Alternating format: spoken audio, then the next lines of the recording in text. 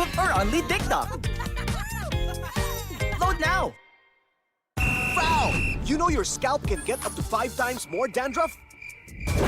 Get triple anti-dandruff power. Supercharged with Clear. Hey, you! Did you know men have 1.4 times weaker scalp?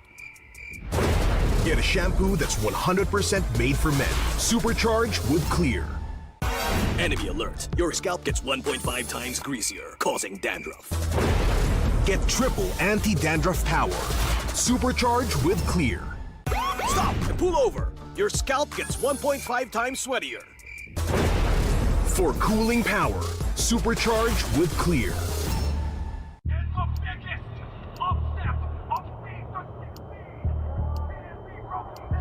Paano ko kaya sila masusuportahan ngayon ng mas maayos? Kailangan ko ba magpalit ng strategies?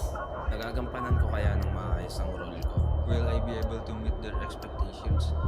We have to prove them all wrong.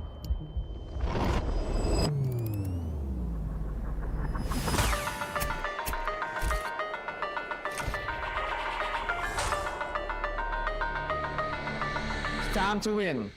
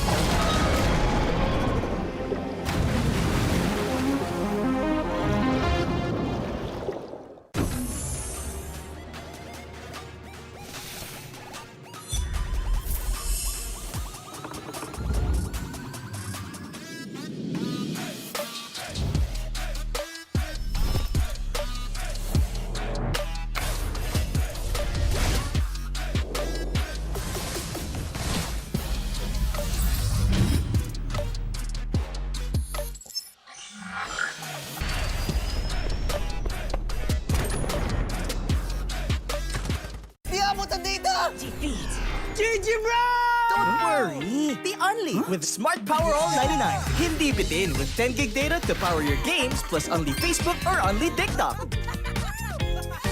Load now! Foul! You know your scalp can get up to 5 times more dandruff? Get triple anti-dandruff power. Supercharged with Clear. Hey, you! Did you know men have 1.4 times weaker scalp? Get a shampoo that's 100% made for men. Supercharged with Clear.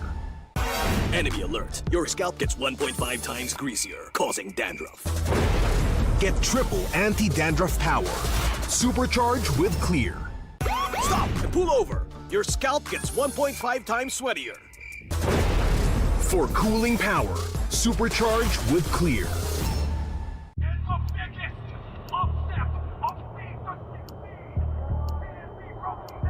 Paano ko kaya sila masusuportahan ngayon ng mas maayos? Kailangan ko bang magpalit ng strategies? Nagagampanan ko kaya ng maayos ang role ko. Will I be able to meet their expectations? We have to prove them all wrong.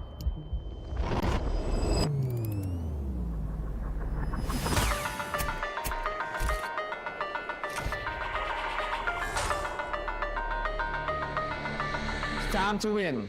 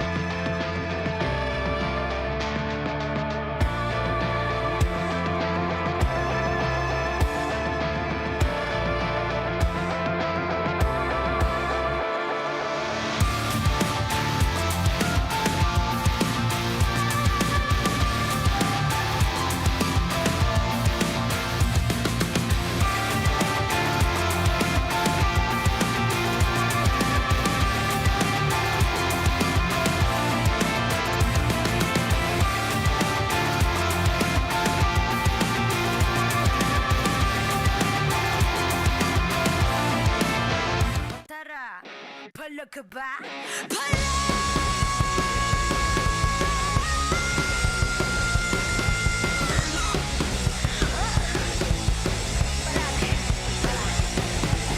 Handa sa laban, sanda ka sa aking kamay. Watch with my click, may fire in the eyes. Yeah, I walk with my head held high. Ano ba yung takot kong tore ang aking gabay? Diyan niya, lifan niya, ako down the way. Ako ang kabuuan, when we bring our name to the game. Eyes on the prize, Pinas, cause it's our time. Palag na to, me again, you already know. Automatic ka na Filipino. Break us when we steal the show. Automatic ka na Filipino. Lakas ng Pinas. Palag na to, kami na ang batas. Filipino. Lakas ng Pinas. Palag na to, automatic ka na Filipino. Teka, wait. Remind you kung anong na-obtain. Palaging first place, lakayo sa PH. I'm here cause I got God, my team is super fan. Eyes on the prize, Pinas, cause it's our time. Palag na to, me again, you already know. Automatic ka na Filipino. Break us when we steal the show. Automatic ka na Filipino. Lakas ng Pinas. Palag na to, kami na ang batas. Filipino. Lakas ng Pinas. Palag na to, automatic ka na Filipino.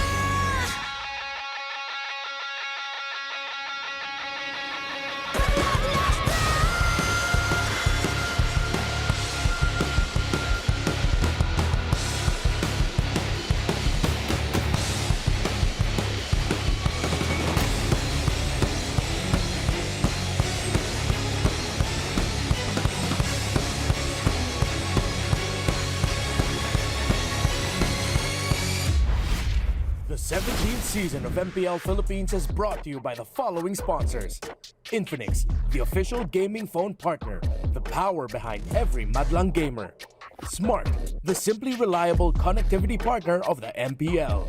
Our partner in esports, Clear Men. And our strategic partners, TT Racing, Theory, and SIP.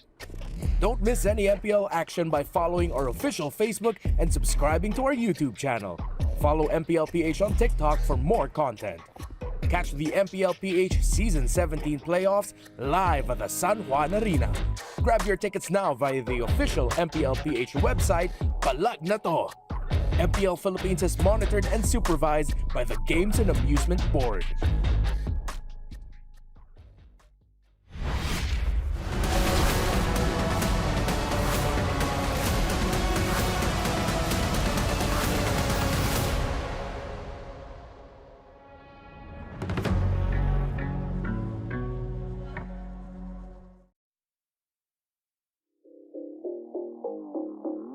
For ONIC Philippines, wala. Yung yabang nila eh. Yung dating nila na kaya namin lahat kahit anong mangyari na kaya na.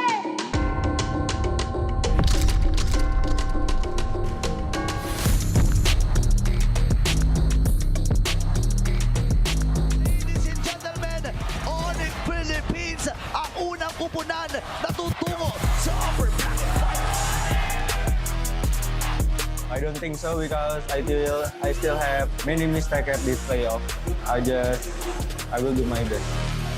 Actually, liquid po talaga yung gusto naming makatapat ngayong playoffs. New generation, Golden Rivalry. Kalaro natin ngayon, ano naman, Xavier Teddy. Kaya bibigyan namin sila ng magandang laban bukas.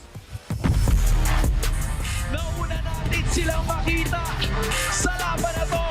Sa legang tama, ONIC advances to the next round. Hindi ko nag-level up silang lahat. Pero isa rin siya sa mga reason kung bakit nananalo sila ngayon. Kaya watch out talaga ako sa ONIC. Sobrang lakas sila. Mukhang tatapusin na nga na Team Liquid Philippines ang pangarap ng Omega.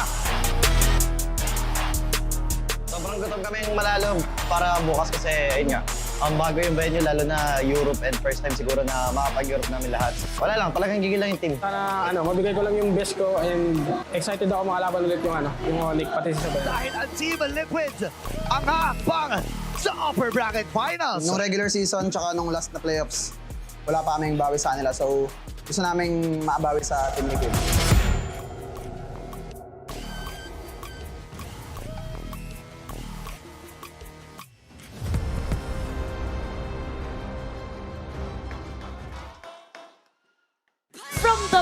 very beginning, they dominated, carving a path as absolute giants in the league.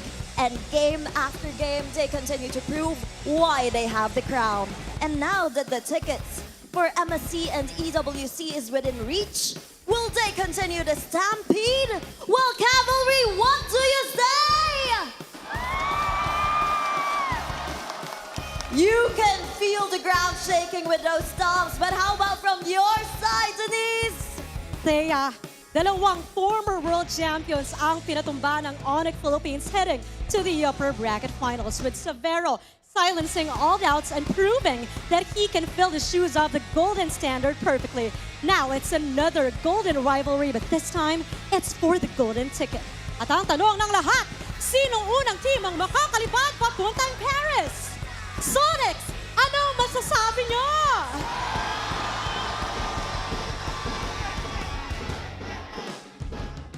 Welcome to day 3 of the playoffs.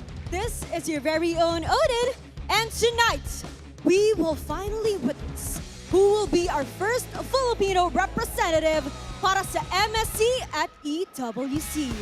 Kasabay niyan ay meron ng isang kupunan ang tuluyan ng mamamaalam pagkatapos ng ating lower bracket semifinals. Samantala, aapaw naman ng enerhiya sa Super Fan City.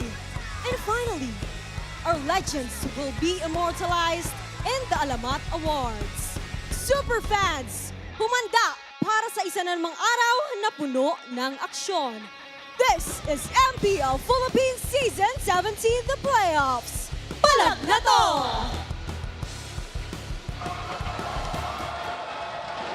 Magandang hapon sa lahat ng sumusubaybay sa MPL Philippines Season 17. Narito na po tayo sa pangatlong araw ng ating playoffs at magsisimula sa Golden Rivalry. Kami ang inyong makakasama, Uong Rich, Santi, and Wolf. And over sa ating English panel, kamusta naman tayo dyan? Of course, it's gonna be us in the English panel, Rockhard, Nice Sue, and Midnight. Ibang klase ang magiging simula ng ating araw ngayon. Dalawang higante ang magtatapat para sa pinakaunang ticket patungo sa Paris. MPL Philippines is monitored and supervised by the Games and Amusements Board.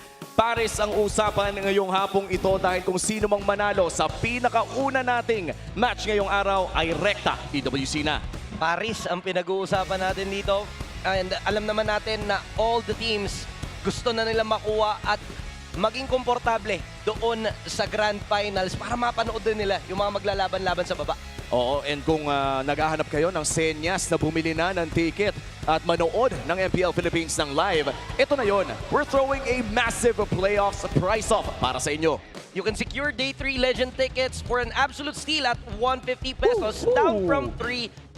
And for the Epic Day 4 lower bracket finals, tickets are down to 350 from 500 pesos. Big matchups, bigger savings. Score these seats right now by heading over to ph-mpl.com/tickets. See you there. Mabilis mag-aubusan ng ating mga tickets dito, kaya naman panigurado ay dapat na kayong pumunta sa ating website to know more. And this is a big matchup considering na Philippine representation din ang ating tinitignan dito. It's so interesting because Philippine representation, the two teams na pinakamalapit sa Paris right now is sobrang bilis ng mga nakaraang game nila. So wala din sila masyado binigay na info dun sa kanilang mga kalaban. Yeah, and I was watching from home yesterday. I didn't expect it to end in a day of sweeps, especially that first match. I was just really surprised with the result. But again, it is double elimination. We'll see them play for that later on. But it was fun to see, and I think now that we're in day 3 of the playoffs, there's a whole lot falling into place, and that first ticket to Paris is the excitement for this one. Yeah, it's not just excitement, but also the hype. Like if you're a TLPH fan, you know you're one step away from the three-peat MPL title for this team. But for ONIC Philippines, it's their comeback to the international stage. So ito yung ano talaga yung kung ikaw yung totoong fan nitong dalawang franchise na to, gustong-gusto mong makuha nila itong panalo kasi one win away. And then you're now in the Grand Finals. At wala pang nakakagawa ng three-peat na nabanggit mo, Midnight. The closest we've had was Blacklist International pero napalagitnaan ng RSG. Mamaya po ay magkakaroon din po ng laglagan between Team Falcons and Omega na parehas na sweep kahapon. Maganda yung matchup ng Falcons and Omega kasi last time na nagkatapat ang Omega at Falcons, Omega ang nanaig. Pero parehas silang galing sa pagkatalo. Kaya interesting din to see kung ano mangyayari sa series na yun. I'm gonna address the elephant in the room. Hindi ko talaga in-expect na yung Falcons ay mapupunta dun sa lower bracket.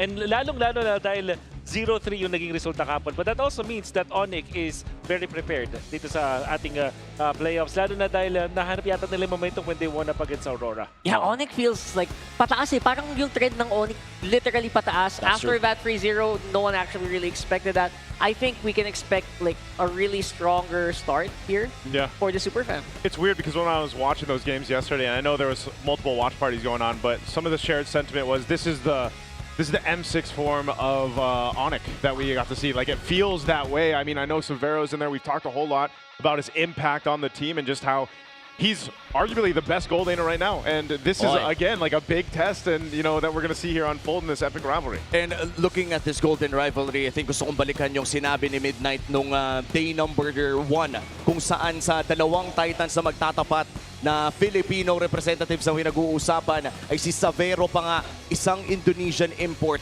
ang naging pinakamalakas na manlalaro. At ngayon magtatapat sila ng isang upcoming na gold laner ng Team Liquid Philippines na si Teddy. Pinanood natin si Teddy na mag-grow into what he is today dito sa playoffs at ngayon magtatapat na ang dalawang ito. Yeah, in fairness naman, ang story nitong dalawang to ay parehas naman silang mag-i-international. Kasi si Teddy nakasecure na ng ilang placements with TLPH. But for Savero, the pressure was really on him nung start pa lang ng regular season. But then again, the story for him all throughout MPL Philippines, he flipped the script.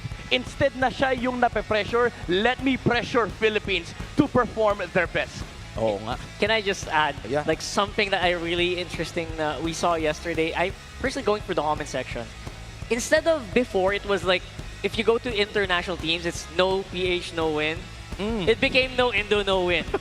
It's so weird that I saw that, but it's there.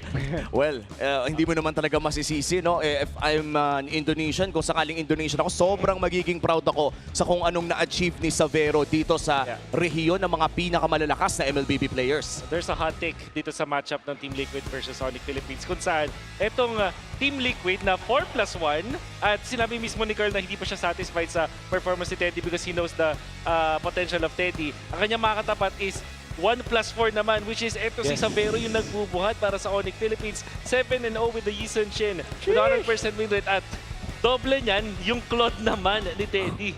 MMR gods. Imagine mo, for Savero to be able to say, kung magbakasyon man siya, di ba, magbalik siya ng Indo, sasabihin niya, I am top 1 Philippines Yison Shin.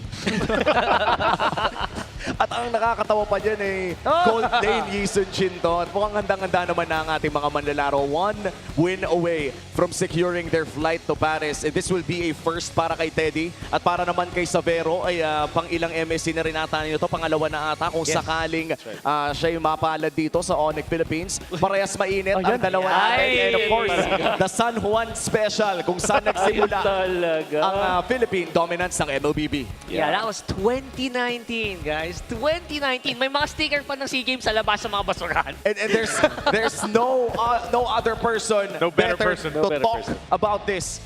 Rockhart, what happened back in 2019? Bro, 2019. Honestly, kakatapos lang na nung what do you call that, MSC that happened in Araneta. And then what happened at is... nandun ka din. Yes, sorry. Nandun din ako.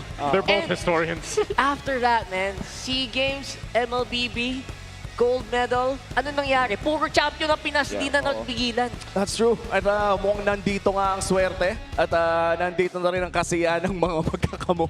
Parang mag-e-evolve. Parang magkakapatid. That's of course si Boss Dan. Daniel Sanyo. The GOAT. Oo. At now we are 7 minutes away from potentially one of the biggest series, if not currently the biggest series na pwede nating mapanood. Boys, yesterday we saw 3-0. Ako lang ba yung naghihiling na umabot ng 5? Ako actually, gustong-gusto ko rin talagang tumodo talaga kasi para sa mga fans, alam natin na may kanya-kanya silang teams na sinusuportahan. Pero yung feeling kasi na every time na parang palitan yung nangyayari. Yeah. Yun talaga yung nakaka-excite eh. Yeah, tsaka alam natin na itong dalawang teams may mga nakahandang mga strats. I hope na i-challenge nila yung isa't isa ng sobra-sobra to the point na makakita tayo ng mga nakapaon ng mga strats nila. I felt as a viewer yesterday that I wanted more, man. So maybe this one, after going through 2 sweeps yesterday, we get to see 5 games here for today. I'd be really happy, not just to cast that, but for all the viewers out there to watch that one. Oh, yeah. And then definitely, nakita rin natin kahapon yung mga shared heroes na pwede nating maabangan mamaya like the Pakito. And ito yung isa sa mga aabangan natin kapag pasok natin ang draft. Muli, salamat sa ating English panel. Kami ang inyong nakasama sa Tagalog. Mamaya magkikita ulit tayo. Punta tayo sa ating mga panelists.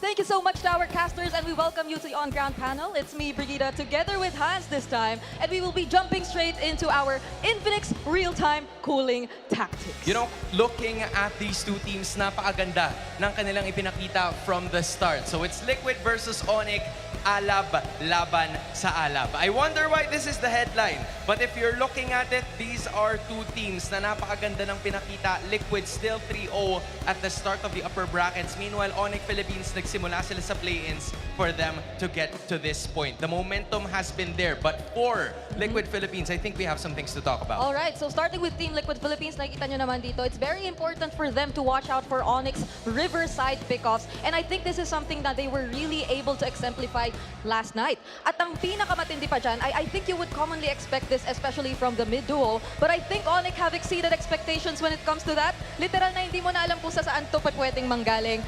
Last night, King Kong and Kirk were on a different level. They were also able to make combos themselves. Yung Pakito na yan, I think that's also a pick we will be watching out for. But just the same, we also have to pay attention to their gold lane.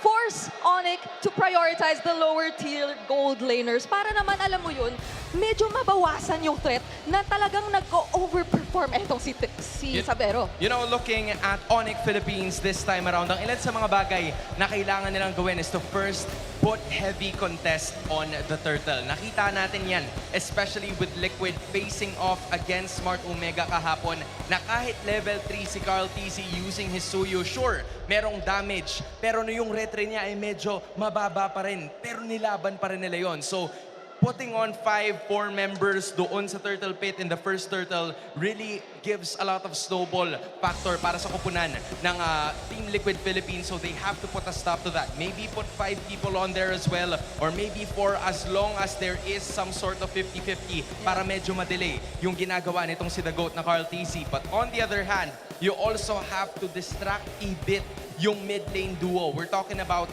Sanji and JP. Yung Eve and Hylos na ginamit nila. Eve Gatot. There's even Eve and Glue. So, hindi mo alam kung ano yung mga posibleng maging galaw dito. Baka nga mas hindi natin makita yung Zushin sa laban na to. So, it just depends on how it will be synergized pagdating doon sa mid and sa roamer duo. And that's gonna be our Infinix real-time cooling tactics. I love how these two teams, rather than changing so much of what we've known of them when it comes to the regular season, kumbaga, nag-evolve lang sila, introducing some new picks here and there, some new strategies and rotations even, or responses to some of the more common strategies na nakikita natin. Pero not too much changes in terms of what really works for them. And I think there are so many similarities then when it comes to these changes na they've introduced. So, parang ang dami nating aabangan sa draft pa lang mamaya, Hans. And this is just so many questions, pero isa lang din siguro ang tanong mo para sa lahat, no? Oh.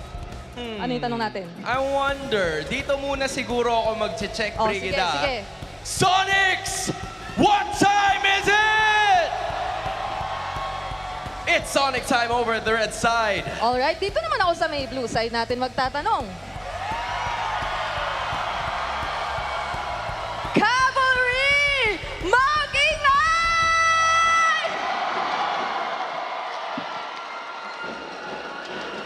Parang required yata na may bawi kami. Sonics, papatalo ba kayo? I like it. May narinig na rin akong tambol eh. Teka lang, kailangan namin mag-round 2. O, sige. Cavalry, isa pa!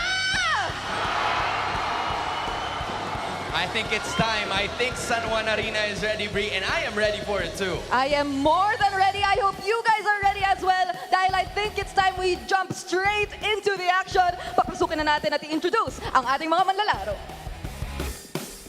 Let's go, Nick!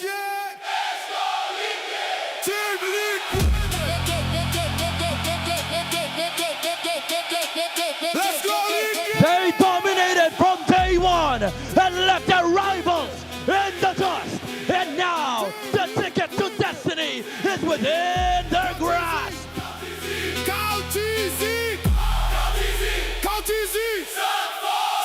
Sa tahanan ng malakas, siya ang pinakamalakas. Sa sobrang lakas, hindi kasya ang achievement sa name tag. Cavalry, make some noise for the GOAT of MLBB and Team Liquid Philippines.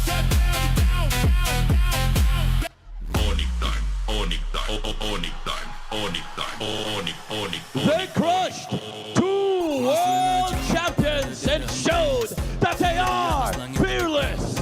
Now they aim their sights on this Golden Rivalry for a ticket to go to Paris. Bila ONIC pinagandali, jangan semua harap dapat kas. At the center of their spectacular run is the pressure, the Standaremas. Sonics, give it up for Sabero and ONIC!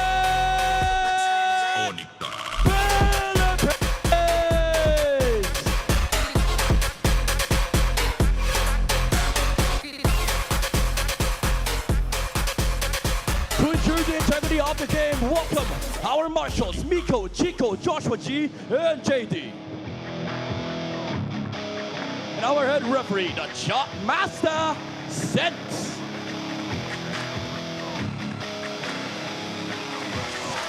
And our coaches, Coach Knapp for Team Liquid, and Coach Hayes for ONIC Philippines. Monsieur et Mademoiselle, écoutez s'il vous plaît. This is the upper bracket. La bataille en Templo Pod. Super fans, ale, ale, ale! A ticket to Paris, isang panalo. Yan ang kailangan ng back-to-back champion ng MPL Philippines at i-welcome na natin ang TLPH. They're one step away para kunin nga yung spot para sa MSC. And they're also one step away para abutin yung kanilang plano na 3-peat dito sa ating liga ng pinakamalalakas. At ang susunod nilang kalaban ay walang iba kundi ang super family na bumulusok mula sa play-ins. I-welcome na natin ang ONIC Philippines. There's so many doubts about ONIC Philippines, lalong-lalo na dahil meron silang Indonesian player. Pero who would have thought na si Savero pa ang magbubuhat sa ONIC Philippines. Hindi in-expect ng mga tao na makakaabot sila sa ganitong posisyon. But now they're just one step away from taking the first lot into the EWC. At napakataas ng tsansa ng dalawang teams na to na makuha yung slot patungo sa MSC. At may grand finals bang lalaroin dito sa MPL Philippines, dito sa San Juan, where MLBB Filipino dominance began 8 taon na. Actually, 7 years bago tayo nakakita ulit ng ganito kalaking laro dito, and this is a historic battle about to be underway. Kaya naman babalik muna tayo sa mga moments bago magsimula ang laban sa Smart 5G Ping Test. Mga idol, guys, feeling ko na nakabalik na ako dito sa PLOY. Sobrang saya ko, and sana mga pag-EWC kami dito sa venue kung saan ako nag-gold medal. Papalag kami sa ONIC. Momentum din kami kasi nanalo kami sa Omega Cup. Ted, ano masabi mo daw kay Sabero, Ted? Ano daw masabi mo? Shoutout daw sa'yo, bro. Makita niyo daw ang new generation gold laner, sabi ni Teddy kay Sabero. My preparation for this game, I think just like normal games, but I think we will try harder for this game.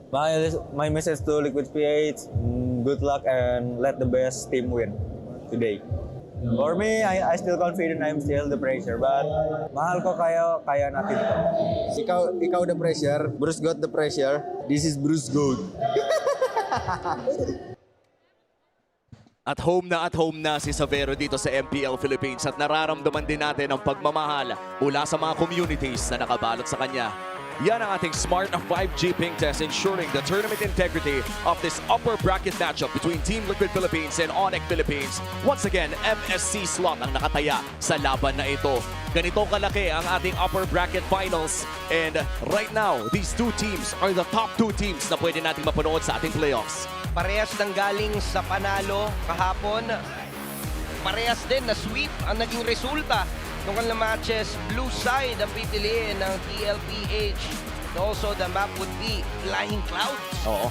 At ito ang madalas na nakikita natin mula sa Team Liquid Philippines na talagang kapag silang may home team advantage with their seed 1, ay pwede tayong makakita ng mga Flying Clouds or Expanding Rivers maliban silang pumili ng mga ibang mapa.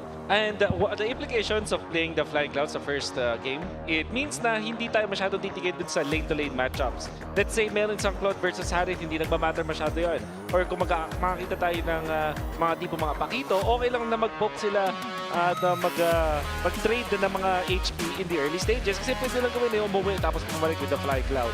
And you can expect that teams will be more aggressive when it comes to picking up their heroes. Parang hindi natin masyadong titignan kung maka-counter nga ba sa lane-to-lane.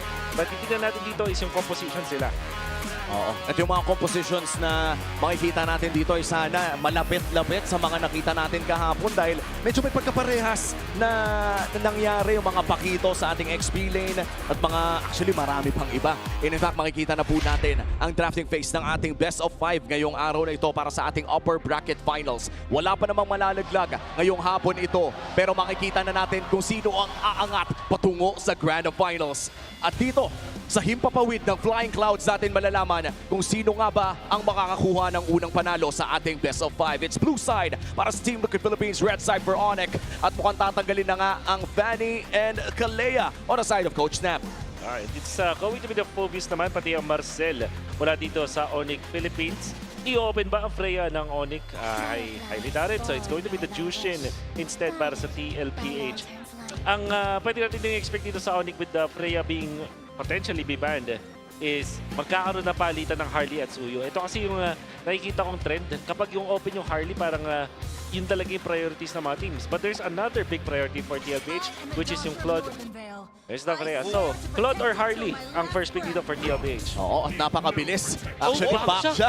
Kukunin nila dito. Sobrang kakaiba yung naging takbo ng draft ng TLPH para sa first pick nila. So, possible na nakawin yung Claude if gusto nilang tanggalan ng hero nga itong si Teddy. And there you go, Claude ang kukunin ng ONIC Philippines. Would they go for a Harley? Suyu? Parang pwede pang red 3 yun eh. Pwedeng Jushin siguro muna kasi parang hindi pa sila required dito kumuha. Oh, the Jushin is banned. Oo, at dahil dyan, Leomord ang kanilang kukunin. Napakabilis sa ating drafting phase in Pakito. On the hands of Sanford ang ating makikita. Tanong kaya ang ipapares nila dito, pare? Mage, maybe? Uy, hindi. Uy, parang parang iba ang timpla ng mga teams natin ngayon dito sa upper bracket finals. Lumalayo sa nakasanayan nating mga pattern sa dalawang teams na to. Early throw as well para dito kay Brusco at rekta na nga po tayo sa ating banning phase. And this will decide kung ano nga ba yung potential mid laner and roamer ng Team Liquid Philippines. And ONIC Philippines ay naghahanap pa rin naman ng kanilang potential XP laner and mid laner. Hindi pa natin alam kung XP or roam pa tong Cho dahil may history din si Kirk na naglaro siya ng Cho XP. Yeah, could be a chance. Sana ba katapating sa Pakito. That's why tinaas nila yung priority dito. At the same time, strong mid ulit ang hanapin dito ng ONIC. Sobrang excited ako makita ko na yung mid lane choices nila. Well, para mahukay pa mas lalo ang ating drafting phase dito ay pumunta muna tayo sa ating mga ground type panelists na si Hansen Brigida. Maraming salamat sa ating mga casters. Just the first 3 picks na parehas na teams ay nakita na natin ngayon. It's the Baksha finally picked up. Merong Suyu at Harley na nabanggit ang ating mga casters kanina. Pero bakit hindi yun lumabas na ngayon? Honestly, for me, it feels like aside from it being a major deny pick towards ONIC, dahil nga alam natin isa sa mga pinaka napapagana pa rin nila na utility junglers among the other options that are available so far, I think it's also them really capitalizing on the fact na they have this chance to really pick on these other power picks in the side lanes, mainly the Pakito. Kasi ONIC themselves, sila na rin naman yung nagtanggal ng Fovio. So parang there's a huge leeway for them to be more creative in terms of their prio picks. And this Baksha, in a way, pwede mo pa atang i-consider na roam to or flex pick. Kasi there has been a time in the regular season as well where JP has used this in the roam. I think another point na na-pick up ko from what you said is the Pakito. Kirk has been using this hero for a ton of times during the first 2 days ng ating playoff. So hindi lang siguro yung Baksha yung basta na-deny. Kahit yung Pakito ay nadagdag na rin. So the Harith would obviously give them a little bit more in terms of team fights because from what we're currently seeing, bukas pa yung even. It's gonna be very important na makagalaw ng paunti-unti itong si Teddy in certain situations na mag-aamok ng team fight yung ONIC PH. I honestly think that will be a really great option for ONIC dito considering na hindi rin naman siya naban ng Liquid Philippines kasi aside sa isa ito sa parang #1 go-to mid lane picks ni Sanji, being the guy na pinakamaraming beses na siya nagamit, I think 17 times na niyang ginamit this entire season so far. Following him, imagine si Mingguin 6 times pa lang. So talagang isa ito sa mga paborito ni Sanji and this will just help them really set up that box or take away that box na Liquid potentially might want to set up because they already have the Harith and they have means to backline but the Eve kasi thrives on a bit more sustainability as well and survivability considering na yung changes nga in terms of the passive na mas nakakapag-generate ka na lang ng shields as long as napapatama mo yung skills. You know, I was wondering about the Sora potentially open since the Valentina pero ayun nga, yun ang pinakahuling tinanggal nitong Team Liquid Philippines. So with that being said, even Hylos were some of the things na nakita natin from both ONIC and TLPH. Now it is ONIC's turn para mag-deny nung hero against Sanji na ginamit niya ng paulit-ulit against Smart Omega. So he's gonna have to think of something different here. Yep. And I'm hoping, or I'm feeling na Liquid won't feel as hesitant pa rin naman to go for a revitalized roamer na in a way maganda rin at magiging helpful para doon sa mga biglaang gustong maging pasok ng ONIC dito. I think the Hylos is actually still available. There you go. And they pair it together with the Kimi. Ito siguro yung surprise for me na I did not totally expect to come in. Wow. But what about a bigger surprise from ONIC? Welcome back.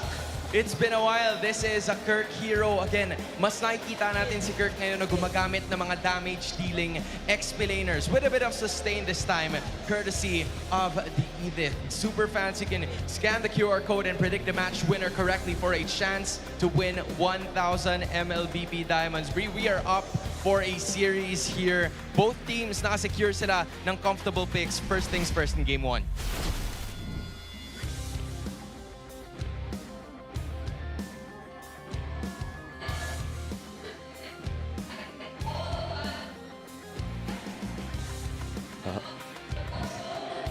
These are really hot picks na nakuha rin ng Liquid in terms of the playoffs specifically. So, let's see how this will fare out when it comes to the game. And that leaves us with one question. San Juan, handa na ba lahat?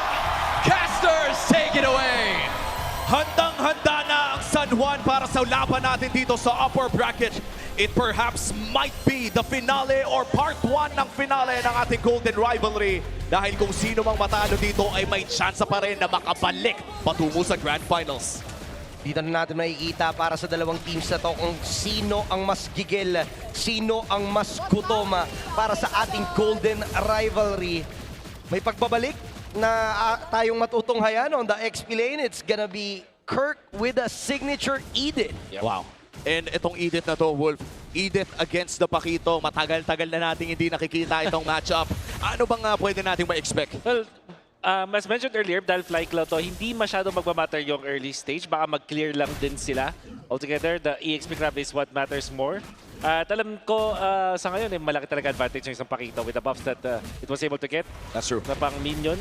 Makikita naman na, si Kirk ang nakakuha. Oh no, it was Sanford. Oo. And I think yung buff talaga ni Pakito, yung damage reduction na nagsiscale sa level ay talaga napakalaki. And I'd like to quote Midnight the other day, ang sanabi niya ay hindi na nga kailangan mag-defensive item ng Pakito ngayon. Kahit mag-full damage to ay kahit papaano ay napakasakit talaga at napakakunat pa rin. Shields are there. Tapos nadagdagan din yung damage sa mga minion waves. So as you can see, Sanford, siya yung nagda-double lane. Or is it? Okay, yeah, actually, double lane, XP. Oh. And ito rin kasi yung tinatawag natin ng mga carry XP laners eh. If we talk about carry XP laners, Sanford is one of the names na talagang nagpa-pop up, gumagamit ng Pinedetta. Pero grabe Sabero winning this matchup against a Harith. Yeah. And that's surprising. But at the same time, like I said, Flying Clouds. So, until may mamatay doon, actually doon lang siyang nagmamatter. But what matters more is yung mataas na level na ngayon kay Sanford. And pagdating dito sa turtle fight, nakikita naman natin na nag-aagawan at nagsasayawan ng dalawang kupunan. It's gonna be the real world manipulation. Turtle will be secured ng Team Liquid Philippines in the hands of JP and si Brusco. Mabibigyan pa. Tumba si King Kong. Tumba si Brusco. May turtle pang kasama at idagdag mo pa itong purple buff steal na masesecure ng Team Liquid Philippines. At para bang na-kickstart pa ang Liquid Stampede. Now with a 1.5k gold lead, 3 minutes in. What a mistake coming out from ONIC. And I think it's also because yung magandang paggamit ulit ni JP pag piloto ng isang high-loss, pinaka-patient na player sa ating metagame nila talagang hinintay niyang pumunta. Itong si King Kong para ma-land yung stun. And once there's a stun, Cartesi can just jump in. Nakita natin yung combo coming out from Sanford and of course damage coming out from Sanji. Kaya naman natrap agad si King Kong pagkatapos siya mag-dash. Isang beses pa lang siya nagda-dash pero nahuli agad siya TLPH. At yun din talaga yung nakakapikon, no? Wala rin naman kasing way para iwasan yung tusok ng isang high-loss. Kapag dumikit ka talaga sa high-loss, there's a big chance na kapag available yung tusok ay doon ka na lang tatayo. At ngayon mukhang kalmado muna ang ating Land of Dawn at kita ang kalamangan ng Team Liquid Philippines at pumapasok na rin si Sanford mismo sa loob ng gubat ni King Kong. Yeah. Ang bilis din talaga ng isang pakito sa ngayon. And even the jungle creeps ay kakayanin na because of how snowbally this is for Sanford. At the same time, may nabuff naman din talaga before na sa pakito na meron siyang additional damage to creeps. 7-4 sa magagamit dito ni Teddy. Just trying to shove si Savero doon sa kanyang torre. Nagkita din naman ang ibang mga miyembro dito on the upper side of the map. And the Sanford-Kirk matchup, wala namang gaanong aksyon. Sobrang sustain lang din ng playstyle na ginagawa ni Kirk. And right now, turtle fight pa rin talaga. Magkakaalaman. Ang tanong lang naman dito kung mauulit ba yung ginawa ni JP kanina na mapigilan at mag-hero lock lang kay King Kong. At yun nga ata ang balak ng Team Liquid Philippines. Nakapwesto na ang TLPH around that turtle. Nang mamando na rin si JP sa loob ng gubat mismo ng ONIC Philippines at sinimulan na rin ni Carl Tizzy ang pagong na ito. They have the vision. Alam nila kung saan manggagaling si King Kong. Kailangan ng harangan na Flying Clouds. Makakasunod naman si Kirk pero napakaganda ng pagbabantay ni JP dito sa harap, giving info na hindi na nga makakakontest pa ang ONIC Philippines. That's turtle secured para sa Team Liquid Philippines. 2 turtles back-to-back para sa The GOAT. Ginamit pa yung pag-speed up ng ating Riverside. At ibig sabihin doon, makapunta agad si Sanford. Actually, taking outer third energy shields. Parang maano pa niya dito, aabot pa yata siya sa deadline. Oy, medyo mananapak pa ng slight, pero mukhang titigil naman na ang aksyon doon. Lumaki ang gold lead, bagamat bahagya lamang, still a 2,000 gold lead against ONIC Philippines. At silipin natin ang ating Infinix in-game equipment. Ano bang pinakamapapansin sa ngayon? Re-recta ba ng DHS dito si Claude? Yeah, maybe. Para mapabilis ako yung pag-fire. Pero yung napansin ko agad dito, yung mabilis na Hunter Star coming out from Sanford na nagiging threat na ngayon with this flicker, Pakito. Kaya talaga mang one-shot unless mayroong 3 members dito ng ONIC. Actually, kailangan nila mag-ingat dyan kasi eventually pwedeng sumunod ng isang back siya. At ang binabantayan ko dito, honestly, yung 15-minute mark. Napansin ko rin kahapon for ONIC Philippines, may time na lamang na ang Team Falcon sa kanila during Game 2, I believe. At nakanaleo more din ata si King Kong kung saan umabot lang ng 14-15 minutes na bili yung endless battle at para bang nabaliktad na. Actually, tama ka, Umi, kasi kung babalikan din natin yung match ng ONIC up against Aurora, ganun din yung nangyari, na-comeback lang. So, imposible para sa ONIC Philippines sa paglugi sila, nadadawn ka agad. So, right now, even with this 2.6k gold lead, alam natin na ONIC is finding the right opportunity or opening na may bibigay ng Team Liquid Philippines. Pero right now, talaga magiging sakit sa ulo si Sanford when it comes to those team fights. Kaya naman, sa ngayon, bandang itaas ang focus ng ONIC Philippines. At mukhang hindi na nila ilalaban pa itong pagong na to. Maliban na lang si Brusco! Maaari siyang mabigyan pero mapipilitan naman siya mag-back away. Makakatakas itong si Brusco pero forced to recall. Pero si Kirk talaga namang hirap na hirap pagdating doon sa laning phase. lamang din na lamang itong si Sanford when it comes to the level. Yes, that's true. 2 levels ahead at sisimula na nga ng Team Liquid Philippines ang pagong na ito. Nasa pwesto ang ONIC para mag-contest pero mukhang hindi na nila maaabutan pa. Retribution secured para kay Carl TZ. And that's a perfect turtle take para sa Team Liquid in game number 1. I was thinking about itong lineup ng TLPH at ONIC. Nung nag-isip ako ng kanilang mga draft, lagi kong nilalagay yung back siya as Onyx ban if they're the second pick. At nakikita naman natin yung effect. Carl TZ is so impactful with this one. Napakaganda nung pagkakahuli nila yung glorious pathway dito ni JP pero si Kirk magiging target ni Sanford. Pero napakaganda rin naman ang crowd control para nga mapigilan itong si Sanford. But the purple buff is in danger dahil sobrang dami na ng mga members ng TLPH dito. Talagang mahihirapan itong si King Kong pero successful naman siya in securing that purple buff. And if I'm being honest, kahit lumalaki yung gold lead dito ng Team Liquid Philippines to a 3K gold lead, para bang ang lala ng damage control ng ONIC Philippines, hindi pa rin bumabagsak yung mid lane turret, hindi pa rin bumabagsak yung bottom lane turret, despite yung 3 objectives na napunta sa kamay ng TL. Maganda Palag-palag pa rin talaga ang nangyayari dito at si Savero ay maaaring nga mabigyan. The duel is real but Carl TZ naman dito ang magiging target ng kabila pero may harang mula kay JP. Makaka-atras din naman si Savero pero merong paghuli mula kay Kirk kaso kala sobrang layo ng mga teammates niya at mabibigyan pa si Brusco with a play coming in from Sanford. Kirk is in danger and that is gonna be a double kill na magmumula dito kay Sanford. Yung pakito talaga ang nagiging problema. At para bang naging mali yung timing ng laban o baka pinilit ng Team Liquid Philippines yun kontra sa ONIC. Na-baited sila dito ni Carl TZ na ngayon ay may chastise fall draw na. And the help of JP, the peeling. Real world manipulation ginamit. Ngunit makakatakas at makakalabas doon sa parisukan na si Brusco din naman. Pumipilit na magandang anggulo kaso wala siya makita. Sanford is still here. Oh, wow. And a blazing duet coming from Savero. Kirk ang sasalo. Si Brusco mabibigyan. Si Sanford at Carl ang tutumba. Pero si Kirk at Brusco naman ang naging kapalit. This is gonna be a 3v3 situation. ONIC nakakakuha na kahit papaano. Oo, 2-for-2 trade despite losing out to a 5K gold lead is a winning trade para sa ONIC Philippines. Silipin natin ang ating Infinix in-game equipment. Gaano pa ba katagal ang hinihintay ng Super Family para tuluyang makapalag sa Team Liquid? Matagal-tagal pa. 2 items pa para kay King Kong or isa't kalahati.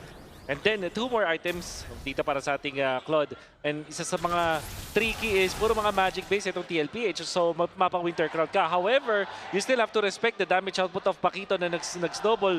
So in order for you to stay in front of the fights, you also consider Wind of Nature. Napakahirap na sitwasyon nito para kay Savero. At isa lang yung mapipili niya, either Winter Crown or the Wind of Nature lamang sa mga susunod na Lord fights. Oo, at as you said, mukhang matagal-tagal pa nga. And matagal 5-6 minutes. And usually yung mga ganong klaseng game time ay gustong-gusto na agad tapusin iyon ng Team Liquid Philippines.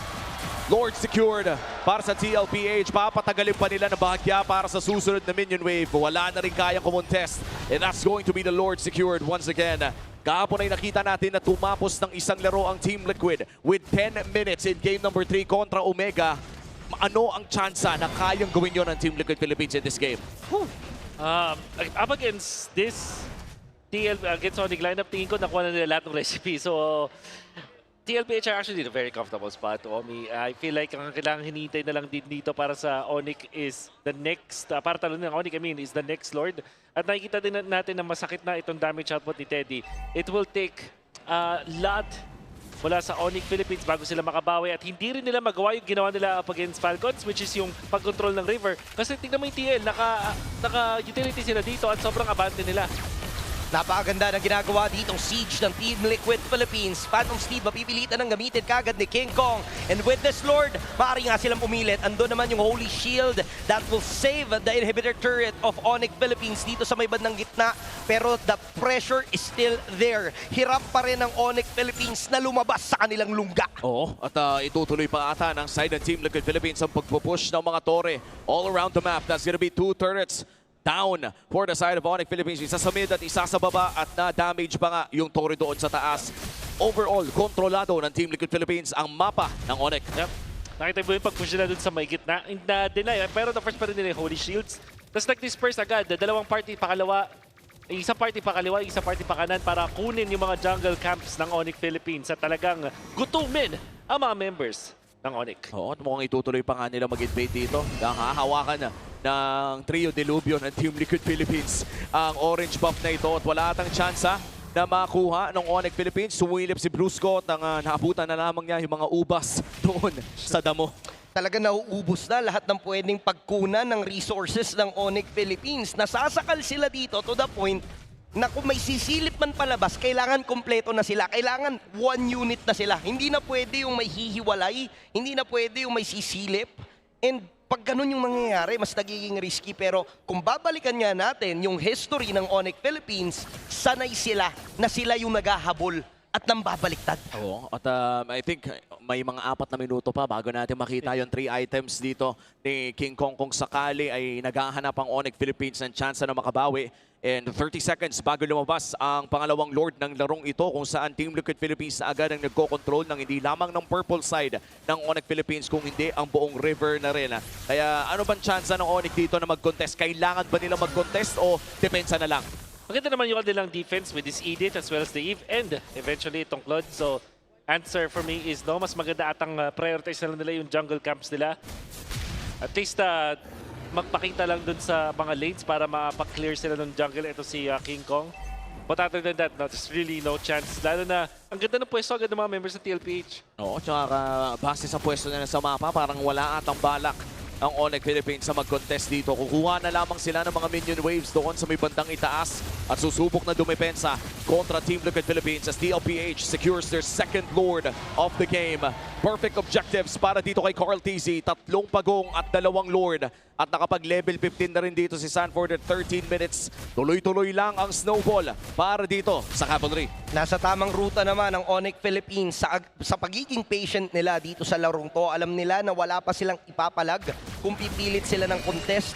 Pero the more na tumatagal kasi na nakakahabol sila ng items, mas lumalaki din yung tsansa na sila'y makadikit doon sa mga teamfights ngayon. Pero ngayon, ang ganda ng pagkakabalanse ng Team Liquid Philippines itong 3 waves. Potentially, pwedeng mabutas ang 3 inhibitor turrets. Depende sa kung anong gagawin ng ONIC Philippines para dumepensa. That's the mid lane turret. And it looks like may gusto agad silang patunayan. Brusco looking for one. Cartesi poisons! Napakaganda ng real world manipulation dito. May ipit sa may badang kita. Cartesi sobrang kunat. Hindi siya mabigyan. So Lord na lang muna ang magiging target ng ONIC Philippines. Wala man lang naging casualty despite being so deep ng Team Liquid Philippines. Ibig sabihin lang nun, alam nila na kaya nilang indahin. Great ways. Obviously, utilizing yung kanilang mga battle spell dito at makapag-push pa ang TLPH. They can still apply the pressure knowing na walang real-world manipulation. How good is your defense, ONIC Philippines? Ipilit na naman. Glorious pathway coming from JP. Teddy dito nakaabang lang din. Savero, mapapakamot ng ulo muna, balik muna sa base. And si Sanford naman, nanggugulo lang sa opposite side. Yung lane doon kailangan ding may nakadepensa. Parang hindi ata kaya na 1 unit yung ONIC. Dapat medyo kumakalat-kalat din. Oo, and sacrificing the mid lane inhibitor turret kung makakadepensa naman sa side lanes. Ang kupunan ng Super Fam. A very good defense. Parang nalimutan ko na may percentage health damage din pala ang isang Edith kapag naka-primal form na. That's right. Makati damage kapag sa defense. Kapag nakapwesto talaga with the ult, kaya pa ulanan ng mga members sa TLPH at masakit na rin.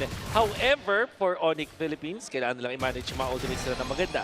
We still know that TLPH can still scale, but I feel like yung ONIC maganda yung scaling nila within their Edith as well as their Claude. Oo, Sanford 5 yan. Wait lang na dyan yung Cavalry! Nasipa dito si Sanford yan. Hindi maganda yung naging angulo kaya si Brusco mabibigyan. Maaaring maipit na nga sila dito. Flicker coming in from Kirk. Also from Super Prince. Ang daming na-burn ng mga resources mula doon sa ONIC Philippines. Nagkaroon pa ng casualty. So safe to say, masasabi na natin na wala na atang chance na kumuntis pa ang ONIC sa upcoming Lord. Queen Swings lang yun. Womito, magal siya dun sa laban. Kahit 5 yung katapat niya. That's the power of the newly buffed Pakito. Oo, ibang klase talaga yung damage reduction. And that's gonna be 1 inhibitor turret na makukuha ng Team Liquid Philippines sa taas. Yung bottom lane ay mukhang pababayaan na muna ng Cavalry. At 10 segundo bago lumabas ang pangatlong Lord ng larong ito. Pepwestuhan na rin ng Team Liquid Philippines. At syempre, bago nila gawin yun, ay kakamustahin muna nila yung mga minions dito sa baba. Building up the long lane at may kasama pang nakaw ng purple. Makakuha sila ng control na naman dito sa ating Lord Fight with 10,000 gold. Tapos meron pang long push play. You can see na itong si JP umabante na rin para makascout kung saan yung mga potential movements ng ONIC. At kung sakali makakapag-connect na rin sa kanyang teammates, looks like it's not needed. TL will just take the Lord easily. Isang depensa na naman ang kailangan na patunayan ng ONIC Philippines dito sa game number 1. And looking at their battle spells ay mukhang hindi aabot itong flicker ni Brusco at pati na rin yung flicker ni Kirk. Maliban na lang kung mapatagal nila ang laban. What's the remaining win condition here para sa ONIC Philippines? Good box. Hintayin muna nilang mag-traction pulse itong si Sanji bago mag-ultimate into Super Friends. Because the moment na magawa nila yun, naging successful sila sa defense. Pero dun sa may top lane, kung saan yung TL nakapag-push, hindi nila nahintay yung traction pulse at na-cancel ang ultimate nitong si Super Prince. Hindi literal, pero kinailangang i-cancel ni Super Prince yung kanyang ultimate. Otherwise, mapapaulan na siya ng damage ang Kimi. Kailangan maging maingat dito ng ONIC Philippines kasi kompleto na nga ang Team Liquid Philippines sa kanilang siege. And that is gonna be the Zaman Force. Glorious Pathway, lahat binitawan na. Yung Lord dito, halos puno pa yung buhay at si Brusco ang unang mapapatumba. The real world manipulation coming from Super Prince. Gusto nilang depensahan to. Ubusin yung mga minions. Kaso nga lang, sobrang sakit na rin. Pero andun yung Blazing Duet.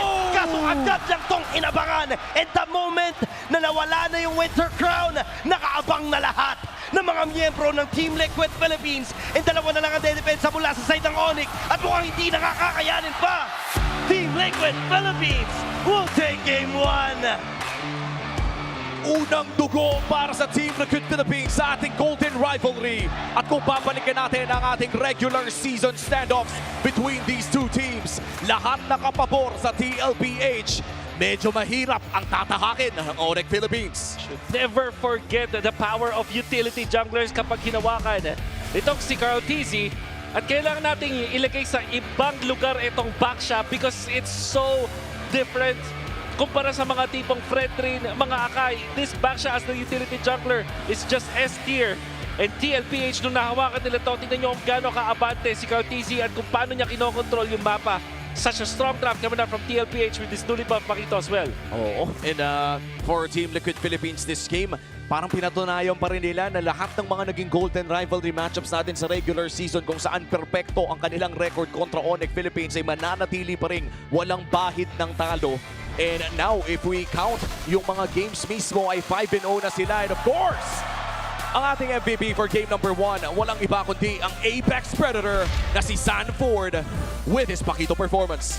Sobrang deserve ni Sanford itong MVP na to kasi all throughout the game, kitang-kita natin yung epekto niya sa laning, pagdating doon sa mga teamfights, yung targeting niya onto the backline, talagang nahihirapan yung ONIC Philippines. Hindi nila alam kung anong gagawin nila kay Sanford. Yep. And nakita na natin yung kakaibang rotation din mula dito sa Team League. Well, it's not a rotation, more like a configuration kung saan nagdo-double lane ng isang Pakito. Well, hindi naman literal double lane at kinukuha niya lahat ng mga minion waves, pero nandun siya sa kanyang lane, ipa-pass clear niya, pupunta siya sa may gitna, kukuha ng 1 or 2 minions, sabay control ng river afterwards, at siya din yung dahilan kung bakit nila nakuha to. The chain stun onto King Kong started by that patient usage of the stun coming out from JP. Oo. Ito rin yung gusto kong banggitin yung pagiging pasensyoso at low-key dito ni JP. Hylos is not one of the flashiest heroes. Ang alam natin na hindi rin naman ganong klaseng roamer si JP. Pero biro mo isang button at the right time at the proper place, setting up a cascade of victories para dito sa Team Liquid Philippines. Ano ba yung naging turning point sana ng ONIC Philippines dito? O sobrang linis ba ng laro ng TL? Sobrang linis. Tingin ko din nagulat sila dun sa rotation. Siguro isa rin sa turning point yung draft na they chose to go for the Edith. Although nakita naman natin on the defense maganda, but hindi nila nahawakan itong Pakito.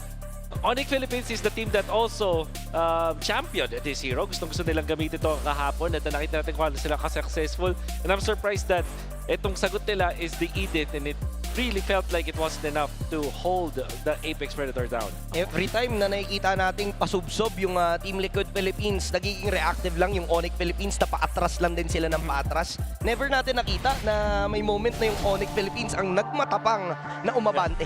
Hindi ko nga masyado naramdaman na 17 minutes pala itong laro natin mga pare. Sobrang action-filled ng ating laro kahit mababa technically ang ating kill score per minute. Dahil yung mga palitan ng parehas sa teams dito ay talagang kalkulado.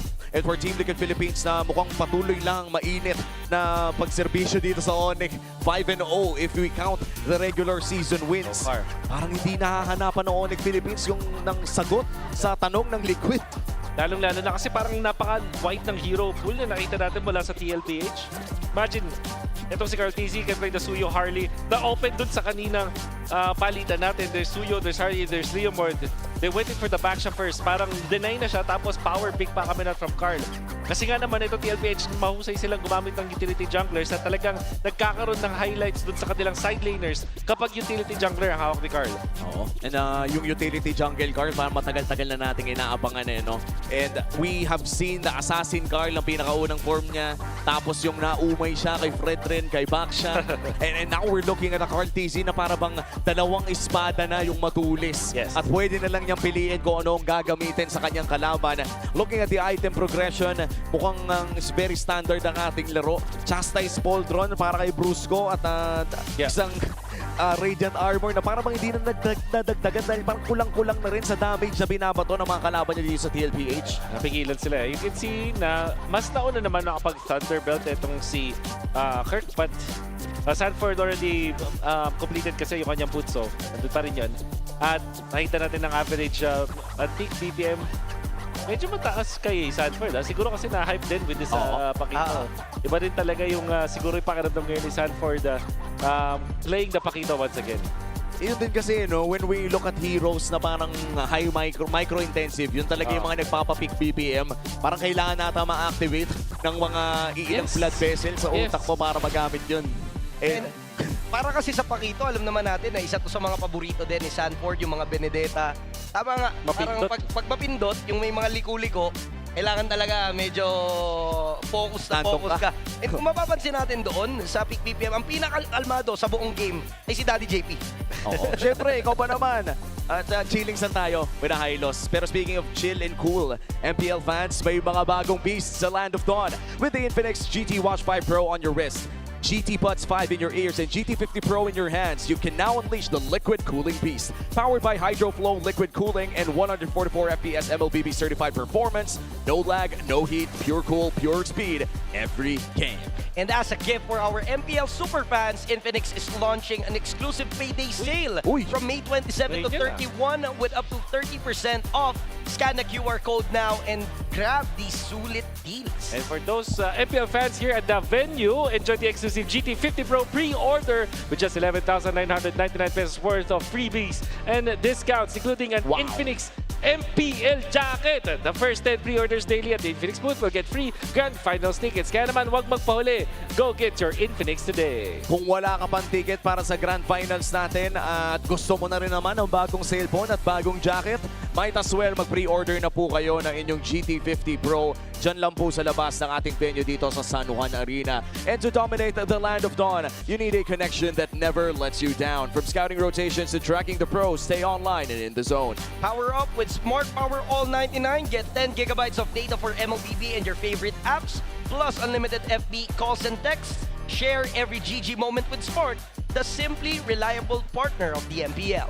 Napaka-reliable talaga ng ating mga partners dito sa MPL. And we've seen the success of our players and even the success, yung comfort natin dito sa loob ng ating desk. At of course, yung comfort na rin ng ating mga manonood ng live dito sa venue dahil napakadami ng ating mga upuan, napakadami ng mga pwedeng gawin sa labas at ang dami nating pinapamigay at ang dami ding binibigay ng dalawang XP laners na to. Tignan natin ang ating dalawang Pakito users so far sa loob ng playoffs at ay pagkumpara ang kanilang mga stats. Yeah, parang updated na to dahil nag-start si Kirk ng 2-0. Now 2-1 and 2-0. At nakita nyo naman yung mga average na kills, deaths and assists na magkakaiwalay. Parang parehas lang no? Mas malinis lang siguro dahil para kay Sanford. Kill participation mula kay Kirk at 63.4. Average damage per minute para kay Kirk. So mas aktibo talaga itong si Kirk as we can say. And then Sanford with just playing it twice already showed us kung paano gamitin ng isang malinis na gameplay with Pakito. Oo. At babalikan din naman natin yung mga first seed and third seed sa loob ng MPL PH playoffs. Ito yung mga naging pattern ng ating mga former first seed and former third seed.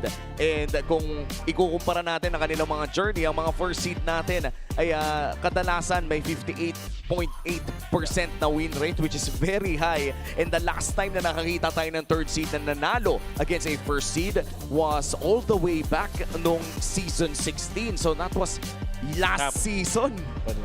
Parang nakaraan lang. Meron nga tinatawag na second seed curse ngayon, di ba? Yung mga second seed natin mula nung season 14.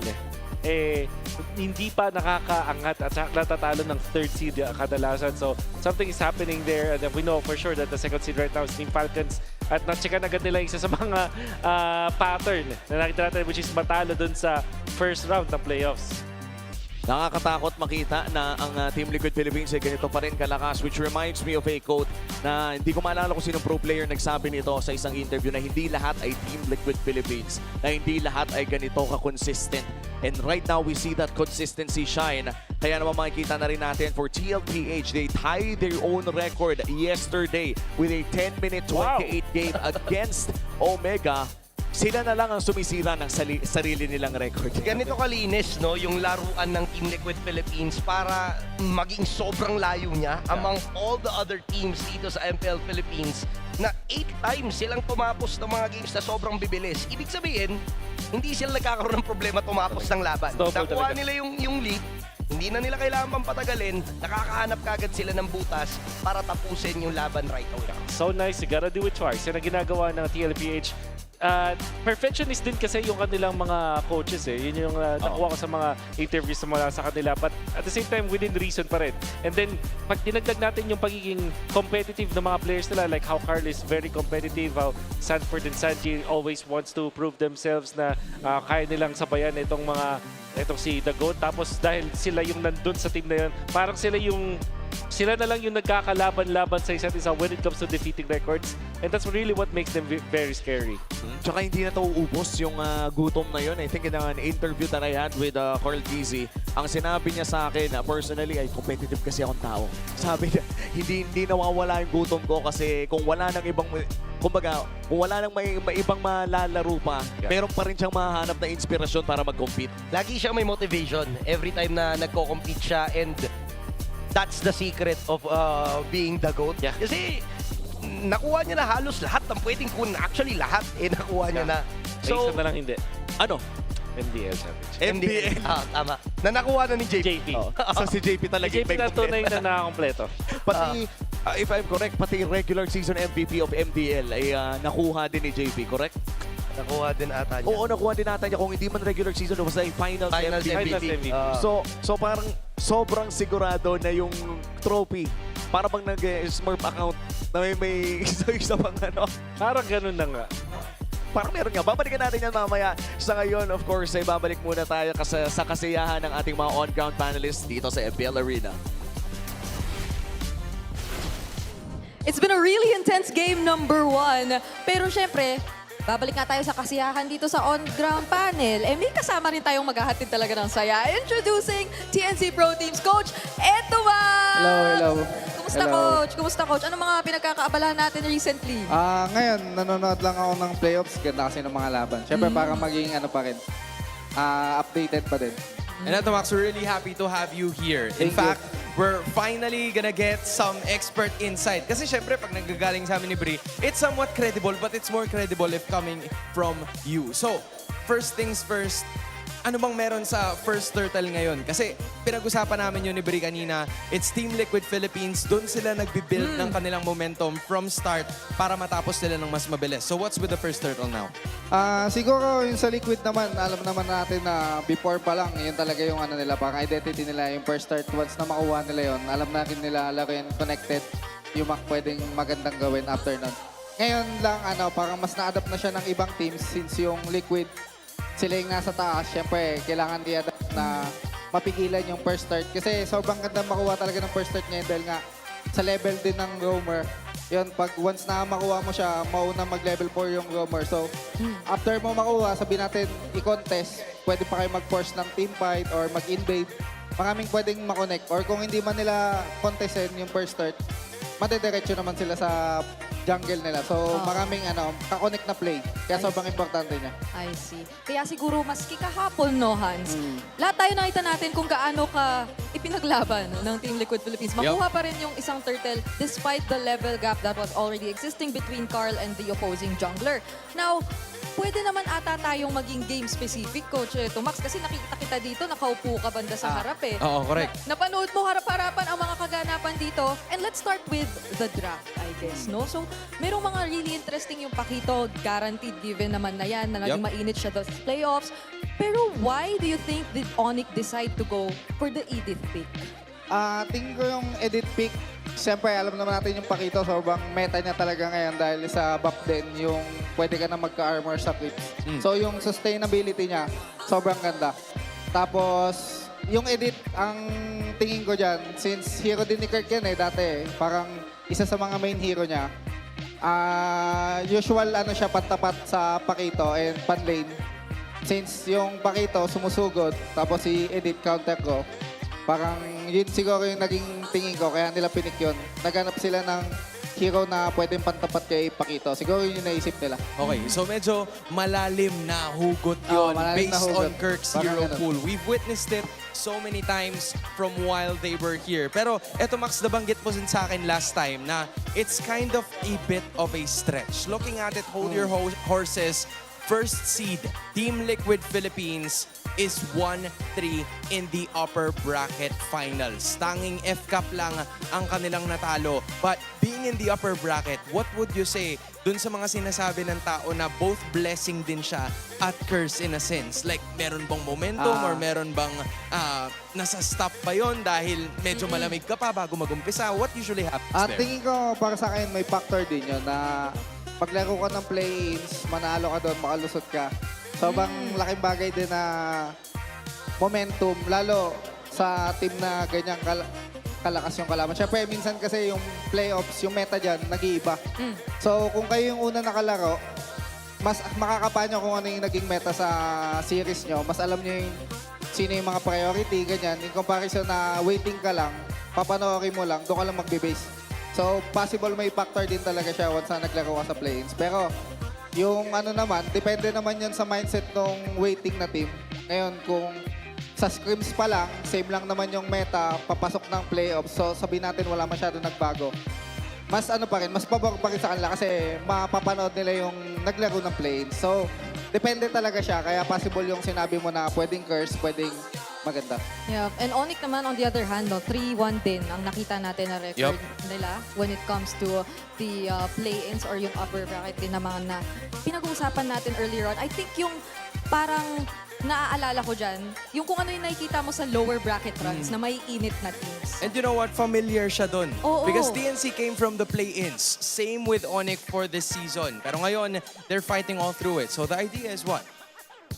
What's probably the scenario here? Galing ka sa play-ins, ONIC Philippines, this is the scenario. Best case scenario siguro to para sa kanila. Sobrang steamroll nung first 2 matches, but what do they have to do para kahit papano ay mapigilan or ma-stop nila yung momentum na meron ng TLPH? Siguro para sa akin, yung mga experience na nangyari sa kanila sa 2 series na nilaro nila, kailangan nilang hugutin yon.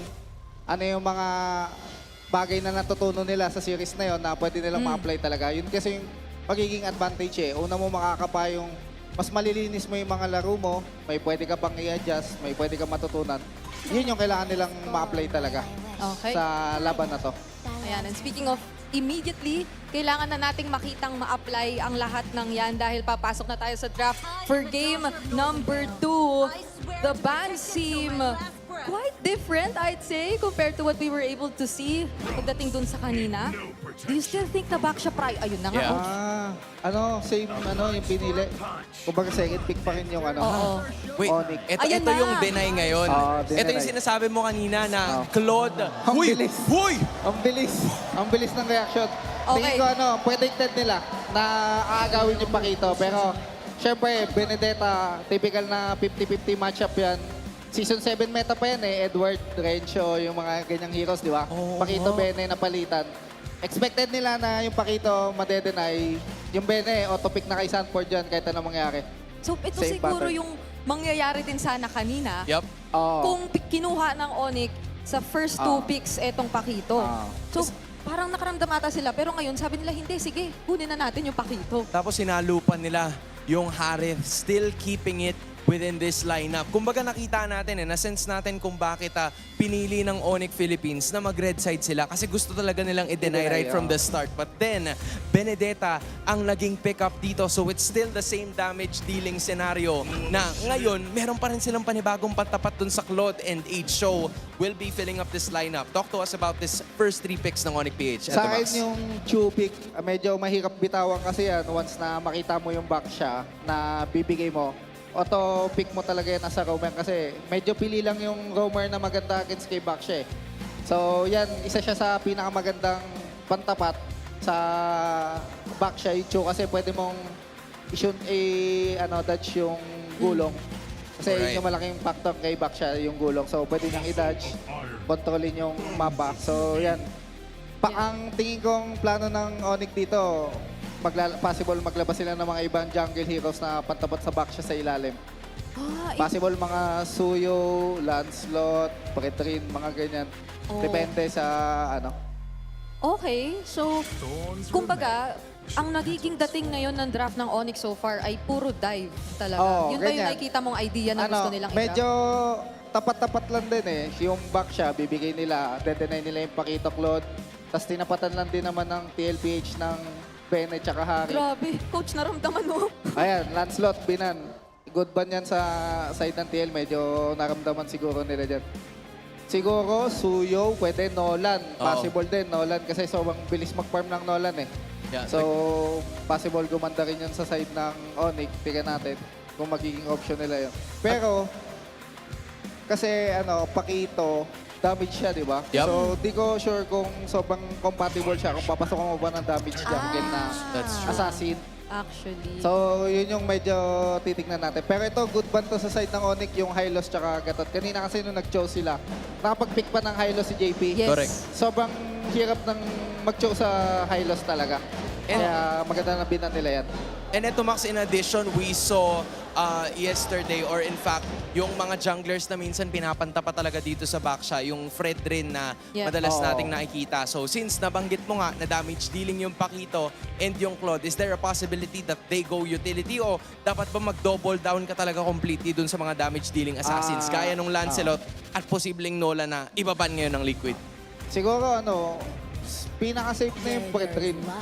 Siguro, safe pick na yung Pretrin kasi yun nga yung damage Pakito, damage XP. Medyo magiging 50-50 yung laban pag nag-Pretrin. Pero kung willing silang sumugal, tumapat ng ibang jungle against sa back siya, may kita natin. Kasi kahapon, gumana yan Pakito Leo, di ba? Correct. Oo. Yung Leo naman kasi, kahit naman sabihin mo siyang damage siya, pwede rin naman siya mag-item ng mga defensive, like brute force, wings, mga ganyan.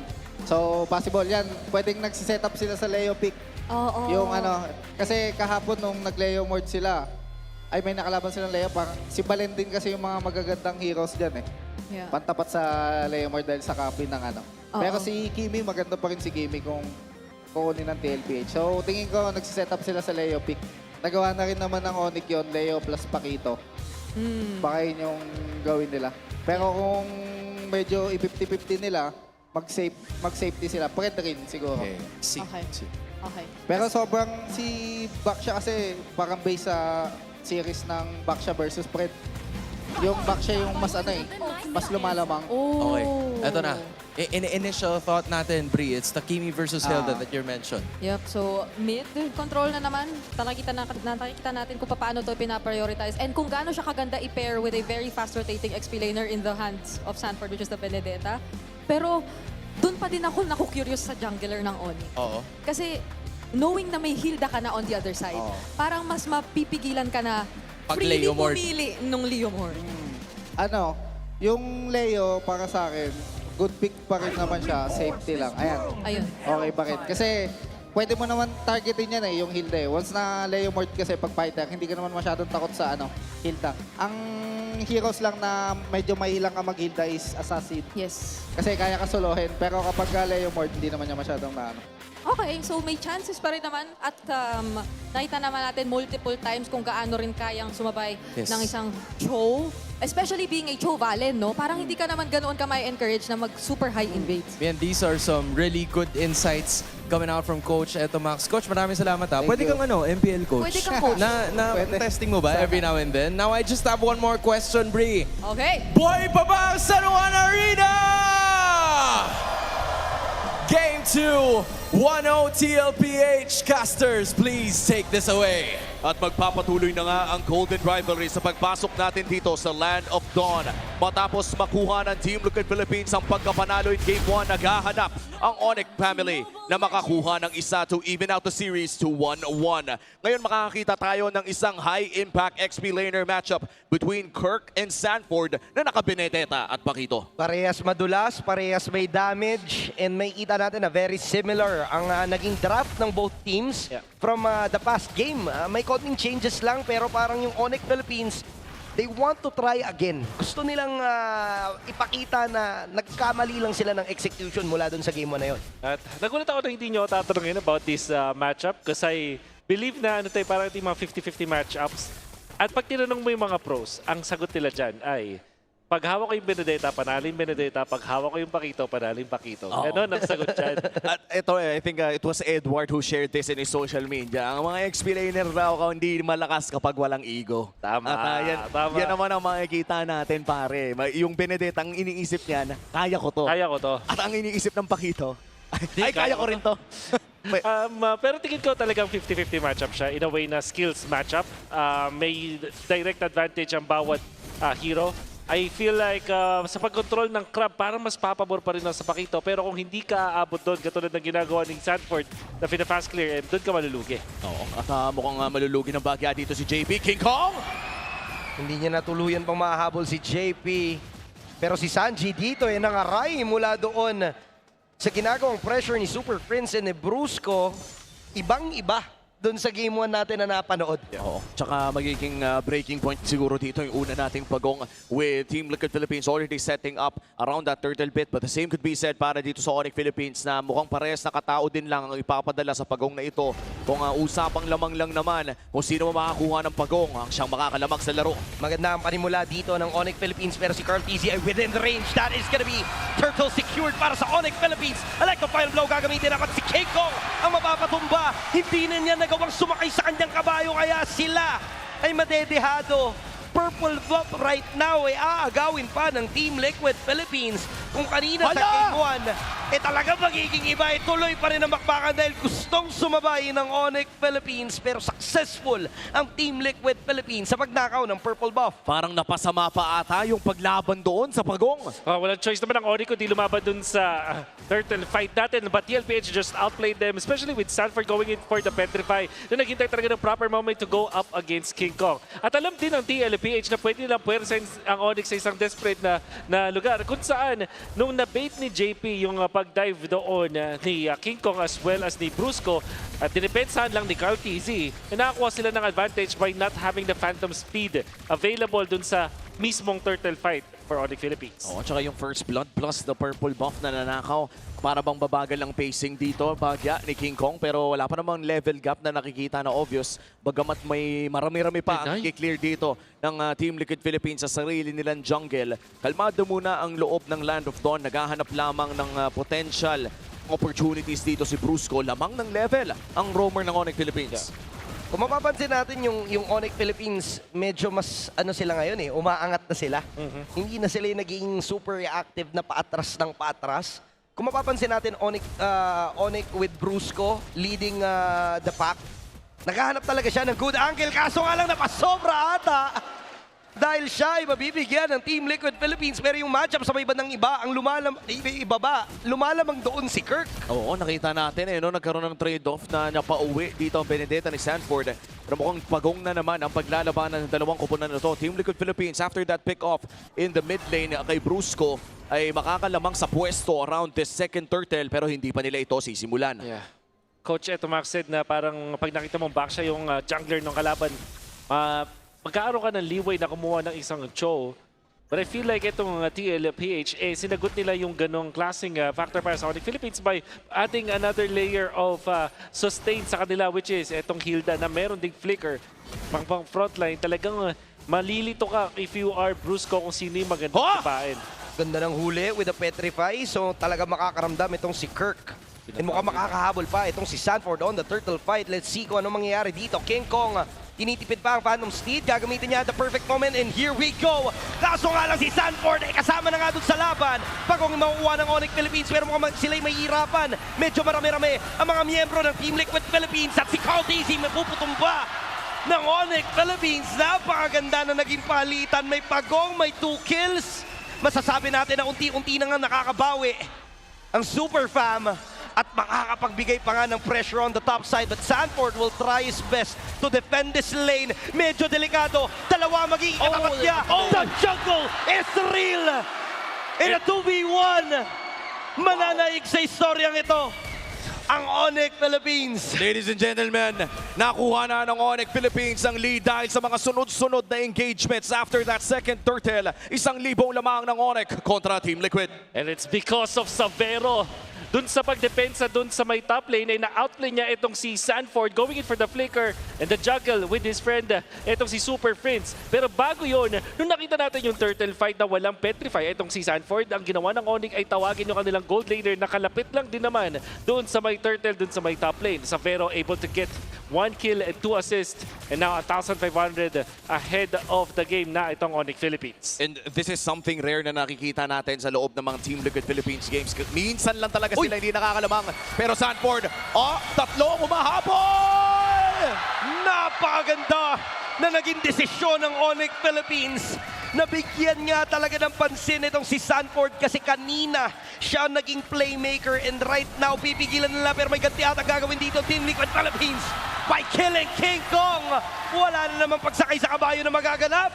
Oh, they wanna go for a pick-off here but Brusco di na makakahabol. Does have the flicker pero walang ultimate. Ang kapalit, merong solo farm itong si Savero sa may bottom lane. Tingin ko when it comes to the trades, parang mas maganda ang napunta para sa ONIC Philippines. Lalong-lalo na kung makakahabol dito si King Kong. Oo, sisimulan na rin ng Team Liquid Philippines ang Pagong. Napakabilis nilang ibaburst ito. Wala na ata makakaagaw pa. That's gonna be one and the last turtle na mapupunta sa kamay ng Team Liquid Philippines. ONIC pa rin ang may hawak ng kalamangan but it is a small win para sa TLPH. Para sa 7 minutes, ganun yung kabilis kinuha yung turtle. Parang pumitik lang eh. Well, that's the power of the Kinina. Naka-Sky Piercer ngayon. Well, of course, the damage output is going to be there. Oh no. Naku po, kaya ata kung aapatan pero yung anggulo hindi naging maganda para sa sipa ni Brusco at siya pa ang madidisgrasya but with the help of the flicker, hindi pa rin talaga makakatakas. Pumitaw din ng resources ang Team Liquid Philippines para i-capitalize yung mistake na ginawa dito ni Brusco. 4 ng miyembro ng ONIC hindi sapat. Wala doon kay Carl Tizzy. And unfortunately, ONIC overplayed their hand. Nag-overcook ang mga tropa natin doon at hindi nasipa sa tamang direksyon. Nakakagigil nga naman talaga na makita ang isang Cartesi na mag-isa doon sa may kaliwa. But knowing his limits, as this back siya, nakapag-punish pa. Petrify, Kirk. Makakatakas ka ba? Ay, papasok na rin si King Kong! Napaganda na takas dito ni Kirk. Yung retry hindi naging sapat para siya ay mapatumba pero umabot at tumawid pa rin. Carl Tizzy doing some gold things pero si Sanford na mapapatumba. Sanji nandito naman na pero mukhang sila may ipit na sandwich play. Kami ng Team Liquid Philippines. Brusco ay mapapatukan. Siya'y maaaring mabigyan. And Teddy is here. Team Liquid Philippines. Ayaw talaga magpatalo! At akala natin makakalamang na ang ONIC Philippines sa trade-off na yon. At lamang na nga kanina ang ONIC Philippines pero muling papawiin ng Team Liquid Philippines ang gold lead, evening out this ball game 9 minutes in. Oh, Carl Tizzy, the GOAT! Nakita natin kung paano nag-outplay. Tinry pang lumapit doon ni Kirk pero nagbato siya ng plato, saktong-sakto doon kay Kirk. Even when he knows na mayroong bush at wala siyang full vision, nakapag-outplay pa nga si The GOAT. I like the final blow. Sabay combo with The GOAT. Napakagandang kill dahil sakto lang din na up na yung lore. Team Liquid Philippines, nabawi na kagad nila yung kalamangan ng ONIC Philippines kanina pero mukhang hindi sila magpapatalo. They're going in for the trade. Good angle coming in from Brusco pero sobrang unat ni Carl. Hindi nila mabigyan, hindi nila makuha yung kill na kanilang inaasam-asam. And Team Liquid Philippines talagang tuloy pa rin sa paghabol. Sila naman ang magka-counter ko at talaga mapipilitan naman na mag-back away ang members ng ONIC Philippines. And ngayon, naaabot pa yung ONIC, mukhang may Lord fight na naman na talagang sayawan malala. At medyo even na ang ating laro. Ibig sabihin nito ay makakapalag ang pares sa koponan. But for the last few minutes, Team Liquid Philippines ang nananaig sa mga trades na nahahanap nila. Bagamat si Savero ay nakaka-farm, mukhang may bibigyan na naman. Super Prince goes down at Recta Lord na ang call ng Team Liquid Philippines. What a shutdown! Walang flicker si Super Prince na yun. At there's really no chance for ONIC to contest this Lord. TLPH, hindi nila basta-basta binibigay yung pag-peel sa kung sino-sino man because they can peel for each other. Hindi porke ikaw yung Hilda or ikaw yung Hylos, ikaw na yung magpoprotekta. Minsan kahit si Carl TZ na back siya, pinoprotektahan ng isang Kimi. Hala! Pipilit sila dito ng depensa pero mukhang mapapa-flicker out naman itong si Kirk upang siya ay makatakas. Brusco dito, maaaring mabigyan kung siya ang may iwan pero may flicker pa naman. Andyan si Sanford pero mukhang tinitipid din na nila yung mga dala-dala nilang resources. And with this Lord, talaga atang makaka-penetrate ang Team Liquid Philippines dun sa mga tore. At yun naman ata ang hinihintay natin ang mula dito sa Team Liquid Philippines. Get at least one inhibitor turret. Marami pang tore ang side ng ONIC Philippines. Ano bang defense plan kung ikaw ang super fan? Kailangan nila mag-spread ng mapa for once. Pero dapat hindi sila mapunish now. Napakahirap na yan. Typically sa isang utility jungler setup, pag ang kalaban mo ay nag-setup ng utility jungler, kaya mo siyang splitan. Pero ang ginagawa dito ng TLPH, ginagamit nila yung mobility at yung pag-traverse ng isang Benedetta with this Baksha. Nagbibigay sa kanila ng anti-split push na mechanic for ONIC. So parang na-checkmate nila ang ONIC sa ganitong klaseng composition na kapag napag-snowball sila into the early stages, napakahirap humanap ng solusyon if you're ONIC Philippines. Hindi ka makapag-split, napakahirap mag 5v5, hindi mo makontrol yung river. What a difficult scenario this is for ONIC. Buti na lang, meron pa silang isang natitirang trump card. It's Savero on this Claude. Oo, kailangan nata talaga nila mag-antay pa dahil looking at the items, kakatapos lamang ng Swift Trinity, kanina lamang. And masisilip natin yan sa ating Infinix in-game equipment. Nag-aantay pa ata ito ng isang defensive item such as the Winter's Crown para tumaas ang kanyang survivability during team fights. At matagal-tagal pa ang susunod nating objektiba pero mukhang makakuha ng top lane third ang side ng Team Liquid Philippines. Ang tanong na lang ay kung ipaglalaban ba ito ng ONIC? Napakaganda ng ginagawang pressure ng Team Liquid Philippines na naman. Tore lang ang kanilang magiging goal. Pero mukhang pwede rin naman na kumuha na sila ng kill dahil si Brusco ay malalim naman. So yun, yung pagkuha ng Tore plus additional pa na bonus kill. And the TPs coming in from the coast. Pero mukhang si Super Prince ay magnanakaw ng Electro Final Blow. Hindi nila magagamit to their advantage. And mukhang napapatunayan na natin na hindi mo nga pwedeng ibigay yung backsha dito kay Carl TZ, pero pipilit naman dito ang Team Liquid Philippines. Pinapasok na ang base ng ONIC PH, pero right after destroying that inhibitor turret, back away na. Oo, push naman nata sa mid lane ang call ng Team Liquid Philippines. And another blade armor secured para dito sa TL. Dalawa na ang may hawak ng blade armor against this Claude-empowered ONIC Philippines. How's the situation looking at para sa ONIC?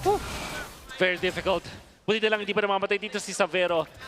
It's difficult to look for a way para makabawi dito ang ONIC Philippines. Siguro pag constantly makakuha ng Electro Final Blow, itong si Super Prince, siya pwede maging supplement ng damage output. Lalo na naka-lightning truncheon naman na siya. But you will also need one defensive item para dito sa ating Claude. Wind of Nature is necessary in this team fight. Sisimulan na ng Team Liquid ang Lord na ito. Hindi yata alam ng Team Liquid Philippines sa kompletos rekado sila. Si JP ba ay bibigyan? Mukhang magbabakay, sila pa ang bibigyan. Napakatapang ng Team Liquid Philippines sa sila pa nga ang sumuong dito sa mismong gulo. Pero nagbabakawi na yung members ng ONIC Philippines. And right after noon na mapatras, balik sila doon sa objective. Pero ngayon, ibabalik din naman ng ONIC Philippines. Alam nila na parang tug of war itong nagiging labanan. Kung sino ang bumitaw, siyang talo. At may off-lane advantage ang side ng Team Liquid Philippines doon sa may bandang itaas. Hahabulin nata nila si Kirk! Si Kirk maaaring mapagdiskitahan. At siya nga talaga because of that petrify. Pero successful escape coming in from Kirk. Madedepensahan niya yung opposite side. Kaso nga lang kulang sila sa miyembro dito sa mismong Lord fight. So Team Liquid Philippines, they have the advantage. Ang tanong, irerekta ba nila? Oo, irerekta ata nila. Nakita na nila may miyembro doon sa taas. Zaman Force na gamit na rin para mang-zone. At rekta Lord na rin para sa Team Liquid Philippines. Reset sa Lord. They will have another chance. Pinap lang yung Phantom Steed. So gusto lang din natanggalin lang ng Team Liquid Philippines. Burned ultimate coming in from King Kong, tapos try again na lang. Oh, the patience. At nakita na naman si Kirk na nag-clear, kaya itutuloy muli nila Alecto. Final blow para i-burst ang Lord. Buhos na lahat ng meron sila. Free Lord para sa kanila. Pero they will go in for the kills. Select the final blow mula sa IMU. Hindi magiging effective. Brusco will go down. Pero laban ang call ng ONIC Philippines. At dito naman si Kirk sa may bandang Yeti magkagaling. Si Carl maaaring mabigyan. Pero si Teddy, medyo delikado na rin. Kirk will secure the kill. Sanford naman nakikipaglaban sa mga miyembro. And ma-outplay niya. Pero Super Friends to the rescue. At si Sanchi na lang ang natitira. At si JP, ina-outplay niya. Ngunit wala ng takas mula kay Kirk. May Lord ang Team Liquid, ngunit 4 ang tumumba. The Lone Stallion left to defend para dito sa Team Liquid Philippines, pero may Lord na kasama doon sa may bandang itaas. Safe to say, nahanap ata ng ONIC yung paraan para makabawi dito. Nandun sila sa napakalayong mga lugar para ibigay yung Lord muna. Sabay pumunta sila sa may backlines. Crucial flanking coming out from Kirk to pressure Teddy dun sa may backlines. At dahil doon, itong si Savero at si King Kong ay nakapiglas mula kay Sanford. Although eventually King Kong will die. Makita naman natin yung trade-off mula kay Super Friends. So dahil nandun sa dulo, itong si Teddy na iniiwasan si Kirk, walang damage output na enough para patumbahin si Savero at nanalo ang ONIC Philippines sa teamfight na yun. Finally, a teamfight na hinahanap ng ONIC Philippines. And now we're entering the 16-minute mark. Ito rin yung inaabangan natin ng game number 1 kung saan kadalasan na hinahanap talaga ng ONIC Philippines sa kanilang power spike when running this Leo mode around the 14 to 16-minute mark. At mukhang pasok na pasok nga yung nakita natin kahapon sa nangyayari ngayon. Puso kung puso pa rin talaga ang ONIC Philippines, and ilang beses na nga natin nakita na paulit-ulit nilang ginagawa na pag losing sila, pag sila yung at a disadvantage, nagagawa nila ng paraan upang sila'y makabawi. And right now, proof na yung teamfight na yun na kaya nila makipagsabayan ng limahan. At si Kirk ang isa sa mga nagiging problema ng Team Liquid Philippines. At nasilip natin sa ating Infinix in-game equipment na may Winter's Crown at pati Malefic Gun na rin ang kupunan ng side ng ONIC Philippines on this Savero Claude pick. Kaya naman may expect talaga natin na may damage na siya. Yes, at kaya na talagang mag-activate sa may likuran. So far, ang pinaka nagiging MVP para sa ONIC is pagiging reliable itong si Super Prince on dealing the damage. Isang beses lang naman siya napapatay dito. At every time na hindi siya aktibo sa isang teamfight, naguguluhan din naman ng ONIC Philippines. But the way that he is using the Electo final blow sa ngayon, nagbe-benefit para sa ONIC. Isang hidden advantage na meron ngayon yung ONIC, or at least na 50-50 nila, is yung long lane ay nandun sa kabila kung saan okay pa yung kanilang inhibitor turret. At saka parang ginagamit din ata ni Super Friends yung Electo final blow bilang gap closer. Yes. Na may damage para mas madami makuha. Huy! Electo final blow. Use, though. Burn na yung Petri, so medyo malulugi ang Team Liquid Philippines doon sa Lord fight na posibleng mangyari maya-maya lang. Pwede nang mag-force ata ang ONIC Philippines ng team fight dahil alam nila na wala pang Petri si Sanford. And that's 70 seconds across the map. Alam ng lahat na matagal-tagal pa bago bumalik itong Petrify na ito. Pero medyo maswerte pa ang ONIC Philippines sa upcoming Lord natin, Wolf, dahil malapit-lapit doon sa lane na lamang ang Team Liquid. Exactly. Makikita natin ng ONIC na nakukuha na yung lead sa ngayon. But I don't think it matters as much. Nasa galawan na lang talaga. Importante pa rin ang advantage ng TLPH by being able to push a top lane turret. Pero sa ngayon, sa Lord Dance, it's a true 50-50. Pagalingan mag-setup, pagalingan mag-execute. And you have to watch out for the flankers on both ends. That's Sanford, pati na rin itong si Kirk. Nakita natin na nag-succeed talaga yung parehas nating flankers doon sa last team fight natin kung saan nahanap ni Sanford yung kailangan niyang mahanap at nahanap din ni Kirk yung mga kailangan niyang mahanap. And now, in terms of visibility, naghahanapan ang dalawang kupunan around this north area. Nice ultimates, pinato na rin. Iba-burst ata ni Teddy, ha? Sobrang low na ni JP dito at maaari siya mabigyan. Yung Lord nga lang ang mapapabayaan. That is gonna be the Lord in trade of JP's life. Pero hero na ang magiging target ng ONIC Philippines. Gusto na may pagsabayan. Sayawan malala. Zaman Force binitawan na. Electo final blow mula kay Sanford. Pero mukhang hindi niya rin nakukuha itong si Super Prince. It's basically gonna be a trade. A Lord para sa buhay. Ang ganda nung nangyari doon. Maganda yun ang nangyari para sa TLPH. And masasabi ko na hindi sana ganun kaganda, pero nakuha nila yung Lord. At typically, pag ikaw yung team na namatayan ng hero sa isang late game Lord fight, ikaw yung lugi. But that is just the roamer. And you would think na yung ONIC Philippines ay marami pang makukuha dun sa kill na yun. big props to Sanji and Teddy na nabugaw nila yung mga divers coming out from ONIC at all of a sudden, TLPH na ngayon ang aabante. Oo, tsaka kailangan dumepensa na naman ng ONIC. Bagamat 4v5 ang senaryo na ito, ang daming tools ng Team Liquid Philippines para puwersahin ang mga inhibitor turrets dito sa base ng ONIC Philippines. At pag dinilay pa nga nila, maaari pa nga umabot dito si Daddy JP kasi on the way na rin naman siya doon sa mismong lane. Pero mukhang madedepensahan ng ONIC Philippines yung Lord sa may bandang itaas. May enhanced minion waves lang na iindahin itong ONIC Philippines. Pero ang laki ng potential eh. Kung mapapansin nga natin kanina, si Kirk nasa baybad ng likuran. Nag-aabang din ng flank doon ni Sanford. Nagbabasahan sila kung sino yung lilikod. Expected na rin kasi ng dalawang backliners natin for Team Liquid Philippines and ONIC na talagang may maghahabol sa kanila. And I think this is what you call the best of the best dito sa Pilipinas. As of now, 20 minutes in, we are seeing a very even game kung saan hindi na nga nagmamatter ang ating gold date sa pagpasok ng 60k sa parehas na kupunan. Lock item na halos ang mga manlalaro natin dito. Depende na lang kung anong ibabay and sell nila at masisilip natin yan sa ating Infinix in-game equipment. Yes, eventually makikita natin no boots na para kay Sabir. Oh, it was actually now no boots. At full item din para dito sa ating Valentina. Immortality picked up by Bruce Coswell na sa ngayon meron pa rin siya. So crucial yan sa next Lord fight. Tingin ko ang pinaka-importante daw is yung pwestuhan ng mga players natin dito sa ating Lord fight. At isang bonus para sa TLPH, reward ng pag-push nila dun sa may top lane is this long lane advantage. Natin sa Lord Dance na pwedeng makalamang ang TLPH at iba rin yung kanilang diskarte. Left, mid, push ang kanilang hawakan. Oo, kailangan din talaga nilang at this point, no, if you're ONIC Philippines, ay mag-ingat. Hindi pwedeng dumaan ng mag-isa. Hindi pwedeng may mapitas before this Lord dahil napakakapal na rin po ng ating mga Lord, ng ating mga respawn timers kung sakaling ikaw ang mapitas. Kaya triple ingat dapat para sa parehas na kupunan. As the Lord is started by Carl TZ at pepwestohan na nga niya, mamandohan na para sa Team Liquid Philippines habang ayusin naman ni Stanford ang long lane against ONIC. Actually solidifying yung lamang ng ONIC dito sa Lord, ang lamang ng TL sa Lord Dance ito. Pero may gagawing sagot itong si Kirk ha. Kung dun siya sa long lane, gusto rin naman ni Kirk na iangat din yung minions dito sa may bandang ibaba and walang info ang TLPH na maaaring dun nga manggaling. Itong si Kirk, pero Lord ang magagawa. Sino kaya makakuha? Parehas na low, but that is gonna be Sanji securing the Lord. Pero mag-hero lock na ata itong ONIC Philippines, kaya magsisi-atrasan na yung members ng Team Liquid Philippines. Okay na sila na meron silang Lord. Another defense na naman ang kailangan nating i-expect para sa ONIC. Pang-apat na Lord ng Team Liquid Philippines ito. Kanina pa nakakadepensa ng ONIC. This time around, anong kailangan gawin ng Team Liquid para tapusin ang game number 2? This time they have all of their 5 members. So ang kailangan nilang gawin dito is yung tamang pag-manage ng mga minion waves. I think mas maganda na 2 lanes na lang focus nila and don't attempt a 3 lane setup. Lalo na kasi madali din mag-split push dito itong si Kirk na sagutin yung bottom lane.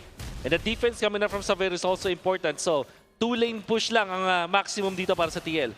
Sa ginagawa ngayon ng ONIC Philippines na gusto nilang problemahin pa yung bottom lane ng TLPH, talaga namang kailangan nila magkapit bisig sa depensang paparating dahil yung TLPH o-opensa na. Mauhuli din si Brusco, may immortality pa naman. Si Super Prince, mauhuli ni Stanford with that petrify. Napakalinis na execution na magmumula dito sa Cavalry at talagang ang iniisa-isa na yung mga miyembro. Pero si Kirk ang nagsisilbing anchor sa may bandang likuran pero hindi padadaig ang Apex Predator. Nagsisitakuan na sila. Immortality pa para kay King Kong. Wala na siyang kawala. 2 na lang ang matitira upang dumibensa at hindi ito magiging sapat. Team Liquid Philippines is now on match point. At isa na lang ang kailangan ng Team Liquid Philippines. Isang laro na ipapanalo para mabook ang ticket all the way to Esports World Cup in Paris. Masterful map reading ang nakita natin mula sa TLPH. Kung paano nila ginagawa yung kanilang mga Lord Dance, kung kailan sila magbi-blitz ng Lord at kailan nila ima-manage yung lanes. And in that last push, nakita natin na binurst na ng side na TLPH with that Sanford Benedetta going for the backlines, taking out the most crucial piece sa ONIC Philippines. Nung napatay na si Super Prince, para bang nawala na ng gana ang ONIC Philippines. The Apex Predator looking for the Monster Mage in that final moment. At nahanap niya with the Petrify And now we look at the highlights of this game. Nakita tayo ng isang seesaw match kung saan lumalamang ang Team Liquid Philippines at nakakahanap din naman ng chance ang ONIC. But ultimately, it was Team Liquid Philippines na nakahanap ng mas madaming objectives. 4 na Lord ang nasecure ni Carl TZ para dito sa ating game number 2. And that gave Team Liquid a lot to work with. And of course, our MVP, JP El Daddy, ang makasalanan na nagbigay ng napakadaming espasyo sa Cavalry. Talaga naman naging effective yung Hilda pick nila dahil doon sa patience na meron itong si Daddy JP. Every time na kailangan ng information ng kanyang kupunan, agad siyang nandyan para magbigay. And para sa Team Liquid Philippines, nag-work yung Sanford Benedetta dahil din dito sa espasyong ipinoprovide ni Daddy JP. Ganda rin kasi ng pag-aapik dito ng Hilda para may pang additional na frontlines for the side of Team Liquid of Philippines. Ang gusto ko rin idagdag dito is kung paano nagpoprotektahan yung mga members ng TLPH. Kadalasan sa isang normal na setup, Rome yung tutulong sa isang damage dealer, pero this time TLPH knows when to help Carl TZ, kung kailan nila tutulungan si JP. Yung mga frontliners nila, hindi nila hinahayaang mamatay. And what ends up happening is, nanggigigil yung ONIC at gusto nilang tapusin yung mga kills. At dahil sa sobrang gigil ng ONIC Philippines, sila yung napapasama yung pwesto at napipitas in the early stages up until the mid stages of the game. And we've seen a lot of action-packed scenarios dito sa loob ng ating, actually not scenarios, exchanges dito sa ating laro. Kumbaga yung mga micro-exchanges ng mga XP-laners natin, yung mga pwestuhan nila sa loob ng mga laro. Ano ba yung naging pinakamalaking advantage ng TLPH dito? Was it the inhibitor in the top lane that made the difference? No, for sure. And the way that they made this composition na meron kang utility jungler kay Cartesi na kayang i-contra yung mga split pushers. Hindi siya katulad ng Fredrin o kaya naman ng isang Akai or Barats na parang stay lane lang at hindi mamamanage yung gilid. Yung back siya kasi nakita natin na paano siya yung mga split push in the early stages. And then, pag tinagdag mo yung Benedetta factor, meron ka ng kill potential pag may nanggilid dito sa ONIC. So, hindi komportable yung ONIC na i-execute yung kanilang composition because of how Cartesi utilizes itong back siya. And yung mga split pushes na nakita natin at this point, ay para bang talagang sinave yung Petrify. It wasn't even a Petrify Alecto. It was a dash-in. Dash-in Petrify. Tapos Petrify para magulat at magulantang dito si Super Friends. Sa kanino pa inaagaw ang kanyang Alecto final blow to finish this off. A 23-minute game ang ating natunghayan dito sa game number 2. Medyo malayo sa nakita natin kanina. 17 minutes in game number 1. As we look at the stats, wala naman masyadong kakaiba. These are technically the most optimized emblem sets out there for each hero. Judging from the movements ni Super Prince sa last clash natin, parang naka-drag map yata siya eh. So parang nakita ko doon na hindi niya, parang literal na nakatalikod yung character niya doon sa character ni Sanford. At kung ikaw yung naglalaro as the Valentina nun, naka-drag ka, yung kaliwa mo hindi mo masyadong kita, doon nang galing yung isang Benedetta. Tapos pag ikukumpara ka naman dito kay Sanji, remember, there was a time na tinalo lang siya ni Kirk at pwede na siya ma-burst ni Kirk pero meron siyang Wind of Nature. So parang at least itong si Sanji, nakatutok siya dun sa hero niya at protektado niya yung sarili niya. The differences between how TLPH are protecting themselves and each other is really far away mula dun sa nakikita natin mula sa ONIC Philippines. And malaki talaga chance, no? Dun sa last clash na yon, yung attempt ng TLPH na kung nakasurvive itong si Super Prince, defable pa eh. Kaya pa nilang makipagsayawan dahil doon sa pressure din na ibinigay ni Kirk on the opposite side of the map. Pero nung sumama si Kirk, kita natin yung kunat andyan din eh. Kaso nagsunod-sunod yung pag-kick off ng TLPH. Napakaganda nung juggle nila. Kahit hindi under the turret, ginajuggle lang nila yung mga kalaban. And based sa mga nakuhang objectives ng dalawang koponan, it seems na early game pala ay kontrolado ito ng ONIC Philippines with the first 2 turtles na nakuha ni King Kong. But turtle number 3 and all the way to Lord number 4, 4 na Lords po ang ating napanood dito si King number 2 ay na-secure na ng Team Liquid Philippines. And I feel like ano yun eh, medyo baliktad nung nangyari sa Game 1 kung saan simula pa lang ay napunta na agad sa Team Liquid Philippines. Right. At least this time ay nakakabawi talaga yung ONIC. I honestly have counted them off dito sa laban na to.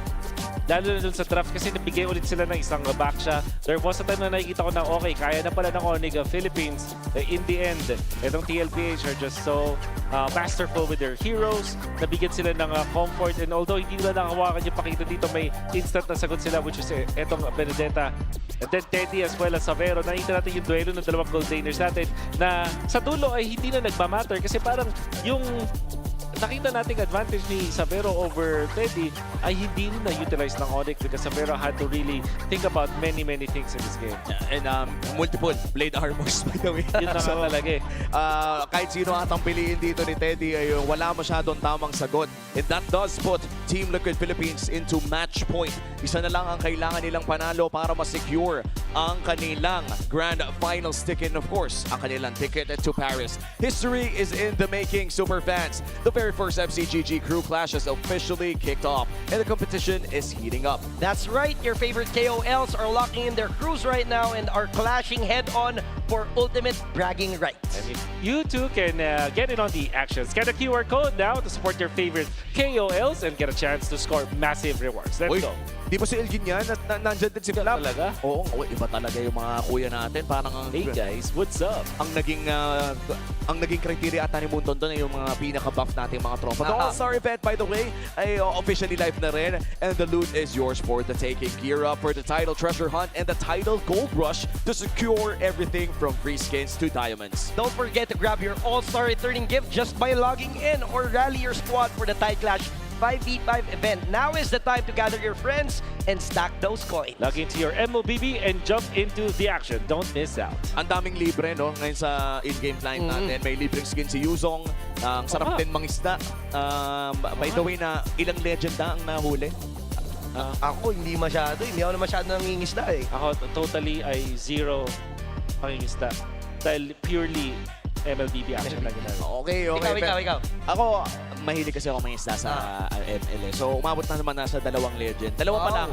6 kasi yun eh. 6 kasi pwede mong mahuli. So, para sa mga hindi nakakaalam, of course, ang dami po natin mga palaro sa loob ng in-game natin. And out of the game, ay marami din po tayong palaro dito sa loob ng MPL Arena, ang ating Champions Arena. And of course, yung mga pamigay ng ating mga partners as well doon sa labas ng ating San Juan. So, make sure to buy your tickets dahil nagkakaubusan na po yung discounted tickets natin sa ating website. So, kung hindi pa po kayo nakakita ng sign na manood dito ng live sa San Juan, ito na po yun. Sa ngayon ay magpapalamig muna tayo sa aksyon ng ating Golden Rivalry. Punta muna tayo sa ating mga on-ground panelists. Maraming salamat sa ating mga casters. We are still here at San Juan and it is already match point para sa Team Liquid Philippines. But before we get into game number 3, I'm sure we have a bunch more things to talk about. In fact, we have a special guest today with us all the way from Malaysia. San Juan Arena, please give a warm round of applause for one of the best casters in the world. Lafel, how are you, dude? Where is Lafel? Sir Lafel! Sir Lafel! Lafel! He's gonna get overwhelmed. He's gonna get overwhelmed. Oh, sorry. I'm sorry. Okay. We just really missed you, Lafel. You know, we really miss you so much. How are you? I miss you guys too. I'm doing very well. Shout out to everyone there. It looks like it's a full house. Oh my goodness! Looking at the arena, it looks packed. It is. I think it's just day number 3, but imagine where we are right now in terms of our capacity. And we just hope you also were here together with us. But even despite that, you know what? I think we still have like a lot of things going on in common, and we have a couple questions prepared for you if you don't mind. Okay, so yeah, sure. I'm gonna go ahead with the first things first. How are the preparations like in MPL Malaysia playoffs? Is it gonna be really exciting? What are some of the things that the Filipinos should look forward to when we watch it next week? Well, in terms of the playoffs, and since you're asking for basically international audience, right, the Filipinos, here's the thing. SRG during regular season didn't look all that great because Cram wasn't playing, but in the playoffs, it looks like he will be playing almost immediately. And I would say, in terms of the preparation for this playoff, the good thing about this season is that we finally have the double round robin again, which gives more time for the teams to get a little bit better in terms of feeling out the game, feeling out the teams, and everything like that. And now we see some teams almost recreating the SRG story in the sense of getting players that not many people are hyped about, but somehow they're like very strong. You know, namely like IG, Invictus Gaming, as well as Vamos. People are like saying, this is nothing special, and yet number 2, number 3 in the regular season. So I'm really hoping for this season to have much more surprises. And I don't know, somehow in Malaysia, it's the newer kids that's really showing up, and the veterans having a little bit of a hard time. All right. We also hope to see a lot more new faces, some fresh faces come out. But I think if it's just in terms of surprises that we're talking about, have you been following the recent developments here in MPL Philippines, Lafel? As in watching the playoffs, if that's the question, then yes, I have. And if you're asking about me, how do I feel about it? Slightly bit terrified. Like, I'm here to have fun. I didn't know I was watching a horror movie.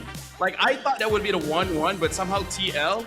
Like, I feel like as long as Carl is there, as long as he's not retired, I don't know, man. I don't know how to stop TL, man. They're too strong right now. It's a bit terrifying. Yeah, I can't imagine, because like a few months before, we were casting M7. But you see what's happening in MPL Philippines now, and I can only imagine how Lafel is feeling as an international talent. Yeah, dude, I wonder. Maybe he can talk more about this over the broadcast. But hey, Lafel, now MPL Malaysia is finally at its franchise phase, right? Did anything change aside from, you know, the competition? What are some of the things that you think were huge positives as the league transitioned there in Malaysia? Well, first of all, like I said, the double round robin, which means more games, and more games means more days, and more days means more payments. So that's great for us. You know what I mean, right? And then in terms of, besides the competition, I would say there's a lot of fans now in MPLMY, and surprisingly, most of them are female. I don't know how that happened. I don't know who's in charge of Girl this, power. but we just have a lot of girlfriends. So, yay, girl power, you know? Men suck. I don't know. No, yes. No. How Men should are I trash. respond to I don't that? I don't know how to respond to that too. Anyway, You don't have to. continue. It's me and Hans, you know? Okay, this is just typical Lafel things, you know? Sometimes you just suddenly don't know how to respond exactly, but I think you are the best person to ask when it comes to this last question that we have for you for now. Lafel, which teams in MY should we watch out for in the coming playoffs, and why?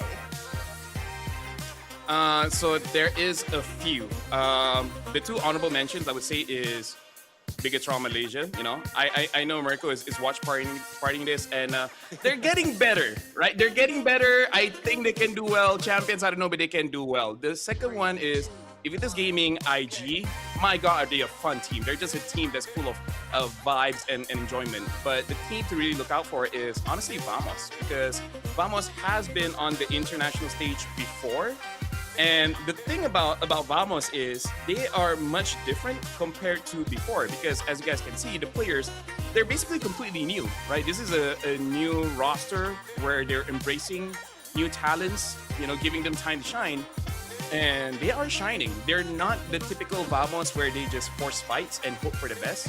This time it looks like they are a little bit more calculated, even though the jungler, Aero 404, young kid, 16, 17, he likes to fight even for no reason, but still, I would say this is the team to watch and hoping for the best. Speaking of Vamos, hoping Nets has a good game later on, because, you know, Nets was from Vamos, and I just hope both does well. You know, Nets my boy. He colored his hair green again. I don't know why. I'm colorblind green, so I did not notice it, but shout outs to that guy, the best gold laner, by the way. Nah, best bro, gold laner. Dude, don't worry about it. You're right.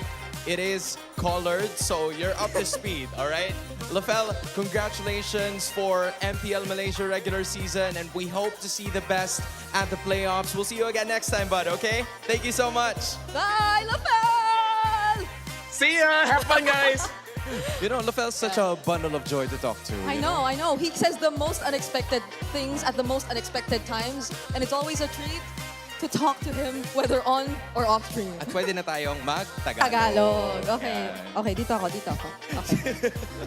Wait, I think it's also time for us to talk about what really happened in this specific scenario, because Team Liquid Philippines, they were able to do so much in a span of time. Sure, ONIC Philippines, nagawa nila yung kailangan nilang gawin, basing it on the real-time cooling tactics, na yung first and second turtle ay napunta naman sa kanilang control, which gave TLPH a bit of a hard time para magkaroon ng momentum at the start of this series, or at the start of game number 2. But then, meron silang ginawa sa kalagitnaan that totally shifted the tides towards their favor. And in fact, the GOAT, sometimes it begs me the question, kailan ba ang prime ng manlalarong ito? And sumusunod na rin si Teddy dun. Actually, which one yung prime?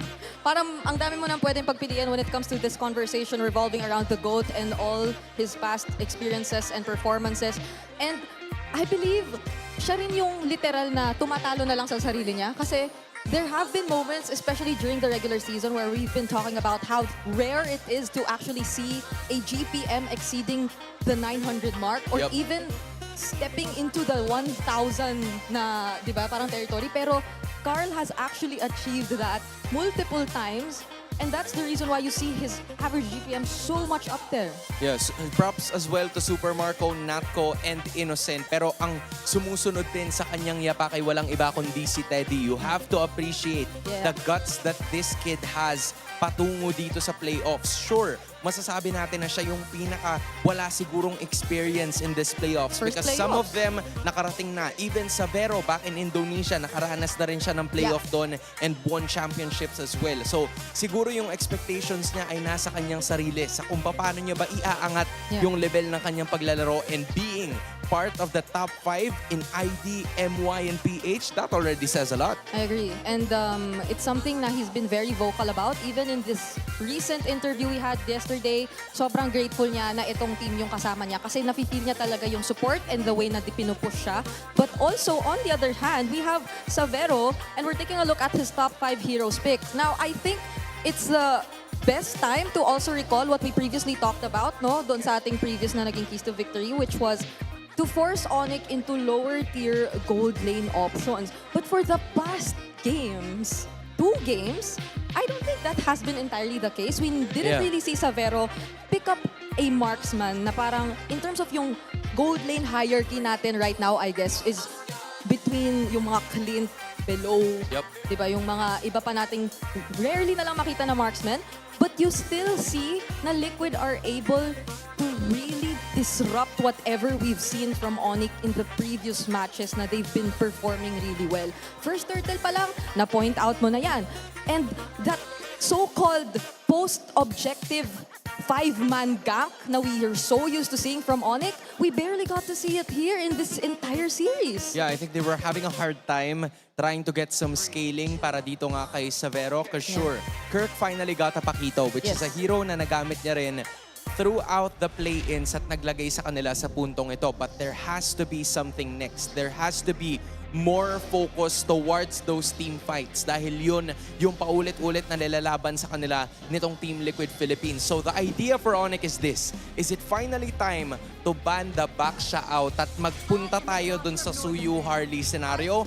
Or is ONIC still willing to do that? Magpapalit pa tayo ng sides? It's not gonna be the case. Pero yung Baksha ay bukas pa rin. What's gonna be the answer now? And I think on top of that question na kung hahayaan pa rin ba ng ONIC na ma-open yung Baksha first pick for Liquid is also, are they willing to somehow change what has not been working for them in the past 2 games? Kasi I believe they've been trying to make use of the Cho for 2 games in a row, but we've had people share split opinions regarding the Cho in the current meta, and at least based on this game, we're not really able to see them utilize it to its best potential in terms of picking up the pace. But it's a surprise. It's Liquid who actually decide to take out the Baksha. Okay, so the idea is again open ang Suyu at ang Harley for both of the teams. That might be the trade that Team Liquid Philippines is willing to go for. Kadalasan ang pinipili nila is the Harley depending on the idea that they want to go for. Even the Eve, Hylos, yun yung mga susunod na picks that would come up for that mid duo to finally come into play as they roam around the map. So this might be some room para sa ONIC Philippines na magkaroon si King Kong ng hero that can do maximum amount of damage at kahit papano meron din siya paraan para makaalis, because with the use of the Leomord na nakita natin kanina, it didn't really work so well pagdating ng mga extended team fights. Okay, and there's a chance we also see the focus again on the other side, but rather than the Suyu Harley, this is something they've done yesterday as well. It's the Prio on the Claude, and as expected, Jusin finally makes an appearance in the series alongside the Pakito. But this, I guess, is one of my biggest worries because Jusin is commonly something countered by an Eve.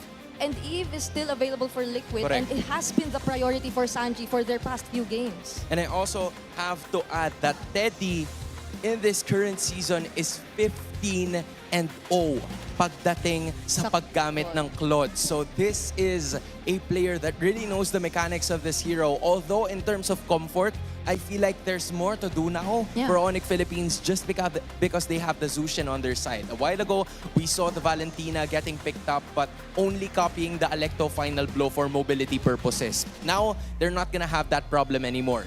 And an extra damage coming out from Kirk. Okay, that's the Leomord. Already picked up by Liquid, but they don't get the Eve. It's actually the Valentina this time for Sanji. Okay, I see it. This is them probably anticipating na merong big ticket ultimate na makukuha ang TLPH dito with Onyx Red 3. So they're probably just waiting for that. I'm Also, wondering how it's gonna be, right? Because Yeah. again, kung sisilipin mo, may chances na mag-pick sila kagad ng gold laner dito or maybe something else since there's still a lot of heroes open. And this is something na Coach Etomax shared to us. You really don't want to use the Leomord if you know that there's a potential Valentino on the other side. But Yes. there's a chance kasi na, yes, it still gets picked up. But I don't think it would have been as much of a prio considering that the Juicin was already revealed and you already have a Pakito. So this is just Liquid really being decisive. It's not in any way preventing problems for the Leomord. Talagang ito lang yung gusto nilang kuhain na mid lane pick. And now you see the Suyo revealed for ONIC. This is something I like kasi instead of a red 3 Cho showing up, now it's a more proactive decision from ONIC, I feel, to just lock in the Suyo as their jungler. Yeah, this is the same decisiveness na ipinapakita sa atin ng parehas na teams. Specifically for ONIC, medyo dinelay nila ngayon yung hero na pwedeng gamitin itong si Brusco because there's still a ton more heroes that are available during this second banning and drafting stage. So, same scenario gaya nung nakita natin nung game number 2. They've also banned out the Hylos. So JP is gonna have to think of something else here. Maybe a gatot para ma-force lang yung iba sa mga members dito na mag-team fight talaga in certain situations na ayaw. Or there may be a Khalid or a glue that could be opened here for both of the teams depending on what it's gonna be like for them moving forward. Yeah, a roamer definitely with mobility and at the same time, that revitalized, that can be packed in. Though it has been a trend for ONIC as well, especially heading into the second phase of the bans. Now that Liquid has mostly been reserving their roamer for second phase, na yung mga natitirang magandang revitalized heroes talaga, tinatanggal na lang nila. So, let's see if they still opt to even deny the Gatot Catch-up for JP in this scenario. Kasi majority talaga ng mga high prio na roamers natin, never nang nahawakan itong dalawa. Even the Kalea for Brusco, hindi na natin nakita. But instead, it's gonna be an Alice taken out by ONIC. Yeah, there's a split na ginawa ng ONIC PH in terms of the second phase. It's a hero targeted for both Sanford and JP. Sanford has been used to a lot of damage-dealing XP laners all throughout the series. Kahit nga yung kahapon, di ba, nakita din natin na ganun yung mga klase ng heroes na ginagamit niya. So, it might be a direction that they're gonna go for. But considering that TLPH needs a bit more of front line to go for, Alice definitely makes sense. Yeah. So now you really wonder if JP will be getting his hands on a really reliable, tanky, revitalized, or any kind of frontline hero to compensate for the lack of which na binanggit mo ngayon lang. And if that's enough to make room for Sanford to still go for those typical damage XP laners in terms of etong matchup with the Pakito especially. Kasi we've seen it. Previously, parang ito rin yung plan ng Liquid all along to just really match a Pakito in lane and to make sure that they're capable of delivering the same through the Benedetta XP lane. But this is a change na we've been waiting and wanting to see from ONIC. Finally picking up a different roamer, a Khalid to be exact. Pero ito ang classic mula sa TLPH. Picking up the Yuzhong. Ito yung mga feel-good picks usually coming out of Sanford. Now JP, there's a lot of heroes na tila ba nawala. The Marcel, the Kalea, the Hylos has already been taken out. That is some of the initiators na pwede nating makita. Hilda might be a choice, but the Gatot Katsa would obviously be an option for them. Full-on engage ang gustong gawin ng TLPH. Okay, now it's very crucial. Now we see what Savero actually picks up for the team. In terms of yung mga signature gold lane picks niya, available pa naman karamihan. But what would you rather play into this lineup? You're going up against a Yuzhong. You're going up against a Claude. There's so much dive from Liquid. You might want to pick a safer option and one that can definitely keep you secure in terms of mobility. The Yusun is still there. Oo. The Harith is gone. Yun but yung mga pandiinan kasi ni Savero. Yung It's mga still Yusun- undefeated. Oo, You put eh. it into the test. Kapag medyo nababa ka na sa corner. But you could say the same for etong Claude. Correct. Ni Teddy. Isipin mo, merong malalagasan. So they're just gonna stick with Moskov. The plan is to go the long lane. Kung ikaw si Savero and ONIC PH, wait for that Moskov to finally pop off. Meanwhile, for Team Liquid Philippines, this has been standard from what they've showed all throughout the regular season. So both teams, they've had some better drafts. ONIC finally picking up a hero that could deal some CC. So this is going to be an interesting game number 3. It is, and we are all looking forward to see it. Once again, paalala lang, this is match point for Liquid. San Juan Arena, mag-ingay! Casters, let's get into game number 3. At papasok na nga tayo sa Land of Dawn when what could be the last game of this Golden Rivalry sa upper bracket of finals. Makakatagal pa ba ang ONIC Philippines o tatapusin na ba ito ng Team Liquid? Makikita natin yan sa pagpasok natin sa Land of Dawn. Isang panalo na lang ang kailangan ng Liquid para ma-secure ang ticket to Paris. There was that last pick, Moskov, na for the very first time nakaramdam ako ng utter disappointment sa ating arena. Alam mo, legit, kung hindi man ito narinig sa live, guys, yung mga tao dito sa arena parang kasi parang lahat nag-expect nung Yisun Shin last pick.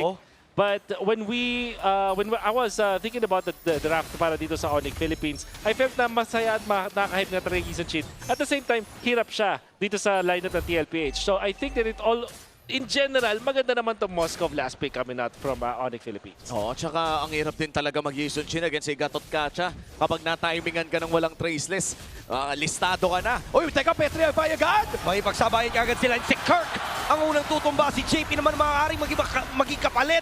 Pero the-revitalize will save JP and walang trade na magaganap. Another beautiful start para sa Team Liquid Philippines. A level 2 Petrify play mula dito sa Team Liquid. Pero mukhang malulugi ata si Teddy! At yun naman ang napakagandang bawi para sa ONIC Philippines dahil gold later ang kanilang napatumba. Yep, a difference sa paglalaro ng isang Suyo versus the Leomord. That's why I really like when active players play this Suyo. Ang bilis sila makaikot. At kanina kung si King Kong ay medyo atrasado sa mga ginagawa ng TLPH, this time with the Suyo, nakaikot agad siya that will give a kill for ONIC. Oo, tsaka crucial kill yun. No? Gold lane matchup pa talaga yung nabigyan niya. And nonetheless, kahit na napunta ang kill dito sa jungle, it could either go mapunta man kay King Kong o sa Verog. Masaya ang ONIC Philippines sa resultang ganon. At sa ngayon, ONIC Philippines mukhang magpapadala ng maraming miyembro around this Turtle Pit. Team Liquid Philippines ay nariyan din naman, pero lamang sa numero ang kupunan ng Super Fam. Napakaganda ng pwestuhan na magmumula dito sa two teams natin. Brusco and JP agad na maglalaro ng tug of war, pero si Carl Easy ang mas malapit. King Kong right now, nag-aabang lang din, pero the Black Dragon form na magmumula kay Sanford. Aabot pa ba si King Kong? Pero hindi na siya makakalapit pa. Ang ganda ng pag-secure ng Team Liquid Philippines ang objective na to. And for ONIC Philippines, mukhang hindi yun yung pinaplano nila. Oh yeah, that's the first hurdle secured para sa Team Liquid Philippines. And ito rin yung nakita natin kanina mula sa TL. Yung objective control ay talagang praktisado ng Cavalry. Yep. Nakita din natin yung pagkagamit nila ng Yuzhong na El Clasico. Laging may kakaibang timing na sila lang yung nakakaintindi. Minsan, sobrang instant nga. Parang unang hampas nila sa Turtle, sabay na sabay si Carl, tsaka si Sanford na magpapop ng ulti. Minsan, dinitili na lang konting ng 1 second, but that right moment, you can see the masterclass mula sa TLPH and now they're able to execute with this Yuzhong. Oo, yung Petrify threat din kasi. Carl TC poking Super Prince, bagya lamang.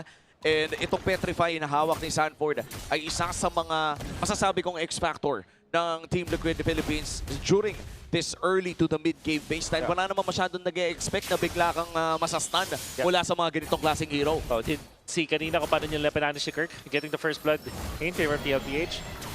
And we'll see kung paano nila i-utilize itong isang Leomord. And I would think para sa TLPH na meron silang Claude na ito lang yung pinaka-anti-Moskov nila dito sa lineup. But overall, yung 4 heroes nila wants to group up together, which can be good in the neutral objective teamfights. Pero in general, pag nag-late game, ang ONIC Philippines ang magkakaroon ng mas malaking positional advantage dahil sa mga heroes nila. Still anybody's ball game. 4 minutes in. Napakaliit lamang ng lamang ng Team Liquid Philippines. At nag-aantay pa tayo ng 20 segundos bago lumabas ang pangalawang pagong. Ang huling pagong ay nasecure ng Team Liquid Philippines ng napakalupit na retry mula dito kay Carl TZ.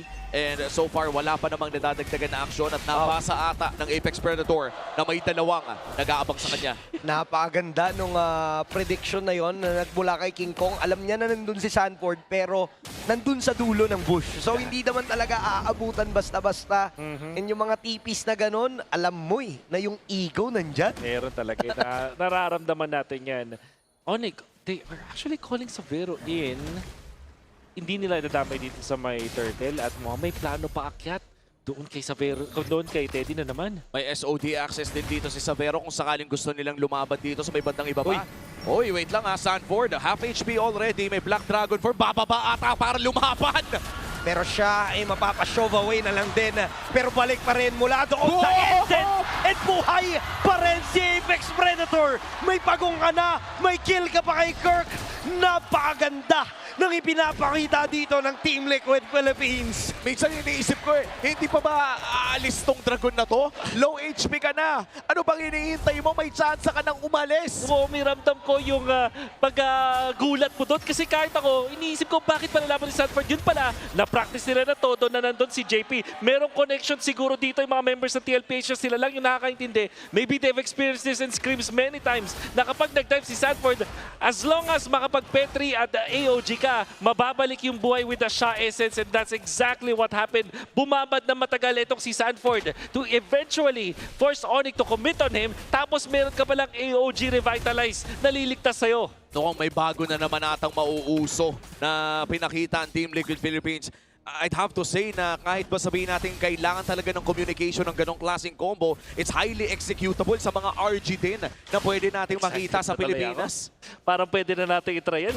Kaya nga parang gusto ko na tuloy mag-knock-in ng Yuzong mamayang gabi. Pero again, nandito pa rin tayo sa Golden Rivalry. Hunter Strike secured para dito sa Pakito. And so far, nag-aabang pa rin ang power spike ang ONIC Philippines at nakakalumang na nga ang Team Liquid Philippines ng halos 2,000. SOD na gamit ni Savero. May pagsabayan sila, Blazy Duet na magpumula dito kay Teddy. Super Friends na magiging X-Factor. Pero hindi niya mahahawakan si Teddy. AOG na magpumula ako kay JP. Maring siya nga yung magiging casualty. Revitalize. Will it be enough?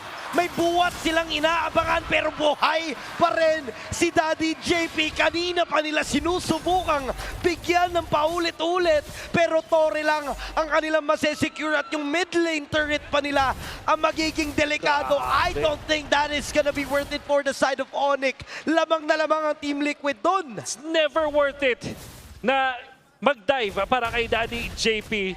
And every time na hawak yung Gatot Kacha, ang gusto talagang itawag sa kanya is the Unbreakable. Yung second skill ng isang Gatot Kacha ay talagang minanifest niya sa kanyang sarili. And embodying the unbreakable aspect na nagiging problema ng mga teams. Minsan yung AOG yung ginagamit niya pang out. Minsan yung kaltok, minsan yung dash. Sobrang kabisado ang Gatot Kacha to the point na yung ONIC na wala ng control dun sa top lane, pati dun sa mid lane. And just like that, 1,000 ahead ang TLPH. And speaking of patterns here coming in from Team Liquid Philippines, naghahanap sila ngayon si Bruce. Ako, mabibigyan! Napakakunat na ng isang kalit pero siya ay nakakaramdam mula doon sa damage ng Phantom Steed. And Avatar of the Guardian hindi matutuloy. Si Kirk naman na maaari ditong mabigyan dahil tuloy-tuloy pa rin ng Team Liquid Philippines sa pag-punish ng members ng ONIC PH. Oo, at bukas si Super Prince ang sunod na bibigyan. Sadyang dumudugo lamang ang Team Liquid Philippines. AOG magagamit ni JP. Wow. Secure the purple buff para kay Carl. At successful ang invade ng Team Liquid Philippines. At matanong ko lang, Wolf, may napapansin. Teka lang, may laban dito sa taas. Savero, tumama SO. Ha? Huh? Okay lang, respect flicker, okay. Respect lang. Respect lang. Minsan talaga ay nasosobrahan tayo sa kape. Ang TLPH eventually ay nakakapag-control na ngayon ng river natin na napaka-crucial palagi na pag-take ng third dun sa may gitna. Yung tier 1 na yan, it allows access dun sa river, dun sa Little Wanderer, and by extension yung purple buff. Kaya naman itong TLPH, right after nilang mag-push dun sa may gitna, pinressure agad nila yung purple side ng ONIC Philippines, even committing yung kanilang AOG para lang i-zone out itong si King Kong at makuha yung purple buff na dapat mapupunta dito kay King Kong. Forcing out that combo coming in from Kirk. 0-2-0 currently sa ating laro. Sanji makakatakas with a stolen Raging Sandstorm. 15 seconds bago lumabas ang unang Lord ng larong ito. Ang huling tatlong objectives ay secured ni Carl TZ. At makikita natin ang ating Infinix in-game equipment kung saan patungo na ata sa Brute Force Breastplate or Dominance Eyes dito si Sanford. Meanwhile, para sa kanyang katapatan dito na si Kirk ay mukhang dalawang damage item pa lang kanyang na-build dito with the War Axe as well. Yeah. And this will mean that TLPH can just slowly utilize yung mga items na yun para mag-poke dito sa ONIC. Katulad na ginagawa ngayon ni JP. Tinatanggap lang talaga, hindi talaga nila mabigyan si Daddy JP. Sobrang kunat, may revitalize pa na available. Pero ngayon ay makikipagsabayan, kamuntikan.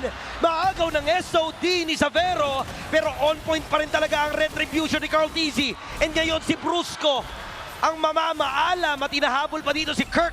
Pero si Sanford na naman ang mabibigyan. So that is gonna be a trade. Kaso nga lang may Lord na nasecure ang TLPH. At si Kirk naman dito ang mapagdidiskitahan ng tatlong miyembro ng Team Liquid Philippines at mag-isang haharapin ni Savero yung Lord sa top side habang inahabol naman dito si King Kong. And when an outplay, matatakasan niya naman si Nakot pero hindi! Team Liquid Philippines pa rin ang mananaig. Super Fred still alive however at mukhang ayaw itong tigilan ni Carl at ni Teddy. Sees him in the zero push and that's a killing spree para dito sa clone ng Team Liquid at makakauwi naman ata si Savero. Dedepensa ngayon ng ONIC Philippines. SOD commit at pasukin! Savero with a crucial SOD to try and turn things around and he will successfully kill the GOAT! Unbelievable gameplay mula doon kay Savero. But you gotta take note that TLPH already out 5 members na dun sa may bottom lane. Savero umuwi with that recall. Sabay niligtas ang araw muli para sa ONIC Philippines. SOD landing. Tapos ang malupit pa doon, nakuha niya yung kill kay Carl at kay Teddy. Two of the most important heroes to take down if you are the gold laner ng ONIC Philippines. Dahil dyan, naangat yung kanyang gold. Still, malayo pa nga habulin dito ng ONIC Philippines. Lamang pa rin naman ng TLPH. Pero in fact, itong Moscow ay activated na 11 minutes pa lang. This is already good para sa ONIC Philippines. And looking at Savero, pinag-usapan natin sa panel natin kanina na isa siya sa talagang bumubuhat dito sa ONIC Philippines ngayon. A lot of doubts towards this Indonesian import sa simula ng Season 17 ng MPL. Maraming nagsabi na bababa ang kalidad ng gameplay ng ONIC Philippines. Pero ngayon, in this game number 3, very crucial na manalo dito ang ONIC para ma-deny ang match point dito sa Team Liquid Philippines na pagkapanalo ng serye, si Savero pa talaga ang nakikita nating bumubuhat. 100% win rate ang Claude so far ngayon. Itong si Teddy, wini-wish na natin na mga last pick yung Yisun Shin para 100% versus 100% yung bakbakan. But this time, ONIC Philippines will go straight for this Moscow. Sinabi nga natin na make sense talaga at bumubuhat nga para dito sa ONIC Philippines.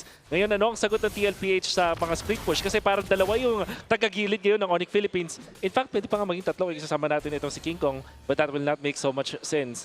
Parang kailangan gawin dito ng TLPH is mag-isip ng way paano i-manage yung mga gumigilid sa ONIC. Tsaka hindi na rin ata pwedeng gawin ng Team Liquid Philippines yung ginagawa nila kanina pa with Sanford. Yung bumababad yung dragon doon sa likod dahil binoburst na rin agad ng ONIC Philippines ang dragon ni Sanford the moment na lumalim siya. As we head on to the second lord of the game, ang lahat ng ating mga objectives ay na-secure ng Team Liquid. Anong pwedeng gawin ng ONIC para ma-secure ang susunod? Well, manage mo na yung long lane sa katulad na ginawa dito ni Moscow, mag-split push at kumuha ng area outside of this Lord. At ginamit agad yung SOD. Early Sisimulan na nga ng ONIC dito ang Lord. In terms of long lane, mukhang even ang top lane natin. Walang kailangan sumagot sa papalapit na wave na yon pero mauuna ata ang ONIC na mag-setup. Sila na nga magsa-start. Alam nila na wala yung SOD. Mapapatras naman ang members ng ONIC Philippines. Nagkaubusan na ng mga ultimate dito. Wala yung Phantom Steed, wala din yung Blazing Duet. Medyo malayo si Kirk dito sa mismong laban pero nagdanakaw siya ng purple buff. Sobrang tahimik lang ng ginagawang moves dito ni Kirk.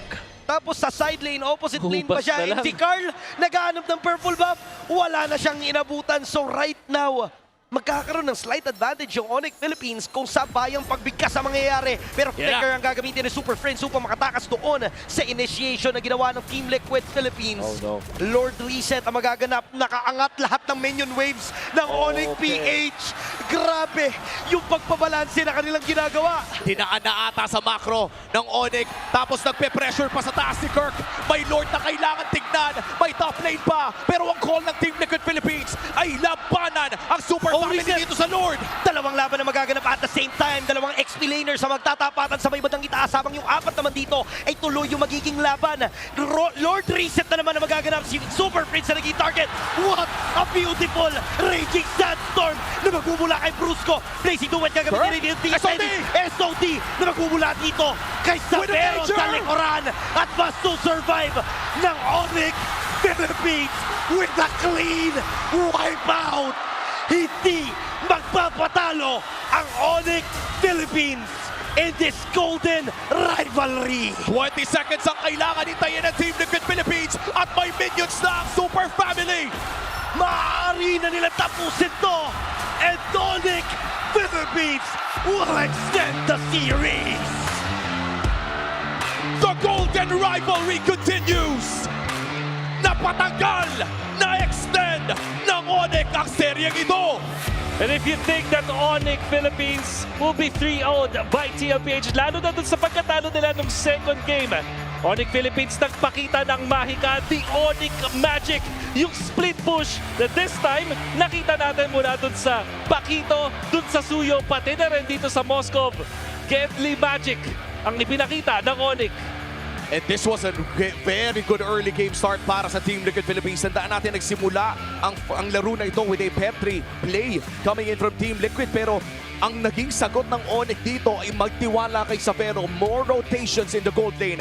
Binigyang importansya ng Super Family ang pag-alaga sa kanilang Indonesian import. And that's 100% no more dito sa Season 17.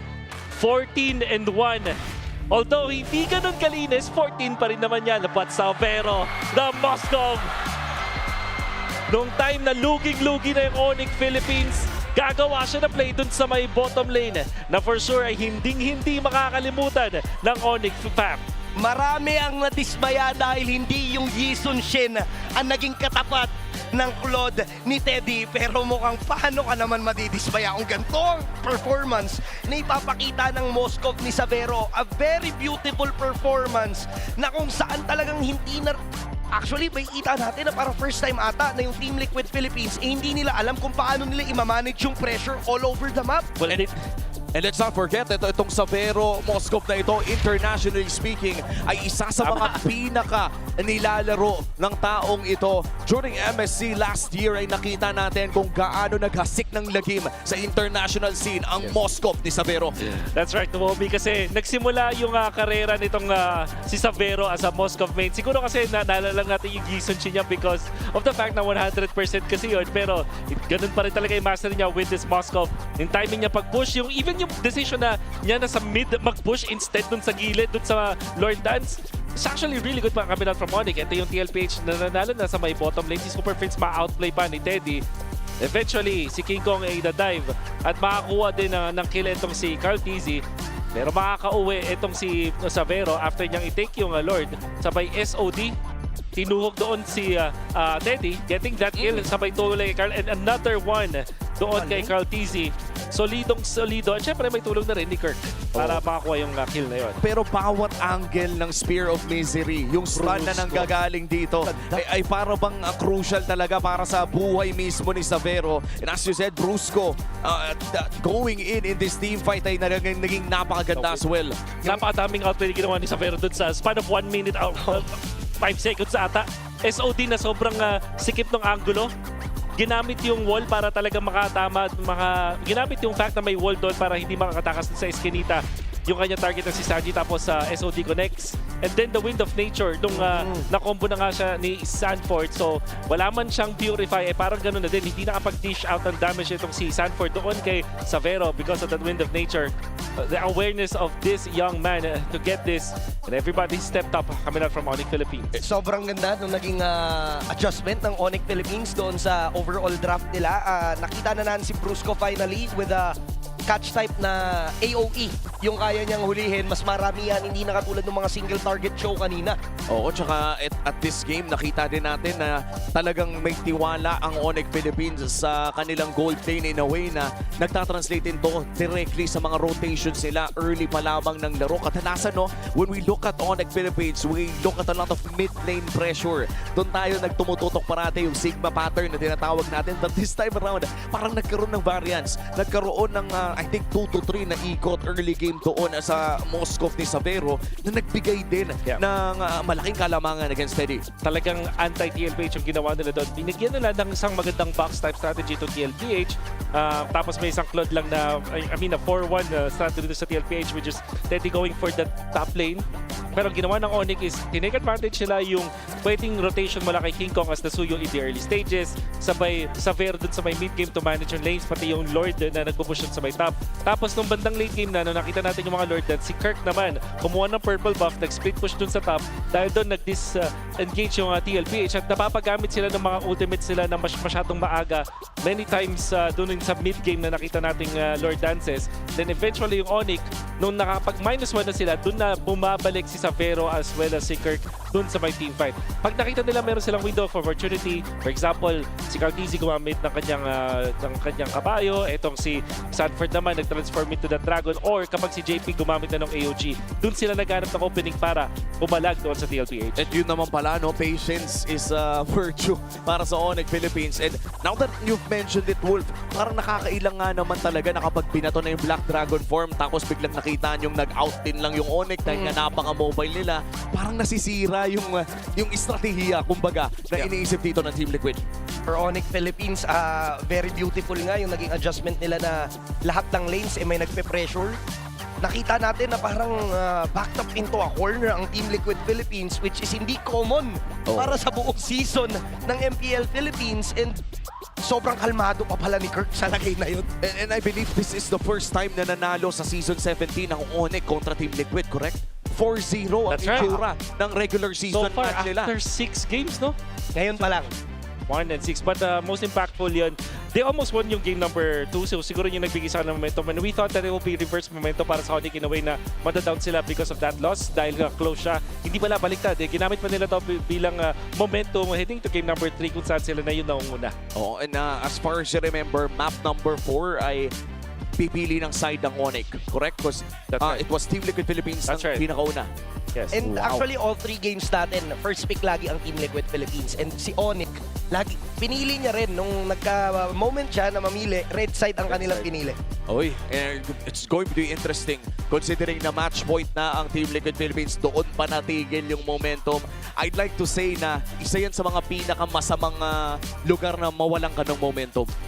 I guess, lalo na pag palapit ka na dun sa international na qualification. However, I don't think that Team Liquid Philippines is a team na ganoon kadaling mawala ng momentum. Pero maganda niyan, bibigyan tayo ng malupit na bakbakan sa Game 4. That's true. At still anybody's series at this point, considering na nakaisa na nga ang ONIC Philippines. Ang Liquid Stampede mukhang magpapahinga muna ng bahagya.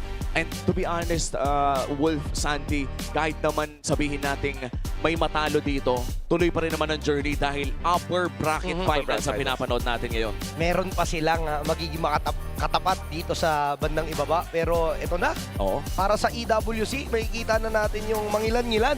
Kanina pa natin to pinag-uusapan eh. Ano nga ba ang pwede natin abangan sa MSC Live sa EWC in Paris? Yep, ito na. Yung pro, yung mga champions ng FLPH, MPL Season 10 na may mga Pinoy din dyan eh. Makikita na nga natin doon. Kilala ng lahat. Kilala ng lahat. Talaga unforgettable.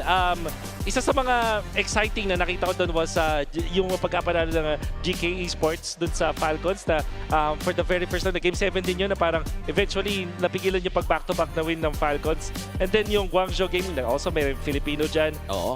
Mongols will then go to the wildcard because they're the second placers doon sa East Asia. na championship for MLBB. And then MPL Malaysia Season 17. Number 1 yung SRG pero hindi pa to final. Hindi pa sila yung talagang pasok dyan. Hintay pa natin yung playoffs sa June 3 to 7. At syempre, ang inaabangan naman ng lahat ang MPL ID Season 17 kung saan number 1 ng ONIC ID na nandoon si Akelra at si Kyrie. At sa TLID na number 2. There are some other exciting mga teams like Vitality or alam naman natin, Bigatron. Na palaging minsan delikado, minsan maganda ang run. But Dewa, imagine na, Dewa, Evos, GeekFam at BTR, lahat yan may Pinoy. Oo. And sobrang exciting na parang magkakaroon naman ng homecoming sa MSC 2024 kung saan lahat ng mga imports natin ay magkikita na naman. And by the way, tayong nanonood dito ay magkikita muli mamaya-maya dahil pupunta muna tayo. May special time bisita.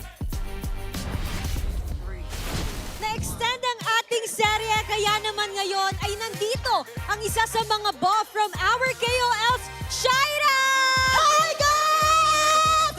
Shout out sa lahat ng nanonood ng MPL! Wow! Welcome talaga dito sa Champions Arena. Alam mo, Shaira, ikaw talaga yung champion sa taas ng energy. Kumusta ba yung vibe mo dito sa Champions Arena? Ay, pagpasok ko pa lang, kitang-kita ko na agad. Grabe ang energy ng bawat teams. Grabe, ang pinakalakas na team na nandito, ONIC at saka TLPH. Grabe talaga!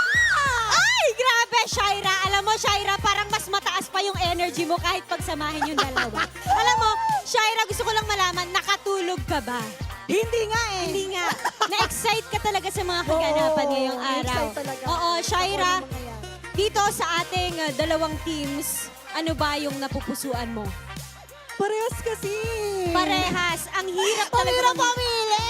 Nahiiyak na talaga si Shaira sa mga ganap. Pero alam mo, Shaira, habang nagaganap itong ating match sa loob, meron din tayong super fan city sa labas. Balita ko, meron daw kayong booth dyan. Ay, oo, meron, guys.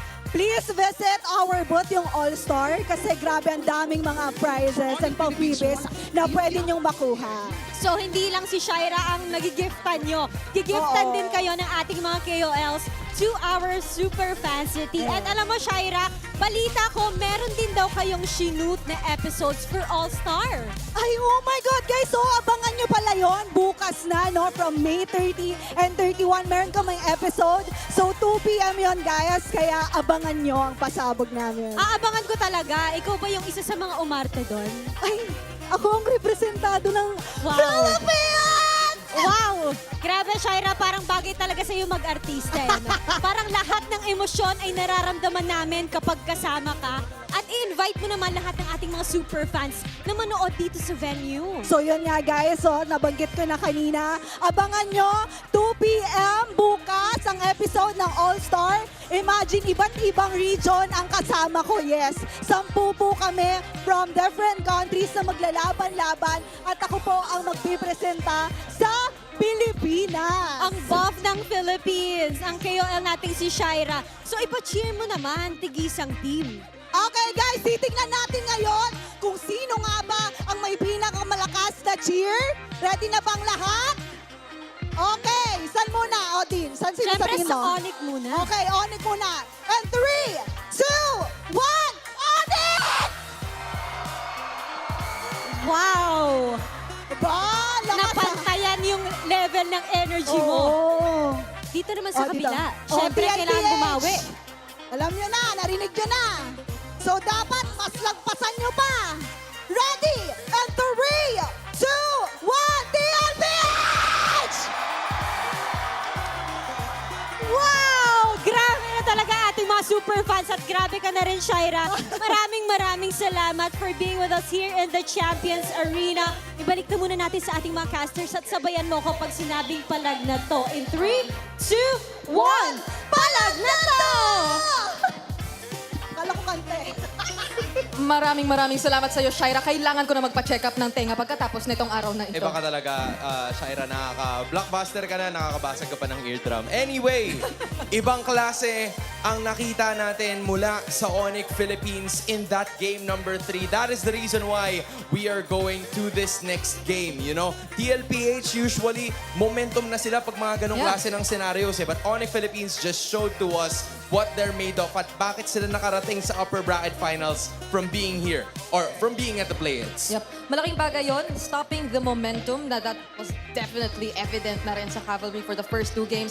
And this is why we appreciate so much how well ONIC adapted. This is something na pinag-uusapan natin sa draft pa lang kanina. Right. The moment they decided to switch up the priorities, I think particularly starting with that Suyo Red 3. Kasi from that point onward, diba, nakita na natin kung paano nila mas napalitan, mas na-change kung ano yung nagiging go-to na strategy and playstyle nila, which really favored them a lot. But also, you could not take away the fact na for majority of the game, Liquid really had it under control. It was just really that one play, and I guess that one key player from ONIC Philippines that made all this possible. And I think that was some of the things na na-mention ng ating mga desk analysts. They were talking about the composition of ONIC Philippines having a significant advantage pagdating ng mga later portions ng ating laro. And ang big benefit pa doon was Zavero actually popping off during the 9th or maybe the 10th minute of this matchup, which gave a lot of opportunities for ONIC na unti-unting makabawi and eventually take this matchup for good. Yep. Ito nakikita nyo ngayon kung gaano karami yung mga kasama natin. Grabe, sobrang dami. Gusto mo bang maglakad ng onte? O sige, lakad tayo ng konti. Lakad kaming onte, guys, ha? Kamusta? Kamusta, guys? Oy, kaya pa ba? Kaya pa Buhayin ba? natin ang lahat ng mga nandito. Okay? Ano to? Oh, Ano to? Wala ako dyan, ha? Wala ako dyan. Kaya pala pinaglakad, no? Sino nagsabi maglakad Sino tayo? nag-call na maglakad po kami? Feeling ko ipapakita nyo lang talaga. Sige, isa pa nga. Baka ano eh. Grabe. Ang galing, oh. Meron pa ba dyan? May iba pa ba dyan? Ang galing kasama pala si Teddy doon. Oh. Okay, let's go. Let's go. Wala Dito ka tayo tayo. sa kabila. Oy, ito, shoutout natin. Oy, shoutout natin okay. to. We know you're probably doing a Yes. watch party right now. Yes. We would like to shout out. How do we address him? How do we address him, you know? Hindi, sabi niya, Babayero Wolf daw eh. Babayero Mirko also. Babayero Mirko. Right? I think that, ayan pala, yan, Mir Bagets. I don't know what Mir Bagets is. I guess yan yung mga minions ni Mirko. Minions? Okay. I never know the other name. We're looking for more creative stuff. Sige, Kaya ano ba? hanap pa tayo. Ano ba meron tayo dyan? Hello po, Nay. Punta tayo dun sa likod. Hello po Saan sa po inyong tayo lahat. pupunta ngayon? Saan po Ayan tayo na, pupunta ang dami. ngayon? Oh. Aakyat ba tayo? Pupunta Akyat tayo, natin. akyat tayo. Sige, dito na rin eh. Direct, kaya pa? Oo. Oh, Goal sige. natin maka Oh, 10,000 sige. step. Goal natin maka 10,000 steps dito sa San Juan Arena eh. Ay, kailangan natin pumunta sa kabila. Oo, tingin ko. yung mga naka-on ba yung Strava mo, te? Naka-on ba? Naka-on ba? Hello po sa inyo. Mabuhay po kayong lahat. Magay kayo sa Let's camera. go! Yan po, tutuwa mo sila lahat, kuya. Grabe. Sobrang dami ng tao. Partida. Diba? Ang galing, no? Uy, hello po. Ilang steps na tayo? Uy, pakita mo yan. Uy, ang ganda. Ipakita mo yan, Pakita mo to. Santi, para to sa'yo kung nanonood ka man. Santi, para to sa'yo. Iba ka. Alam mo yun, ah. Bigay po natin sa kanya yan mamaya. Opo, bigay po Oo. natin yan Tapos mamaya. mag-picture po kayo. Ayan. At nandito na tayo. Saan na tayo? Saan na tayo? Exit na tayo eh. Mag-exit na tayo. Okay. Balis na yata tayo. Hindi, iba to. Dito tayo. Oo, dun ba tayo? Dito pa tayo. Stoppage na pala. Hindi man stoppage na lang pala. hindi sila umabot sa cut-off. Ayun lang. Wala. Anong goal Saan natin? tayo dadaan? Babalik na tayo. Babalik na kami. Hindi, kasi nakikita na ng mga internet fans natin. Saan po kami dadaan? Hindi, doon tayo sa kabila.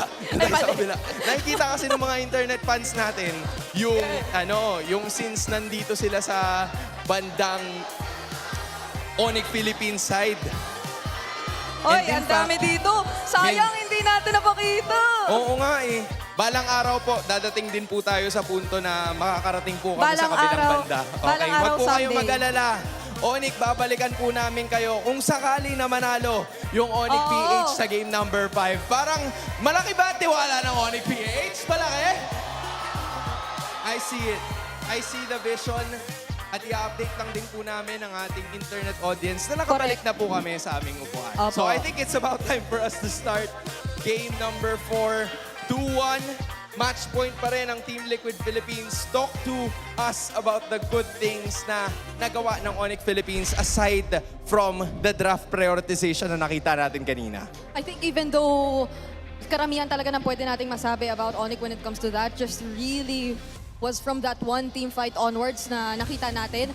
I guess you could also say it's how they were able to maybe calm down a bit in terms of what they wanted to do. Kasi parang si Kirk nag-revert lang siya dun sa typical na this is how we use the pakito, this is how we just constantly keep the pressure going, this is how we make sure na parang we keep them on their toes. And they mainly started that through yung, again, nakita natin ginagawa ni Kirk, managing the waves so well, so much that Liquid and their objective fighting capabilities were hindered just because they had to react to what he was doing in the map. Okay, so the idea for ONIC Philippines, surprisingly, is to take out itong pakito, which is something that we don't usually see as much in this series kasi nga gamit na gamit yan either ni Sanford or either nitong si Kirk. So it felt like ONIC Philippines, there's a reason why they keep on sticking with this red side. Napansin mo, parang hindi yata sila nagkaroon ng sandamakmak na changes based on what we're seeing. Or should I say, it's actually the blue side ngayon para sa ONIC Philippines.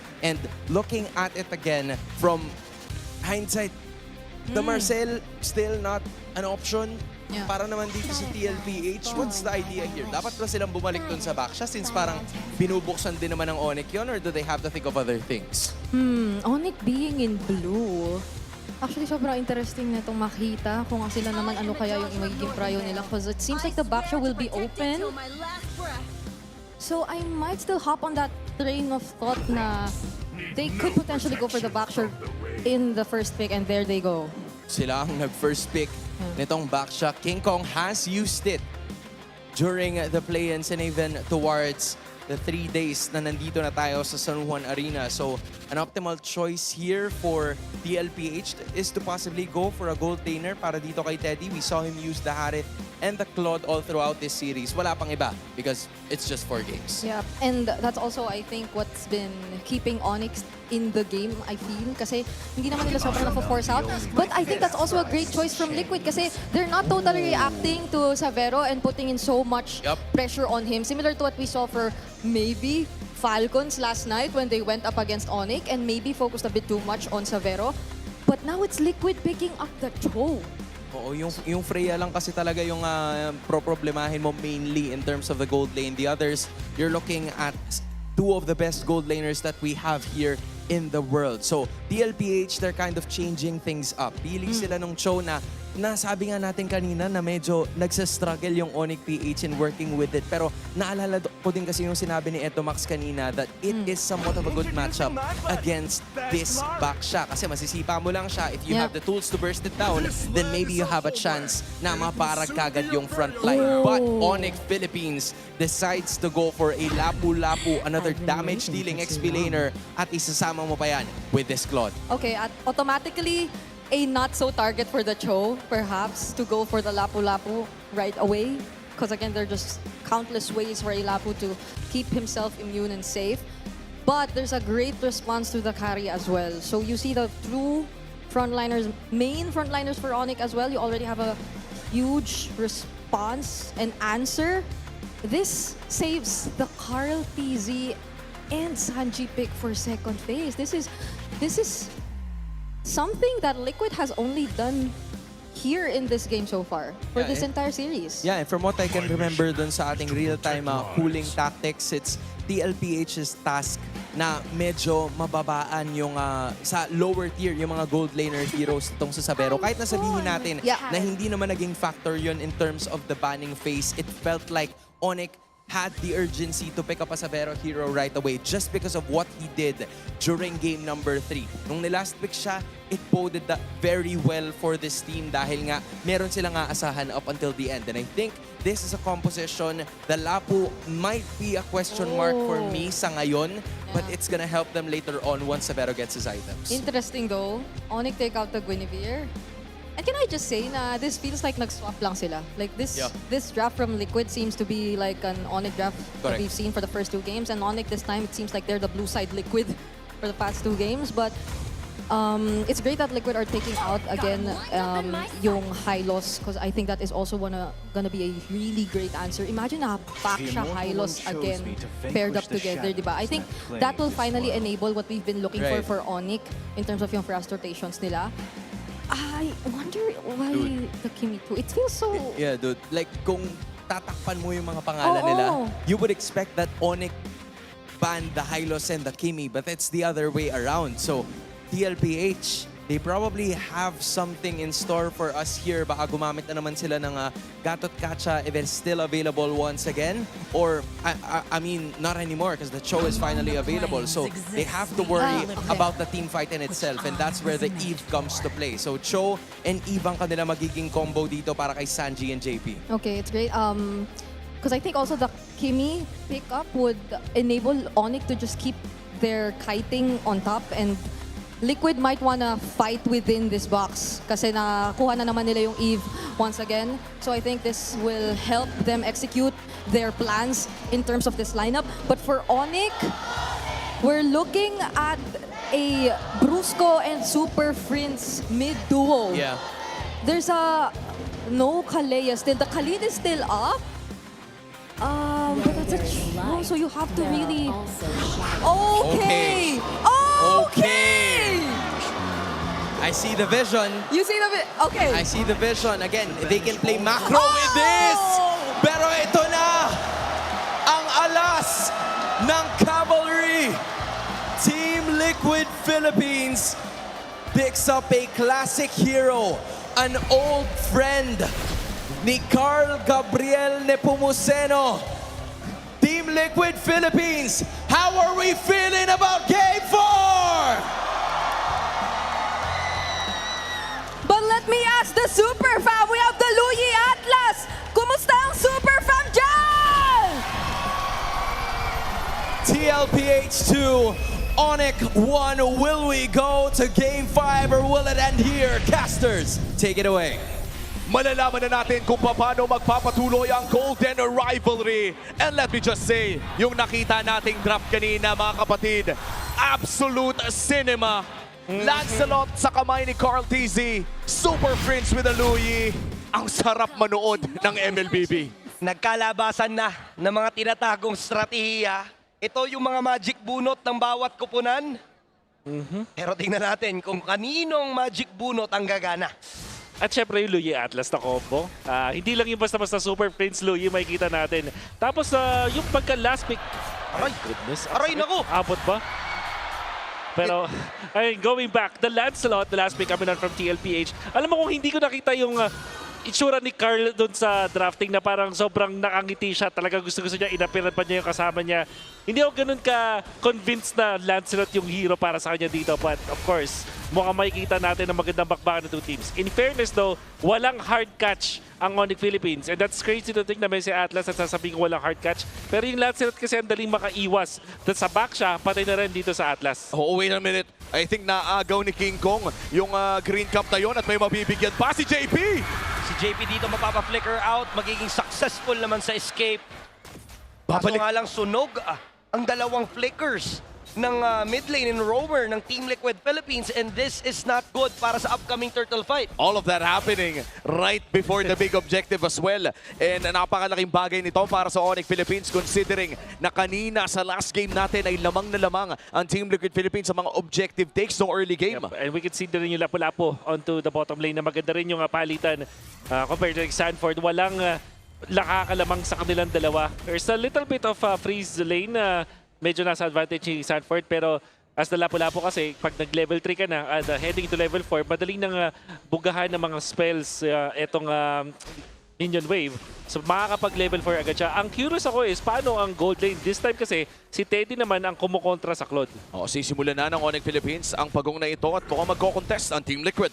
Ngayon, ang ONIC Philippines talaga ang aarangkada at makakuha dito ng advantage. And King Kong will secure the turtle plus sa double kill coming in from Kirk. Pero si Brusco naman ang tinatalunan. May flicker upang makatakas. Ito ang pinagkaiba ng dalawang kupunan na halos kompleto pa ang resources. Kaya naman sa ngayon, bagong sight ang ating makikita dahil sila naman ang mag-i-invade on the purple buff pero si JP ang makakasecure nito pero ang laking dagok nito para kay Carl. Napakahirap na isang lahat sila talaga. Ganito yung estado mo ng early stage. Hindi, okay lang sana hindi ka nakakuha ng kills or namamatay ka, pero yung buff mo na hindi mo nakukuha. Tapos eventually, napupuruan ka ng opposing jungler na utility. Napakahirap bumangon. We'll see if eventually TLPH can take over. So far, okay pa naman. Pinatal licks! Okay. Hindi in-expect ni Daddy JP na bibigyan siya ng ganun-ganun lang kasi kakakuha pa lang nila ng ultimate but the diversion of play, si Carl TC ang kanilang nakita at mukhang wala na kawala.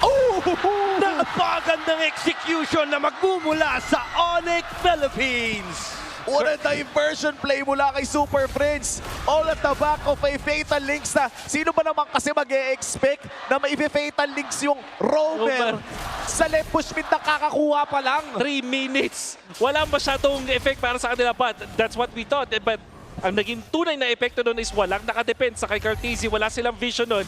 But Kirk, in the past 3 games, pati na rin ko i-count natin yung mga nakita natin kahapon ngayon na naglalaro naman siya ng lapu-lapu, masasabi natin, hindi na niya talaga kasalanan ang mga nangyayari dito para sa ONIC Philippines. 3-0 start for this one at nagiging problema na ngayon para sa TLPH. At kung maaalala natin yung MPL season bago yung M6 run ng ONIC Philippines, yun ang isa sa Louie, ang isa sa mga heroes na never binibigay sa Monster Mage. And right now for ONIC, hawak-hawak nila ito at nakita na natin kung paano nga ba nila napapagana as we head on to the second turtle fight. Ang huling pagong ay napunta sa ONIC Philippines. Napakaganda ng pwesto ng ONIC Philippines. May diversion play na gagawin.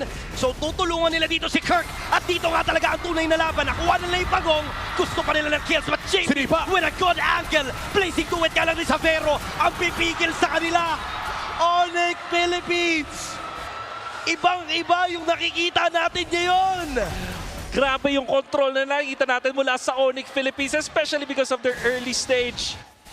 Baksha is the hero for King Kong, and we can say that confidently. Hindi mo to masasabi 3 seasons, 2 seasons ago. But this time, yung control ng ONIC Philippines kapag nakakaikot si King Kong at nahihirapan yung TLPH sa pagkontrol ng jungle nila and that river because of Super Friends and Brusco. Doon na nakakuha ng advantage ang ONIC Philippines. Isang testament sa improvement ng manlalarong ito. Hindi na pwedeng sabihin na assassin lang ang alam ni King Kong at this point. Another diversion play patungo sa RBM. Alamata nila na agad si Carl! Napakatindi na paggamit ng diversion play. Tuloy! At walang pagtitipid na nagaganap mula dito sa ating Monster Mage. Pero may counterplay na gagawin dito. TLPH, they will get a kill onto Super Friends. Pero kung titingnan natin yung trade-off, lamang pa rin ang ONIC PH dahil si Carl TC ang kanilang nabigyan. And did you see that prediction mula kay King Kong? Hindi mo na ginamit yung second skill ng Baksha, hindi mo na binunggo, at in-expect niya na merong gagamiting puncture doon si Carl TC. Siguro din kasi gumagamit din siya ng Lancelot laban sa Baksha. Back in Season 14 and 15, ito yung ginagamit ng ONIC Philippines pang kontra sa Baksha. And makikita natin yung naging benefit na ikaw ay master sa mga assassin at gamit mo ay isang Baksha. Napakaganda ng duelo na ating natunghayan. Pero para sigurado, sabi ni King Kong, sasamahan na kita. And imagine mo, 4-0-1 ngayon si Kirk on this lapu-lapu pickup against this Phobios. And another diversion play. Saan naman ang basa? Saan ipapadala? Pero mukhang nabasa ng bahagyan ng Team Liquid Philippines. JP able to make an escape. Pero rekta pagong ang call ng ONIC. Last 2 turtles na napunta na sa Super Family. At mukhang malabo ng mga contestant Team Liquid dito. Listado ang 3 pagong sa Super Family. First flicker kay Sanji. Turtle makakuha ng ONIC Philippines. Abanteng-abante na sila. Hindi lang river kinokontrol nila, pati na rin itong jungle. Forced na rin ang real-world manipulation. Oh my goodness, this is ONIC Philippines na talagang gigil na gigil. Gustong-gusto na nila pumunta sa Paris. Ayaw nilang pumunta muna sa lower bracket at doon paglabanan. Pero napakaganda ng agulo dito ni JP. But the Fatal Links will connect to 2 members. Napakagandang save na magmumula kay Brusco. Denied by Brusco. Ang ganda na ng save pa ni JP doon. Nakuha na niya si Sanji pagamat na pa-flicker. Palayo dito si Super Friends. ONIC Philippines pa rin ang may hawak ng kalamangan. Carl TZ, hindi pa kayang labanan dito si Kirk with a lapu-lapu, currently 4-0-1 sa larong ito. Lamang na lamang ang ONIC Philippines sa ating early to the mid-game. At dito sa pinaka-upcoming Lord natin ay kailangan na agad mag-group up ng Team Liquid. Grabe yung aggression ng ONIC Philippines. Parang sinasakop na nila yung jungle camp ng Team Liquid Philippines and they will successfully destroy this turret. Papalag ba ang Team Liquid Philippines? Sobrang layo ng kalamangan na meron ng ONIC Philippines sa ngayon pero hindi sila makikipagsabayan. But the diversion is there. Medyo delikado si Carl TZ. May sasalubong sa kanya. Pero hindi sila magiging matagumpay. Pero grabe, sobrang proactive ni Super Friends. And the entirety of ONIC Philippines ay proactive nga doon. Nakikita natin na lumalang mga ONIC Philippines dahil constantly sila nag-apply ng pressure at napipigilan din makapag-farm itong si Teddy. Hindi nga man lang napapatay dito ang mga members ng TLPH dun sa past few minutes natin, pero ang dami namang farm na nakakuha ng ONIC Philippines. Clear wave nila dun sa gilid, yung mga torre na nakakuha nila. And eventually, yung mga jungle camps na unti-unting inuubos ngayon ng ONIC Philippines, nagbibigay sa kanila ng maliliit na advantage, pero dahil sunod-sunod, ngayon ay lamang na sila ng 4K. Oh, JP, nahuli! Over Ayun the na naman, bakod. roamers. Nagtatapatan yung dalawang roamers na parang wala lang nangyayari. And si Sanford ay umiinda mula doon sa damage. Pero si Carl TZ, Phantom Execution. Di ba yan? Sabay atras. Ngunit si JP naman dito, trying to survive. Go! Pero napakatindi. Nagkalawan na yung pinapakita dito ni Kirk. And Kirk will secure 2 kills bago siya mamaalam. Grabe na ang galawan ng ONIC Philippines. Oh, This time wow! si Carl TZ mapapatumba rin ONIC Philippines with a 3.4K gold lead. At San Juan Arena, naririnig ang energy dito ngayon sa Champions Arena mula sa Super Family. Another diversion play mula dito sa ONIC para lamang maghanap ng pwesto at mukhang sinisimulan na nga ng ONIC ang Lord na ito. Medyo malayo pang makachansa dito ang Team Liquid Philippines pero magbibigay ng vision si JP para lamang makita na secure na ang Lord para sa ONIC. Great gameplay coming out from ONIC Philippines. Pero let's not deny the fact that Kirk is playing out of his mind. Nakita nyo naman yung outplay na yun under the turret of ONIC sabay flicker. Saktong-sakto doon sa kung nasan yung mga members ng TLPH para makakuha ng 2 kills. Kagandaan lang sa TLPH ay nakakuha ng shutdown doon si Teddy. And that's the most important hero na mabigyan ng shutdown gold para sa side ng TLPH. Diyan ay mapapahinga ang gold lead ngayon ng ONIC Philippines. Pero yung Lord ay kailangan pa rin nilang i-manage. Carl TZ, 0-4 unfortunately on his signature Lancelot. Kailangan pa ng oras para makabawi. At may Holy Shields pa naman para sa Team Liquid Philippines doon sa may bandang ibaba. Pero kinokontest na dito ni King Kong ang mga buff ni Carl TZ. Retribution secured para kay Carl. Sanji nariyan din para tumunaw kay King Kong pero hindi napapatulan ng Team Liquid Philippines. Ang sakit ng mga gulong diversion play. Saan patungo? Doon sa baba. Napakaganda ng diversion play dito para nga talaga makuha lang yung attention ng Fatal Links. Huli, dalawa, flicker ni Sanji. Gagamitin niya pero hindi na siya makakatakas pa. Unti-unti nang nauubos ang mga miyembro ng Team Liquid Philippines. And mukhang enough itong minion na kasama ng ONIC PH kung pipilit sila. Pero mukhang hindi papayag ang Team Liquid na basta-basta na lang matapos. Pero at 11 minutes, basag ang inhibitor turret ng Team Liquid. Inches away from the skill shots coming in from Team Liquid Philippines. Nang mamicro na si Savero at patuloy pa rin na magpupush ang ONIC dito. Ang mga benefit ng mga ganun ka pixel perfect na dodge, yung tipong talagang makahagip ka na konting-konti na lang is mapapaforce ng mga abilidad itong TLPH. Well, eventually, JP was smart enough to not commit anything at yung TLPH hindi naman din sila basta-basta lang din nag-commit kay Teddy, kay Savero, I mean. That's one thing na commendable naman para sa TLPH. Brusco! Ang dami yan! Ang dami! Dalawa ang mauhuli niya pero may real-world manipulation naman itong si Sanji. But without that real-world manipulation, maaari silang uminda. Brusco! Kapiso na lang ang buhay. May sipa onto Super Friends. At magkakagulo na nga talaga din sa may bandang gitna. JP sobrang low. Siya'y mabibigyan. Sanford as well. May ipit ata pero si Kirk ang sumasalo ng damage. That is gonna be a double kill para sa the GOAT. And mukhang ito na ang chance ni Carl TZ na patunayan kung bakit ito yung hero na nakapangalan sa kanya, ang Maniac para sa The GOAT. And si Brusco na lang ang matitira. 10 segundo para kay Super Prince. Naghahanap bata ng savage ang Team Liquid Philippines pero gusto na nila yung laro. Kapiso ang buhay dito ng minions. Dedepensa dito si Brusco. Hindi nakabot pa naman Super Prince. And hindi pa nila matatapos. Carl TZ, makakatakas pa. Pero you can definitely see na inches away na lang din yung TLPH na tapusin yung laban. At isang idlap ang kinailangan ng Cavalry. From 0-4-0, biglang nabuhay with a maniac kay Carl TZ. And it all started with Daddy JP. Gatot catch sa Hyla Silda. Hindi. So, makikita natin yung napakagandang hula doon kay Super Prince and how many shutdowns ang nakuha ni Carl TZ dito. Makikita natin mukhang may Lord Dance na rin mangyayari as Carl TZ collects a lot of shutdowns and that maniac eventually. Agawan na mangyayari dito. JP pumipwesto naman pero nakuha dito ni Savero yung Lord. Real world manipulation gagamitin. Fatal Links may mahuhuli din. Pero si JP iniinda lang lahat. Carl TZ tutusok-tusok sa may bandang Gedli pero mukhang mapapaback away na lang din sila. And with this Lord Tank, may diversion play. Sino kaya mamamataan? Si Carl TZ. Ang magiging target nila pero makakatakas pa rin si The GOAT sa kamay ng ONIC Philippines.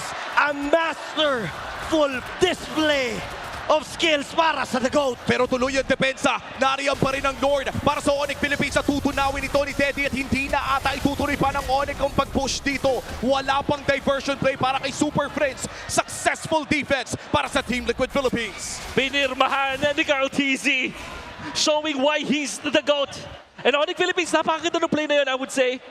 Unfortunately, ang Luyi ay hindi na katulad ng Luyi ng dati na mas madali na nga mabasa kayo, mas madaling makontrol. You see the distance that Super Prince had to decide on that. But TLPH will hang on. Big props sa ONIC Philippines na mag-burst nung Lord na yon. At nakuha pa nga ni Savero that clutch Lord take coming out from ONIC Philippines. Pero all of a sudden, napura na ang advantage ng ONIC Philippines. I gotta say though, sa paparating na Lord natin, mas nakakalamang to para sa ONIC Philippines dahil long lane favors them, na-push nila yung bottom lane. Yung mid lane ay madali ding i-amando kung sakali. Mid lane is the least priority when it comes to pushing sa inhibitor turrets pag itong mga klaseng late Lord na. And you would think na late Lord na mga kaibigan, pero 14 minutes pa lang. Well, we have how many kills? 21 kills across the board in a 15-minute game dito sa ating Golden Rivalry. Once again, match point na po ang Team Liquid Philippines at lamang ang ONIC kanina. Pero mo, naghahanap na naman ng paraan ng Monster Mage na makahanap ng tsansa. Potentially na maghaksik ng lagim dito sa Deadly Grasp na ngayon ko lang na-realize na ang okay na okay pala to para sa Luyi. Yes. Oo nga, ang daming taguan. Nakita din natin dito sa ONIC Philippines na ginagamit nila yung diversion play na para mag-apply din ng pressure. Hindi para totally makuha ng kill. Obviously, makakuha sila ng kill afterwards. Pero yung frequency ng paggamit nila dito with the diversion play, parang yung TLPH napapaisip palagi na, okay, magtitipin na ba to or gagamit na ba to or makapag-farm ba tayo, kailangan ba natin magkakasama tayo, which actually allows them na magkaroon ng konting advantage when it comes to the farm. Brusco scouting around the river. Wala pa naman siya makikita at nakatago pa dito kung nasaan si Sanji. At 3 miyembro lamang ng side ng Team Liquid Philippines na nagpapakita sa mapa at 20 segundos pa bago magsimula ang ating pangatlong Lord. Magse-set up dito ang side ng ONIC Philippines around right bush mid. At mukhang naghahanap sila ng potential pick-off bago magsimula ang ating big objective. At ang advantage na yan is yung -1. Pero yung isa sa bagay na kailangan ko take note dito is sino yung may mga immortality. So far, JP has it. I think kailangan din to ni Sanji eventually. And there's the gold. Okay. May pinaplano sila within range. Or reposition okay. lang. Reposition, okay. Basang-basa. Napakaganda! Alam nila na doon magagaling. Pero si RTC maaari dito mahuli. Phantom Execution palabas. JP ang mabibigyan. Immortality Pump. Sino matitira? Sino mabibigyan? Napakaganda ng pagkakahuli ni Sanford. Mababack away ang ONIC Philippines. At maaaring ito nga maging disaster para sa kanila. Medyo kalat-kalat na ang mga miyembro. And that is a crucial play na magugula kay Sanford. And iniisa-isa na ang mga miyembro ng ONIC Philippines. Si Savero na lang ang natitira habang kumpleto pa ang cavalry. And may minion waves na paparating. Mukhang ito na yung inaasam. Ito na ata yung ticket. Si Savero susubukan tumipensa. Pero it's over. Ang unang pupunta sa Paris ay ang Team Liquid Philippines. Bienvenue on France! Team Liquid Philippines isa sa mga lilipad patungo sa Esports World Cup. What a play! Coming out from JP with a flicker, pero yung pagpasa ng Team Liquid Philippines. Sanji, one of the best Loyi players here in the Philippines. Alam na alam kung ano ang plano ng ONIC. Hinanda yung second skill. Pagtapos ng ulti, nilapag. Sabay flicker play coming out from JP. And then TLPH have shown us how it's done. Carl TZ is still the best Lancer player here in the Philippines. And of course, for ONIC Philippines, tuloy pa rin ang kanilang journey sa lower bracket. May chance pa na magkita muli ang dalawang kupunan na to for the best MLBB in the world. Balikan natin ang ating highlights ng game number 4. Oh my God! Dito yun ang ganda! JP talaga. Tapos yung target acquisition, alam niya na si Super Prince yung perfect na puntahan doon. Knowing na walang flicker, kasi ginamit ka naman ni Super Prince yung flicker forward para makakuha sila ng kill. And you will see later, sa same na spot na to, yung flicker ni JP nakaka-countered ni Super Prince with that Winter Clown play. Pero akala natin magagawa na ng paraan, si Sanji nasa likod na rin with that his own flicker. And just like that, we have our first representative, our first grand finalist. Kausapin natin sila sa ating stage. Superfans, the people asked if they are going to Paris. And Team Liquid Philippines answered with a we. Team Liquid Philippines is officially going to Paris! Denise, the crowd is going wild. The first team to go to Paris. Or Paris, rather. Congratulations, Team Liquid Philippines. All right, Teddy. Ikaw na ang uunahin ko. Teddy, okay ka lang ba? Okay na po. Kamusta ka? Na-hype sobro. I don't think it has sunk in for Teddy. But how sweet is this win for you? Nang unang panalo kontra ONIC rather, at makakapasok ka agad to the MSC. Ayun, sobrang saya po. Napipil ko pa rin unexpected pero ayun, sobrang saya po talaga. Ayun, bonjour. Bonjour! And bonjour also, Daddy JP. JP, you know, napapansin ng lahat na sobrang baba ng heart rate mo kahit na may clash. Average heart rate mo yata around 70 lang. At kahit 4-3 yung nakakaharap mo, sobrang lalim na you stay composed. Gaanong kahalaga yung composure sa mga ganitong kaimportanteng laban? Ano lang po, nakapokus na po talaga ako sa in-game namin kasi bawal magpanik eh. No panicking on the Liquid side, Thea.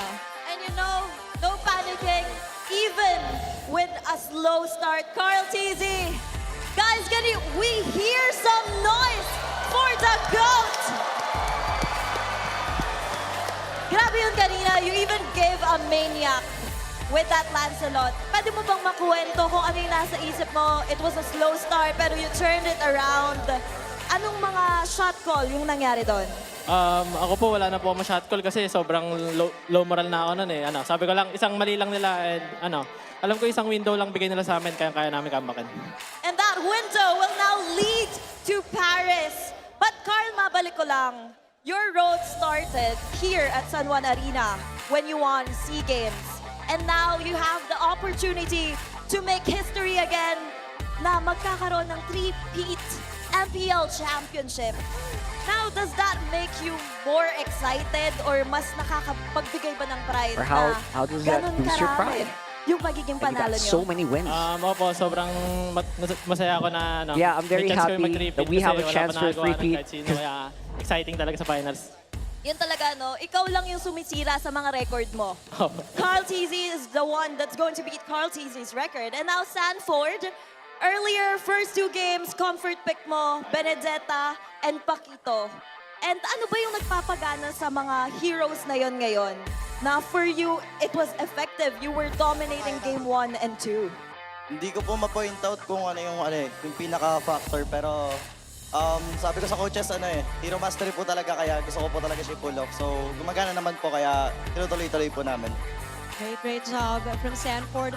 Also, great job for Sanji. Sanji, bonjour.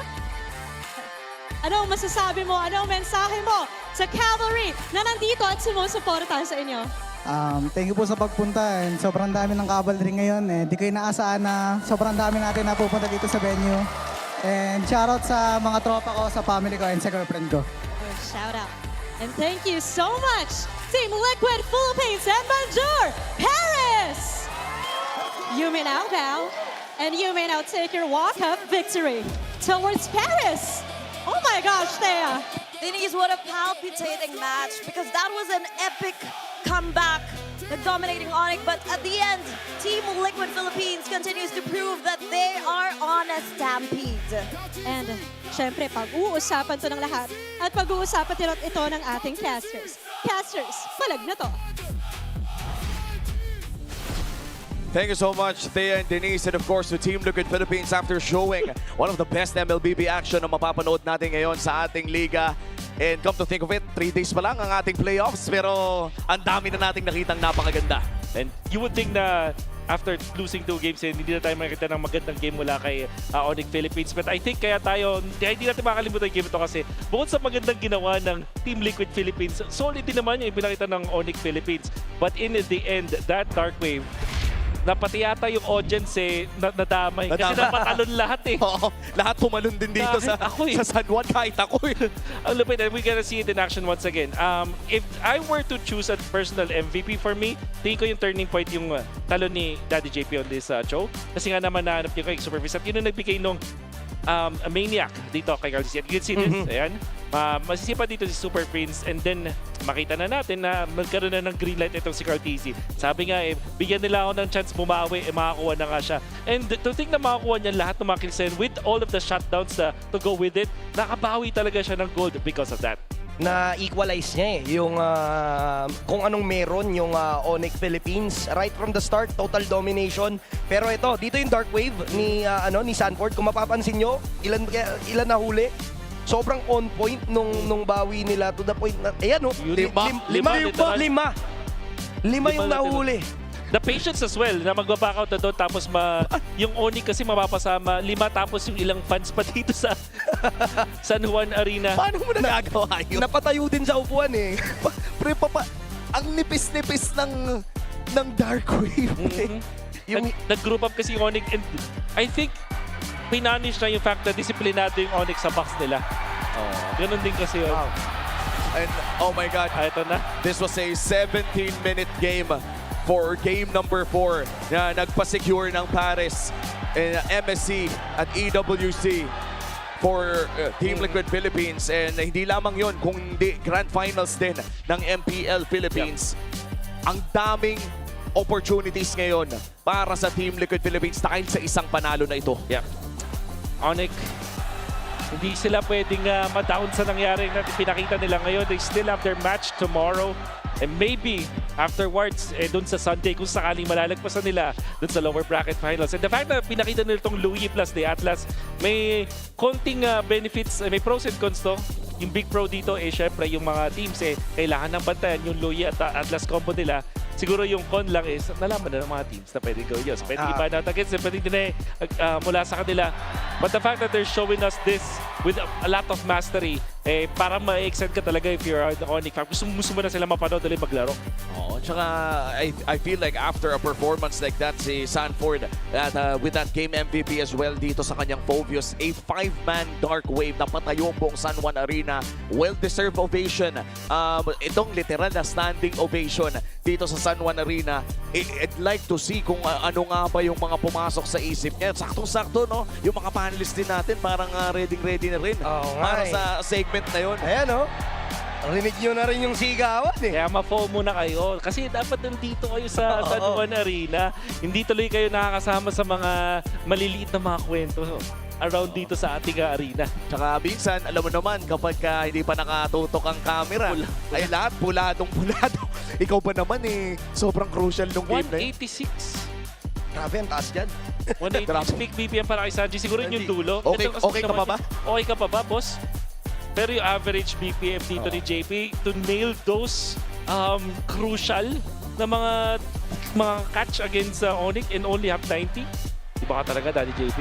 Iba ka talaga. Hindi. At grabe mag-cheer ang San Juan Arena ngayon. Ngayon lang ako nakaranas ng tapos na yung laro pero nag-cheer pa rin ang mga audience natin. I'd like to know why. I'd like to know how is this happening. Kasi naman kung mataas yung BPM ng mga players natin dito, gusto ko rin malaman yung BPM ng mga tao doon. Punta na nga tayo sa panel natin. Maraming salamat sa ating mga casters. Hindi ko alam bakit taas ng enerhiya po natin ngayon sa San Juan Arena. Kasama natin ngayon, the recent game MVP, Sanford. Congratulations on your grand finals and finally qualifying to EWC. Kumusta ka naman? Ano nararamdaman mo ngayon? Sobrang saya kasi nung una nahirapan kami rebuild to team pero kinaya namin mag-qualify sa grand final. And I think, sorry yan, dito pala ako. I think it's time for us to talk about this last clash. Ano yung nangyayari kasi natambakan kayo kanina early on in game number 4. So let's play this for quite a bit. You knew that the approach was there. Pero ano yung ginawa ninyo para mapalagan yun? What was the comms like? That time, sabi kasi sobrang lugi na namin sa macro. So kailangan namin lumaban. And nung nakita namin na medyo nagbuhos sila ng skill, doon ko nakita yung opening na pwede ako pumasok. So feel ko sinuwerte din ako na nagkumpul-kumpul sila. Nag-line up in the words of Hans nga na literal buong San Juan Arena napatalon ata nung dark wave na ginawa dito kanina. So, buong time naman na halatang ONIC din talaga yung nag-lead and in control for majority of the game. Carl, unfortunately, nakita natin siya with a 0-4 stat line. Right. How were the comms naman between the team nung nangyayari yun sa inyo? Medyo magulo na kami. Talagang sumisigaw na lang kami na Paris, pre, Paris. Ayun, sumisigaw kami kasi sobrang gusto namin mag-Europe lahat. Okay. And the goal is to go to Paris. This was just an incredible opportunity para sa inyo na makarating doon. Team Liquid Philippines, are you proud of your team? This was just incredible coming out from all of you. Motivation-wise, hindi pa dito nagtatapos ang inyong tournament here in Season 17. You still have a grand finals to go to sa Sunday.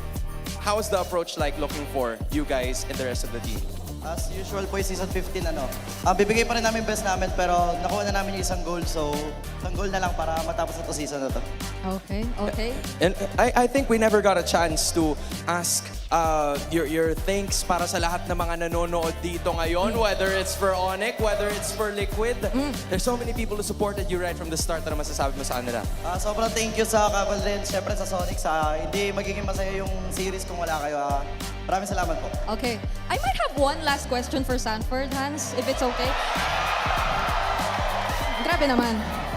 Okay, so I'll keep it pretty simple. So we all know there will still be a lower bracket finals tomorrow between ONIC and Falcons. Kung papipiliin ka, sino ang gusto mong makatapat heading into the grand final? Kasi parehas na namin nakasama yung yung Falcons sa 2024 tapos ONIC ng 2025. Siguro ONIC siguro kasi sobrang deserving ni Sabero and sobrang makita namin yung potential niya and yung puso niya sa game sobrang kakaiba kaya napahangan niya talaga kami si Sabero.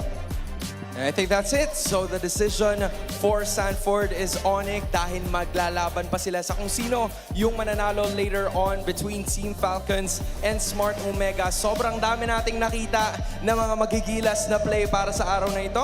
And I think, what we're supposed to do next? Actually, meron pa pala tayo, no? Meron pa? Meron pa pala tayong abangan mamaya between Smart Omega and Team Falcons. So, meron tayong mga nalatag na choices doon pero hindi yun yung definite. Maaalalaman pa lang natin yun mamaya-maya. So, hanggang dito na muna tayo, guys. Congratulations once again to Team Liquid Philippines. At mukhang it's about time.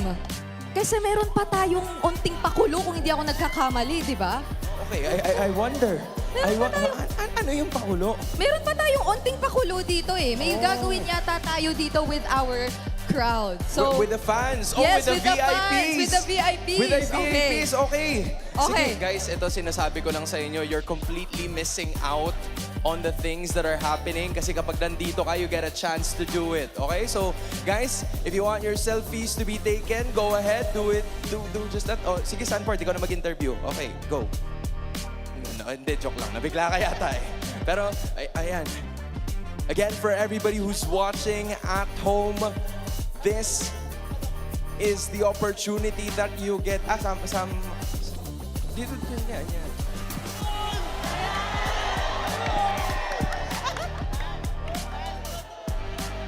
Okay, I guess that's what we're gonna do while we're here. Pero sa ngayon, ibato muna natin sa Infinix Liquid Cooling Beast Mode. Mic check. Boss? 2K lang, boss, ha? 2K lang. May buhat, ha? 3K lang, kalma. Gawin ka, G. Tara. Kanya lang. Shutdown. Nice. Keted. Pero ulti-back siya. Shutdown. Pero okay lang. Kaya pa natin ito late game, pre. Legit. Promise. Late game to. Chill lang. Hold lang tayo, hold. Promise, ma-hold lang natin to, pre. Pag napag-item din ako. Kalma lang, boys. Nakakari tayo, boy, oh. Yung lahat mo mawawala ng kwenta. Chill lang. Bros ko. Bigger. Nahan ko yung ano. Atlas mo na. Harap pa lang. Patayan, pre. Gusto nyo ba? Tara, dad. Louie. Louie. Cancel ka ulit, pre. Laban. Patay, Louie. Laban. Lapo tayo. Nakita na, lapo lang. Sakit klot, pre. Go lang, Ford. Fury. Klot, pisa. Back siya. Takiko. Baka ang double, pre, ha? Baka ang double, pre, box. Balik ka. Kaya pa siya pa. May Lord. Carl. TP. Try bush. Dito ka. Out na, pre. Out na. Ingat ka sa mid. Nice. Go, nakalo na mid. Dep. Chill. Dep na agad. Kalma siya. Sige, tara. Tara tayo, pre. Pwede tayo humiro. Tara, manghihiro ako. Pwede. Tara. Pwede. Doon na, Louie. Waiter. May mawalis ka, pre. Buhat na. Pick ka na, Louie. Radyo sa klot, ha. Laban tayo. Box lang. Tara. Liba. Lampi ka, Louie, boy. Louie. Patay, Louie. Dado ka mo, patay. Isa ka. Patay mo, pre. Huwag kayo papatay. Box muna.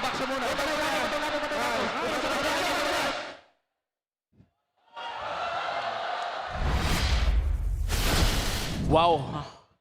Tama ba yung naririnig ko na parang kinukul ni Sanji yung mga diversion? Ano mo, mahabang diskusyon yan. Welcome back sa ating casting desk. Magsasama na naman ng mga Filipino talents and English talents natin dito. That was absolute cinema of not only a series, kung hindi, pati na rin yung post-game interviews natin. Oo. Goated. Goated. W. I was just on the edge of my seat. And so far, no, nakita na natin ang ating pinakaunang grand finalist, which means we have our first MSC representative.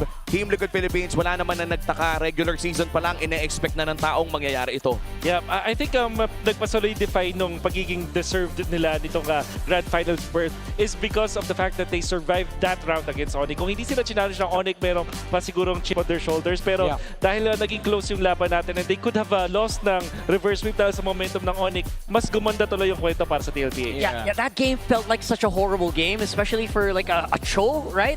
And it took everyone. It took everyone's effort. Even Sanji in that very last one. Ang liit na bagay nung Void Crystal na yun sa bush. But that spotted the play. Even the fact that Carl TZ dealt with so much pressure in the early part of the game, like we were saying, like 0-4? Man, 0-4, and then he ends up getting a maniac and then just popping off, and the Sansan dealt. There was so much great things to see. It's funny because it's a 3-1. But that felt like a full series, man. I feel satisfied after that, you know? So great MLBB there. You know, one good thing that I can never erase from my mind is I can't believe a Phobius can sit versus 5 people. 5-man Dark Wave. 5-man Dark Wave. I think chill lang si Idol. Ito lang ata yung unang beses and maybe ang huling beses na masasabi mo ang 5-man, ang mga katagang 5-man Dark Wave. In one sentence. In one sentence. Crazy. Because how do you do that, di ba?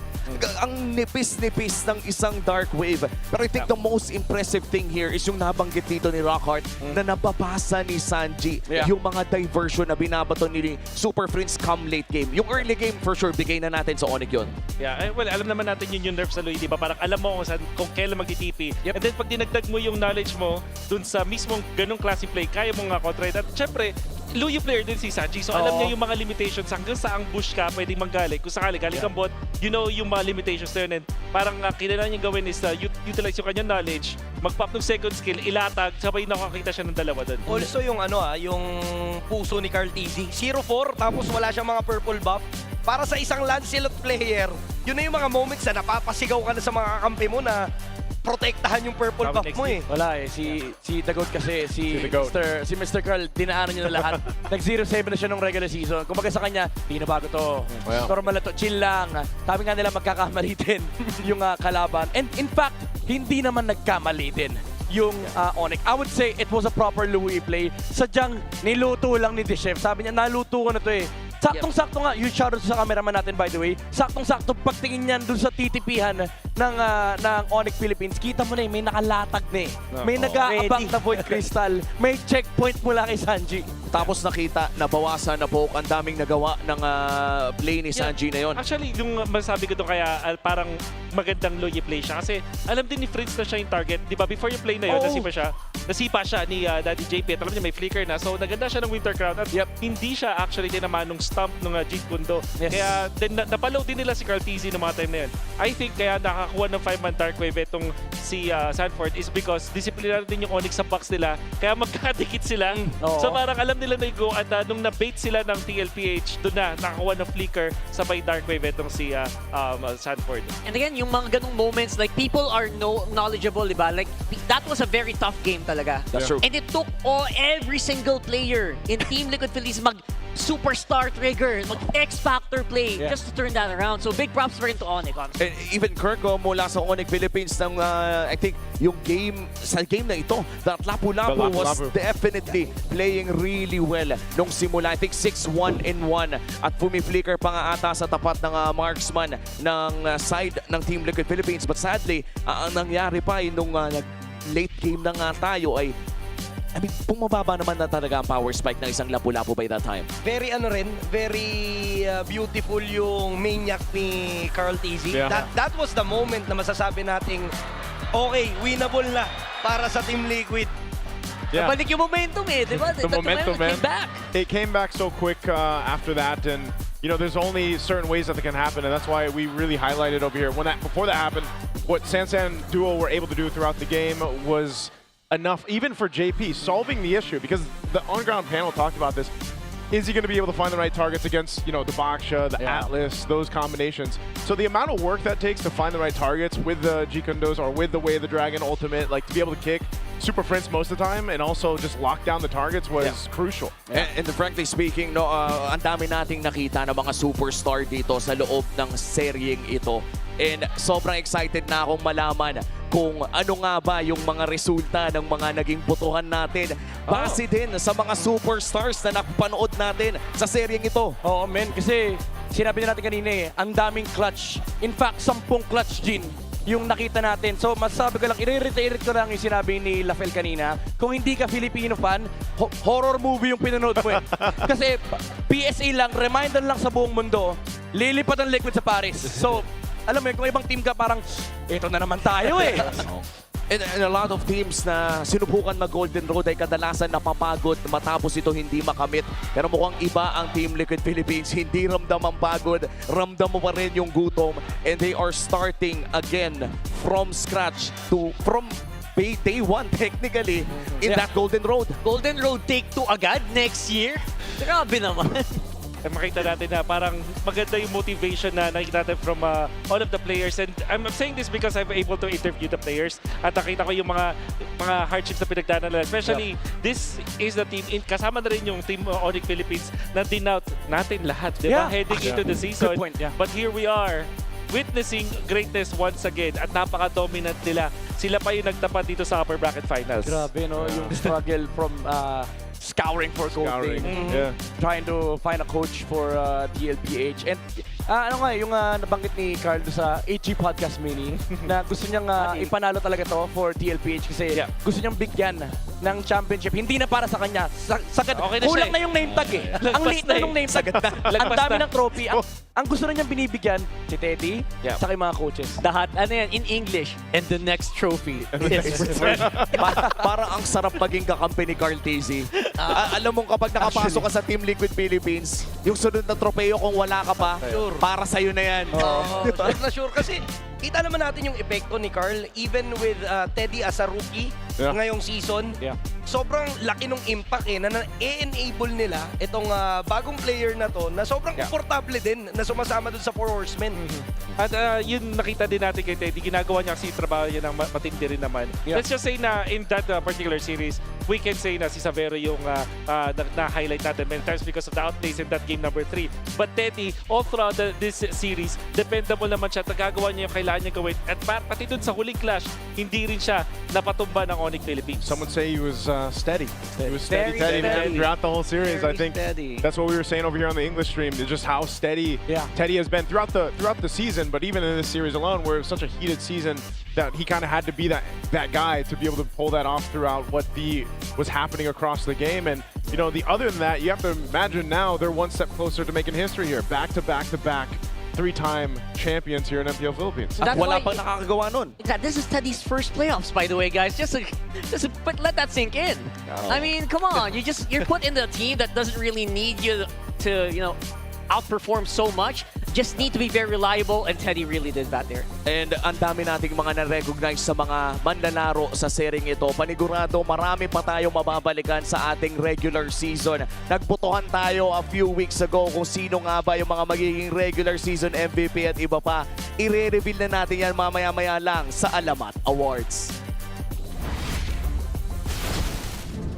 After a spectacular regular season, we now welcome you to the MPL Philippines Season 17 Alamat Award. Tonight, we honor the exceptional individuals, the brilliant minds, and the outstanding storytellers who define the greatness of this season. Let us begin with our first category of the evening to recognize the elite performance of our players in the Land of Dawn.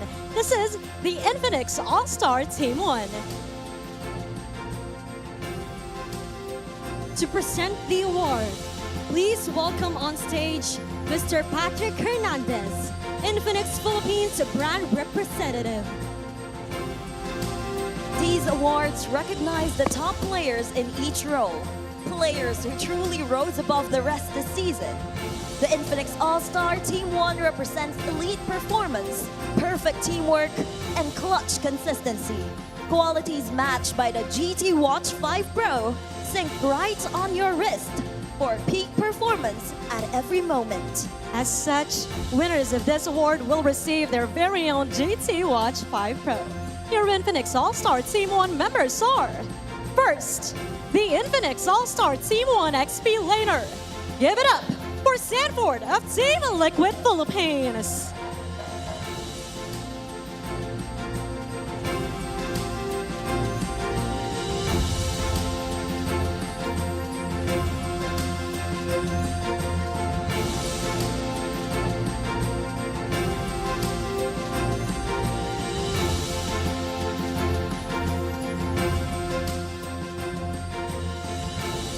Right up next is the Infinix All-Star Team 1 Jungler. Congratulations, Carl Daisy of Team Liquid Philippines.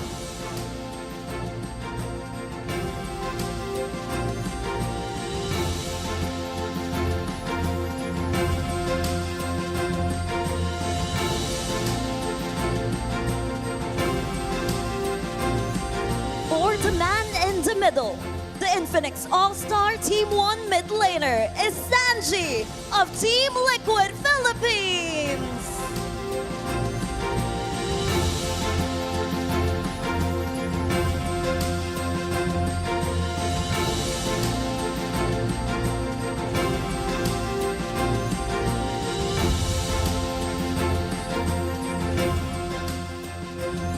And now, the Infinix All-Star Team 1 Roamer.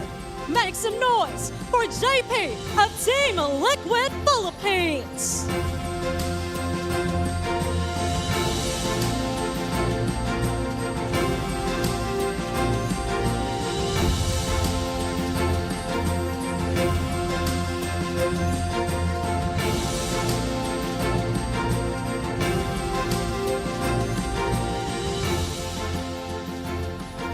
And last but not the least, the Infinix All-Star Team 1 Gold Laner.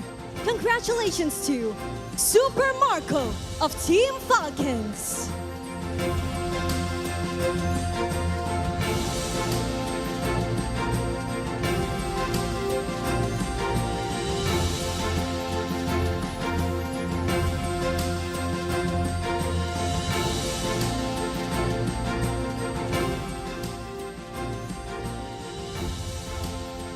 Once again, congratulations to the Infinix All-Star Team 1.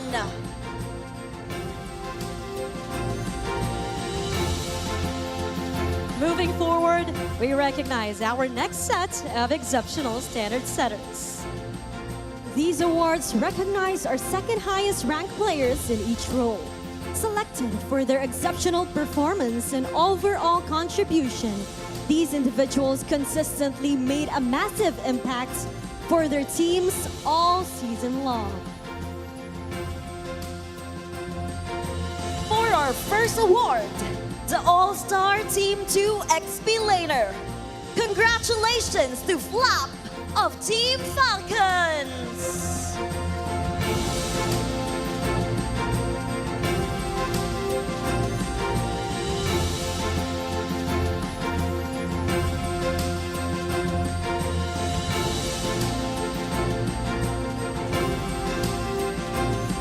Our next award is the All-Star Team 2 Jungler. Congratulations, Kyle of Team Falcons!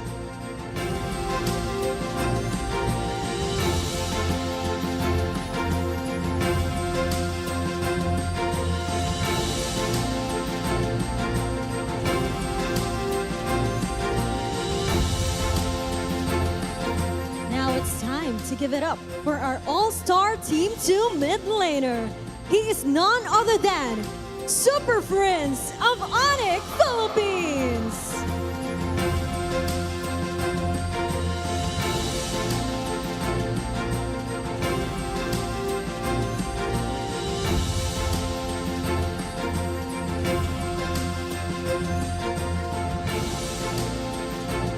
For our All-Star Team 2 Roamer. Congratulations to Oakwen of Team Falcons.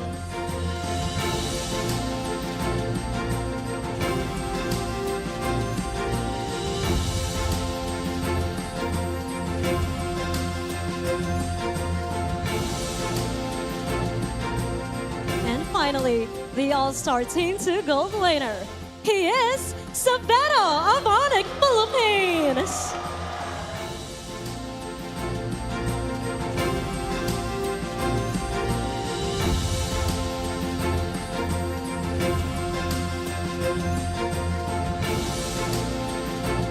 Congratulations once more to our All-Star Team 2.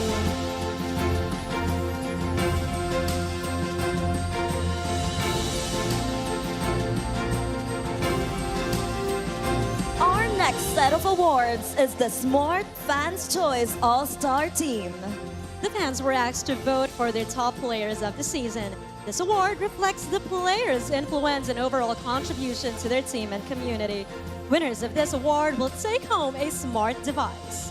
To present these awards, please welcome on stage Mr. Camilo Medina, Smart Events Officer.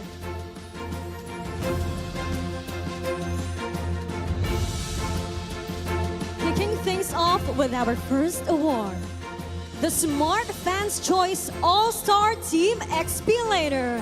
Congratulations, Kirk of ONIC Philippines!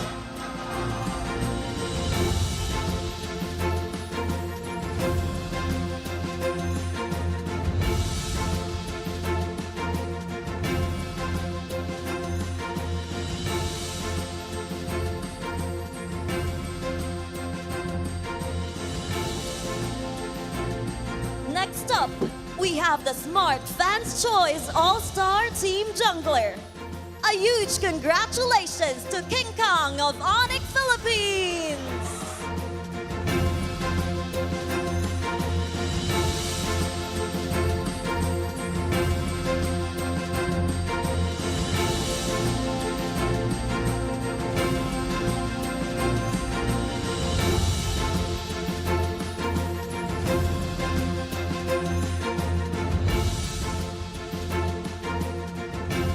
Moving on to our Smart Fans Choice All-Star Team middle laner.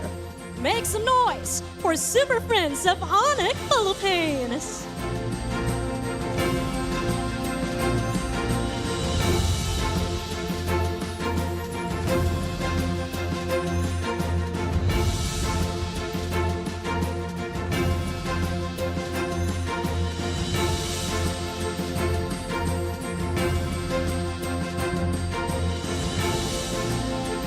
Make way for our Smart Fans Choice All-Star Team Roamer. He is none other than Brusco of ONIC Philippines.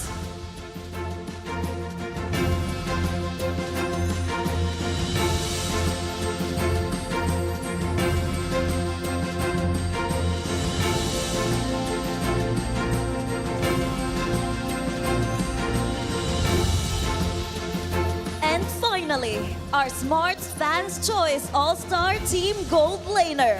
Let's hear it for Savero of ONIC Philippines!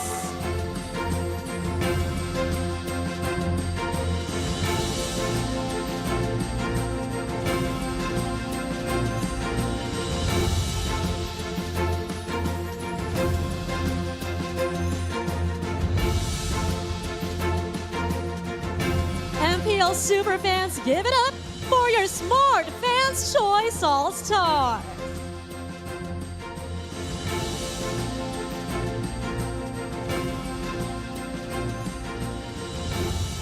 The next Alamat Award is the Most Improved Player of the Season.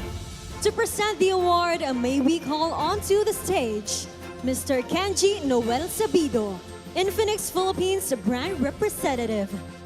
The Most Improved Player of the Season award recognizes the player who has shown the most significant progress and development in their performance compared to the previous season. This award highlights the player's dedication, hard work, and improvement, reflecting their enhanced skills, impact in games, and contribution to their team. Greatness isn't instant. It's earned through relentless grind and constant evolution. The Infinix Most Improved Player Award celebrates those who leveled up beyond expectations, just like the GT Watch 5 Pro, built to keep you improving every game. As such, the winner of this award will take home his very own GT Watch 5 Pro. And the Infinix Most Improved Player is Haji!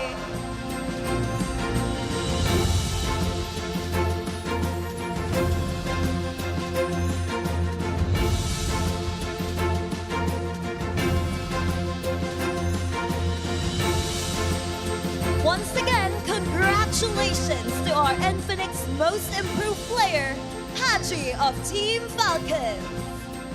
Next up is the Coaching Team of the Season. The Coaching Team of the Season award recognizes the coaching staff that has shown outstanding leadership, smart strategies, and a positive impact on their team's performance throughout the season. This award highlights the coaches' dedication, innovation, meta-making, and contribution to their team's success. Let's give a round of applause for our Coaching Team of the Season. From the Cavalry, Coach Aeon and Coach Snap.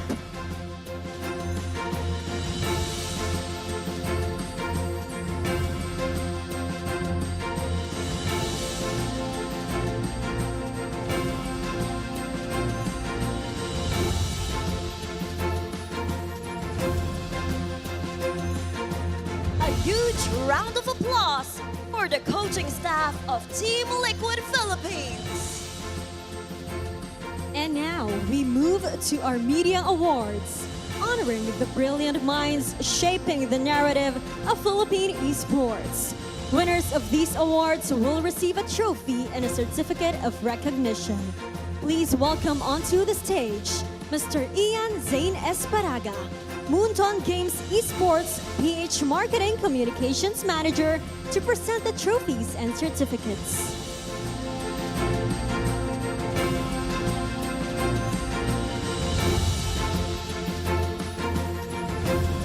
First up, we have the Alamat Award for Best Social Media Coverage.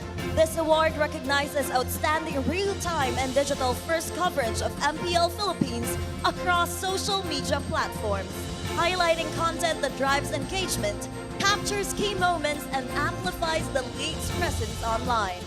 The Alamat Award for Best Social Media Coverage goes to Just ML Yuko Ishikawa.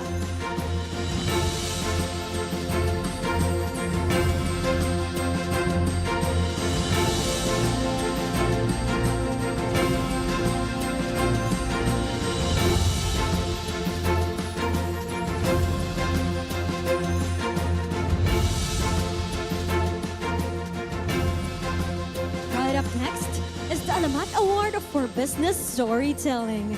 This award honors excellence in reporting on the business, ecosystem, and industry impact of MPL Philippines and esports, including partnerships, investments, and the growth of the gaming landscape. The Alamat Award for Business Storytelling is awarded to Philstar.com, Michelle Loho. Accepting the award on behalf of Philstar.com and Miss Michelle Loho is Mr. Keith Medrano.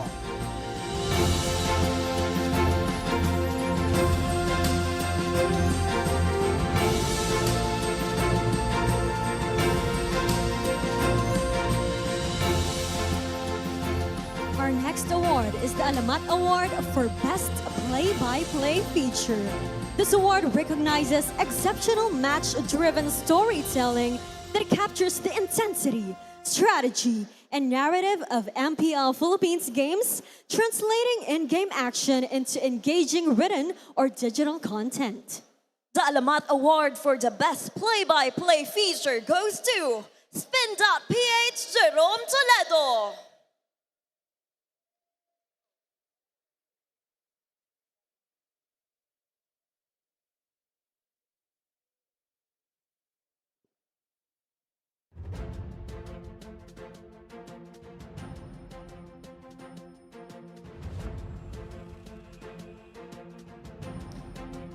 To present the next award, we welcome on stage Ms. Irish Del Rosario, Infinix Philippines brand representative.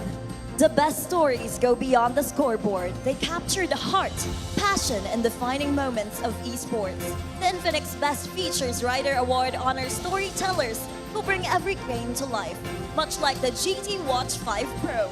Keeps every important moment connected right on your wrist. Alongside the trophy and certificate of recognition, the winner will also receive a GT Watch 5 Pro. The Infinix Alamat Award for the Best Feature is awarded to All-Star Mario Alvaro Limos.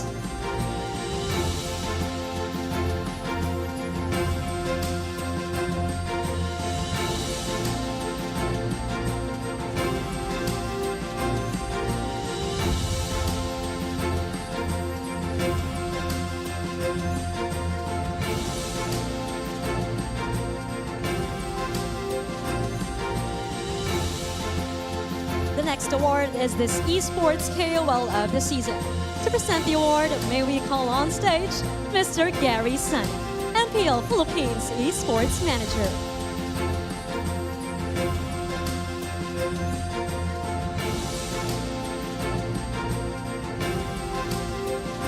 Our esports KOL of the season is none other than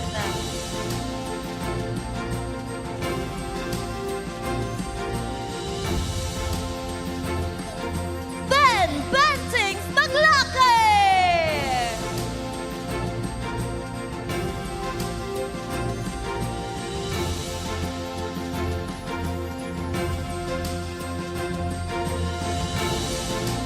All the way from MPL Festival Super Fan City is Ben Things. This award highlights Philippine-based KOLs who excelled in both streaming live matches and producing engaging esports-related content that amplified the league's reach and fan experience. The Esports KOL of the Season Award recognizes the most impactful KOL who helped bring MPL Philippines Season 17 closer to the community through streaming and content creation.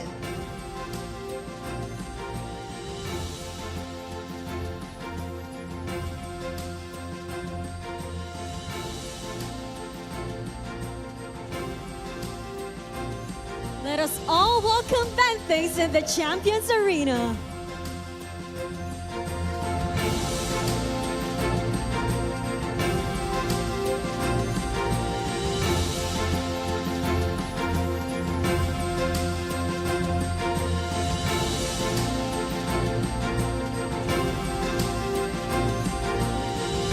Once again, congratulations to our Esports KOL of the season, Benthay!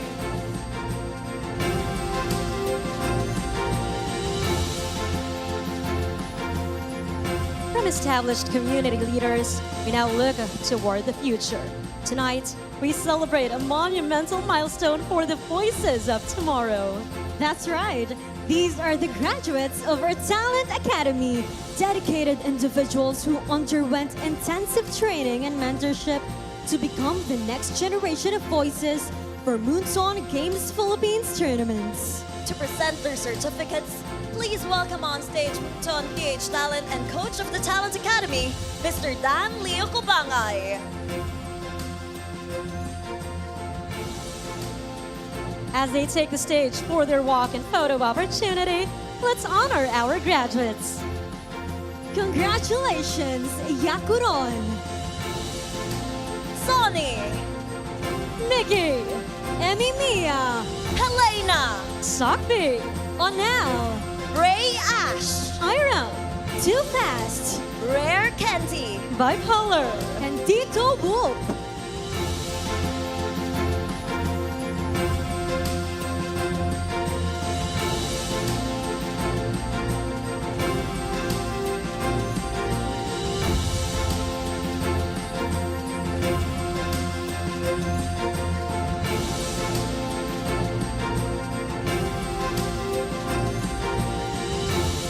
Give it up one more time for the graduates of the Talent Academy.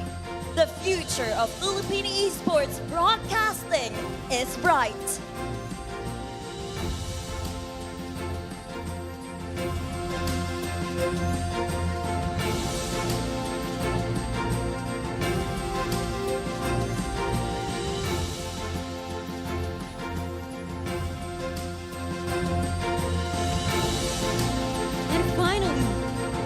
Award that we have all been waiting for. This award honors the player with the most outstanding performance and impact throughout the regular season. This award recognizes his exceptional contributions, consistency, and key role in their team's success. To present the regular season MVP award, may we please request on stage Ma'am Cynthia Canyazal, the Supervising Sports and Games Regulation Officer of the Games and Amusement Board. MPL Superfans, are you ready to find out your regular season MVP? The MPL Philippines Season 17 regular season MVP is Carl Teasy!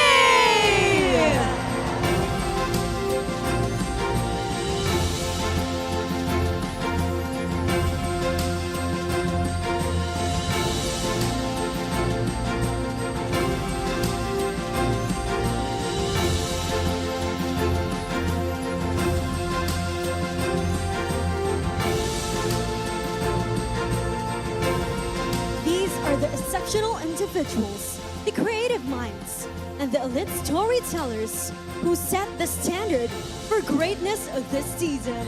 This now wraps up our Alamat Awards. Once again, a massive congratulations to all our awardees. We can't wait to see you soar higher and higher. Next up, we continue the playoffs and continue the road to immortality. Palag Na To!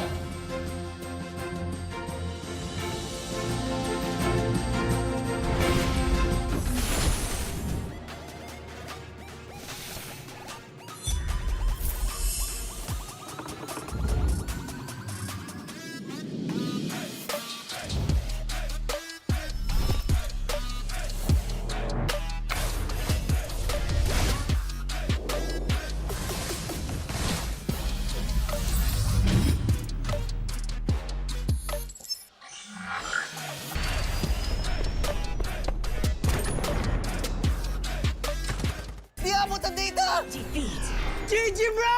Don't worry. Be only with Smart Power All 99. Hindi bitin with 10 gig data to power your games plus only Facebook or only TikTok. Load now. Wow!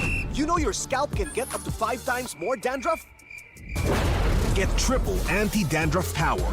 Supercharged with Clear. Hey, you. Did you know men have 1.4 times weaker scalp? Get a shampoo that's 100% made for men. Supercharged with Clear. Enemy alert. Your scalp gets 1.5 times greasier, causing dandruff. Get triple anti-dandruff power. Supercharged with Clear. Stop and pull over. Your scalp gets 1.5 times sweatier. For cooling power, supercharged with Clear.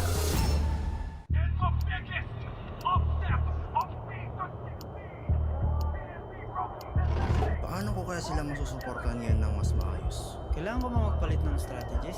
Nagagampanan ko kaya ng maayos ang role ko. Will I be able to meet their expectations? We have to prove them all wrong.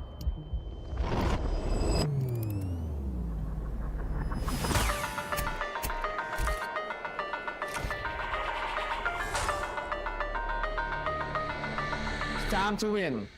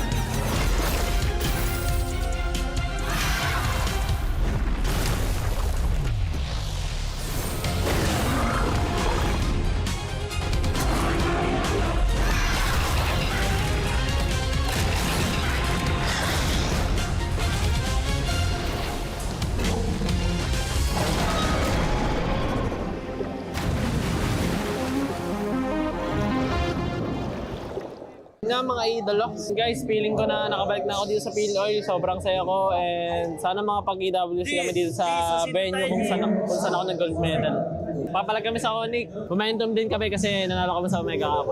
Ted, ano masabi mo daw kay Sabero, Ted? Ano daw masabi mo? Shoutout daw sa'yo, bro. Pakita niyo daw ang new generation gold laner. Sabi ni Teddy kay Sabero. My preparation for this game, I think just like normal games, but I think we will try harder for this game. My message to Liquid PH, good luck and let the best team win today. For me, I still confident I'm still the pressure, but mahal ko kaya natin ito. Ikaw the pressure, Bruce got the pressure. This is Bruce Gold.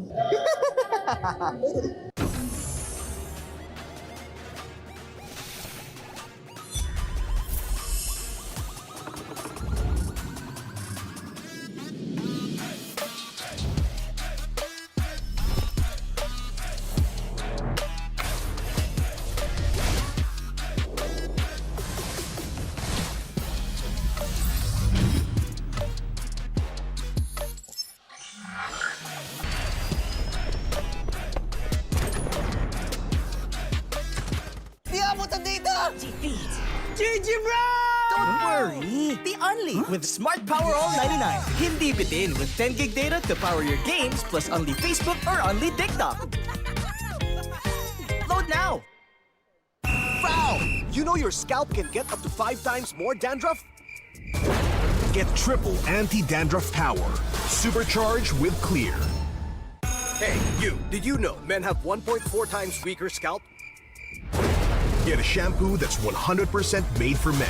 Supercharged with Clear. Enemy alert. Your scalp gets 1.5 times greasier, causing dandruff. Get triple anti-dandruff power. Supercharged with Clear. Stop and pull over. Your scalp gets 1.5 times sweatier. For cooling power, supercharged with Clear.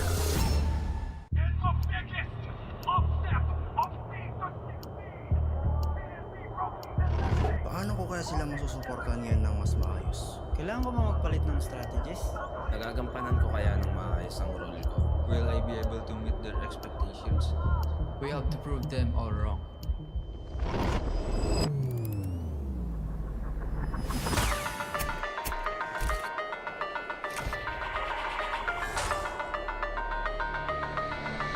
Time to win.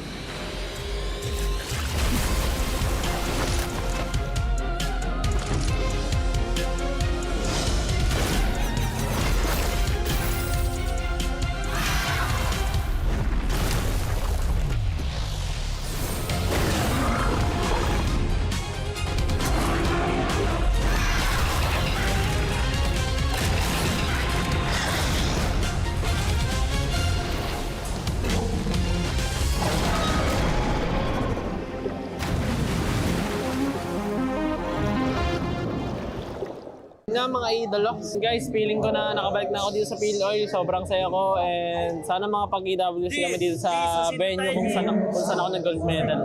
Papalag kami sa ONIC. Momentum din kami kasi nanalo kami sa Omega Cup.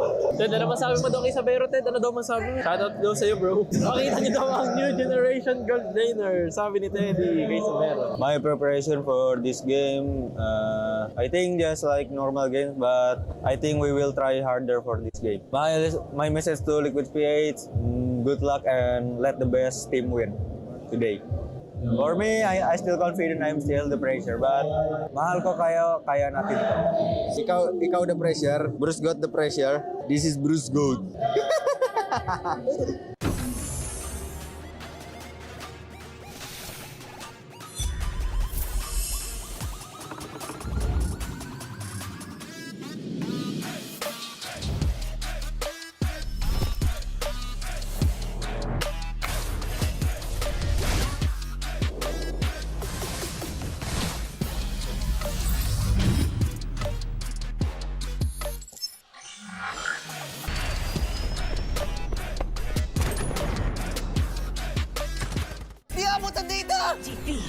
GG bro! Don't worry! The only with Smart Power All 99. Hindi bitin with 10 gig data to power your games plus only Facebook or only TikTok. Load now! Foul! You know your scalp can get up to 5 times more dandruff? Get triple anti-dandruff power. Supercharged with Clear. Hey, you! Did you know men have 1.4 times weaker scalp? Get a shampoo that's 100% made for men. Supercharged with Clear. Enemy alert. Your scalp gets 1.5 times greasier, causing dandruff. Get triple anti-dandruff power. Supercharged with Clear. Stop and pull over. Your scalp gets 1.5 times sweatier. For cooling power, supercharged with Clear.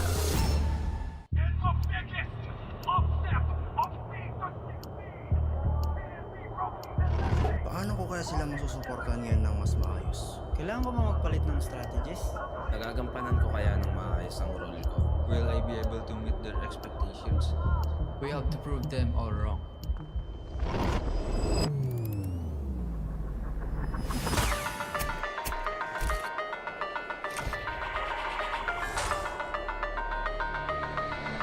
It's time to win.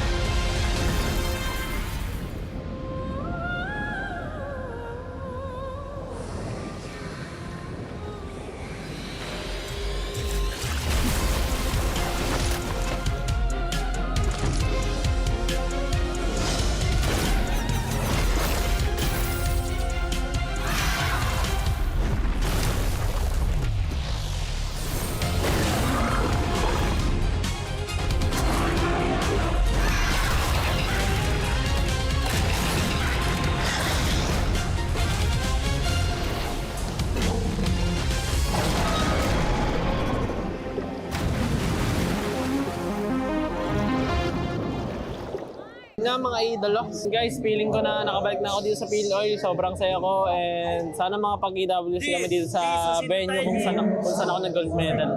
Papalag kami sa ONIC. Momentum din kami kasi nanalo kami sa Omega Cup. Ted, ano masabi mo daw kay Sabero, Ted? Ano daw masabi mo? Shoutout daw sa'yo, bro. Pakita niyo daw ang new generation gold laner. Sabi ni Teddy kay Sabero. My preparation for this game, I think just like normal games, but I think we will try harder for this game. My message to Liquid PH, good luck and let the best team win today. For me, I still confident I'm still the pressure, but mahal ko kaya natin ito. Ikaw the pressure, Bruce got the pressure. This is Bruce Gold.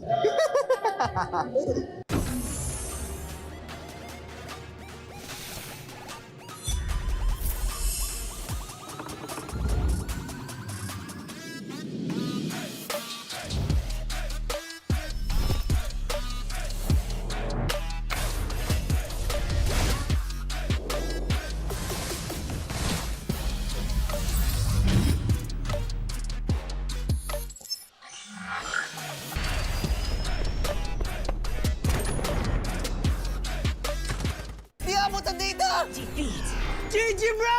Don't worry! The Only with Smart Power All 99. Hindi bitin with 10 gig data to power your games plus only Facebook or only TikTok. Load now! Foul!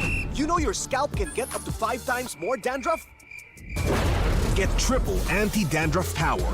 Supercharged with Clear.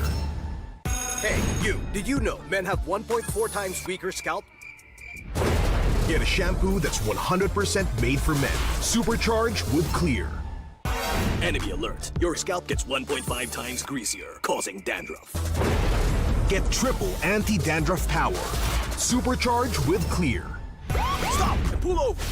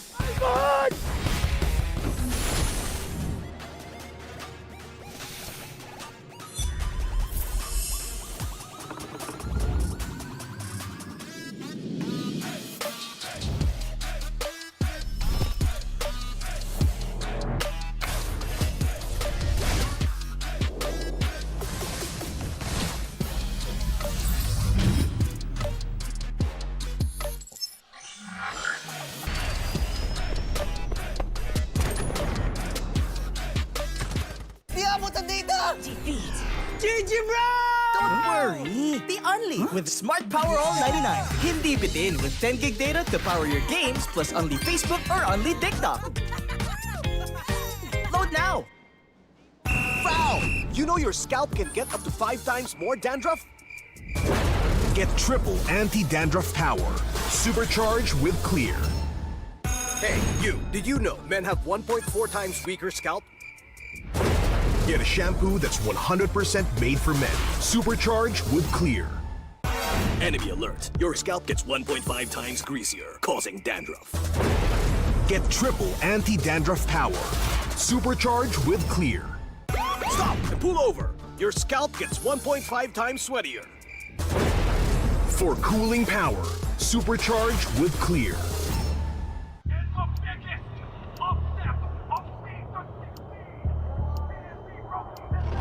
Paano ko kaya sila masusuportahan ngayon ng mas maayos? Kailangan ko ba magpalit ng strategies?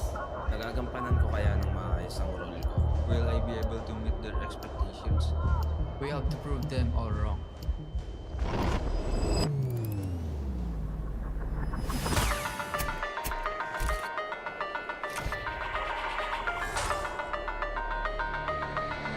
It's time to win.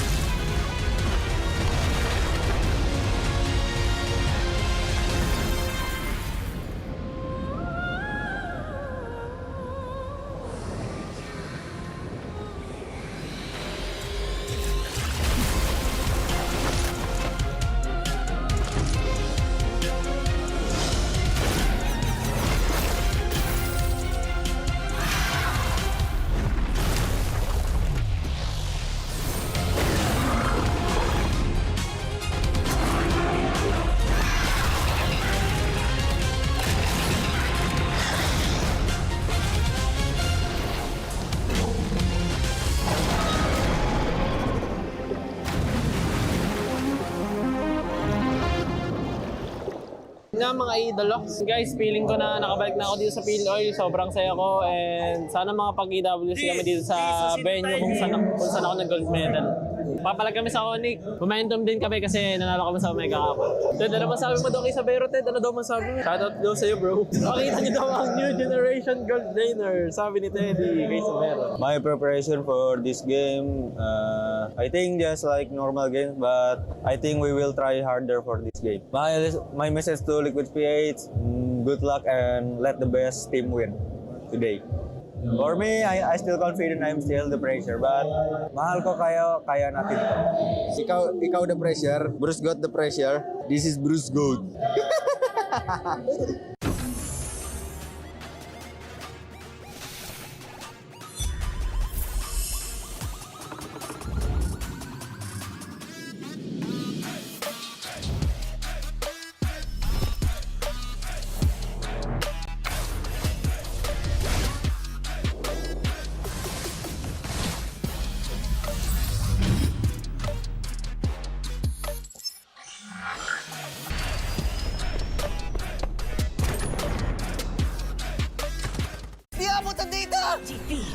GG bro!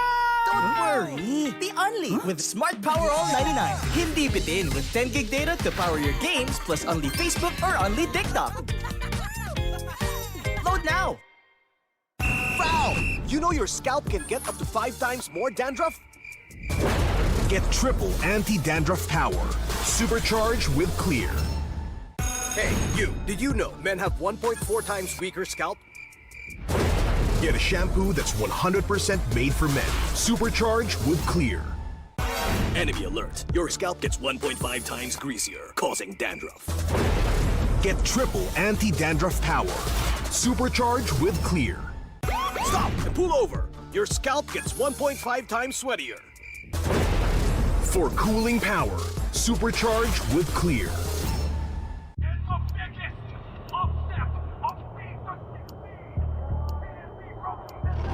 Paano ko kaya sila masusuportahan ngayon ng mas maayos? Kailangan ko ba magpalit ng strategies? Nagagampanan ko kaya ng maayos ang role ko. Will I be able to meet their expectations? We have to prove them all wrong.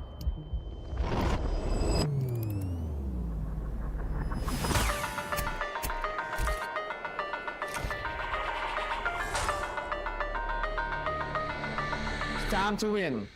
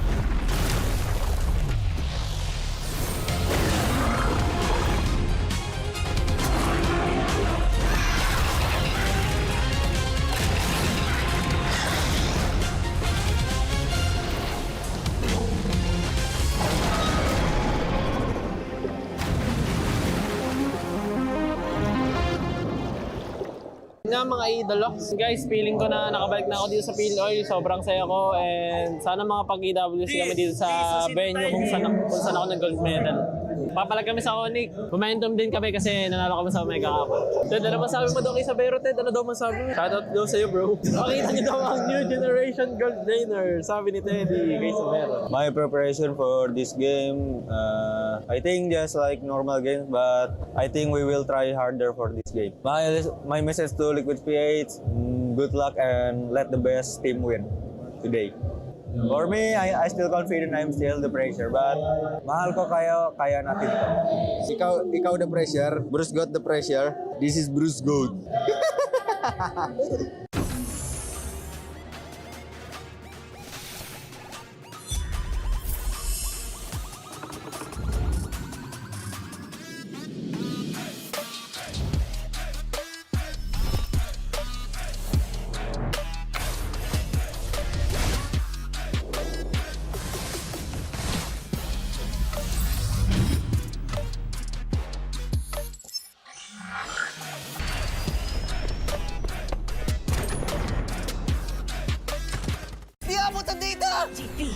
GG bro!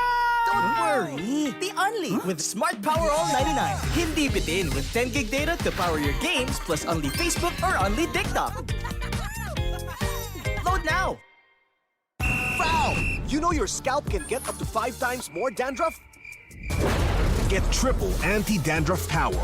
Supercharged with Clear. Hey, you! Did you know men have 1.4 times weaker scalp?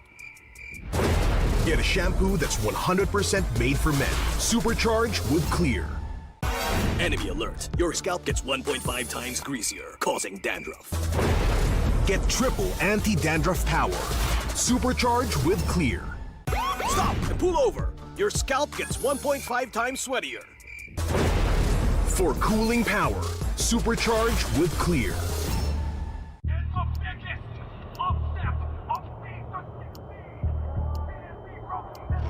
Paano ko kaya sila masusuportahan ngayon ng mas maayos? Kailangan ko ba magpalit ng strategies?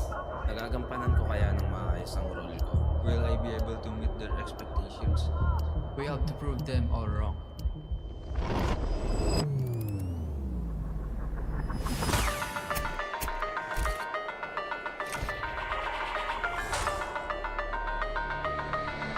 It's time to win.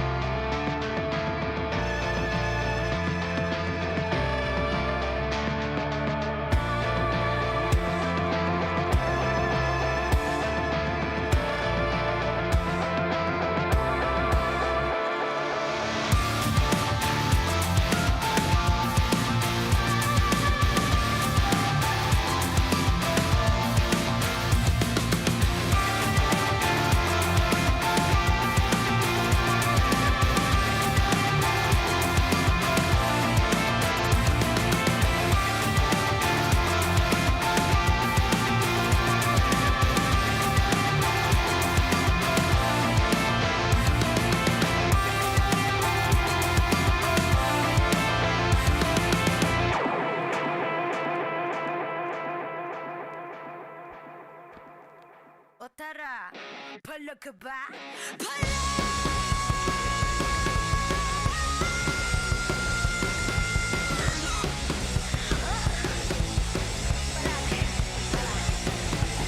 Handa sa laban, sandata sa aking kamay. Watch with my click, might be fire in the eyes. Yeah, I walk with my head held high. Ano ba yung takot kung tore ang aking gabay? Di niya lifam niya, ako down the lane. Ako ang kapuan, when we bring our name to the game. Eyes on the prize, Pinas, cause it's our time. Palag na to, me again, you already know. Automatic na Filipino. Break us when we steal the show. Automatic na Filipino. Lakas ng Pinas. Palag na to, kami na ang batas. Filipino. Lakas ng Pinas. Palag na to, automatic na Filipino. Teka, wait. Remind you kung anong na-obtain. Palaging first place, lakayo sa PH. I'm here cause I got God, my team is super fast. Eyes on the prize, Pinas, cause it's our time. Palag na to, me again, you already know. Automatic na Filipino. Break us when we steal the show. Automatic na Filipino. Lakas ng Pinas. Palag na to, kami na ang batas. Filipino. Lakas ng Pinas. Palag na to, automatic na Filipino.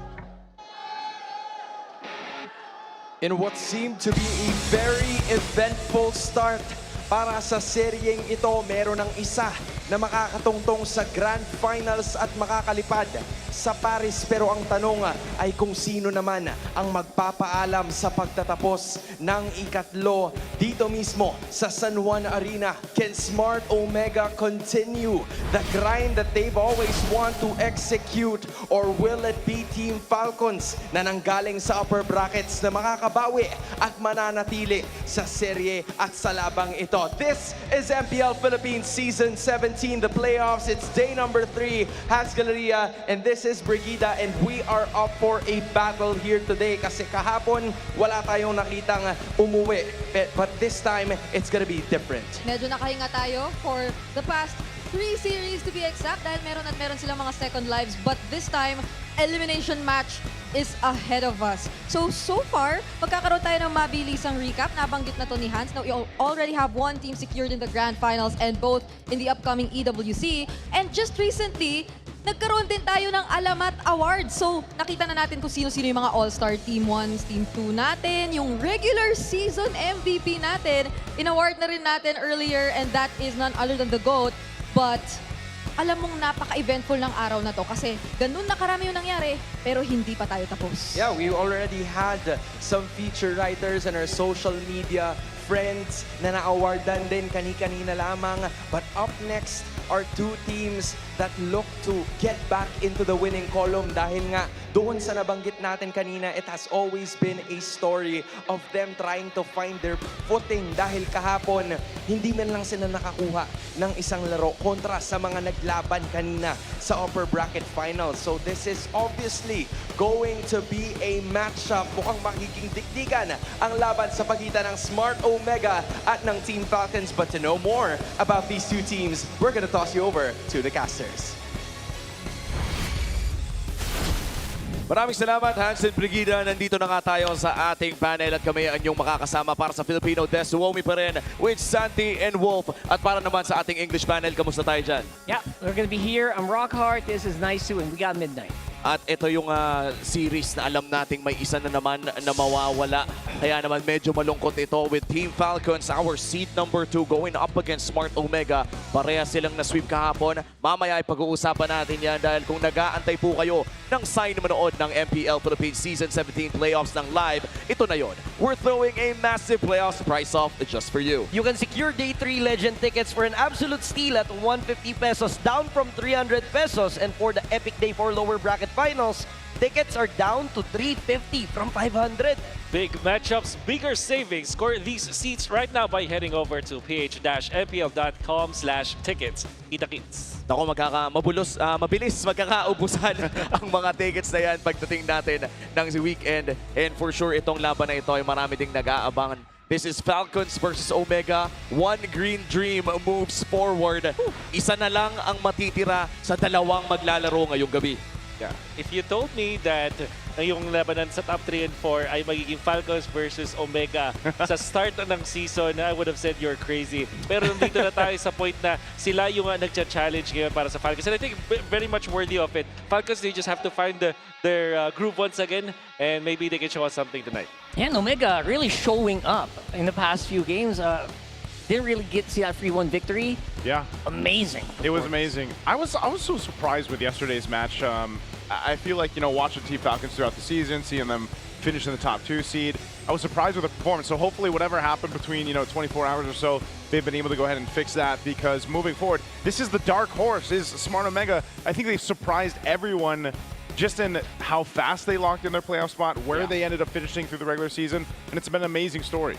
And I like how you pointed out that they have to fix all the things that they need to fix, especially coming off from a loss against ONIC, because this is the only team aside from TLPH to beat the Titans in the regular season. So if you're Falcons, it's kind of scary right now. You're in an elimination match and you're up against one of the teams that actually beat you. At gusto ko yung nasabi nyo, hindi talaga natin in-expect na ito yung magiging lagay ng Falcons ngayon. Ang kalaban pa nila mismo dito sa ating elimination match ay ang Barangay, na parang nabarang sila nung huli nilang pagkikita. And napakaganda nga nitong barang ng Barangay kasi for the longest time, lagi nating ine-expect para sa Omega ay yung lason. Ngayon may bago tayong pwedeng tingnan. Ito na ba yung bagong timpla ng Smart Omega? Barang na ba instead of lason? Well, nagawa naman nila yan noong week number 7, kung saan kakapanalo lang ng Team Falcons. They're the only team that were able to defeat the TLPH in the series. And then eventually nanalo ang Omega courtesy of Mingwin, Cap Mingwin and his leadership skills nung nagkatapat sila doong week number 7 at nanalo nga sila over Falcons. So the dark horses for this tournament is definitely Omega, but they also were already able to defeat etong Falcons before. You know what, Barang is such a nice storyline, di ba? Pero I completely disagree. I feel like the skill is the biggest factor. Yeah. Just have to remember, bro, Mingwin, it's his rookie season. Keep that in mind. The way that Omega's playing right now, you wouldn't think that. And when we look at Mingwin, ang kanyang katapat dito ay walang iba kundi si Haji, na isa-isa sa mga video na napanood natin dati ay ang sinasabi nila ay para bumalik ang Prime Haji ay kailangan makapag-champion muli. It's a veteran versus a rookie in the mid lane. Malaking factors sa pagpasok sa match na ito. Alam mo, kailangan talaga ng fuel ng machine. At kailangan din naman ng fuel ni Flap. Siyempre, para hindi mawala ang mga muscle. Pero kailangan talagang paganahin ang makina ng Team Falcons because this guy has never set foot on the MSC stage. So for Team Falcons, you know what? All the narratives are stacking up against them.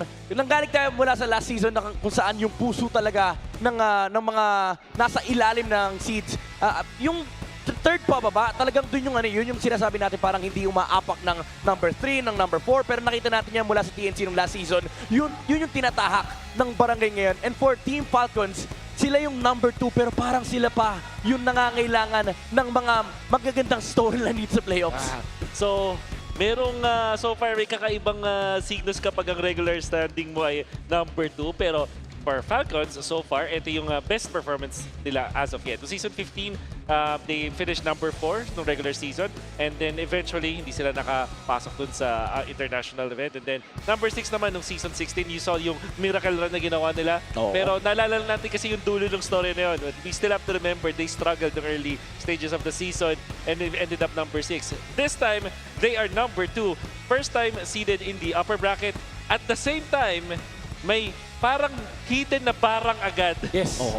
Yung number 2, kahit walang gawin ng Omega, may barang na agad siya, Midnight. Yun yung sinasabi ko kanina na parang sila pa yung nangangailangan ng magandang storyline kasi even last year, nakita natin yung mga nagna-number 2 ng regular season, it doesn't bid well for the team that sits at number 2. Usually, sila pa nga yung unang nalalaglag from upper bracket to lower bracket, magkasunod na talo kagad. Tapos ang nangyayari pa nun kung saan yung target location, kumbaga kung ang Bermudas Triangle ay nasa ganitong axis, ay nakaupo dun ngayon ng Team Falcons after yesterday's loss na 0-3. And this is devastating for the Falcons Nest considering na papasok ng playoffs ay lahat tayo ay pine-predict talaga sila na maging isa sa mga top performers. Talaga nagulat ang lahat dun sa resultang yon, pero tingnan natin kung ano nga ba yung magiging adjustment ng Team Falcons coming into this series. Well, mamaya lamang ay makikita na natin kung ano nga ba ang mangyayari sa laban na ito. Magkikita tayo muli mamaya, huwag kayong mag-aalala. Pupunta muna tayo sa ating mga panelists. Maraming salamat sa ating mga casters. They've already said their pieces about this specific matchup. But let's take a deeper dive sa kung paano nga ba mananalo ang ating dalawang teams. Here are your Infinix real-time cooling tactics. I believe we have to start off with Team or Smart Omega's keys to victory first before anything else. I will be starting with Smart Omega's keys to victories. Control the neutral objectives. This is very crucial. Something time and time again we've witnessed from them, especially as a team who potentially really has a huge potential once they do get that and guarantee that snowball. But in order to execute this, I think we have to put a bit more emphasis on what this team is actually capable of in terms of spreading out the map. Once you give Ryzen those really high mobility heroes, and those heroes that are capable of rotating faster, you just are always not sure of what to expect from this very chaotic playstyle that Omega have introduced to us. And I think that that is something very crucial for them to hold on to if they really want to take the Falcons by surprise. At kung yung Team Falcons naman, first, they have to withstand yung sinabi ni Brigida kanina because they always have a split-type capability just because of having Ryzen in their team. Yung mga Harleys na kung saan-saan sumusulpot, Fannings are automatically banned pero kung sakali man na meron pang ibang mga heroes na posibleng magamit ang Smart Omega para makapag-split push, given that it's already a 4-1 composition that they always seem to have, Team Falcons needs to be ready at that moment. And of course, they have to win the gold lane matchup. Super Marco is the all-star gold laner for a reason. Here in Season 17, parte siya ng first team. So if there is a time for him para maipakita yung rason kung bakit siya ang nakakuha ng award na yon, it is this time. Netski, on the other hand, we already expected na nang barang na siya in advance. So the curses are probably there already. But for Team Falcons, they've had the experience, they've had the advantage. It's just about time for them to start to flourish in this series. Tama, kasi we've also talked about the evolved, bulletproof version of Super Marco among the top 4 gold laners in terms of least deaths. Siya lang yun nandun na nakapaglaro ng all series. Kasi who else is up there? Daiki, understandably, week 1 appearance. Teddy, even Nosha, I believe. So that just really goes to show na he's been able to maintain his identity while being a bit more aggressive as what we've observed in the previous seasons. And I also think na it's really key to highlight how Paquito wins games as, I guess, one of our main sa keys to victory natin. Because in the earlier series, Hans. Yes. Nakita naman natin kung ano yung magiging impact niyan. We saw a lot of Paquito games, hindi lamang kanina, but also all throughout the playoffs. This just goes to show you na hindi lang basta dumating ang mga damage-dealing XP laners. They have dominated majority of the draft, and I think that is also what we're about to see para sa araw na to. James probably handling the Phobius, and you're also looking at Flap. Those are dynamic XP laners that we have to talk about all throughout, which leaves us to the preparation of the series. And I think it's about time dahil nakikita kong naka-ready na ang ating mga kupunan sa gilid natin. So it's time to hype up the audience as well, San Juan Arena! Let's all introduce the players for this upcoming match.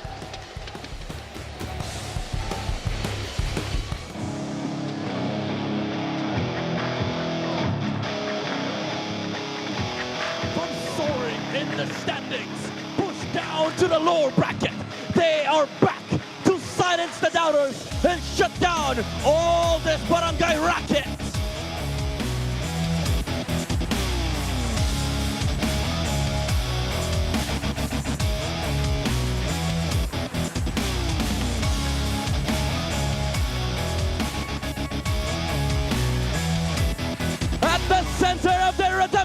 man is an M Series World Champion and two-time MPL champion, the KDA Machine Falcons. Give it up for Haji and Team Falcons!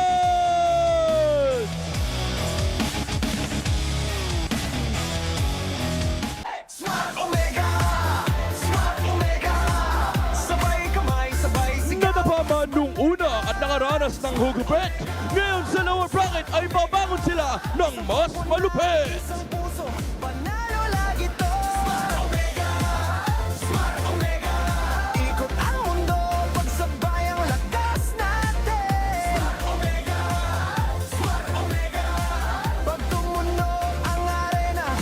At sa gitna ng kanilang kampanya ay ang isa sa pinakamababangis, bumugak, barangay, magingay, para kay Ryzen at Smart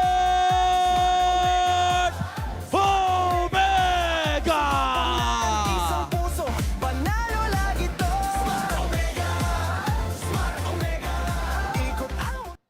To ensure the integrity of the game, let us welcome our marshals, Luis, Chico, Joshua G, and JD. And our head referee, the jump master, Set. And our head coaches, Coach Moody for Team Falcons and Coach Pura for Smart Omega.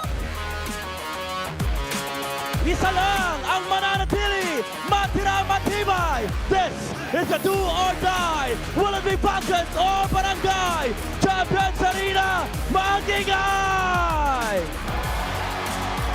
Isang perteng kupunan lamang ang magpapatuloy sa ating playoffs at umaasa ang Team Falcons na sila yon. I-welcome na natin ang Team Falcons Philippines. Nakita natin na nag-struggle itong kupunan na to kahapon na ano kaya ang ginawa ng Team Falcons coming into this series? Ano yung mga adjustments na pwede nating i-expect? This is a World Championship team.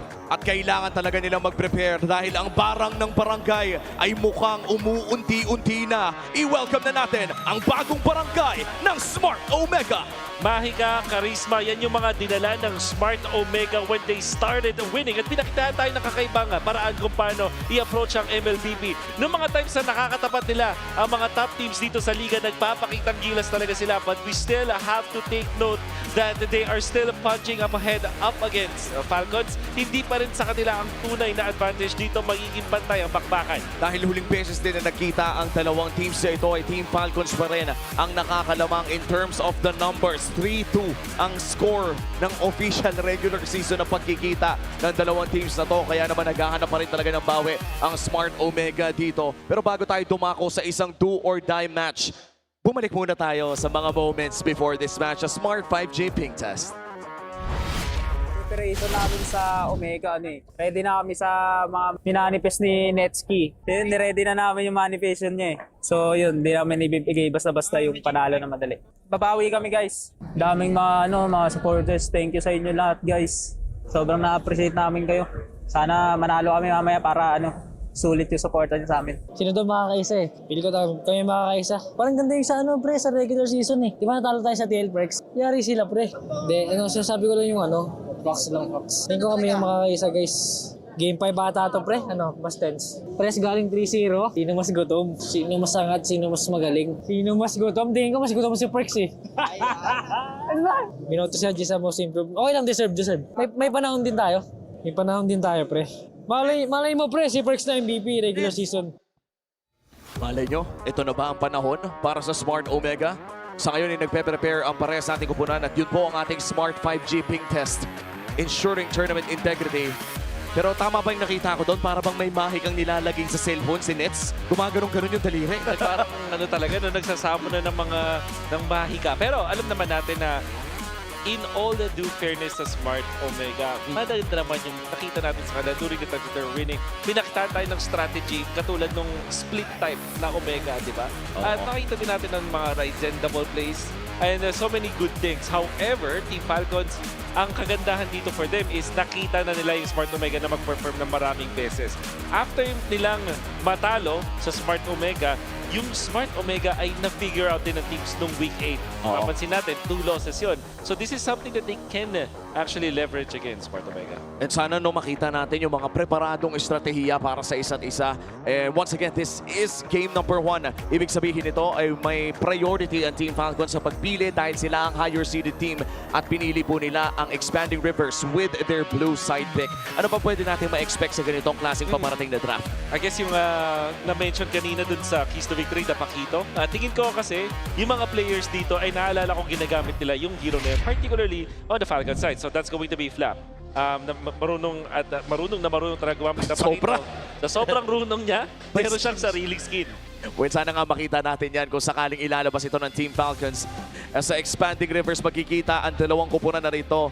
And kanina nakita tayo ng 4 na laro. Ibig sabihin ay nadaanan natin ang bawat mapa. And sa ngayon, magsisimula tayo sa dagat ng Expanding River. Ginawa ko ng dagat, ang laki. Okay. Malaki masyado. Tama. Hindi na sapat yung ilog eh. Alright, so Marcel is open. Falcons really like that hero. So is Phobius. So yun yung mga priority dito. Ano na kay Marcel? I think yung Omega eventually, kunin ba nila ang Phobius dito? Or will they stick with the Claude plus the Leomord? Or Suyu? Claude Suyu, I guess, or Claude Zushin. Ganda nung Claude pick. And Claude Phobius. Yeah, so what this gives us para sa Falcons is yung Leomord option. Oh, with the Phobius though, parang mas maganda. Oh, Fredrin. Okay. Ito hindi ko na-expect talaga. Fredrin Harith or... Oh, it's banned. Oo, parang... Carry na lang din ata matitira. May Moscow pa naman. Medyo... Gold! Wow! Hindi muna sila pipili ng kanilang gold lane. Securing that gourd kasabay ng Fredrin and Marcel. Crowd control and burst. Good combos mula dito sa Team Falcons. Anong magandang response dito if you're Omega? I think Suyu is better para may konting split po siya. Pressure ka. At the same time, baka Guinevere din yung kanilang i-cover dito. Good combo din kasi yun with the Phobius. Tapos, it's a utility jungler na, oh, it's banned. Right. Okay, so they will just go for the Harley. Very meta ang pinili dito ng Omega. Oh, I mean, at this point, parang yung Harley, kahit ba na-adjust ng konti o na-nerf ng bahagya, ay napaka-effective pa rin talaga sa pag-split push at sa paghanap ng mga targets come late game. At medyo mahihirapan nga ata ang Gord dito na mabuhay kung sakaling siya ang magiging bunot ni Ryzen. Yeah, ang mga natitira dito na recommend sa atin ng ating draft predator is the Alice as well as the Moskov na pupunta sa Falcons eventually. That's yung number 3 para sa kanila. Super high chance no na si Marco ay mag-Moscow since kailangan nila ng split. Yeah, and napakita na already banned by Omega. At para hukayin pa mas nalo ang ating drafting phase ay kunin muna natin ang ating mga on-ground panelists. Maraming salamat sa ating mga casters at dito tayo medyo ginulat ng Team Falcons. The third pick on the Fredrin, medyo maski ang test natin nag-react. Oo, usually kasi gaya nung nakita natin ng mga nakaraang series, it's always been the Harley and the Suyu. But Team Falcons, medyo pinivot nila ng konti. They know that they have the Marcel and the Gord already. So they're probably thinking of a way para kahit paano mas makapag-engage at makapag-deal ng damage itong si Haji and maybe Super Marco sa kanilang pipilihin. Meanwhile, on the other side, you have Smart Omega with very dynamic picks. The Phobius already allowed to set up in certain situations, although yan pa lang yung kanila magiging main source of crowd control, while the Harley and the Claude are already the main damage dealers na kailangan nalalahanin ng Team Falcons. Which is also something I like because it kind of limits kung ano yung pwede mo pang maging options as flap. Kung gusto talaga nila ng magiging taga-engage na EXP laner, because the way we're looking at it right now, Marcel roam sila, so yes, you can get the information, but wala pa silang parang primary means, aside from that, to really go for the hard crowd control or engage. Pero dahil lang dito sa Phobius, medyo tinanggal na nga rin yung Pakito, di ba? So some of the signature picks for Flap are, they might probably think twice about picking it up, pero Grabe din ang focus kay Mingwin dito sa second phase. That's at least 2 heroes already wrapped up, both Eve and Louie. Siguro, yung isa sa mga na kailangan nalalahanin ng Team Falcons is yung farming speed nitong si Kyle using this hero because you already have the Harley on the other side. Glue has been picked up by Smart Omega. This is gonna go to the roam position, hopefully locking down itong Fredrin since yan yung magiging front line. So there has to be another way para makapag-dish out sila ng damage. Gord is already there. What comes next? Kasi isa rin sa mga considerations natin aside from damage is kung may Moskov, ayan na nga sakto na lock-in na siya ng Falcons because I believe it was also mentioned earlier on this na kailangan nila ng way to split or at least to manage kung ano man yung pwedeng gawin ng Smart Omega with their lineup and considering their playstyle. And now that they have the Moskov, hindi na nila sobrang poproblemahin yun. And it's great kasi isa na namang high mobility and low downtime XP laner in the lapu-lapu ang kukunin dito ng Team Falcons. But you can predict the match winner and get a chance to win 1,000 MLBB Diamonds. Make sure to scan the QR code to know more. Ang pulso ng ating madla ay nakikita nyo na sa inyong mga screens. Pero isa lang ang tanong ko para sa mga nasa San Juan Arena. Sa Omega ba o sa Team Falcons? Casters, it's time to bring it into action. The lineups are already there. The floor is yours. At magsisimula na nga ang ating pinakahuling serye para sa Day 3 of the MPL Season 17 playoffs at magtatapatan na nga ang Team Falcons and Omega. Nakita na natin ang ating mga draft kapatid. Ano bang pwede natin ma-expect in the early game? Tingin ko yung Phobius and the Glue ay napakasakit na nakaharapin dito. Sabihin na natin walang utility jungler and they just went for the Harley. Parang yung damage output coming out from Omega ay kapag napasama ka talaga, even if you're the Fredrin, mabibigyan ka talaga. Siguro si Flap yung maganda lang yung early game dito. So I think Omega in the early stages, lalo na first turtle, they have the advantage. Oo, let's see no, kung magpapatuloy ba na ganun ang itsura as we head on to a short, actually, poke session dito sa mid lane. And buti nga no, nasabi mo na napakasakit nga naman talagang kalaban ng isang Glue dahil kapaliktaran naman yung para sa Marcel na medyo manageable pa kapag simula pa lamang. Oo, yung Marcel napapansin ko third turtle talaga yung pinaka power spike. Pag maganda na yung game mo ng second turtle pa lang as na Marcel, it means that overall as a team, maganda yung game ninyo and it's almost counted na parang hindi ka malakas sa first turtle. Oo. Sa ngayon, nakikita naman natin na yung Team Falcons very chill lang din kasi alam nga nila yung pagkukulang nila doon sa early game. So hindi rin talaga sila nakikipagsabayan. Ang ganda nung Valentine na pick up ni Mingwin para sa Omega. And there you go, off-cam kill. Nabigyan kagad si Haji dito. Ang laking disadvantage for the upcoming turtle fight. At binigla ata ito ni Perksiva no, dahil nagamit din ng flicker ng Glue na ito. At ang dami ata mga minion waves na mawawala. Siguro dalawa din yung makakain ng Torre. Oo, nakami siya ng isa. Umabot. Nahawakan ni Ogwin at least. Pero, lang yung advantage sa isang Valentina. Tandaan, kapag nakakuha ng level advantage ng Valentina, ang hirap pigilan yan because of the natural passive coming out from this hero. Oh, but on the other hand, nakakuha naman ng XP Crab dito si Flap. Kaya naman mas magiging maganda ang setup ng Team Falcons around this turtle area. At kailangan pa magpa-level 4 dito ni James.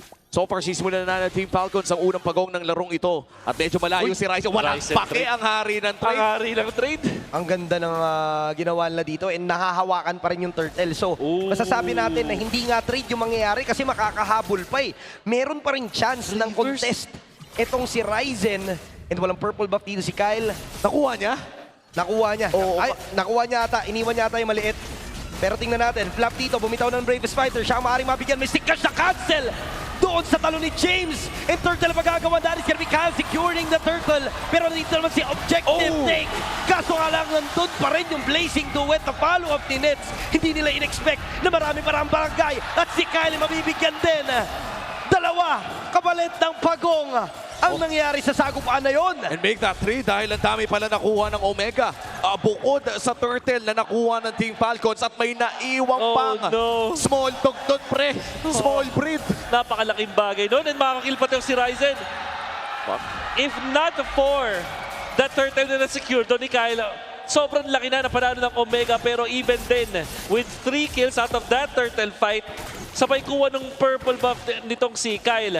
Napakalaking advantage na yan para kay Ryzen. Napaka-opportunista nung nangyari doon no? Parang, when you think about what happened doon sa pinakahuling segment na yon, para bang nanakawan, ang tawag doon yung broad daylight na pagnanakaw yung ginawa ni Ryzen. Oo, kitang-kita talaga kasi hindi mo rin naman i-expect kung ikaw ang Team Falcons na ganun yung gagawin ng isang Harley, pero because of that, ang daming bonus. Kumbaga buy one take one yung mga nangyari para dun sa ginawa ng Smart Omega, and right now Team Falcons kailangan na kailangan talaga nila dito maging maingat kasi gaya nga nang sabi ni Wolf kanina, lamang ang Omega pagdating sa early game, pero ngayon ipabawi din naman sila.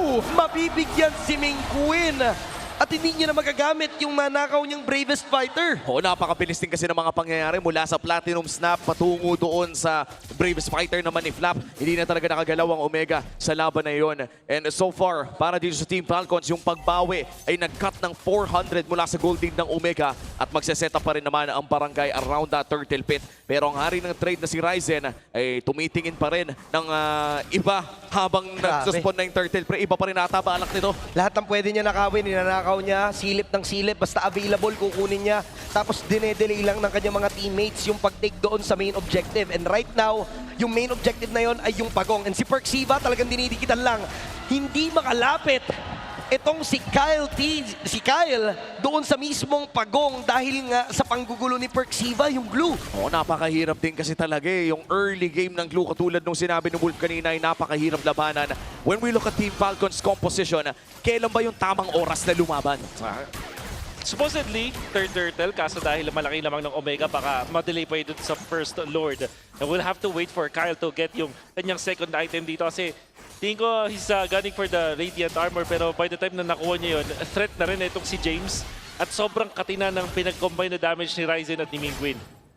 And now, in terms of items na nasilip natin, ay nakuha na rin naman ni Haji ang kanyang magic shoes. So, tumaas pa yung burst damage na mayroon dito ang Team Falcons. Kahit papano ay nakakahinga pa naman ang Team Falcons. Meanwhile, for Omega, malaking rotation ang kanilang gagawin dito around the gold lane. Pero nariyan naman si Ogwen para protektahan si Marco. May alalay naman itong si Super Marco. Pero Netski, napakaganda ng early game. Mystic Gush, magiging enough pa para i-take down si James, pero hindi. Napakaganda rin nung ginawa dito na pagsama ni Perksiva. Pero mukhang hindi magiging enough yung damage dito ni Kyle. Kaso nga lang dyan yung follow-up. And nauntok pa. Purify gagamitin ni Netski.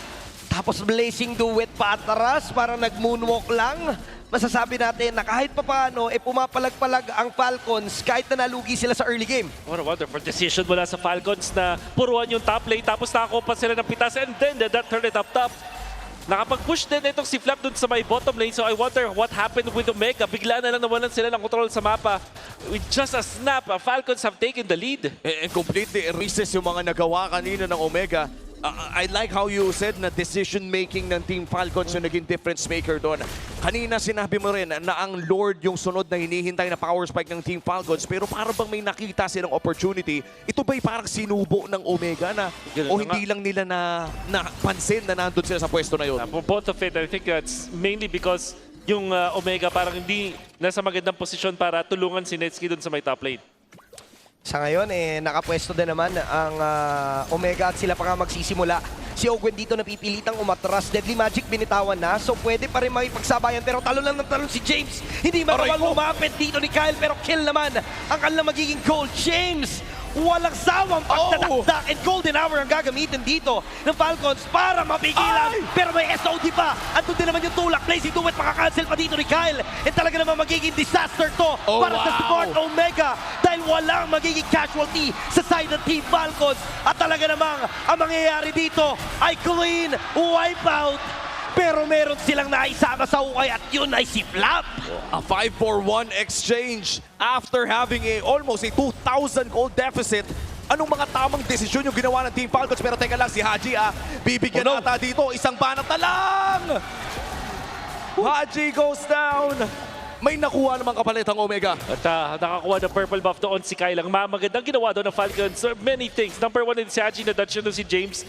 Tama yung timing niya ng flicker doon sa gustong gamitin ng passive coming out from James na imbes na kumagat doon kay Haji, Dahil sa tamang timing niya nung pag-out doon, napunta doon sa kanyang kakampi. So, additionally, ang nakita natin din doon na protektahan na itong si Super Marco with the jump coming out from Netsuke being countered totally by Ogwen's ultimate. Napakagandang golden hour noon na may nakabang na appraiser's left na coming out from Kyle. Although hindi nila nakuha talaga yung action na damage coming out from the from that ultimate appraiser's wrath, pero may follow-up kasi agad doon coming out from Kyle. Kaya yung golden hour nag-set up ng kills na yun.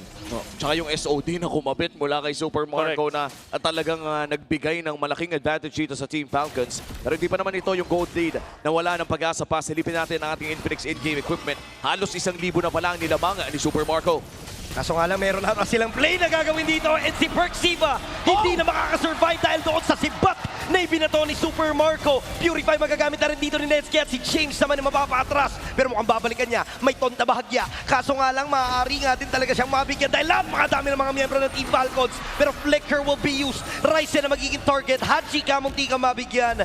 The Appraiser's Wrath will not connect, pero this will give Falcons the advantage para sa upcoming Lord because of that pick-off. At saka tumatapang na ang Team Falcons. Nakakahanap na sila ng mga pick-offs na talagang napepuwersa ang Omega na dumipensa. Alam mo yung nagagalingan ako dito sa Falcons. Ang galing nila mag-force ng spell. Like dun sa top lane na force nila yung spell doon ni Netsuke and this time in the middle. The Lord fight na walang purify itong si Netsuke at wala ring ultimate. Medyo lugi dito ang Omega. They really have to be crafty with this. Lord Dance malala. Kanya-kanya munang pull. Kanya-kanyang reset. Ganda ng pwesto ni Ryzen. Oo. Ito na naman kung nanood ng Team Falcons ng madalas na pwestuhan ng Omega, siguro nasasabi na rin nila na nakatago si Ryzen o hindi nila nakikita itong Harley na ito. At kailangan talaga mag-check. Si Flap ata ang nakatoka at siya rin ang mabibigyan ng Deadly Magic ni Retry ni Kyle. Talagang hahabulin ni Kyle. Ang Appraiser's Wrath, lahat ibubuhos na nila. The moment na nakita si Ryzen, binigay nila lahat ng meron sila. Bravest Fighter ko-connecta. Pero sino kaya magiging next target? Netsuke dito, nabigyan ng Mystic Gush. Tuloy pa rin talaga sa pag-create ito si Super Marco. 4 ang tutumba mula sa side ng Smart Omega and si Minkwin. Ang matitira, habulin siya ng 4 na mga miyembro habang iso-solo Lord na ito ni Kyle. At ang daming makukuha doon ng Team Falcons. Itutuloy ang Lord, itutuloy ang 2 torre sa gitna. At baka nga gusto pa nilang kunin itong inhibitor turret. Kaso nga lang, may Holy Shields pa. Pinapakitaan tayo ng classic na utility gameplay coming out from Falcons, the way that utilizing their box at yung control nila doon sa kanilang carry, which in this case is the Moscow. Falcons are showing vintage style na box strategy with this utility threat rin, yung napaka-oppressive na kapag nakakuha sila ng isang pick-off, kahit gano'ng kalaki yung laman ng kalaban na turn around nila, tapos hindi nila binibigyan ng farm. Napako na ang Omega sa 5.9k gold lead ng Falcons ngayon. At saka yung decisiveness ni Kyle doon kanina, the moment na natangke na ni Flap yung Deadly Magic ni Retry. Actually, yun yung medyo kinabahan ako may Lord na available. At ni Retry nang walang dalawang isip, yung jungler ng kalaban, tinuloy-tuloy na. Ibig sabihin lang nun, ang plano nila all along is to kill dito si Ryzen at hindi yung Lord talaga totally. Kasi pag napatay mo nga naman na yun, wala na rin retry holder yung kabila. So ano pa yung contest na magaganap kung mauubos mo lahat ng mga miyembro? And now, kumakatok na sila sa base ng Smart Omega. Maaari nila mabasag tong inhibitor turret na to and they will be successful. Pero napaganda ng depensa ng Smart Omega on the side lanes. Pero sumabog. Uy, napatawid! Yung Lord, so yung Holy Shield na-pop on the top side. Oo, tsaka ibig sabihin mas mabilis nila makakadepensa pero wala na ata silang choice dito sa may bantang ibaba. Wala na ring Holy Shields, nag-expire na rin. Papasok si Flap, makahanap si Burr! Mystic Gush, sobrang sakto. Napakagandang angulo na magmumula kay KDA Machine. Pero dedepensa sila, Golden Hour. So hindi rin naman magagamit kagad. Yung SOD! At habang yung SOD, maaaring kumalaw dito si Super Marco. Flicker coming from Minkwin will not be enough to escape in the hands of Super Marco. And ubos na ang lahat ng mga possible na ibitaw ng Smart Omega. Magpupush pa yung Falcon sa top. Binigay ng Omega lahat. Binuha sila. Bubuhos na talaga sila sa base. Mystic Gush na naman. Literal na bitaw. Kung bitaw, walang pagtitipid na magmumula sa Team Falcons. At pilit dedepensa ang 2 miyembro. Ngunit may mga minions na kasama. At maaari nga nilang madaliin itong Game 1. At sila ang unang makakuha ng win in the series. 13 minutes for Team Falcons. Isa sa mga pinakamabilis na laro ngayong gabi ang kanilang pinakita. At masaya ang Falcons Nest dito sa venue. And to think na lamang ang Omega in that first turtle fight. Ang kinailangan lang gawin dito ng Falcons ay maghanap ng opening bago ang third turtle. Gamit yung kanilang mastery sa paggamit ng utility jungle. We can see through the highlights how this happened. At take note talaga natin yung pag-wrap around nila dun sa may top lane, pag-focus dun sa Moscow. With the pickups that they were able to get, nakabawi ang Team Falcons.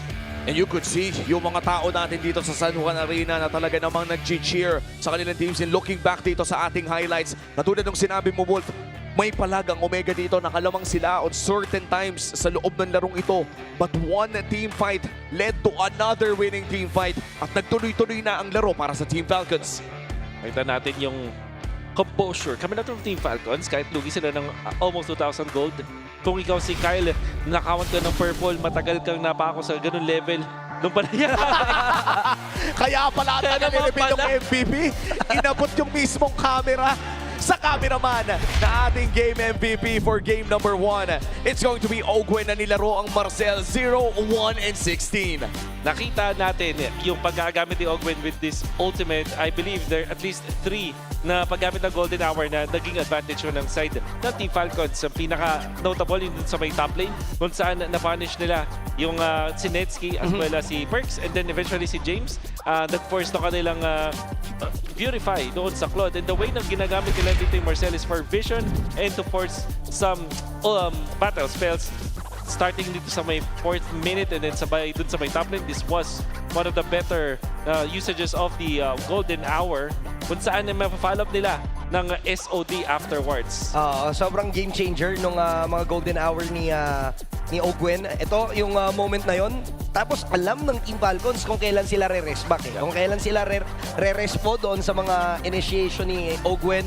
And magagamit pa nga nila to their advantage pag may nangyaring masama, Golden Hour lang tapos back sila. Pero in their favor, lagi namang maganda yung mga nangyayari sa teamfight dahil din dun sa utility jungler nila na napakakunat. Ang hirap bigyan ni Kyle dito sa laban na to. May defensive option pa nga ata yung Marcel na to kung sakaling may maultihan ng Deadly Magic at kailangan niyang iligtas. Oo. Nakita natin yun. Tapos may setup pa kahit yung Mystic Projectile, hindi na kailangan itutok talaga. Katulad nun, passive lang yun. That's just a captured moment. Tapos babatungan ka ng isang Mystic Projectile. Enough na yun para makakuha ng stun. At syempre, Mystic Gush can finish off that crash. So wala talaga makaka-react dito with the chain stun. This is why Marcel is a first pick material kasi ang dali talaga makapag-land ng mga multiple stuns. At yung mga multiple stunts na yun ay kadalasan na nagli-lead din sa magandang setup sa mga artillery mages natin. But this time, hindi nga artillery mage to This is some sort of a mid-range mage. Mahaba yung range, pero hindi kasi nga ba nila Farsa, nila Savior, nila Eve even. Pero yung burst damage talaga ay napakalaki. And karespe-respeto yung gourd na nakita natin dito sa kamay ni Haji. With the first win, within the first 13 minutes of that game, mukhang mainit pumasok ang Team Falcons. This is also their first win sa playoffs. Doon niya ako nagulat sa draft pa lang Bakit sila nag-gourd? Ang nakasanayan natin for Haji for the whole regular season is yung Valentina. So may rason kung bakit ito yung pinili nila. And kitang-kita naman sa game na yun na talagang na-practice at subok na ng Team Falcons itong pick na to. Remember in the regular season, there's a lot of focus sa Valentina. Bukod sa yung Falcons na nag-start na mag-prioritize ng hero na yun ng first week. Nung nag-develop yung mga weeks natin, teams na ngayon ay inaago na yung Valentina sa kanila at kahit hindi sila katapat, pina-prioritize na rin yung Valentina. Kaya na-invento rin yung gourd as a hidden tech. Dati na pang-counter dun sa Valentina, pero hindi na hidden. So, ang nagulat ako is dun sa last pick na Valentina itang sa Omega. At the same time though, nag-work naman siya ng first few minutes. Napad din naman yung Luyi, so there's not a lot of options there para sa Omega. So, eventually, naintindihan natin yung Valentina, pero traditionally, gourd ang pang-counter sa Valentina. And I think the Selena was also open, pero parang kung mag-open ka ng Selena ng Game 1, sobrang tapang mo na Yun na yung tinatawag ng mga tao na parang, I wouldn't say overconfident, pero alam naman na kasi nating sobrang lupit din mag-Selena sa Mingwin. So there were other options, but as you said, Valentina was the one locked in. Isa sa mga kina-counter ng isang gourd na nakita pa rin naman natin kung bakit pinake ng Omega. Moving forward dito, for Team Falcons, nakita natin kung gaano naging malupit ang kanilang decision-making come mid-game. Naging mas maganda yung mga team fights na pinakita nila. And also, dito sa Falcons, yung pag-control nila ng mapa afterwards. Kasi pag nakakuha sila ng team fight wins, immediately makikita mo si Kyle na kumukuha agad ng purple or mag-control sila ng mid lane turret. At nagkakaroon talaga ng matinding focus sa pag-pigil ng pag-farm ng Omega. So that meant na nakapag-farm si Netscape pero yung iba niya mga teammates hindi na. That's why si James, kung napansin natin, parang nagmukha na rin siyang malambot as well as perks because of the sheer amount of damage na nakuha ng Falcons mula dun sa equipment nila. Also very commendable yung ginawa ni Flap na pagtambay doon sa lane niya. Nakabasag siya ng dalawang tore early on to doon sa game pa lang natin. So the pressure is real for the side of Smart Omega na talagang kailangan laging from time to time may tumao doon para hindi sumabog yung ating Holy Shield. Oo, at dahil dyan ay napakainit ng ating game number 1. Magpahinga muna tayo guys. Sip Purified water is filtered through volcanic rocks for a crisp, clean taste. Alis uhaw, sip na. Ang sarap, this quenches like no other. Magsalita muna kayo nang makainom ako. Ayan, sige, inom ka muna. Ang ganda nung ano. Hindi, sa totoo lang yung ginawa din talaga ni Flap na pressure. Very, very beautiful. Hindi niya inayaan na makakuha ng additional na lanes itong side ng Falcons. Kasi minsan, dapat magtutulins ka pero alam niya, lapo-lapo siya sa madali na mga in and out sa lane na yun. Well, relax lang talaga dahil nakikita nyo ba yung Max 5 dito on the stage? That's clever engineering keeping these teams locked in. No distractions, just pure performance. Brought to you by TT Racing Philippines. We have your back. At ito na. Natapos na ang ating game number 1. Lamang na ang Team Falcons. Their first win in playoffs ngayong season 17. Nailabas na ba ang lahat ng sama ng loob sa tingin nyo? Parang feeling ko na pagpagpag na. Actually, kung naalala nyo yung parang pag-entrance sila doon, even si Flap, di ba? Siya yung parang na-feature natin. Kalmado eh. Parang malayo dun sa aura nila yesterday. And admittedly, itong si Flap and the rest of Falcons ay nag-underperform dun sa kanilang series. But ngayon, they look so nice. And maganda dito kasi lugi sila dun sa early pero nabawi nila. So that tells you na this team is still back. They still know what to do. At kaya pa nilang makabawi sa series na to. At pinag-usapan natin sa labas ng bro, actually during our lunch breaks, na para bang ang pumasok dito ang Omega at nakita niya nagsusuntukan ng mga Diyos ng MLBB sa kanilang harapan. And now may isang Diyos na silang kalaban, one of the Titans, of course, si Ogwen. Bring your game face on for your smart power pose. Wow! Pasok na pasok ha. Meron pa po ba? Tingnan natin kung may iba pang magsa-smart power pose. Ayan, meron. May katapat si Kuya. May katapat, pati yung mata ginaya. Ay, ito parang malapit eh. Malapit. Ito, may kindat ba? May konting kindat po. Ay. Ito, kanina pa nakakindat. At ikaw na nga ang ating nanalo. Congratulations sa'yo, Kuya. Ikaw ang nanalo sa ating Smart Power Pose. At syempre, hindi nagtatapos dyan ang ating mga pamigay, mga idol. Dahil hindi lamang ang mga Smart Power Pose ang ating pwedeng abangan, kung hindi napakarami din ng mga ibang pamigay din sa ating mga tropa. Dahil super fans, alam nyo ba na ang mga lalaki ay 5 times more prone to dandruff? Don't let flakes ruin your focus. Power up with Clear Men. Its triple cooling power gives you 100% dandruff-free hair for that ultimate fresh feeling. Supercharged with Clear. Uy, ano yan, uso yung buhok niya ngayon eh. Tinatawag nilang 7 guard pa yan. 17 guard. Ano 17 guard. 17 guard eh. Ganyan daw yung mga buhok ng mga pogi ngayon eh. Sikat. Siguro sikat yan sa eskwela nila. No? Ulgid ka pag ganyan. Mga pambagits yan eh. Pangbagits. Tayo pang normalan lang tayo. Normalan. 2x3. Tawang 2x3 lang. Ako saktong malit lang eh. Ay! Alam mo naman, malit enjoyer tayo dyan. Oh, Gwen, ba't kasi nagpagupit ka niya? Oo nga, dati. Dati, malit na tayo eh. Dito, alam mo, na-imagine kita with that. Tawag doon, 17 guard? I imagine you with that. Parang bagay sa'yo ba? Parang bagay sa'yo. Huwag mong sasabihin yan, baka mas lalong ma-inlove sa aking girlfriend ko. Uy! Anyway! Hindi lang pala kanina ang pakilig. Hanggang ngayon Wait lang. Bisitahin po natin ang mga nangyayari sa mga 2nd and 4th seed in MPL PH playoffs. Ito yung pinag-usapan natin kanina sa ating 6-man panel. Na tila ba'y kapag 2nd seed ka ay medyo, sabihin na lang natin, hindi ganun kaganda yung mga nangyari sa mga 2nd seed natin for the past 2 seasons. For the past 2 seasons, And, that's right. Ano no, isipin mo 4th seed tsaka 2nd seed, parehas lang yung win rate. Doon sa, ibig sabihin, yung 2nd seed talaga eh, tagilid talaga. Nandito lang talaga tayo sa, tingin ko ang tunay na explanation dyan is, nandito lang talaga tayo sa MPL Philippines. Kung saan lahat malulupit talaga. And then every time that there's a break between the regular season papunta sa playoffs, nagtatransform yung mga teams eh. Parang may kakaiba silang awakening. May mga teams though na nalulugi after a 2-week break. Na parang biglang nagkakaroon, or 1-week break, parang nagkakaroon sila ng mga konting doubts or parang awkward yung kanilang mga galawan. Pero because of the break at kung gaano ka-competitive sa Philippines, talagang ihiwalay mo yung yung regular season, pati yung playoffs. And ito, yung number 2 seed curse na tanong, kung totoo nga ba ang sumpa? Dahil for the past 2 seasons, yung mga number 2 seed teams, laging na-eliminate sa lower bracket semifinal. So if yung Falcons, ma-break nila yung curse, sila yung mag-advance, posibleng wala nga talagang sumpa. Nagkataon lang. Pero kung makagawa ng Smart Omega na ilaglag ang Falcons this time around, parang enough na ata yung 3 beses para mapaniwala ako na may sumpa nga. Pang kailangan na nga maghanap ng tawa sa series na to Kasi imaginein mo, no? Mayroon na kang second seed curse, may barang pa ng barangay. Ang dami. Lahat na, kulang na lang talaga yung magpagpag din ng konting asin sa roster ng Falcons. At nakita naman natin na gumana ang kanilang mga estratehiya ng game number 1. But this is still a best of 5 series. Marami pang tsansa na humaba to. At nakita din natin kanina nung series 1 na muntigan pa nga tayong umabot ng 5 games. Kaya bago tayo lumalim pa sa diskusyon tungkol sa ating elimination game, ay pupunta muna tayo sa ating on-ground panel. Maraming salamat sa ating mga casters. And this time, sabi nga natin, alam ko malapit na tayong pumasok sa susunod na game.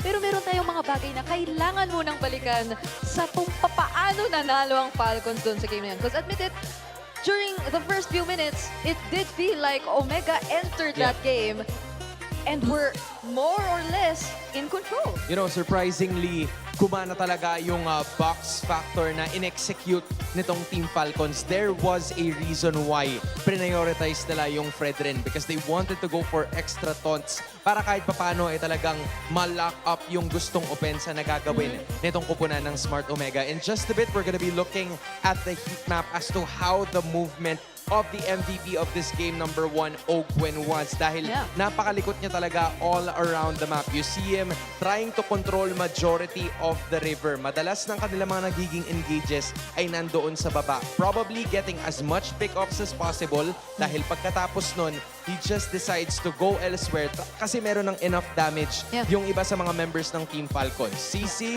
finding vision, information, damage, and this game is over with. Yep, and you see a lot of it towards the bottom lane. At hindi lang napansin masyado, I feel, kung nanonood kayo. And syempre, mas nakikita natin yung mga teamfights, yung mga skirmishes na nangyayari. But what was mentioned in the draft about Super Marco just being able to carry out such a huge role in terms of utilizing the Moskov to split was actually something very evident nung time na to. At naalalayan siya for sure nitong si Ogwen just to achieve that. Kasi kahit nung mga moments na parang sobrang naka-forward na yung Smart Omega and they were the ones trying to set the pace, hindi mo naman malaya, parang wala na palang Torres sa side ang Smart Omega. Parang lumipat na rin siya sa kabila at nagagawa na nilang paliitin ng sobra yung mapa unknowingly. And I also like what you said about those brief stunts kasi I think I saw the best combo with the Platinum Snap nung nung last siege talaga nila. Nakita mo ba yun? Platinum Snap, flicker in, tapos may energy eruption to follow up. So it was nearly a sure-fire way to just win out on the team fight. Yeah, it's always a -1.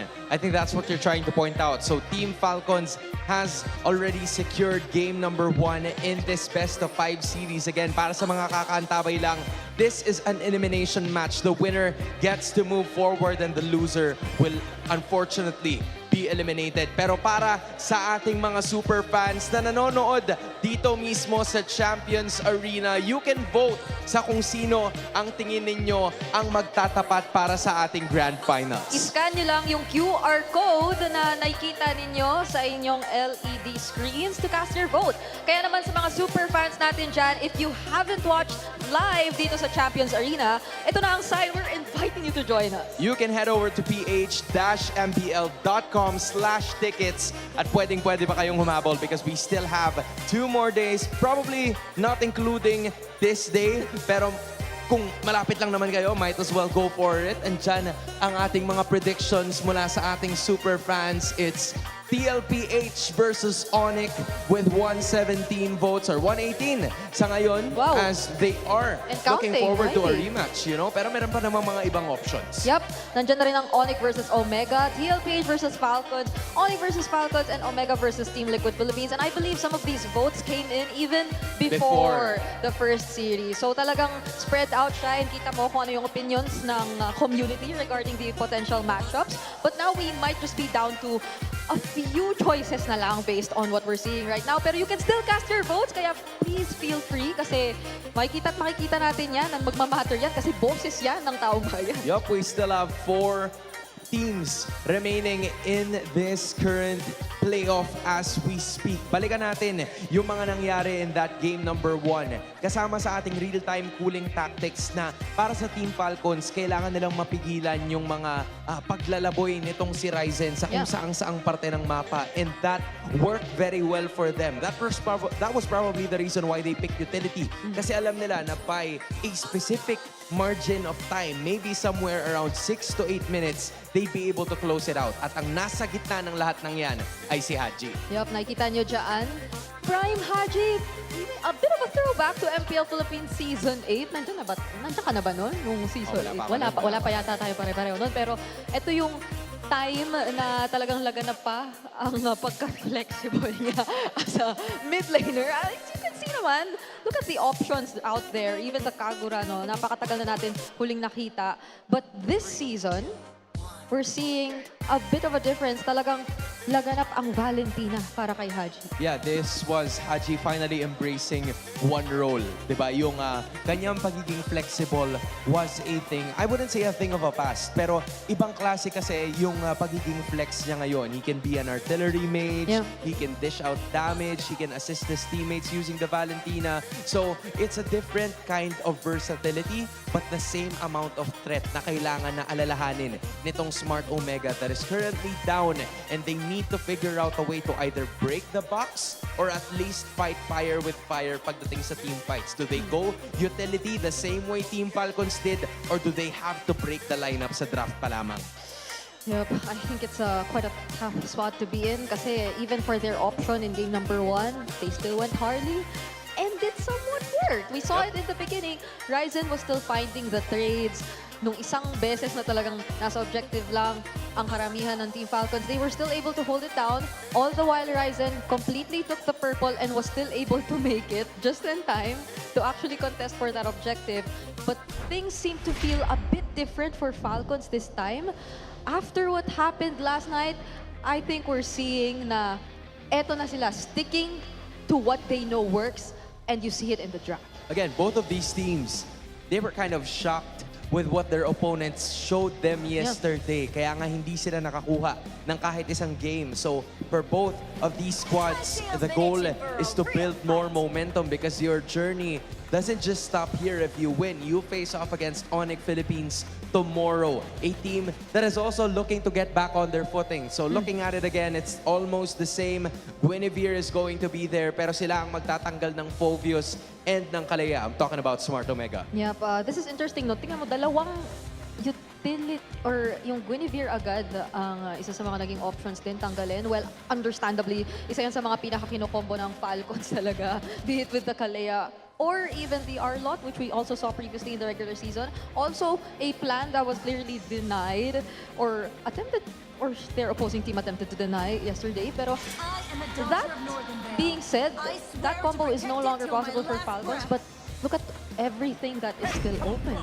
Okay, this opens up a Valentina option if they want to go for. Pero ito, medyo bago to First pick, Pakito. Kukunin ka agad ng Omega. Slowly but surely, nagbabump up na talaga siya sa prioritization ng ating dalawang teams. Okay, so this could have this been the plan all along, no? Considering din na talagang they took out the Fovius early on, even the Kalea and the Guinevere. Uy!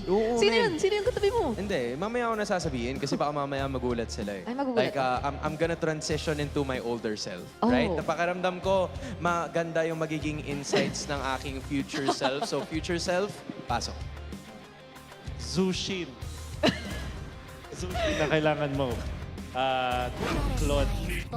Okay, so Zushin at Claude ang na-mention ng aking future self. Magbabalik ako sa present. They went with the Zushin and the Baksha. Future self, what's the idea behind this Baksha pickup na kinuha ngayon ng Team Falcons? Kasi nararamdaman natin na si Kyle din ay bumalik sa kanyang past self at pinaprioritize na mga utility junglers. Among the planes exists the equilibrium. Grabe naman ang future self mo. Ganyan talaga. Sabi ko sa'yo eh. Grabe naman ang future self mo. Okay, finally, nandyan na yung Claude, pero it will be picked up by Smart Omega instead alongside the Eve. So, hindi pa natin alam kung ano yung magiging Ryzen hero actually so far. Future self. Wala pa yung Ryzen hero. Hindi pa tayo magkakaubusan yan mamaya. Oh, future self, dapat ba i-prioritize na nila to? Or are they still willing to find something in the second phase? Yun kasi yung kailangan kapag nasa playoffs ka na, past self. Kasi kailangan handa ka ng malalim. Hindi pwedeng puro Leomord lang, puro Fanny. Dapat handa ka rin dun sa mga malulupit na picks like eventually yung Lancelot, baka ipangsagot nila dito. Lancelot? Oh, Sa natin yun kanina. Nakita nga natin yun sa past kanina. But then, a Benedetta is gonna be the main choice here para sa Team Falcons. Talamak na talaga yung mga ganitong klaseng XP lane matchups. It's the Benedetta kontra sa Paquito. It has always been a story. In the future, have you foreseen this? Ganito ba yung magiging matchup ngayon na tila dati mga tanky members talaga, pero ngayon, what's the reason behind the change? Bakit ganito yung nakikita natin ngayon with this current playoff run? Tingin ko dahil yan dun sa parang skills matchup siya in a way na parang pagalingan kayo dun sa XP lane. Kung na-mention ko nga dun sa past series, kung ikaw yung Paquito user, sasabihin mo na, lamang ako sa Benedetta. Tapos kung ikaw yung Benedetta user, lamang ako sa Paquito. Parang ganun. So, parang bias talaga. okay, it's a literal 50-50 matchup na pwede mo talagang sabihin. Pero this is exactly what we were pointing out. Pati ang suyo tinanggal na para dito kay Ryzen later on. Okay. May mga sinisigaw dito yung... Oo, man. As in, todo-todo talaga ang suporta ng dalawang teams. Which is why these two squads would really have to showcase their best draft. Ang major difference lang ngayon, yung Harid and yung Suyo ay unti-unti na ding mawawala. So, Team Falcons, given na meron pa rin silang utility jungler, future self, ito pa rin ba yung ito pa rin ba yung box type? Wala. Or gaya Oh my ba to gosh. nung gaya ba to nung nangyari sa Liquid kanina na sobrang sagad lang talaga yung aggression nila? Very good question, past self. Kasi yung backshot, maisip mo ay utility to, box to, pero hindi. Zushin and Benedetta, pag kinumbay mo yan, dive na yung gusto nilang gawin. So kailangan gawin dito ng Omega. Meron silang tanky na pangharap para may pang-fill din like Katot Kacha or yung mga high-loss para kung sakaling sugurin sila ng dive ng Falcons, may pang-depensa pa rin sila. Tanky na pangharap and mainly probably for Berk Siva. So meron pa naman tayo ng ibang mga revitalized heroes that are still available. The Hylos will still be there, but at the same time, parang ang dami mong kailangang alagaan, no? Ang dami mong kailangang alagaan considering this dive comp. Okay, so pumasok yung glue para sa Team Falcons. Yung Atlas naman ang kukunin dito ng Smart Omega. Makes things a lot more interesting. Eve Atlas combo, I kinda like it. I wonder what my future self would think of this lineup. Maganda yung paggamit ng Atlas for the defense. Parang hindi siya revitalized pero may feel siya. Tapos baka Lancelot na yung kunin na huli. Or is it? Ay, di pa. Yes, they do. They do. Lancelot nga. Tama tayo, past self. Nakumpleto ni future self ang lineup so far para sa Smart Omega. But now we're awaiting the last pick for Team Falcons dito. Still looking for their gold laner para kay Super Marco.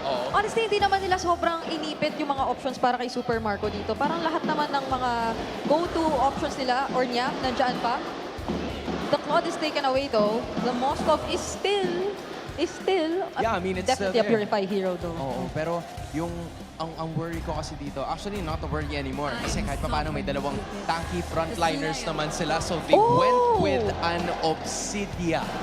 It's the same idea gaya nung ginawa kanina ni Super Marco kung saan nag-Moskov siya para kahit paano may late game insurance. Yeah. Although fortunately for Team Falcons in Game 1, mas maagang dumating yung scaling ni Marco dahil maaga siyang sumali sa team fight. So, it just depends if Obsidian's gonna be able to do the same thing. And I think it's a way then to maybe punish some of the potential errors or mga maling pasok na pwede gawin ng Omega kasi basta makapitan ka niyan, you have no way out. Hunt of Bone can be a threat para dito sa Smart Omega. But now it's time we head into game number 2, San Juan Arena! I'm loving how we still have this energy. Let's keep it going as we throw it through the casters. Nakabukas na ang pakpak ng Falcons matapos makuha ang game number 1. Pero naririnig pa rin natin ang dagungtong ng puso ng barangay as we enter the Land of Dawn. Nakakita tayo ngayon ng isang makabagong XP lane na matchup na ito na yung inaabangan na bago. Yung Bene versus Paquito na nakita din natin kanina. Yura versus SB, itatabi ka muna namin. Alice versus Yura, tatabi ka muna namin. Ito na tayo ngayon. It's the Paquito versus Benedetta na di hamak naman na mas exciting. Mas maganda rin naman talaga panoorin yung mga ganitong klase ng labanan, no? Kung dati kasi patagalan sa XP lane. Ngayon naman, sino mauuna na bumawas talaga ng tuluyan. Pero may mga bagong picks din tayo na makikita on this game. Yung Atlas, also the Obsidia from Super Marco, and ayan, no, duel kagad. Yun naman talaga may expect natin sa ganitong klaseng matchup. And to be fair, ito na nga, Persiva going in. Nahanap nila! Napakaganda first blood na magmumula sa Smart Omega. Early ikot na magmumula doon kay Ryzen to secure that first blood. Ang laking factor nito kasi sa kanya pa napunta yung kill. Pansinin nyo in back-to-back games na nananalo sa laning stage yung mid-duo ng Omega.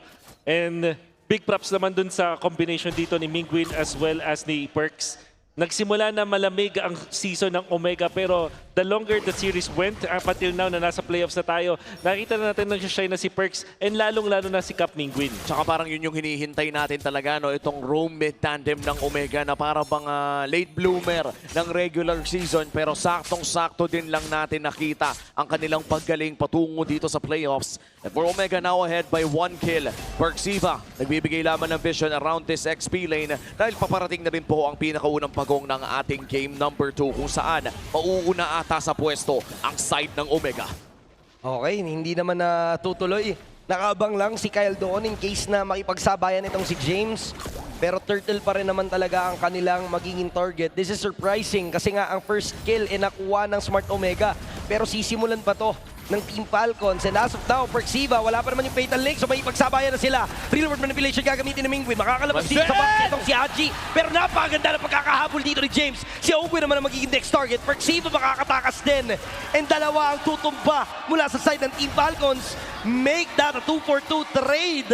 Masasabi natin na halos pantay lang. Pero because Kyle is alive, a chance for Team Falcons to take this turtle. Bibigyan pa nila si Mingwin dito sa mid lane. Wala pa naman atang retribution si Kyle kaya kakalmahan muna ito ng Team Falcons. Meanwhile, for the side of Omega, alam ata nila na wala pang retry si Kyle kaya sinisimulan na nila ang pagong. So makikipag-agawan talaga sila malala. Dahil wala nga yung retry, makukuha na ito ng Smart Omega. Napakagandang Fatal Links. Flap dito, mabibigyan din.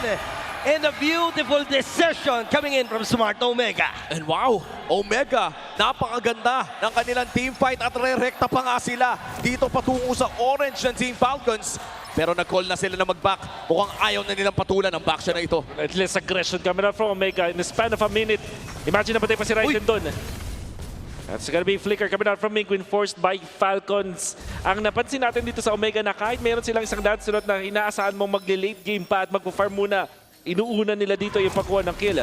But Falcons, really good at forcing the spells. Even yung paggulo pa lang ni Kyle, enough na para mag-force ng flicker kay Mingwin in the middle. No, and nakita din natin no, na kahit pa, teka lang mukhang magkikita ang dalawang jungler natin. Ryzen with a retribution at makakatakas nga. Oh, hindi! Aabangan siya ni Flap. May Petri, kaso nga lang hindi naging enough para siya mabigyan ng tuluyan. Nakanakaw itong si Ryzen at nakatakas pa.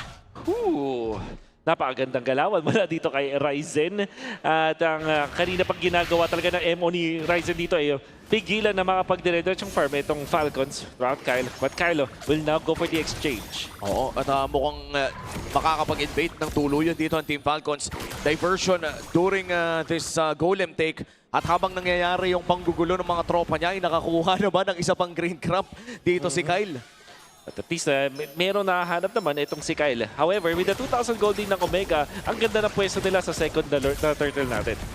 20 seconds pa naman bago lumabas ang pangalawang pagong na yon.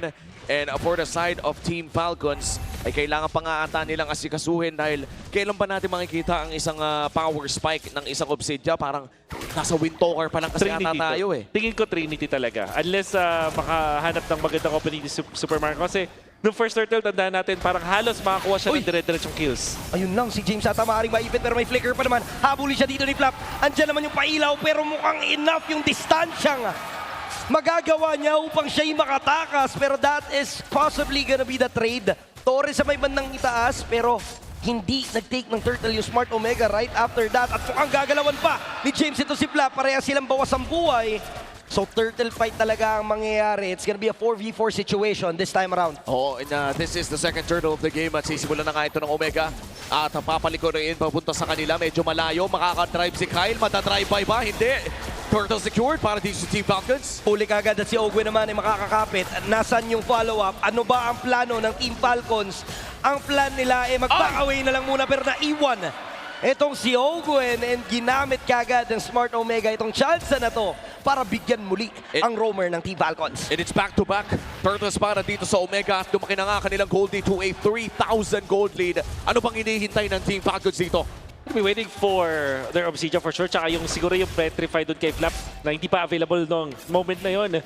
Ang kagandaan lang sa Omega, kinomit pa nila yung kanilang mga ultimates for just their roamer ng Falcons and this time doon kay Hajin sa may gitna.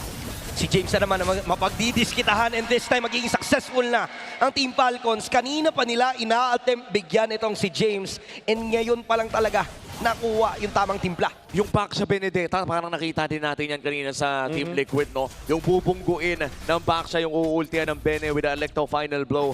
Pero sa ngayon Omega, hawak pa rin naman ang kalamangan kontra Team Falcons. And kahit pa napitas si James doon sa taas, nariyan naman ata si Ryzen para dumepensa. Uy, isilip sa purple buff. Mingguin nakatao naman and si Flap nandito na rin so it's gonna be a 4v4 situation. Real world manipulation agad na gagamitin at si Kyle nga mapagdidiskitahan. Napakagandang tulak para dito kay James at mapuforce si Kyle na makipagsabayan doon mismo sa gitna. At walang kapalit dahil nakalikod din itong si Ryzen. Will they even get the purple buff this time? I think nakuha doon ni Kyle. Yung kagandaan naman dito sa pressure na ine-exert ng Omega is napapareact yung Falcons in specific parts of the map.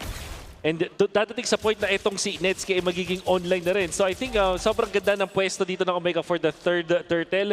And Falcons baka hindi sulit na i-contest pa to. Oo, pwede naman sila mag-side lane with the Benedetta or even Super Marco kung ititimbre lamang nila sa isang lane. At magsuspawn na nga ang panghuling pagong ng larong ito. Katulad na lamang ni Wolf, ng sinabi ni Wolf, lamang na lamang ang Omega in terms of positioning around this Lord Pit. At ito sa top lane talagang medyo nalulugi ata si Flap sa mga trade-up nila ni James. 2-level advantage para kay James. Napakalaking factor nito para doon sa matchup nila kasi nga pareha sila halos ng playstyle lilikot, dadamage, and talagang naiilang sila kay Perksiva dito sa kanyang mga pwestuhan sa may bandang harapan. Pero masyadong napaaga ang retry dito ni Kyle kaya makukuha muna ni Ryzen ang pagong.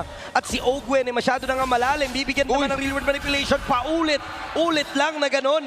Ang nagiging plano ng Smart Omega at nagiging successful ito. At dahil dyan, a perfect turtle take para dito kay Ryzen. Susubukan nila pitasin pero hindi ata sapat ang kanilang crowd control at damage. Lumobo na ang gold lead na hawak ng Smart Omega kontra Team Falcons to almost 5,000. Yung sinasabi ng aking idol na si Burrito na papiso-piso lang na technique mula dito sa Omega. Ibig sabihin, makukuha ka lang ng mga pick-off kahit yung roamer yon or kahit yung mid laner, kahit hindi siya core ng kalaban. Basta nakakuha kayo ng paisa-isa, magbi-build up na yung lead nyo eventually. Tapos yung pusit pa yung nakakuha ng Hunt of Bone. It was a good attempt however na patamain sa isang Claude na may obvious BMI na nag-aabang.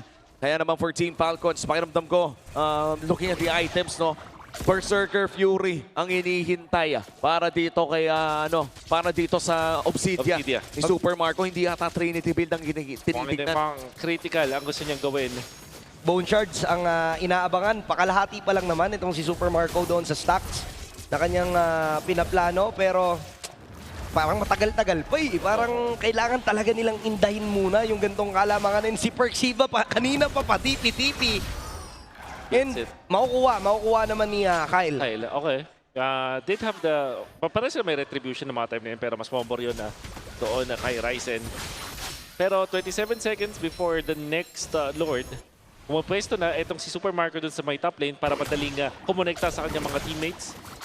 And I don't think na ganun pa kalakas itong Falcons, but if they do end up getting a push here na masusulit yung galawan nila dito sa may bandang taas. Oo, kahit pa paano, makakuha naman sila ng Torre at makakadepensa naman nata si Flap. May Holy Shields pa rin na gustong paputukin ng Smart Omega at mapapasabog nga naman nila ito. Lalabas na rin ang pinakaunang Lord at si Perxiva ay naghahanap ng potential na mafe-fatal links. Wala pa tayo nakikitang malaking teamfight pero nahuli si Nets. May naispatan at maaaring nga talaga mabigyan pero may Purify pa naman upang siya'y makatakas. Kaso, nabuhat siya pabalik. Kaso buhay pa rin si Netsky. May matatalian dito. Si Perxiva nga ang next sa magiging target pero hahabol pa rin yung bandang likuran. At si James at Ryzen ang naghahabol. Kailangan nila magbakaway pero papalag ito si Flap. Mapapa-flicker out ito si James and he will survive. Cal will go down. 3-for-1 exchange. Napaganda pa para dito sa Omega. Kamunti ka na mahuli si Netsky, but a timely Purify leads them to the Lord. And what a nice bait and switch coming out from Omega. Ginamit doon si Netsky. Kyle, nag-beeline talaga papunta ko kay Nets. Kung mapansinin natin, hindi niya instantly pin-up yung kanyang Purify. Ginamit lang niya yun nung nakita niya mag-commit na yung Falcons. Sabay lapag ng real double. Does he do it? Aray ko! Napakasakit ni Netsky doon. Magiging worth it ba? Kasi si Ryzen din naman ang magiging kapalit. So it's gonna be Haji kapalit ni Ryzen. May Lord na kasama ang Omega dito sa may bandang ibaba and the aggression is still there. At aabot pa sila ng isa. Gwen will go down. Ang ganda ng pressure na binibigay ng Omega. At saka napakakaiba ng tempo na pinapakita nila. Hindi ata ina-expect ng Team Falcons na papiso-piso din yung pasok. Para bang audition. Kapag sinabi mong audition, kadalasan pangit yun. Pero dito, napapaganda ng barangay. And that's because of the control of their heroes. Lalo na sa pag-commit nila ng mga ultimate on specific heroes. Never mind na ginamit nila yung real world manipulation para lang kay Ogwen ng paulit-ulit. Basta mako naman sila kill, it means na yung Falcons hindi makompleto yung dive strat nila dahil kukulangin sila sa damage or control. Grabe. Missed yung tali na binitaw ni Super Marco. And sobrang tapang ni Netsky para gawin niya yun pero alam niya kasi na may Fury naman siya. Naglalaro gamit ang apoy. Inaabangan niya, sige please, parang awa mo na, ibato mo yung Phantom Bone mo. And even with the Purify, I feel like that is still a big risk, but if there's one gold laner na talagang magre-risk, parang Netsky na yan. Netsky na yan. Siguro din kasi alam niya na matutulungan siya ng kanyang mga tropa peeps and alam din niya na hindi pa ganun kalakas itong si Super Marco. When it comes to itemization, you're gonna be waiting for that. Plus, Super Marco is Purify. So parang hindi naman siya nakakuha ng flicker na pwede magkaroon talaga ng leeway para mag-burst. Mingwin, mukhang hinahanap siya dito ng Team Falcons. Si Kyle ay rumoronda na pero para bang ibibigay ata nila itong orange ba perks. Looking for Flap TZ, hindi niya makikita. At makakatakas naman ata ang Team Falcons dito. May fatal links pa itong si Perxiva, so anytime pwede pa siyang bumitaw nung setup na kanyang inabangan real world manipulation. Ogwen na naman ang mabibigyan ng Sway. Si Duet pa, tutumba din itong si Super Marco. Pero si Flap ay gumagawa ng pangarap sa may madalikuran. Netsky dito, hindi na naman mabibigyan.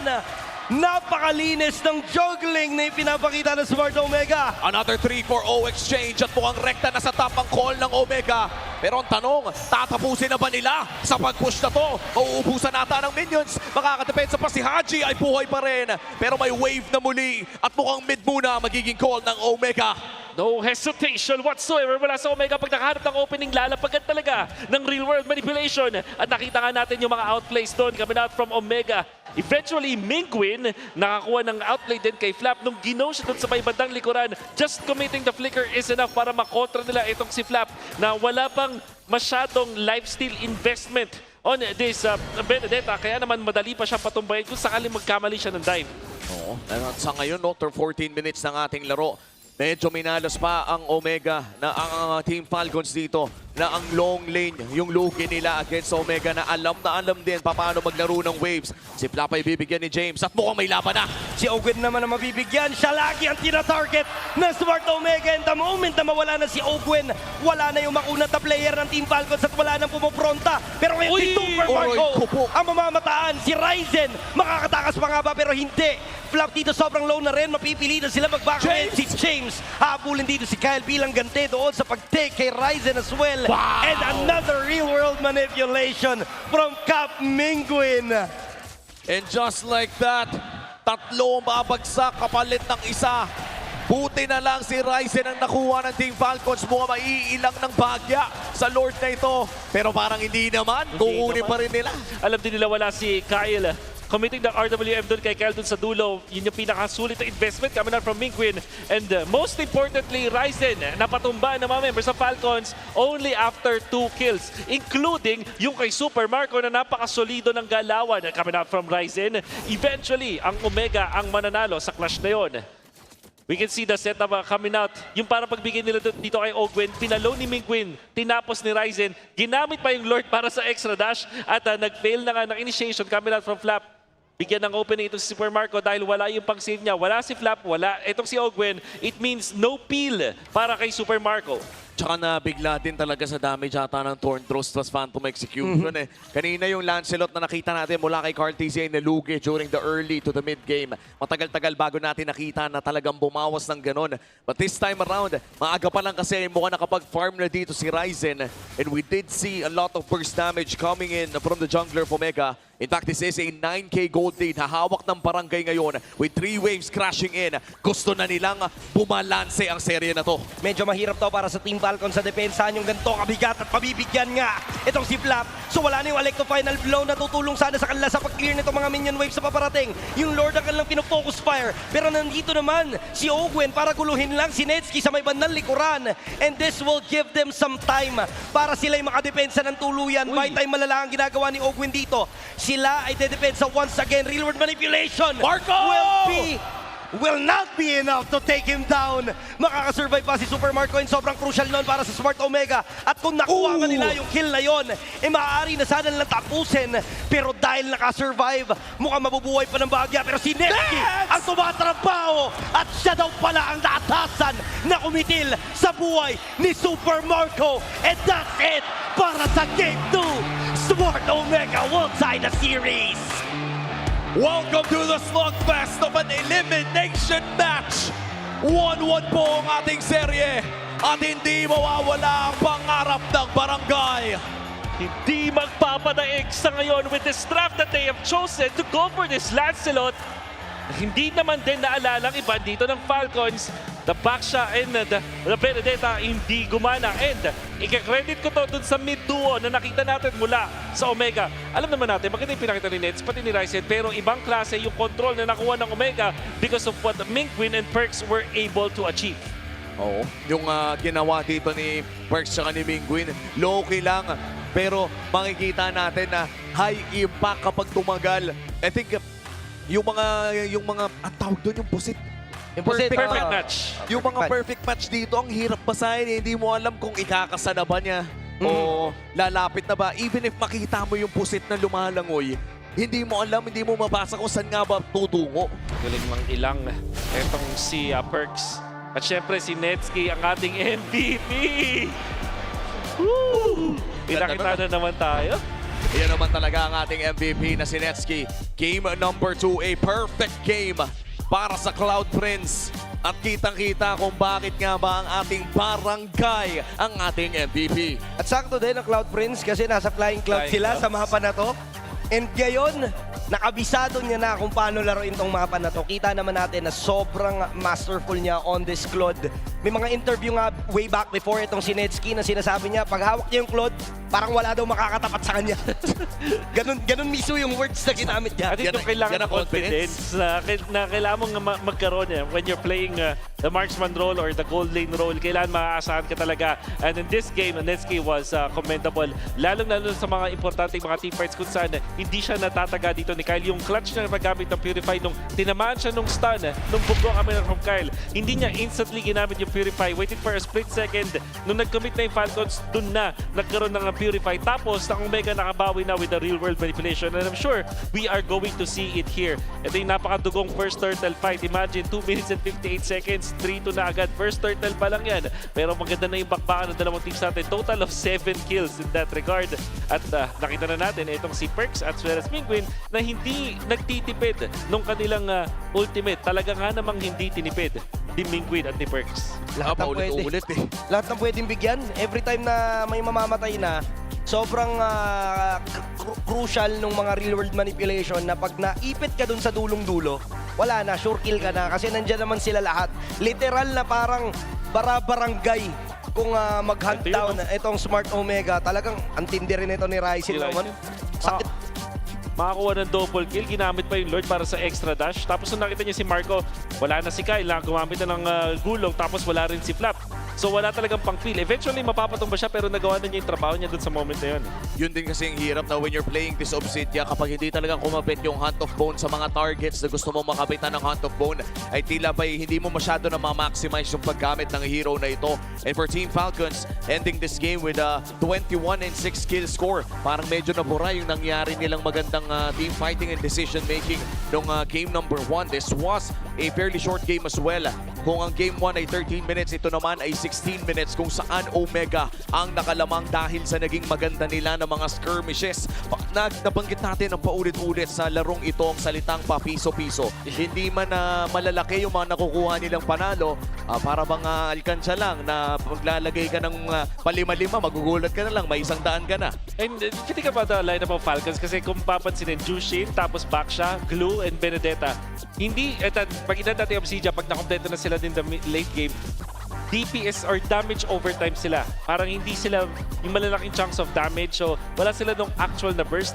Hindi katulad ng isang Lancelot with a Pakito. Diba? Meron ka ng mga malalaking chunks ng damage na pwede mo i-combo. So, it means na yung Falcons kapag merong nawala sa kanila, like tatanggal si Ogwen for example, parang ang awkward na tumifight kasi biglang malaking minus siya dun sa overall damage profile mo. Kaya naman siguro gumana yung papiso-piso dito, cabinet from Omega. Napigilan din talaga ng Smart Omega yung Falcons dahil sa ginagawa ni James doon sa matchup nila ni Flap.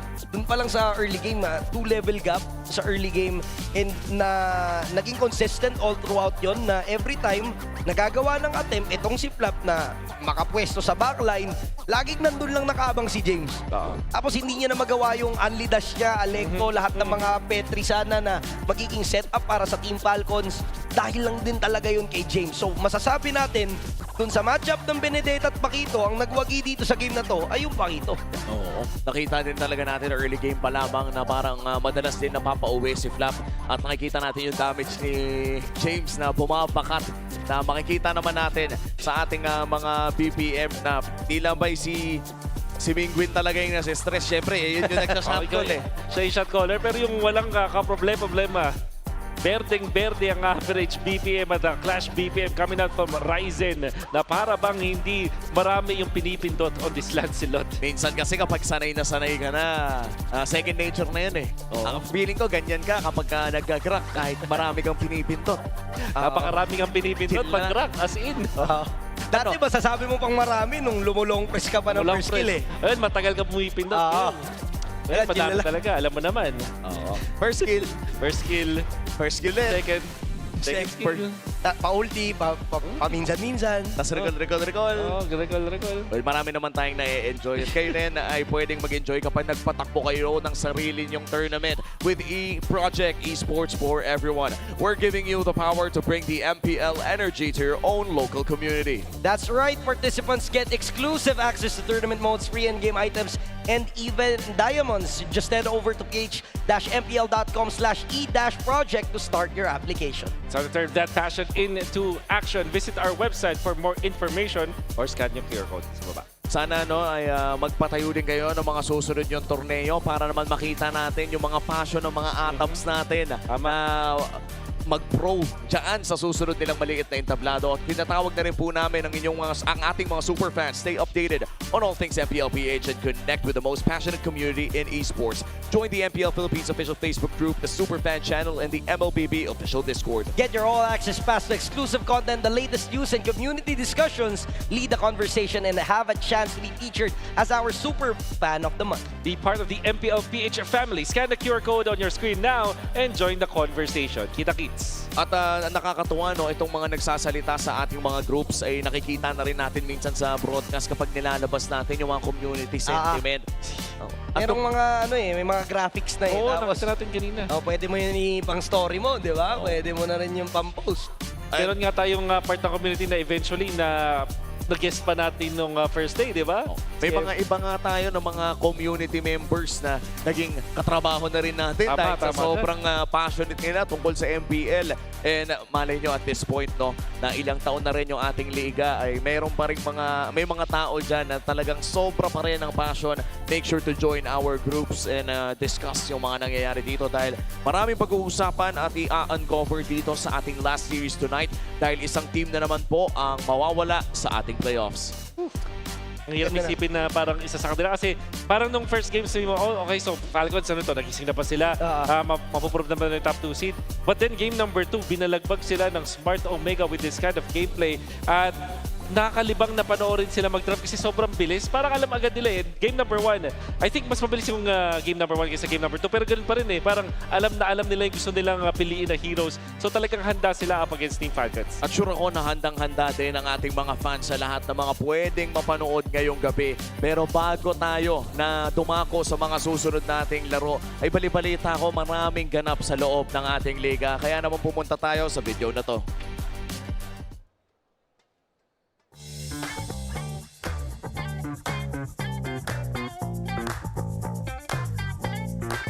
Gusto nyo ipakita ang tuloy na suporta sa inyong mga paboritong teams, pwedeng nyo i-check ang mga team merch booth from Team Liquid Philippines, Team Falcons, ONIC Philippines, Aurora Gaming Philippines, Smart Omega, and TNT Pro Team.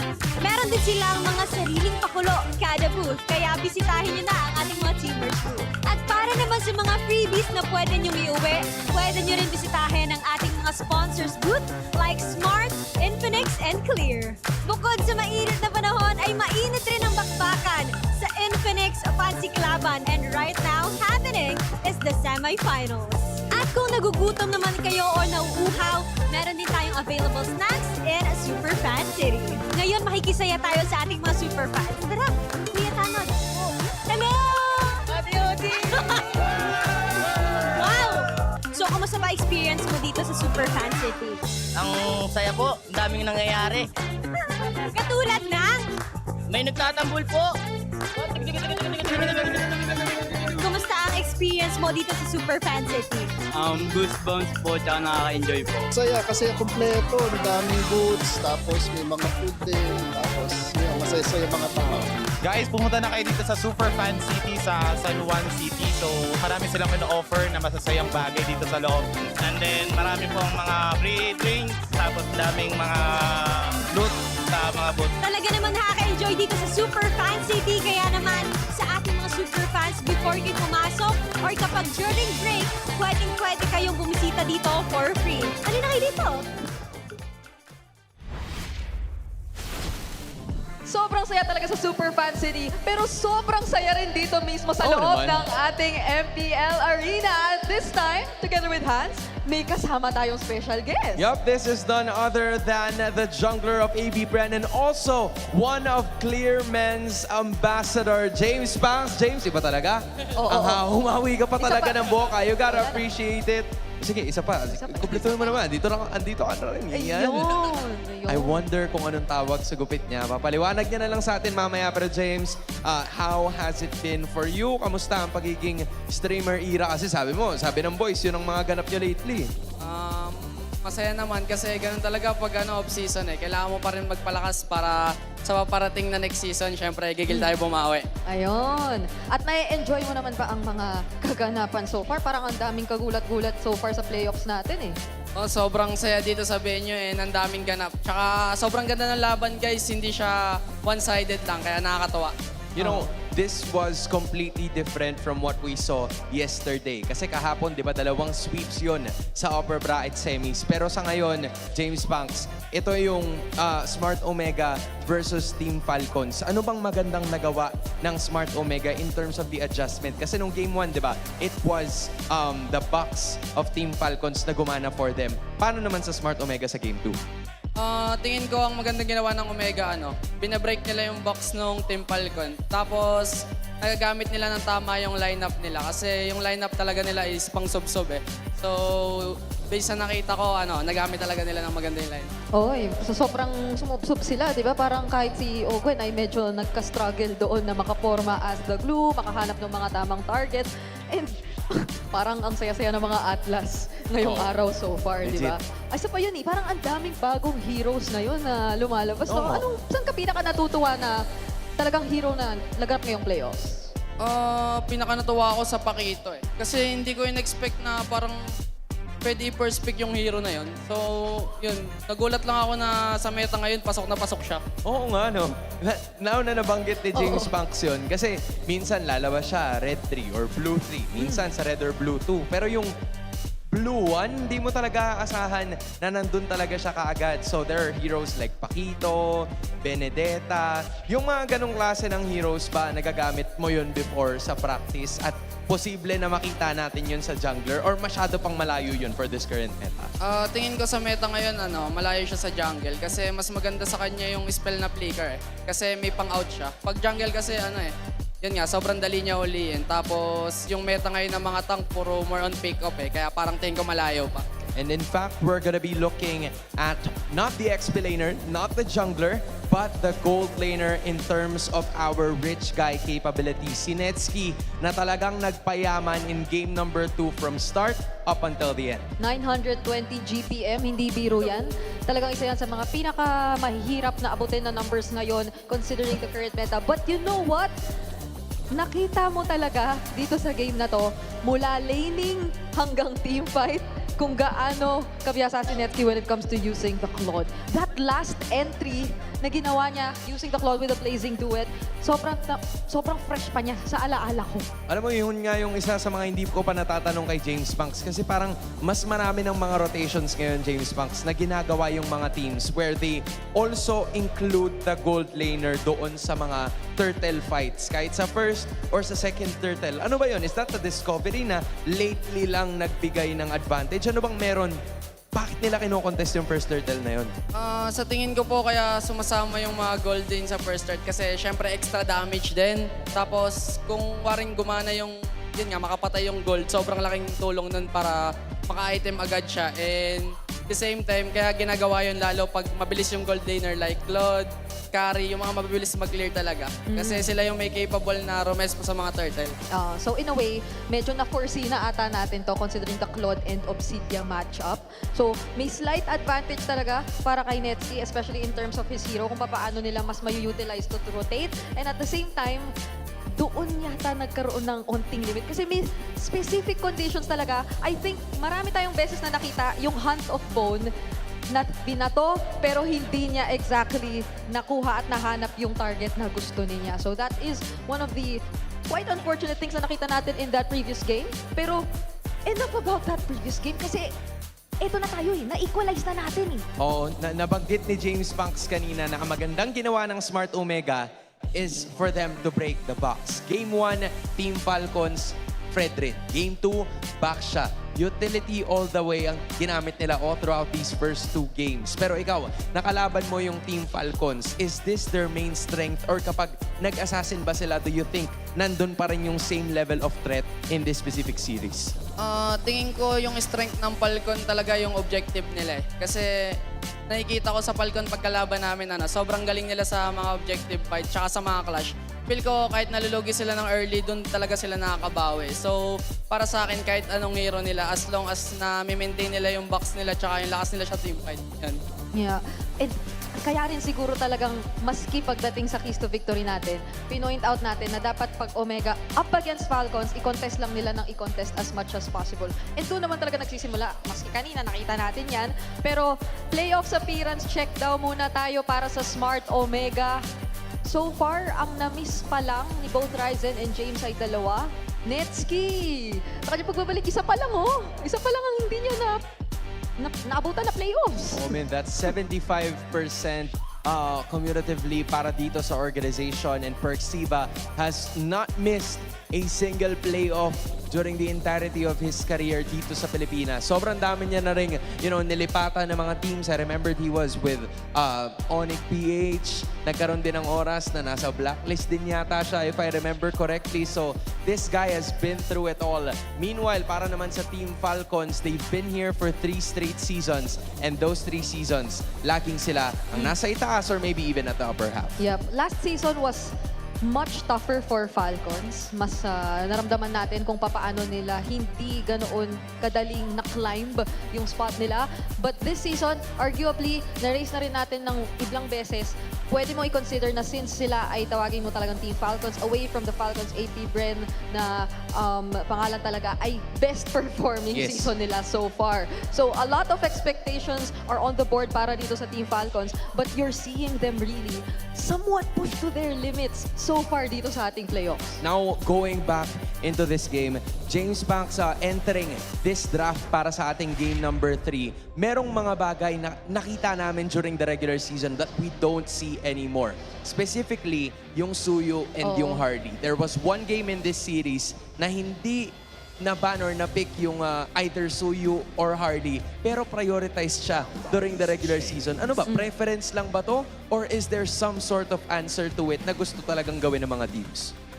Tingin ko po dahil kasi sa nangyaring nerf kay Harley, feel ko isang factor yun eh. Kaya di na siya ginagamit. Kasi karaniwan palitan lang yung dalawang hero na yun eh. So pagka hindi na-pick yung isa, possible hindi na rin siguro i-pick yung isa kasi yun nga, trade lang talaga sila. So, tingin ko ang ginagawa ngayon ng mga teams, mas pina-priority nila yung XP tsaka tank kasi kadalasan doon talaga nagkakatalo eh. Kasi ang daming hero sa jungle na pwedeng ipalit sa Suyu at Harley. At ang dami na rin bigla ang matchups na lumalabas, especially when it comes to the EXP na you mentioned. So, as mentioned by James Banks, saktong-sakto. XP lane Pryo agad. Isa na namang Pakito first pick. Kanina ginulat tayo, ngayon parang hindi na siya ganun kabago. Okay, so sila naman ngayon ang gagamit ng backshot pero yung Claude ay mananatili pa rin sa side ng Smart Omega. Do you think na ito pa rin yung pinakamalakas na gold laner ngayon? Or meron na bang slowly na tumatapat sa kanya because of how well he pushes the lanes or maybe the other things that he does in team fights? Para sa akin, Claude talaga yung pinakamalakas ngayon kasi sobrang dami niyang nagagawa sa mapa.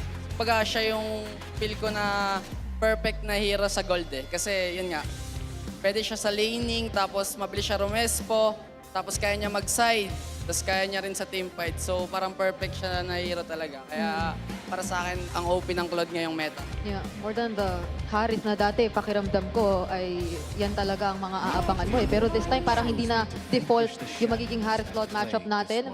Ngayon though, makikita natin siya dahil ipipick up na ng Falcons yung Harith na yan. Pero I'm wondering, ano sa palagay mo ang magiging magandang response ng Omega dito sa Pakito? Do you think na tama i-match na lang siya in terms of damage din Bene sa ba XP ulit? lane? Bene ba ulit? Or pwede silang medyo mag-consider ng ibang options?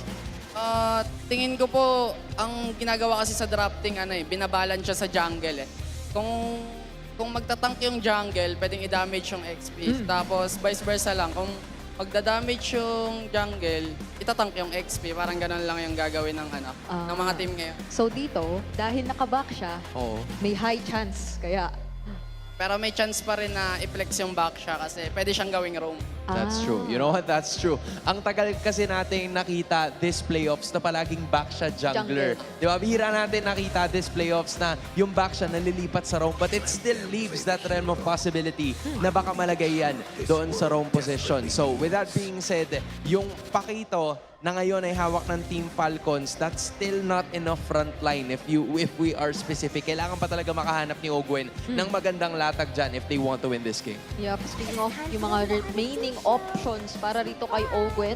So, Alea is gone. Ang mga usual talaga na go-to picks dito ni Ogwen, if I'm not mistaken, throughout the season, ay the likes of the Hilda, Khalid, and Blue na kanina ay nagamit niya. But would you still consider the Glue after what happened kaninang game? Kasi parang sobrang same matchup eh. Claude pa rin to, Juicin, tapos back siya. Or would you prefer a different roam para kay Ogwen na lang?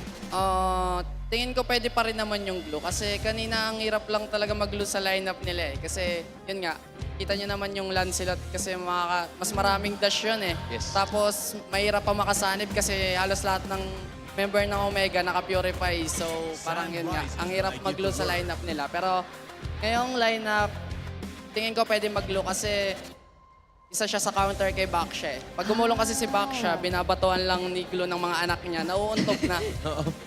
Yung mga Junakis ni Glue, no? Ngayon ko narinig yun ah. O pwede, no? Tatingin na pala si Patrick. Ganun pala ang tawag niyo sa kanya kapag Labas mo na yung mga anak. Ay, kaso kinuha. Okay. So there goes. It means it made total sense, di ba? I-deny mo lang talaga kung ikaw ang smart Omega, and I think that was a really great choice. Plus, meron ka pang dalawang tanky frontliners. Now, kung Team Falcons to, paano ka sasagot kung wala na yung Glue? Oo nga eh. Ang mga natitira pa yata na commonly picked para sa kanya, hindi kaya yata mag-Hilda dito. May Khalid pa naman. Eh, okay. Sila naman ang mag-a-Atlas this time. Okay to ah. Parang nakita na natin to ha. Oo, parang kung tatakpan mo yung lineup nila, parang pwede mong mahalinhin yung dalawa sa isa't isa eh. Oo. But what's the benefit of this lineup? Do you think it's balanced enough or meron ka pa bang hinahanap in terms of frontline, maybe damage? Ano tingin mo, James? Para sa akin, wala. Balance na yung lineup ng Falcon kasi meron na silang pangarap, meron na silang damage. Tingin ko, ang kailangan na lang gawin ng Falcon dito, i-hybrid yung Pakito kasi parang kukulangin sila sa harap eh. Kasi yung Atlas kasi may time na nagbe-build agad siya ng cooldown eh. So parang kukulangin siya sa pampakunat. So pwedeng ipakita yung sumalo ng role na yun na mag-tank pa siya ng konti. Okay. And Sora, ang kanilang pang-complete sa kanilang lineup. So I think medyo kaya din ng hanapan ng balanse ang hero na yan when it comes to the game later on. But thank you so much kay James Banks. Pwede ka mag-MPL player. Pwede ka mag-player.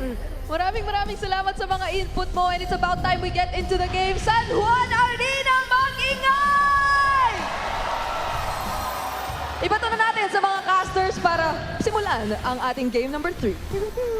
At papasok na nga tayo sa Land of Dawn para sa game number 3 ng Omega kontra Team Falcons. Matapos umabot ang serye na to 1-1. Nandito na nga tayo sa punto kung saan ang parehas na koponan ay sadyang may napakita ng maganda at elimination match pa nga. Yun nga eh. And maganda na sobrang dikit ng ating napapanood kasi hindi natin masabi sa ngayon kung sino ang lamang dahil pantay lang. At ang nangyari pa dito sa draft natin na Umi, uy, si Ogwen mabibigyan. Oh my goodness, napakagandang early game na naman para sa Smart Omega. Very similar to what happened earlier sa Game 2 na kung saan sila din ang nakakuha ng first blood. Kung mapapansin nga natin, parang nagkaroon lang ng swap doon sa mga heroes. 3 of the heroes from Omega's Game 2, hawak kayo ng Falcons. That's the Pakito, the Eve, and the Atlas. Oo, tsaka grabe no quick thinking mula dito kay Perksiva na alam niyang nasa turret damage, turret rage pa rin at flinikeran na niya, potentially forcing the flicker as well coming in from Ogwen. Naku, but this time si Haji naman ang may puwersa na mag-flicker. At dalawang flickers na nga ang natanggal ng Omega bago magsimula ang unang pagong. Sinabi mo kanina yung mga hero na ginamit ng... Wait lang ah! Fury! Oh my God! Netsky goes down. May nahanap na rin si Kyle. Doon nadali ang Smart Omega. Nakakuha nga sila ng early game kill onto the roamer. Pero nape-pressure si James, nabigyan ng kill itong si Netsky, and nakuha pa yun ni Kyle. So malaking problema to para sa Smart Omega on this upcoming turtle fight. Pero since naka-back siya sila, maaari yata may counterplay dito onto Flap. Ang tanong ay makakatakas pa ba siya dahil dalawang iipit sa kanya. Ogwen to the rescue. Wow! Napakaganda ng rest back na magmumula dito sa Team Falcons. And maaaring mabaliktad pa ang sitwasyon. Perksiva will go down. Si Flap din ay mapapabigyan. Pero si Ryzen ay makakatakas bilang anyong gulong. Pero Team Falcons, masasabi natin, na makakakuha naman ng kalamangan doon. 2-0 KDA ngayon ni Kyle. Oo, and that puts us 2 for 2. At lalapagan na nga ng Zaman Force dito si Netsky. Wala pa atang PMI pero makunat naman sa ilalim ng kanyang tore. Kaya naman mabubuhay pa si Netsky dito. Pero mukhang mahihirapan siyang kunin ng safely itong cart. Papasok naman si Netsky, siya naman daw! Naka-blazing duet, alam niya na babalik buhay niya because of the emblem.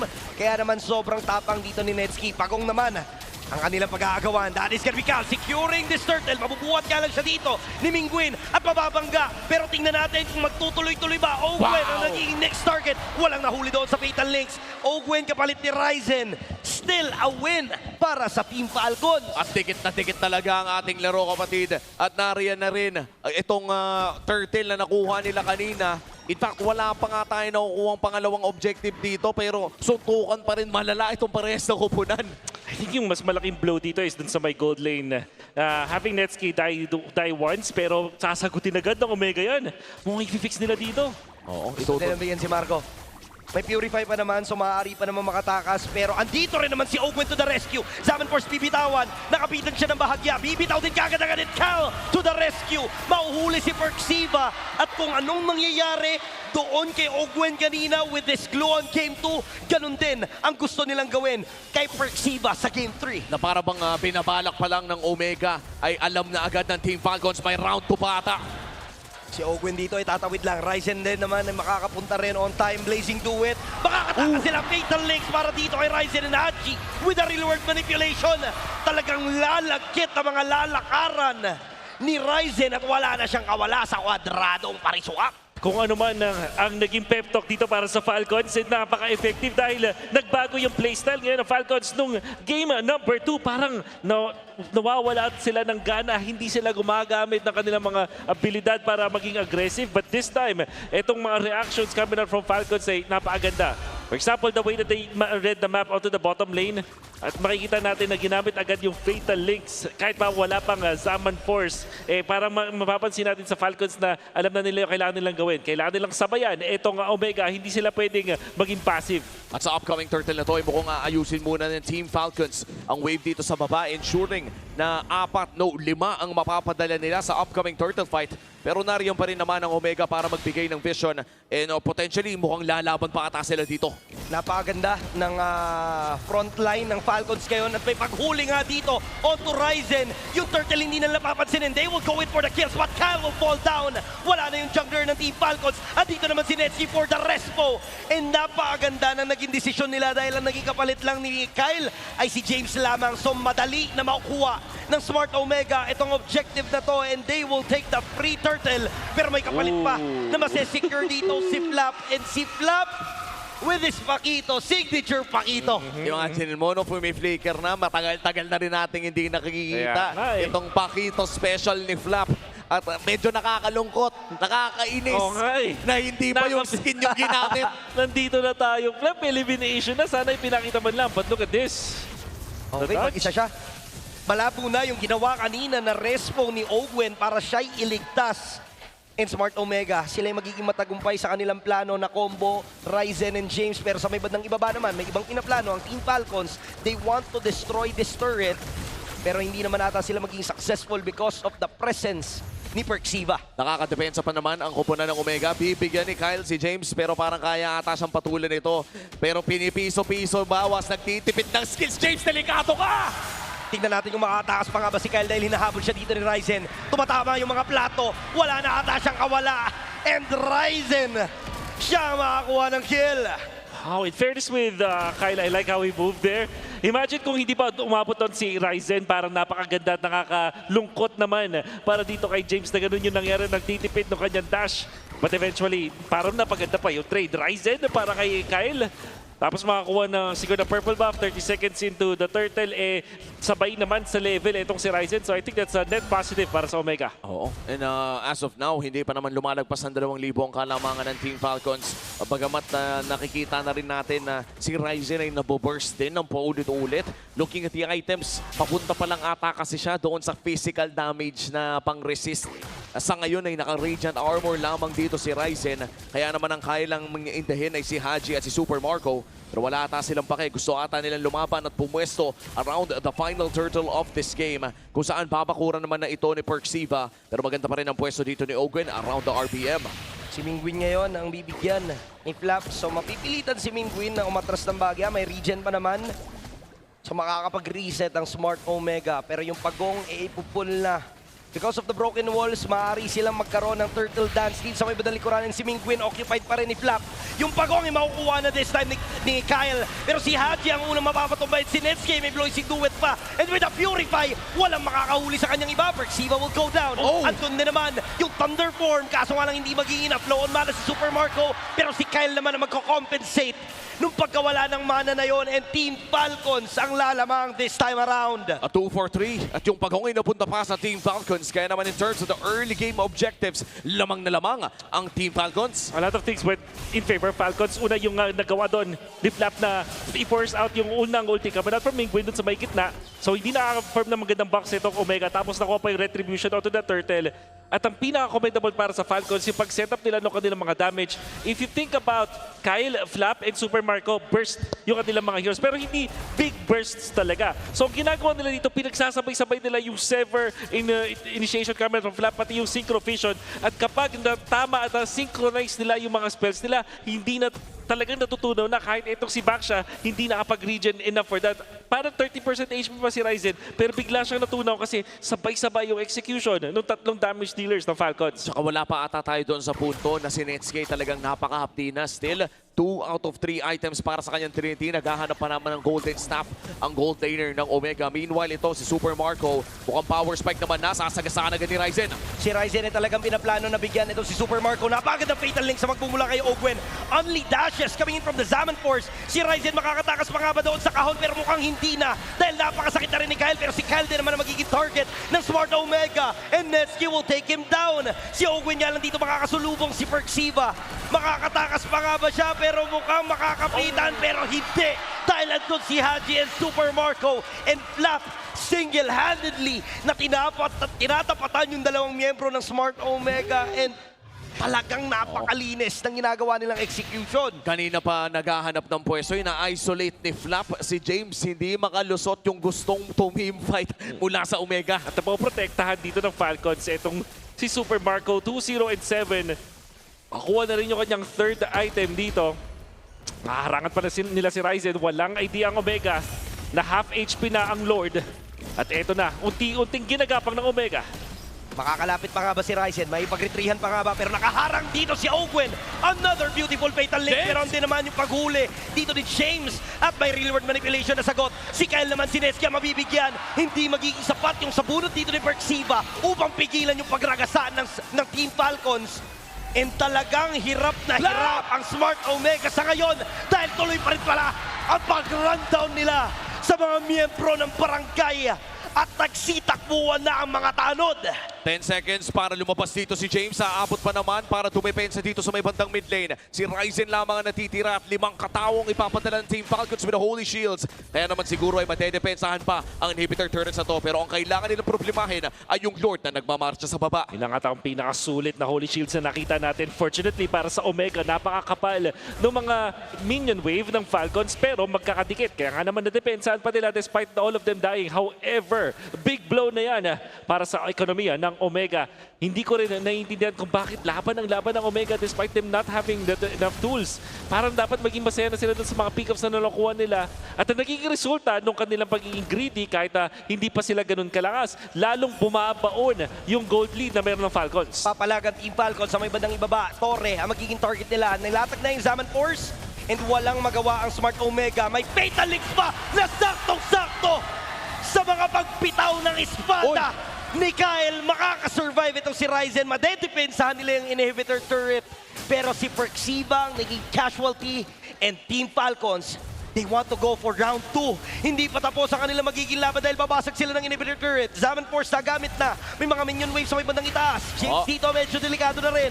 Pero siya ay makaka-atras. Tatargetin na ng mga Tori yung mga miyembro pero successful ang Smart Omega sa kanilang depensa. Low cooldown, high tempo para sa Team Falcons. Ang hirap palang labanan ng laging wala sa cooldown yung mga ulti. And now, yung isang crucial na item dito, Ogwen gets the immortality. Lalo pang madaling i-pop off ito kanyang ultimate.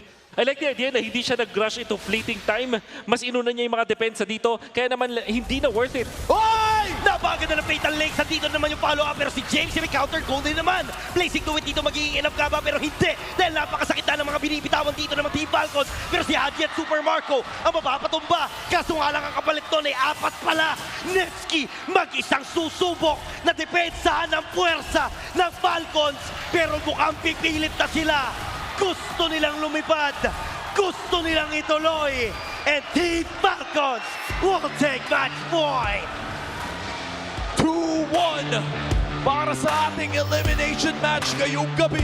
Isa na lang ang kanilang kailangan to book their rematch against ONIC Philippines. What an aggressive approach to the game. At ito yung kinailangan ng Falcons. Parang natahimik sila nung game number 2 at naghihintay, nagre-react lang sa mga ginagawa ng Omega. But in game number 3, they've decided, we will take your heroes. Ipapakita namin sa inyo kung gaano nga ba dapat kabilis laruin itong Eve plus Atlas combo na may kasamang Suyo. Of course, madaming mga outplays na ginawa din ng kanilang mga miyembro, lalong-lalo na si Flap. And I will have to commend James as well na sumasabay dito sa ginagawa ng Team Falcons. At makikita natin mula sa Team Falcons na kapag ganito ang kanilang tempo, mas maganda para sa kanila. Oo. Yung mga ganong klaseng hero talaga yung parang bagay no? Pagdating sa Team Falcons, yung tipong anytime ay pwedeng bumira, anytime ay pwedeng pumasok. Nakita natin yan. Flap, Kyle going in with the Suyo and the Paquito. But this time it's Kyle na makakuha ng MVP. Tapati ba naman yung cameraman ay natatamaan na ng blade search ni Kyle. Sobrang tindi nung pinakitang performance dito ni Kyle on this game. Ang pinaka naging problema talaga ng side ng Smart Omega is every time na feeling ng Smart Omega ilalamang na sila, biglang may papasok na Suyo from out of nowhere. Tapos parang grabe, pwede pala na ganun kabilis yung maging ikot ng isang jungler. I get what you mean kasi parang ang binubuhos dito ng Omega was usually dun sa isang Eve or sa Atlas. So nangyayari parang naubos yung kanilang firepower. And to think na meron silang isang backshot. Pero in fairness naman, wala din yung lineup dito ng Omega was the same as with Falcons na DPS based. And like we said, kapag may nama-1, dun sa ganong klaseng mga composition, ang daling i-punish. So if ever na wala itong si Perxiva or wala itong si Mingwin, which happened many times in this game na na-isolate itong si Mingwin na hindi nakakabigay ng outright damage output para sa Omega, dun sila kinakapos. Oo, tsaka ilang beses din tayo nakakita ng mga times na itong si Kyle ay tila ba'y nagtitipid ng mga abilities kapag hindi kailangan gamitin hanggat maaari ay ginagamit lamang niya yung mga abilidad niya kapag pwede na niyang may outplay o kaya ay wala na talagang choice yung kalaban. So this also shows na hindi siya yung Suyo na basta may skill, babato na. Yeah. Very controlled pagdating doon sa disiplina ni Kyle. Alam niya yung timing kung kailan dapat bitawan. And mas nagiging maganda to para sa kanyang team kasi nga meron silang setup tank which is the Atlas of Ogwen na sobrang on point din ng mga Fatal Links. Even though na naka-purify dito si Netski, si Mingwin, parang hindi natin naramdaman kasi lagi niyang inaantay na wala muna yung mga purify na yun bago siya bumitaw. Or kung hindi man yung dalawang yun ang target niya, kahit si Perxiva, uhulihin niya mag-isa. Yeah, remember in game number 1, uy, grabe, napaka-solid. Si James din naman babawi dito with a 3-man Shifting Skies. Kaso, may mga purify pa, nakapiglas pa yung mga members dito. At bigla na lang, out of nowhere, bigla sila natudaw. And yung mga pinagsasabay nga na spells dito and skills coming up from Falcons, yun yung naging bentahe nila. And we also mentioned dun sa game number 1, ang naging bentahe ng Falcons is kung paano sila kagaling mag-force ng mga battle spells. Like the Freakers or Purifies. And I think sobrang evident yan dito sa game number 3. Minsan si Mingwin na pinapwersa nila ng Crimson Beacon or even the Purify plus Crimson Beacon para lang makalis. Netsuki, nung nagkaroon ng Lord Fight na pinilit ng Omega, wala siyang Purify nun. Kaya naman, nung pag-dash ni Kyle, na-stun pa niya itong si Netsuki. And then that's also true with James na parang yung flicker, lagi nilang pinaverse ng kahit may magandang initiation, walang follow-up. So, Falcons are really good at forcing those battle spells. Nakita natin yan game 1 at same with game number 3. At kaya naman pala sobrang sakto sa kanila yung mga low cooldown na high tempo heroes dahil grabe sila mang-threaten at mang-burn ng mga battle spells. And wow, come to think of it, no, parang kailangan na rin paghandaan ito ng Omega na kapag ganito yung mga heroes ng Team Falcons ay hindi sila magdadalawang isip na biglain sila ng paminsan-minsan nang wala naman palang balak talaga na mag-all-in. For sure nga, hindi in-expect ng Smart Omega to, umiwolf na kukunin ng Falcons yung gumanang lineup ng Smart Omega from Game 2. Yeah, kasi parang yung nagapalit sila ng sides, they kinda thought na parang hindi siguro kakopya na at the same time yung exact pattern ng heroes. Pero nung bigla na napipik yung mga yung Atlas, yung Eve bigla, parang napapaisip ng Omega, teka, paano natin tatalo nito? And with all due fairness, feeling ko naman kaya ito with the Sora. Nakikita ko yung idea dito. Kaso nga lang, natalo kasi yung gold lane ng Omega. So parang bigla silang nag-panic mode. Alam mo yung parang naramdaman nila na masyado silang anxious or parang desperate. And like I said, panic in terms of throwing themselves into the bottom lane. Si Perxiva parang nagkagulo na. Mingwin naiiwan dun sa mid na walang kasamang glue. So parang napipita siya dito ni Flap or na-force yung mga Purify. So it's more like dahil may isang natalong linya dito sa Omega, parang nagpanic sila. Hindi nila yung gagawin. Lalo silang na-run over ng Falcons. No. And medyo mahirap yan when you're facing a veteran team such as a Team Falcons na kahapon ay nakatikim ng medyo mahirap na serye. And the same could be said para sa Omega. We've been celebrating the wonderful run of Smart Omega at kanina nakuha nila ang kanilang unang panalo sa playoffs. That's their first win after yesterday's 0-3 sa ating Season 17 playoffs. The same could be said para dito sa Team Falcons. Pero ngayon ibang usapan na dahil match point na ang Team Falcons kontra sa Omega. But let's go back to Smart Omega. May isang tao na laging tinitignan when you mention the new barangay, and that is the barangay na si Netsuki. Parang dash guy. Tama naman, Sir Wolf. Ganda lang nung naging desisyon ng Smart Omega dito na yung sakyan din yung ginagawa ni Netsuki dun sa mga interviews na talagang lahat naman ng MPL fans talagang natutuwa, no? Parang first time din natin makakita ng ganitong klaseng player. Yung ganito yung humor, ganito kakulit. Na-interview ko yung mga kakampi ni Netsuki at sabi nila malaking boost itong si Netsuki para sa kanila. Sa kanilang confidence at kasi masipag talaga si Netsuki kaya naman masaya din naman tulungan. Oo. Mamaya lamang bali-balita ko yung mapapanood tayo tungkol kay Netsuki. Sa ngayon ay pupuntahan muna natin itong MWI Qualified Games ang mga kababaihan sa loob ng esports scene. And hindi na malalayo dito yung Team Vitality at Navi PH ang mga reigning na reyna ng women's MLBB dito sa Southeast Asia. Yeah. Siyempre nandiyan yung Navi PH na mga tropa pips natin at Galtech Cyber Team wala dun sa I think this is the EECA region and then siyempre yung Falcons Vega, Saeta, nakita natin at yung Foot Esports. All of these will be heading into the MWI. And ibig sabihin yan na ipupunta rin ng Paris sa yung mga tropa natin dyan. And this is actually one of the best things na pwede nating abangan din sa paparating na EWC dahil bali-balita ko kailangan na namang makabawi ng ating mga reyna dito sa Pilipinas. Yun nga and for EWC, talagang yun yung kaabang-abang para sa mga players. At kung naalala nyo yung video na sinabi ko sa inyo na tungkol kay Netsuki, huwag kayong mag-alala. Ito na, pwede na natin panoorin.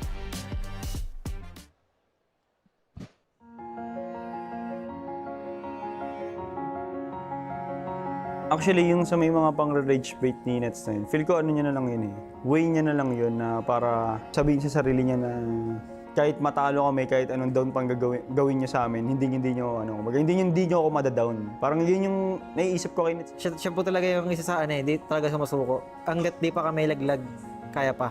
Hanggang sa magka-momentum po kami. As a friend si Netsuki, pag di mo siya kilala talaga, iba yung tingin mo sa kanya, parang makulit, masama, ganun. Pero pag close mo talaga siya, alam mo yung ugali niya, ayun, parang magets mo naman yung ugali niya pag nakulos mo na siya. Pag sa amin, parang yung confidence niya talaga, parang siya yung, isa siya sa mga, malakas na gold lane.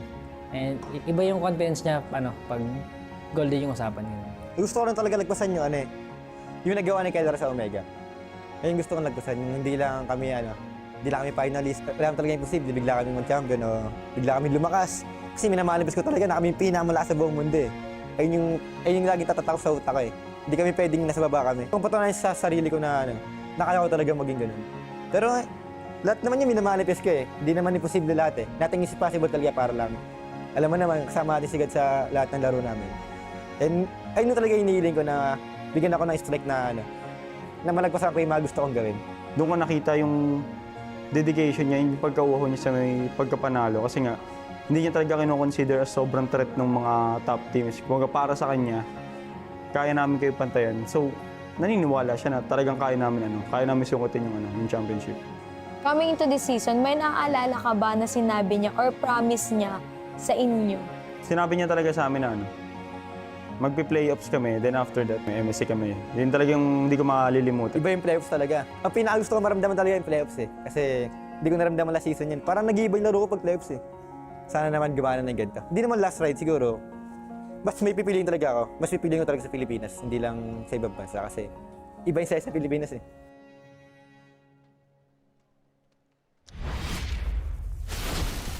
Alam mo, sa totoo lang, ang galing talaga ni Super Marco. Kaya nga Yung harit niya kanina, parang Nakita mo yun? Hindi ko alam eh. Like, super, iba talaga eh. Nagkukulod siya, nag-harit. Oo, ang dami niyang ginagamit. Ay! Oh my gosh, iba pala. Pero sinasasay tayo ng Falcons ngayon. Oo, Team Falcons, isa na lang, di ba? Super Mars, kwentuhan mo naman kami. Iba yung ginawa mo kanina eh. What made you one of the key factors in winning that game? Yeah. I think kung may barang yung Barangay Omega, nandito ang barang ng Falcons. May barang din. May barang din sila. Okay. Meron pa akong gusto Ganito tanong. yung ano Outside of the game naman, kailan mo na-realize na kambal kayo ni Super Marco? Well, curious lang ako eh. Kasi parang bigla kang lumabas out of nowhere, di ba? Parang, this time, oo nga. So, may nagsabi ba sa'yo before? Like, anong chika? Yeah, actually, nalaman ko way back 2024. Tapos like parang sabi ko, hello, parang kamukha nga. Tapos like, nagko-comment na sila, kamukha mo si Super Marco. Ikaw si Super Marco. Like parang, hindi ako ang tunay niyong ama. Hala. Wala, ako rin tuloy. Paano nangyari yung kanina din? Na ikaw ang nasa unahan. Oo, anong kwento dun? Ang Falcon, anong kwento dun? Actually, like parang galing pa kasi akong Encantadia. Tapos tumawag si Super Marco. Sabi niya, hello, Super Mars. Kailangan ko ng buff. So, napatawag ako dito bigla. Diba? Galing siya ng ibang dimension? Ganun ba ang ibig niyang sabihin? Bigyan mo kami ng best Super Marco impression. Yung esports pose, okay? Yung gaganon ka lang talaga completely. Sa'yo yung camera, sa'yo lahat yan, okay? In 3, 2, 1. Aba! Aba, papasa! Super Mars, maraming salamat. Binuhay mo ang katawang lupa ng Team Falcons. Dahil sa'yo, nakakuha sila ng second seed. Dahil sa'yo, lamang sila ngayon ng 2-1. Okay, sa'yo lahat yon. Sa'yo lahat yan. Palakpakan naman natin siya. Green Falcons.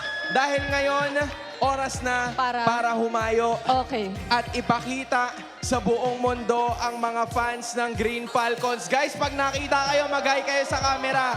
Okay, sa inyo lahat yan. Sino yan? Sino to? Si Flap pala yan. Si Flap. Hawakan mo yung madam. Iyo lahat yan. Okay, iyo lahat yan. Okay, ito. Ang dami din talaga yung mga nila. Falcons yung mga supporters natin ng Team Falcons. Ito. Sobrang dami nila. Si Kuya Red din yung buhok. Hello po.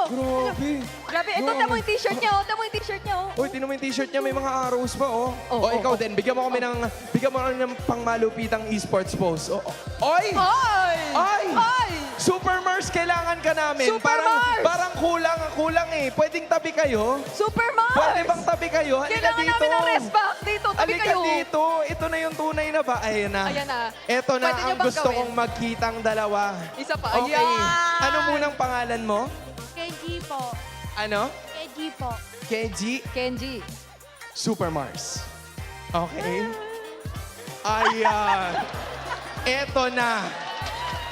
Bigyan nyo kami ng pangmalupitang esports pose in 3, 2, 1. Ay, parang nag-aurahan sila. Bakit ganun? Okay, take 2 tayo ha. Take 2 tayo. In 3, 2, 1. Oy! Grabe, ang sassy naman. Maraming salamat. maraming salamat. KG and Ang galing. Super Mars. Thank O you sige, po, tapos thank na you ang po. shift mo, ha? Balik ka na Okay. sa cheering. Okay. Balik na tayo sa mga... Sa hiking, sa hiking. Sa mga daang-daang. Oo. Oo nga. Medyo mataas Lilibot to na eh. naman tayo ng San Juan. Hello. Kamusta ang mga sambayan ng Pilipino talagang- na nandito? Hello po sa inyo. Ito yung mga dedicated Uy, may naglalaro nating pa. fans, oh. May Papindot naglalaro nga, pa. papindot Laruin mo nga. nga muna yan. Anong gamit niya? Naka-ano siya, naka-gushon siya. Ano? Naka-gushon. Aba, nakamina to skin pa. Ano, Wala ba tayo dyan, Min? Wait lang, tatry ko. Wala ba tayo dyan? O sige, balik mo na. Wait lang, ganda nung KDA mo nakakaya. Baka Wag maano na, pa wag eh, na, baka wag na, i-fit wag mo na. pa eh. Kaya mo na. O, ito rin, naglalaro din sila. O, Oh, saan, ayan o, saan, ito, saan? ang dami naglalaro. Oh, amin na yan, amin O, na laruin yan. mo Sa'yo yan, yan, laruin sa'yo yan. natin. Amin na yan, amin na Ito, yan. nag-1v1. O, 1v1 tayo. Ano, Oh, paano mo yan? 1v1. Oh, ayoko na, mamamatay na ako eh. Ayoko Balik na rin. natin. Oh, sige Balik na, natin. sige na. O, ayan na. Okay. Grabe, ang dami nangyayari dito, no? Nasa Hello Falcons po pa sa rin tayo, inyo. di ba? Ha? Falcons pa rin to Oo, eh. nakahawak na tayo ng dalawang naglalaro. Pwede ba tayong Oo, pwede na ba tayo lumipat sa Pwede kabila? ba tayo Ay, hindi, dito mag-sprint? lang muna tayo. Ay, hindi. Dito lang daw muna tayo, mga kaibigan. Dahil po, huwag kayong mag-alala. Sobrang dami pa ng mga makikita nyong mga laban. Depende kung sa ano ang gagawin ng Smart Omega. Oh, pwede daw, Duduluan pwede daw. pa na natin. Eto na. Men, pupuntahan natin yung may tarpaulin. Puntahan natin yung may tarpaulin. Puntahan natin yung may tarpaulin. O, sino to? Sino to? Sino to? Oy, grabe si Cap Mingwin. Cap! Kap! Ipakita mo yan. Yan ang gusto ko. Sobrang daming Chinese Grabe naman nung yan. poster nila, no? Oo nga eh. Dito kaya, dito kaya. Nakakaramdam ako na may naglalaro pa dito. Ay, ito, yan. Nakakaramdam ako na may Okay, naglalaro marami, pa. marami, Para marami. ma-pressure sila ng konti. Oo. Okay, Ay, ayos din. Ayun na, naglalaro sila. Good luck po, good luck. Good luck po, Dito galingan tayo. niyo po. So, Ano? dito. Tingnan Ay, mo. papunta na tingnan mo. tayo doon. Malapit na tayo. Ay, wala na. Makukompleto. Hindi na natin Hindi na nakompleto.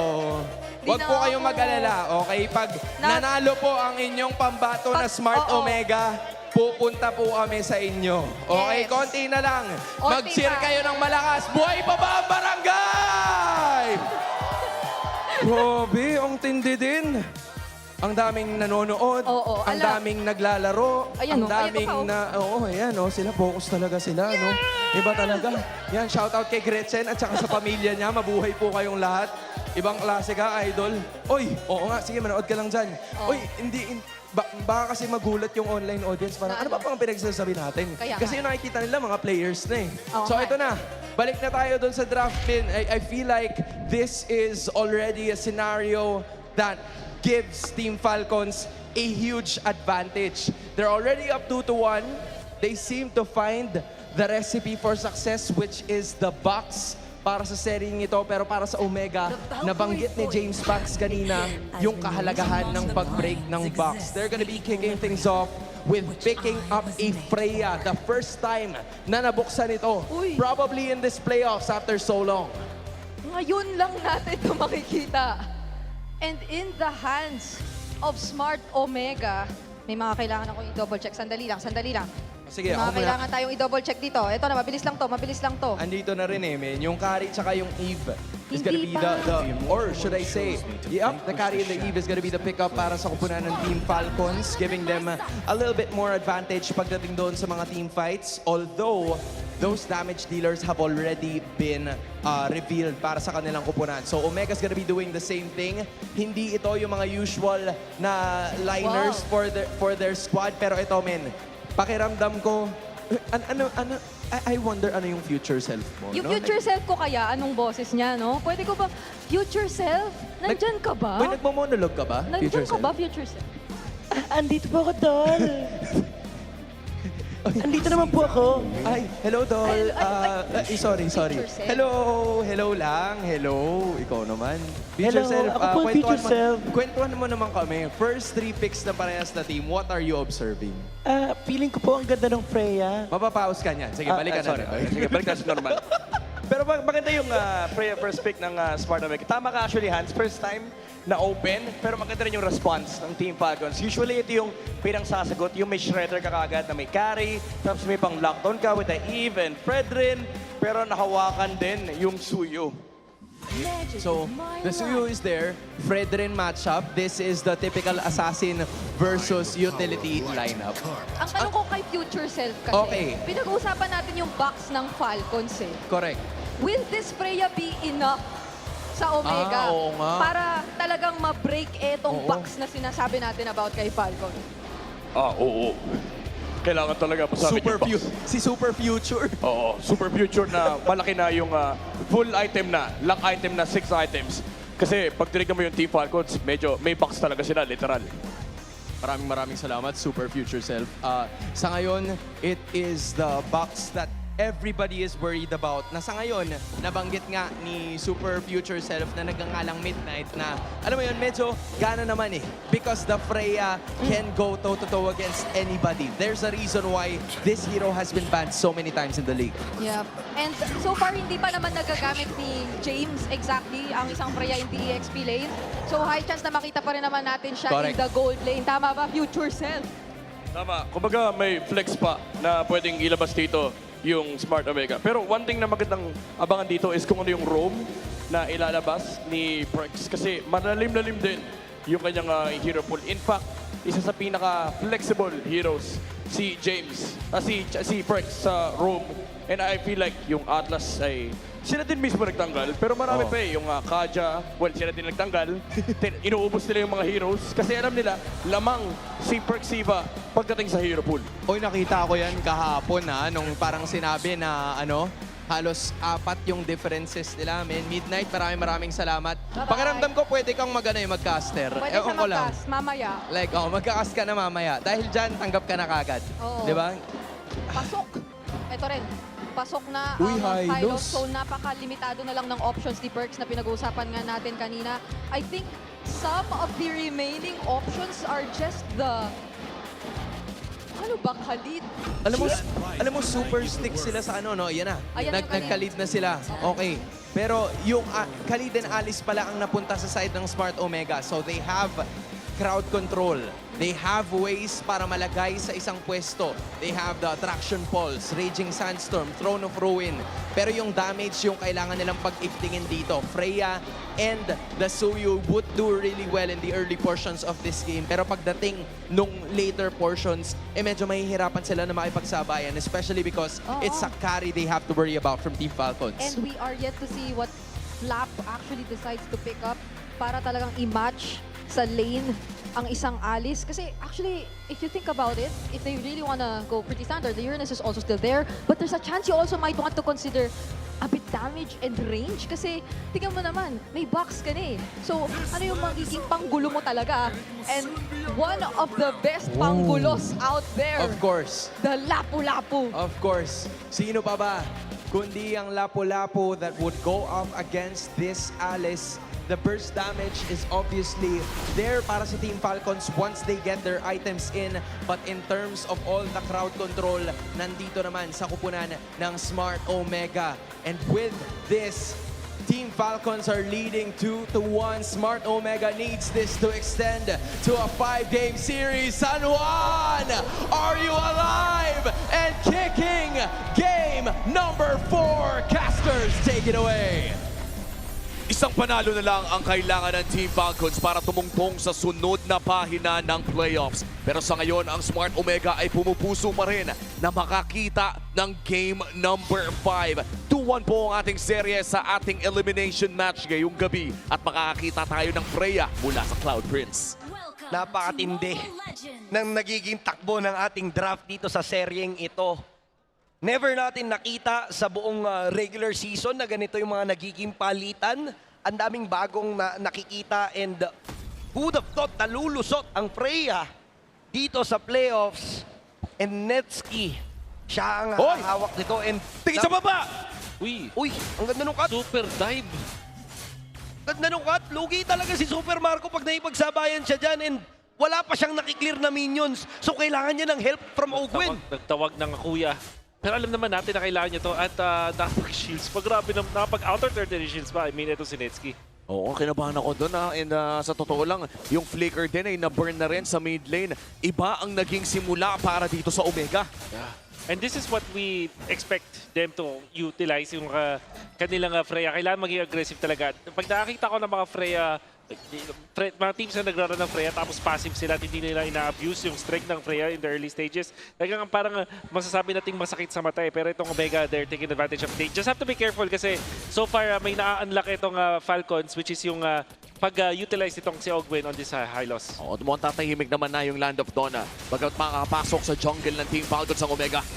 Nakawa na mangyayari si Kyle.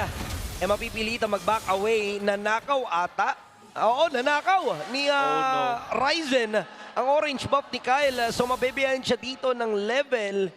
And ang laking problema nito para sa Falcons sa early game. Hindi pa nga level 4 si Kyle at malapit na lumabas ang pagong. At mukhang lamang din ang gold lane dahil sa nature ng matchup. At re-recta ata ng mid matapos kunin ng crab. Yep. And this also means na pwedeng i-activate itong si Netsky lalo na sa speed up na magamit nila natin dito. Papunta din sa my third. Lalo na kapag kumonekta kasi itong si Netsky doon sa team fight, lalong magkaroon ng advantage yung Omega. So I think mas maganda na ibigay na lang to if you're Falcons. Oo. At mukhang yan naman talaga ata magiging call dahil kailangan na muna mag-clear ng purple para sa Team Falcons. At dahil dyan, Omega makakakuha ng pinakaunang pagong ng larong ito. Di na kinailangan ni Retri at mukhang mag-i-invade pa nga. Kaya dedepensa ang Team Falcons. Napakatindi ng ginagawa dito ng Smart Omega. And mukhang may mabibigyan dito sa may bandang gitna. Bravest Fighter plus the Flicker. Will this be enough to escape in the hands of Smart Omega? And first blood, mabibigyan niya dito si Flap. Andito naman si Kyle to the rescue. Aabutin ba? Dalawa mahuhuli ng Don. And the Brazers Rat will connect. Pero wala pa sila ganun ka-damage James para mapatumba ang mga miyembro ng barangay at walang naging casualty sa kanilang side. At Turtle plus 2 kills. Nang gigil ang members ng Falcons, particularly itong si Kyle doon kay James. At ang ginawa ng Omega ay yung ginagawa ng Falcons sa kanila nung game number 1. Suportahan sa isa't isa, going for the peel. And they were able to punish Kyle because of that. Yung hirap na itong si Fredrin, lalo pang lumubog ang Falcons. And looking at the Infinix in-game equipment, lumalaki na nga rin ang kalamangan na hawak dito ni Ryzen compared to Kyle. 800 within the first 3 minutes. At medyo masama yun dahil when we look at an assassin versus a utility jungler, ayaw mo as a utility na mabehind ng sobra-sobra. At mukhang ganun nga na naman ang mangyayari dahil siya na naman ang magiging target. Paulit-ulit lang na binibigyan talaga ng pokes and damages ng Smart Omega itong si Kyle kapag siya'y napapa-overextend. Kaya naman mas nahihirapan siya sa kanyang jungle path. Kasi nga behind na siya doon kay Ryzen, paulit-ulit pa siyang napupok. At hindi rin talaga nagdadalawang isip ang Omega. The moment na makita nila na humaharap itong Fredrin, ay agad-agad silang nagbabato ng traction pole. So kaya binibigyan agad ni Perksiva ng Raging Sandstorm. And I feel like sa paparating nating pangalawang pagong ay mainam na ata para sa Team Falcons na wag lumaban dahil nariyan na rin ang Sky Piercer at pati na rin ang Golden Staff. You know, I also want to say that lalong-lalo na sa gold side pa itong Turtle, it will be disastrous kung lalaban sila. Wala silang revitalize and everything. So, Falcons will have to look for another avenue to team fight or kumuha ng resources from somewhere else. Oh! Hindi tumama. Yung Raging Sandstorm, andun din yung ultimate ni James. Hindi to kukonekta pero may pagong naman sila. But Ogwen will go down. Hindi na nga piniling lumaban ng Team Falcons pero nakuha pa rin ang kill yung Sword Omega. Uy. And to be fair, may dalawang ulti pa na parang pinatulak sa air. Tutuloy pa ata kay Kyle. Kung may pressure dito sa bot lane, gusto nilang bumasag ng torre at si Kyle nga maaaring maipit dito at wala na naman siyang kawala dahil 3 miyembro ang umiipit sa kanya. Well, that's Suyo and nakita natin dito yung Freya. Ang ginawa nila, finurse nila etong si Kyle. Pero nung nagpunta na sa under the tower, etong si Kyle, mas pinorsa nila yung turret. Tapos tsaka nila binigyan yung Fredrin. Palubog ng palubog yung jungler dito ng Falcons. At Itong Omega naman, they still keep on applying the pressure into the jungle. Oo, patuloy din mag-i-invade. Makukuha na naman ata ng Green Camp. Pero ang good news naman dito para sa Team Falcons ay parang makukuha naman ata nila itong buff ng walang galos. Agad din na makakapag-cut dito ang Omega. Kaya naman mukhang ma-free up na naman itong XP lane. Maliban na lang kung ito mismo ang gusto nilang kunin. Pero mukhang iba naman ata ang balak ng Omega. 4,000 gold lead. Papasok ng pang-anim natin na minuto. Ano bang aantayin ng Team Falcons dito? Oh, that's so difficult. Maybe Kahit 2 ikaw, items para nanloko sa ka. carry. Siguro katulad nung nakita nating series kanina, mag-intay lang talaga ng proper moment. And ang ganda naman ng binibigay na pressure ng Smart Omega. Trying to invade. Pero bubuhos na rin dito ang Team Falcons at papalag sila. Si Perxiva ang unang mapapatumba pero si Kyle at si Ogwen ang nawala. Kaya naman makikipagsabayan. Flap hindi magiging enough ang kanyang damage para makakuha pa ng kill. And that is gonna be a triple para kay Ryzen. At dahil dyan ay lulupo pa mas lalong gold lead at makakakuha pa nga si Netsky dito ng isa pang tore sa may bandang ibaba. At mukhang itatransition din nila na maganda at malinis patungo sa pangatlong pagong ng larong ito. And you would think na nananalo na yung Falcons doon, lalo na nakuha nila yung first kill doon kay Perks. At maganda na rin yung pagkakagamit nila din ng real world manipulation. But eventually, nakita natin na itong si Mingwin na nag-output and damage constantly. Ryzen nag-outplay. And of course, Netsky, the Freya, every time nabababat kayo sa area of control ng isang Freya, ay talaga mabibigyan. Wait! Super Marco, kailangan niya talaga ditong kumapit sa kanyang mga teammates. And successful naman si Haji at si Ogwen na siya'y iligtas. And that kill, sobrang laking bagay para sa Falcons para sila'y makabawit, makahabol. Para bang tubig matapos na isang mahabang lakad sa desierto. Dumating si Netsky doon sa 3v1 na yon. Makukuha pa rin ata ni Ryzen with the retribution as well. That's right. Pero men, uhaw na uhaw yung Falcons at pinainom ng Omega ng tubig. Unfortunately, ay hindi magandang decision mula dito kay Netsky. Ang maganda nga lang, hindi na niya kinumit yung flicker. Parang naintindihan niya na, okay, this is a bad scenario. Huwag ko nang palubugin pa. But at the same time, maganda pa rin naman ang napondoan dito. Netsky with 1,000 gold ahead of his competition, Super Marco. Oh, hindi pa naman ganun kalala. In fact, 2 items, almost an item ahead. Patungo na ng endless battle dito si Netsky. Meanwhile, yung Swift Trinity na inaabangan natin sa Team Falcons ay mukhang matagal pa. Papasukin ba ni James? Hindi, traction boost. Kikail na naman. Napakagandang hatak, no? Paulit-ulit lang talaga nila na chino-choke lahat ng resources na pwedeng pagkunan ni Kyle upang siya'y makahabol. Si Ogwen naman dito ay tumatanggap.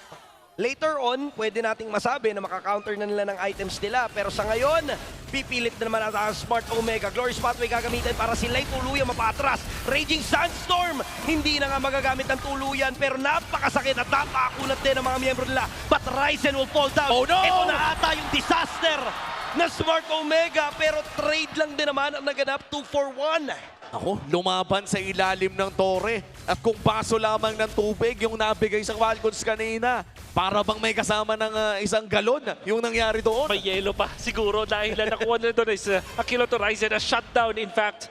Siguro ang only good thing doon para sa Omega is napunta yung shutdown doon sa isang high loss. So hindi ganun ka-impactful. Pero nakita na natin na natapyasan ng malaki yung gold lead na meron dito ang Omega. Tapos hindi pa nakapag-push yung Omega. And most importantly, yung mga battle spells na kinumit dito ng Omega, hindi nakakuha ng advantage dahil papunta dun sa Lord, wala silang dalawang flickers. At pero dahil lamang pa rin naman sila, ay mukhang mauuna ang Omega sa pwesto around this first Lord of the game. Yung 3.4K na nagmula sa almost 5,000 na hawak na kanina ng Omega ay valid na valid pa rin.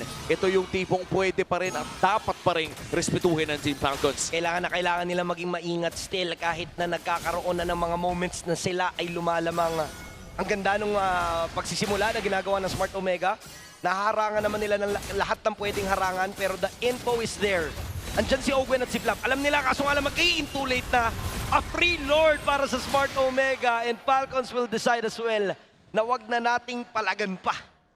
And there will be this advantage na meron ng Omega na mukhang madedepensa naman kasi with all due fairness, mabilis itong nag-spawn. After nila makuha, instantly nag-spawn dito sa may bottom lane. And meron pang outer energy shields doon. So ang i-focus ng Falcons is to defend here in the mid lane. As long as there's no deaths on the side of Falcons, mukhang kaya nila itong depensahan. Faction Pulse na gamit na pero mukhang makakadepensa pa naman ng Team Falcons dito sa mid lane. May mga minions doon sa may bandang itaas kaya naman si Netsky ay makakapaglagay ng konting pawas doon sa torre. Pero yung paparating na Lord sa baba ay hindi pa agad nasasagot ng Team Falcons. I'm predicting na most likely may at least isang inhibitor turret na mawawala dito. We'll see. Possible ata pero mukhang Holy Shield ang babangkuhan ng Team Falcons para madepensahan nila itong Lord. Willing na silang ibigay yung mga ganong klase ng resources at sinusulit na nga nila to the fullest. They're taking their time. Ayaw nilang madaliin to. Alam nila na hindi pa nila kaya makipagsabayan totally.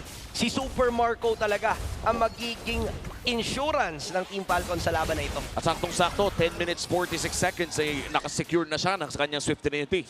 At some people will say na magandang scaling ng isang carry and I will normally agree with them.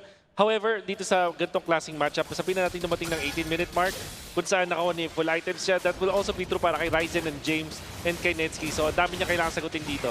Oo, antayin na lang natin kung anong magiging pwestuhan dito yung Super Marco. Tandaan natin, he is running this flicker which means na kapag nahuli siya ng isang malupit na stun ay medyo walang choice ang gold laner ng Team Falcons. And dalawa yung chain stun na maaaring gamitin ng Smart Omega. They have the Alice, they also have the Khalid. And alam naman natin na pag nagpatong yung dalawang skills na yon na AOE at maganda ang positioning ng Smart Omega, kayang-kaya nilang ubusin yung mga miyembro ng Team Falcons. So for sure, alam to ng Falcons, kailangan lang nilang maging ready kung sakali man na gawin na ng Smart Omega ito. At sa pagsilip natin sa ating Infinix in-game equipment, makikita din natin na may Chastise Poltron na itong Alice na ito. Kaya naman hindi rin pwedeng maasahan na sobra-sobra o nag-uumapaw ang attack speed ni Super Marco.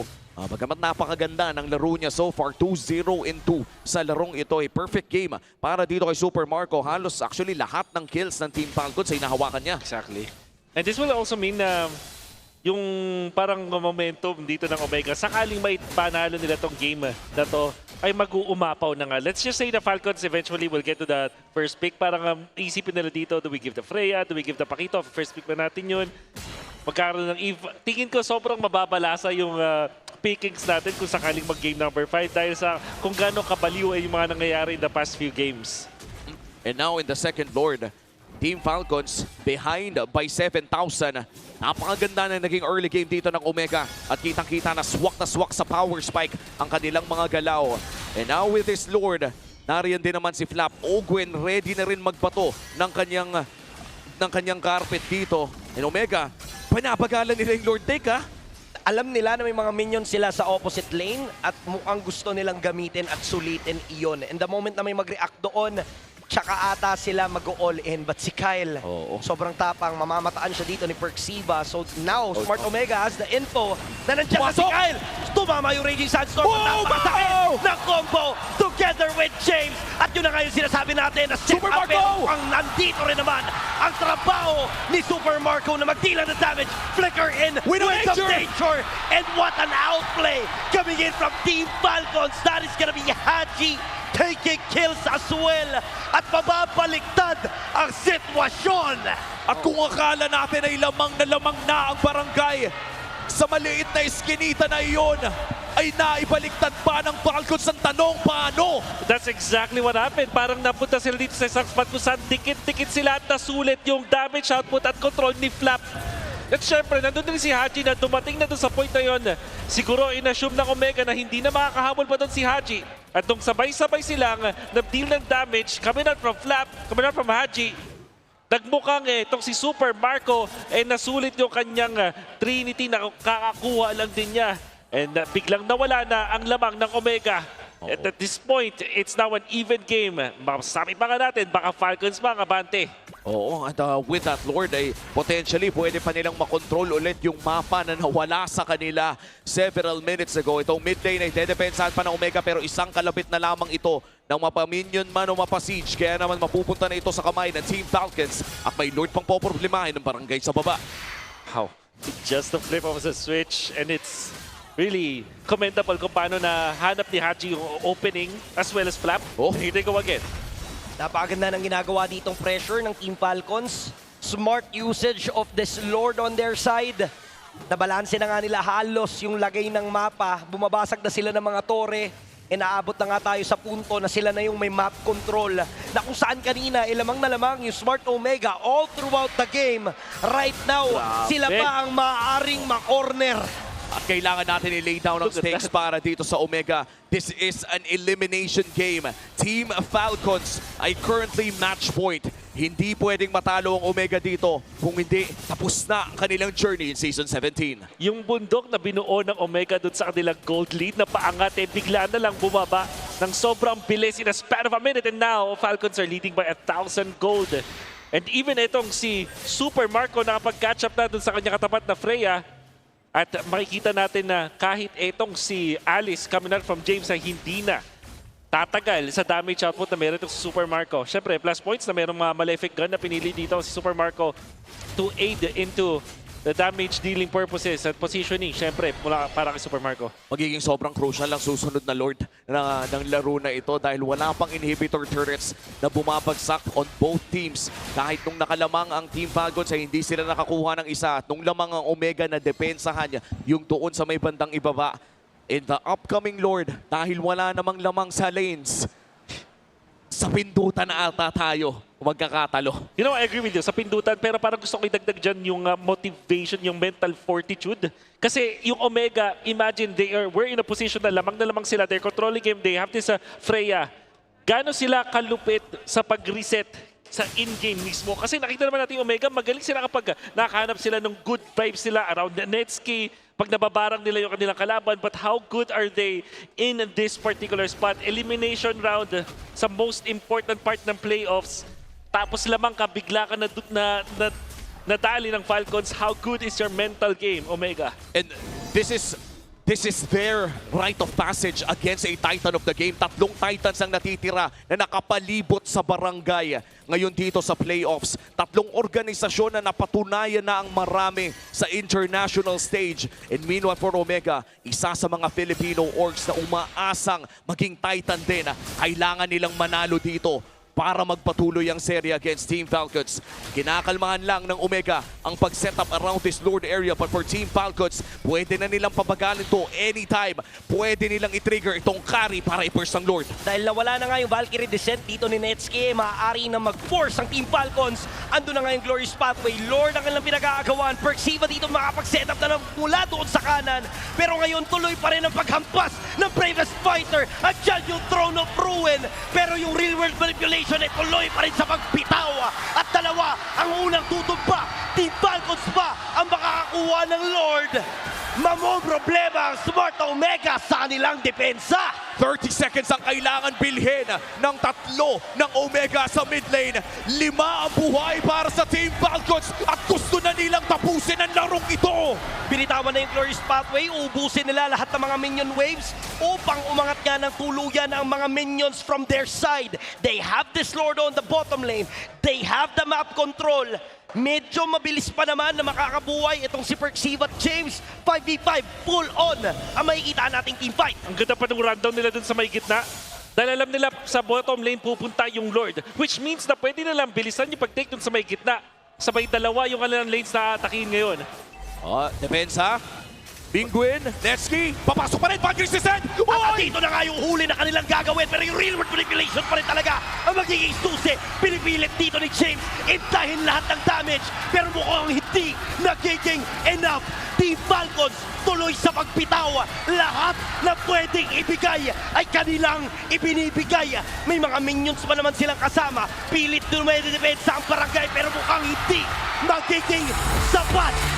Pagkatapos hanapin ang kanilang mga sarili, sila pa rin pala ang mananaig.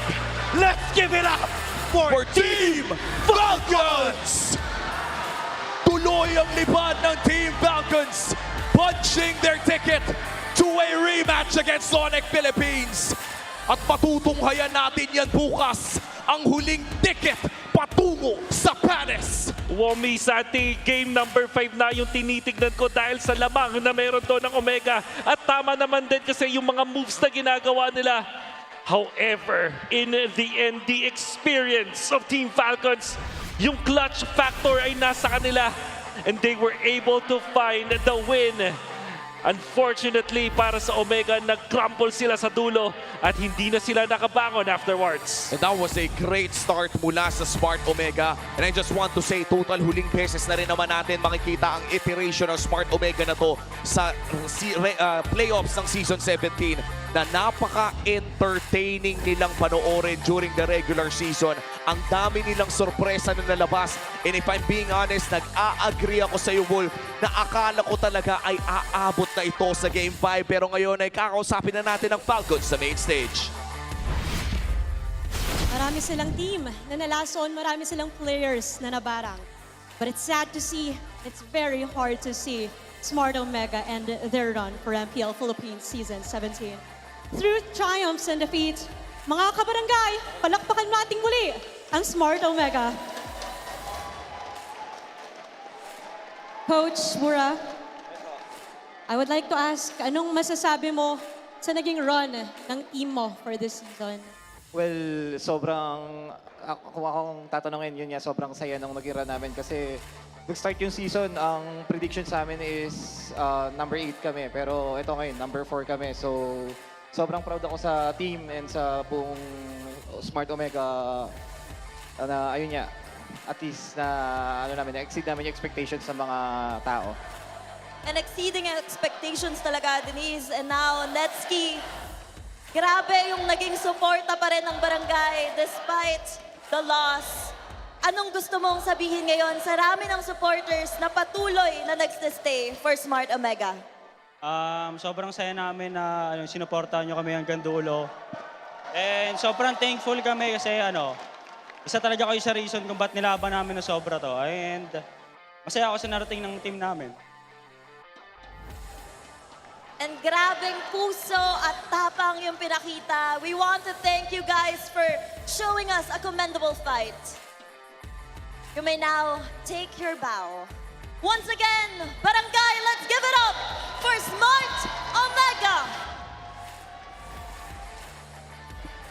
Denise, sila yung naging lason ng regular season at grabing tapang, grabing plays yung pinakita nila Netski, Mingwin, Ryzen, and buong Smart Omega. But today, the winners for this match, Team Falcons! It's crazy, we have indeed arrived at the Falcons' nest. And you know what's even crazier? Their massive improvement. Ibibigay ko na yung mic kay Haji. Haji.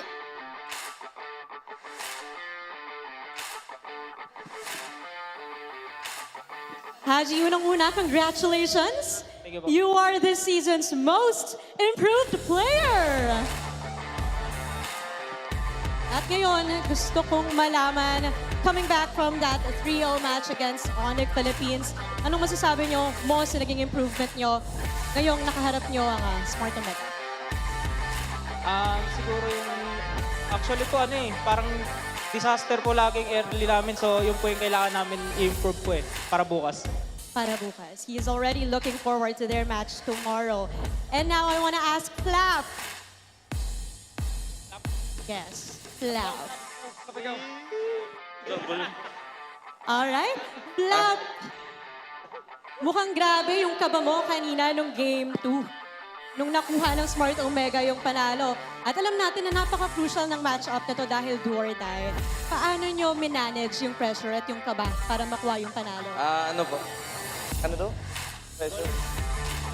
Paano mo minanage yung kaba at yung pressure para makuha yung panalo? Ano po, parang wala na akong pake sa ibang tao tsaka sa nararamdaman ko. Parang nakafocus na lang talaga ako sa game ko tsaka sa game namin.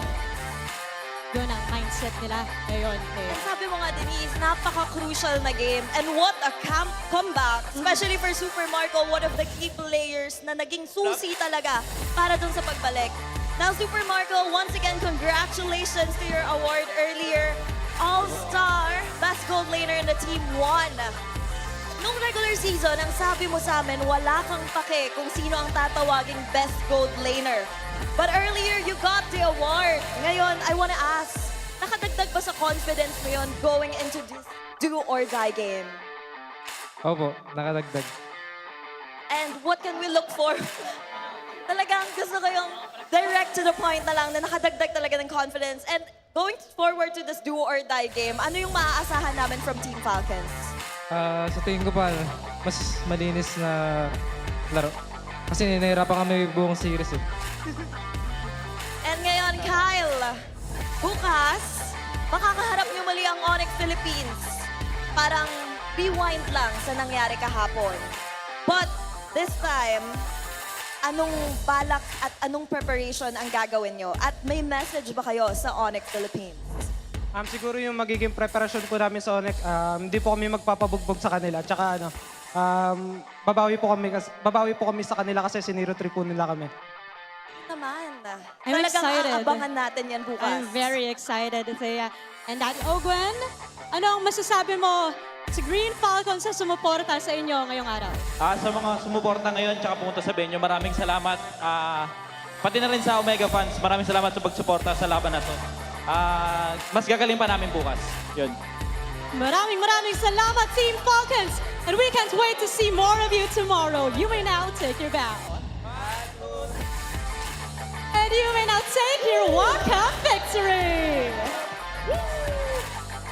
Grabing game yun, Denise. Nakakapagbigay talaga ng palpitations. And what an epic comeback.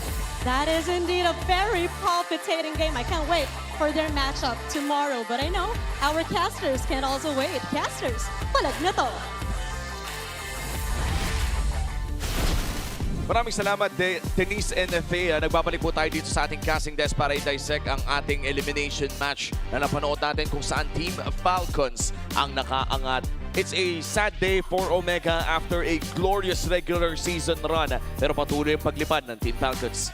Parang ang nangyari dito sa laban na ito ay talagang pinusuan din at gustong patunayan ng Team Falcons na walang curse, walang sumpa doon sa number 2 seed. And this is na parang, alam mo yung word na gusto kong gamitin dito is intentional para sa side ng Falcons. Kasi binan nila yung Pakito, third ban, binigay nila yung Freya, automatically pinig nila yung carry. Walang dalawang isip pa. And then if you recall, ito yung parang pinakaunang hero na na-associate kay Super Marco, the carry. Playing the perfect game, ito yung nagbigay sa kanya ng moniker na bulletproof. Etong hero na to. At up until this point, 0 death shot, tapos 100% kill participation in an elimination match, tapos lugi sila sa early stage, dun mo talaga masasabi na pag-usapang carry, Super Marco, maaalala mo. At minsan talaga, no, kapag ganitong klaseng match na sobrang high stakes na walang masama na kumapit sa comfort dahil hindi mo pagsisisihan. Minsan may lumalabas pang mga extra na galaw. And this was the game-changing team fight kung saan yung 7,000 halos na gold na hawak na Omega ay nabura ng parang bula for Team Falcons at napunta na sa kanilang gold lead.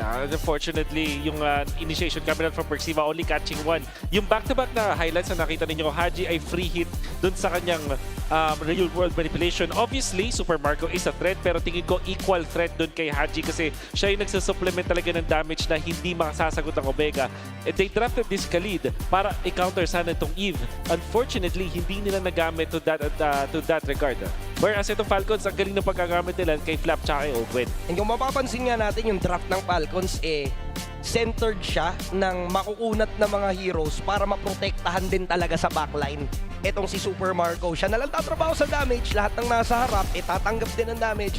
And paulit-ulit na nag-a-attempt ang Smart Omega na abutin itong si Super Marco pero sobrang dulas niya. Ito rin kasi talaga yung pakiramdam kong pinakagamay na MLBB ng bawat manlalaro ng Team Falcons. Yung tinatawag nating 4 Protect 1 na tinabay kapag nakita nila ang kanilang hari. This time around na si Super Marco ay alam nila kung paano nga ba protektahan dito. I'd like to point out as well na as someone who uses Freya to, ang hirap kaya mag-Freya against a high loss. Yeah.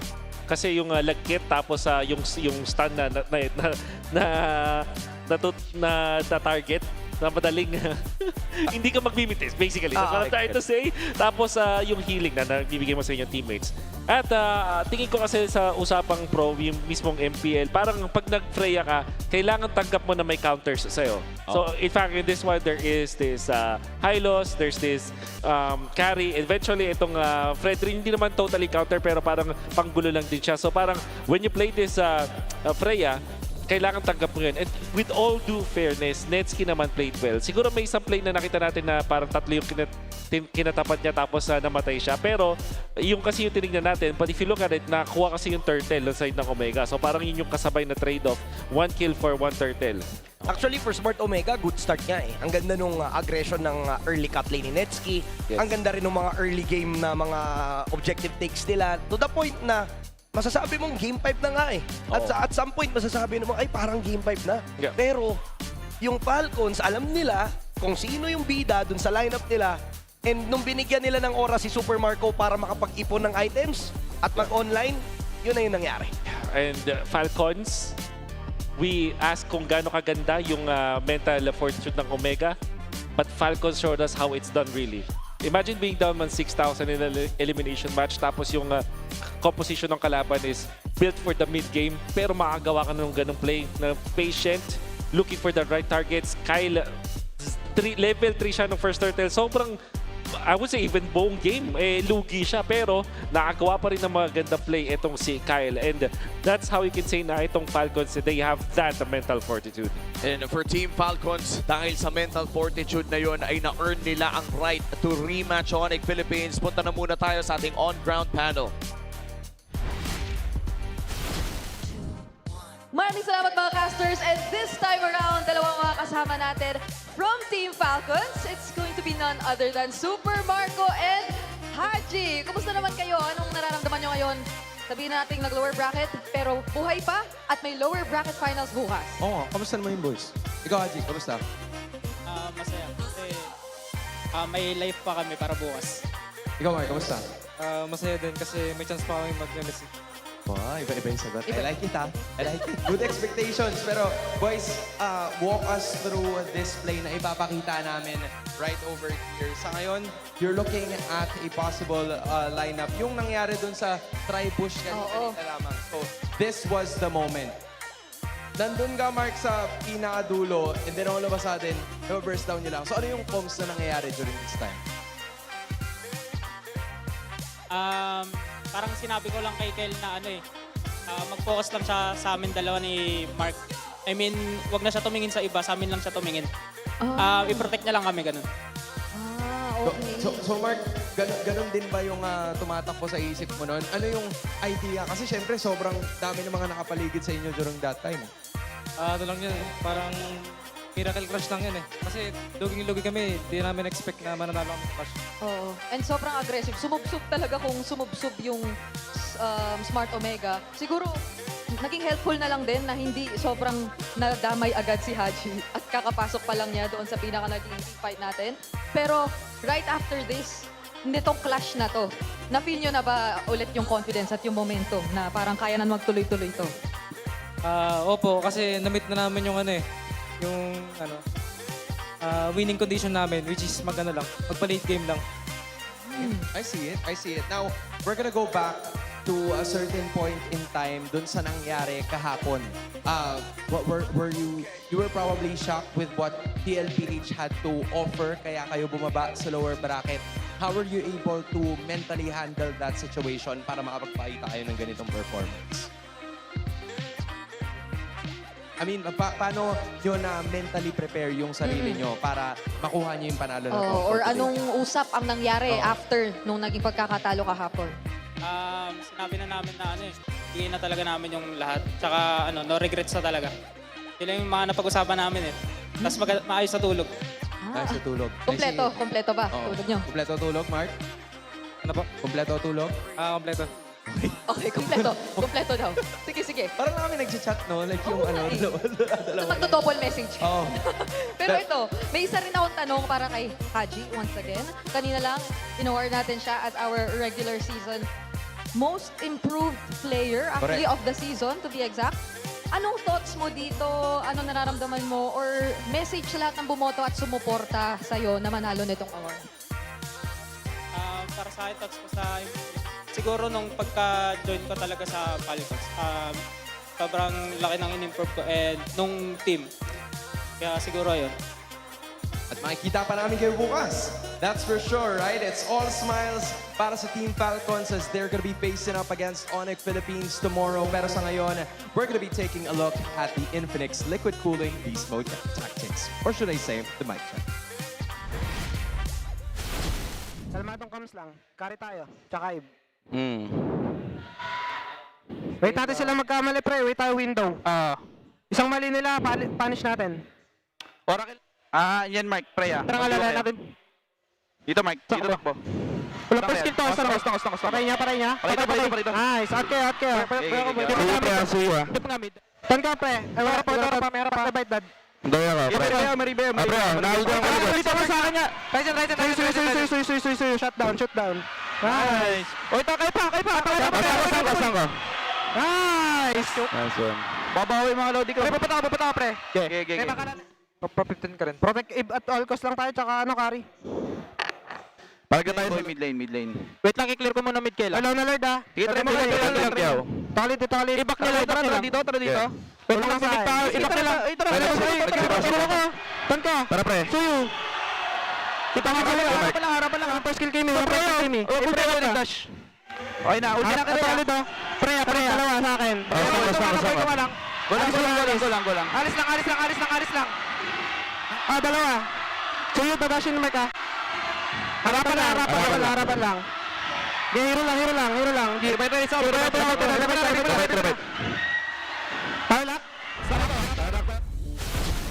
Yan po ang ating mic check natin ng Infinix at nakita na nga natin kung paano mag-communicate ang Team Falcon sa isa't isa at mukhang basang-basa nga nila kung anong gusto nilang gawin doon sa final team fight.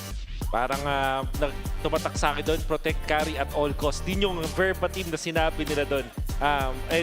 In Eve daw, dinagdag nila. Tapos, right after that, nakita natin yung flash na ipanalo nila kasi free hit si Super Marco, pati na rin itong si Haji. Oo, yung dalawang damage dealer pa talaga yung hindi nahawakan doon sa team fight na yon. And right now, dahil nga eliminated na ang Smart Omega, ay magpapatuloy ang Team Falcons. Again, a rematch between Team Falcons and ONIC dahil sa nangyari kanina kung saan ONIC ang natalo sa Team Liquid Philippines. Napakaganda ng ating matutunghayan for tomorrow. Sa kakatapos lang na serye, 3-1 din ang naging standing. Napakatindi nung naging laban. Muntikan na ma-force yung Game 5 pero Falcons ang nag-push through. And tama nga si Umi, we will have a rematch. And you can see na itong Falcons versus ONIC is a team that defeated Team Liquid in the regular season laban sa isang team na nagpadugo sa Team Liquid just today. So napaka-exciting ng match na yan. I think it will be very close. Lalo na meron ng mga development sa metagame natin. I believe na bukas expect natin na pag-aagawa ng Pakito or baka maban siya on all games. Tapos meron pang Eve plus the Atlas na biglang nag-rise na sa ating playoff. So that should be a very, very interesting matchup. And by the way, bukas po ay isang best of 7 lang ang ating matutunghayan. At tama po yan, best of 7 ang ating lower bracket finals. At makikita na nga natin kung sino ang sunod na makakapasok sa ating grand finals at makukuha ang huling Paris ticket. Bisitahin din po natin ang Infinix Pansiklaban, ang Pansiklaban ng MPL Superfans. Ang kanilang playoffs bracket ay nagpatuloy na rin kung saan 2-1 ang naging laro ng Auroras kontra Kabarangay at Auroras ang nanaig patungong grand finals. These and Sonics na magbabakbakan para alamin kung sino nga ba ang tatapat sa Auroras in the grand finals.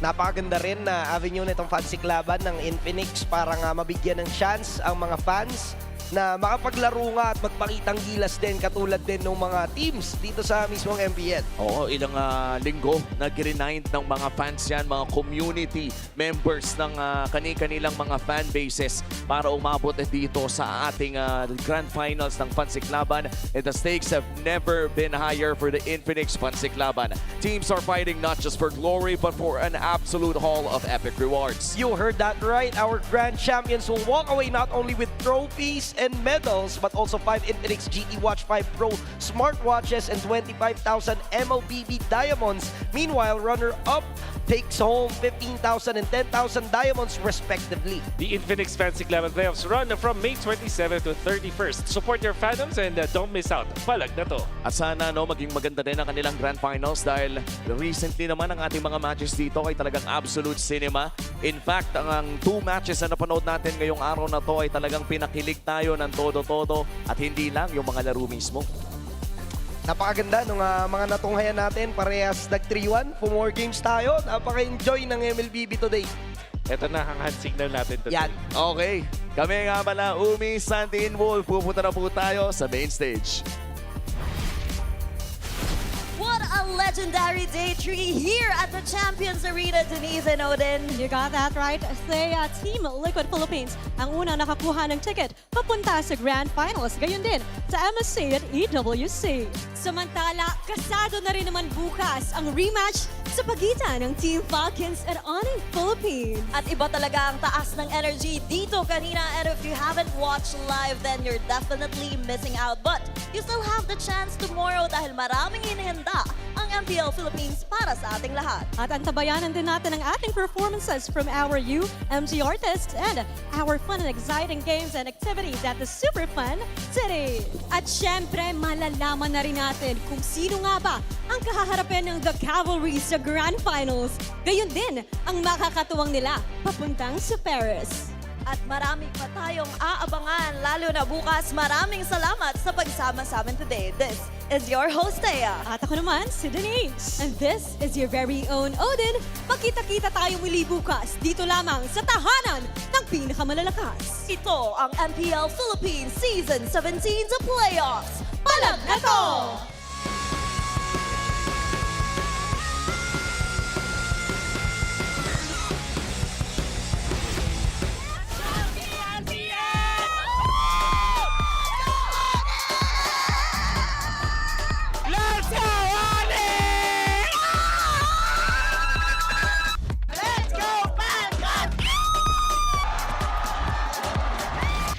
The 17th season of MPL Philippines is brought to you by the following sponsors.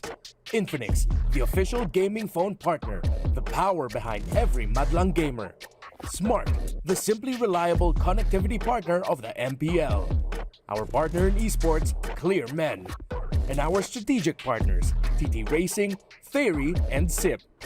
Don't miss any MPL action by following our official Facebook and subscribing to our YouTube channel.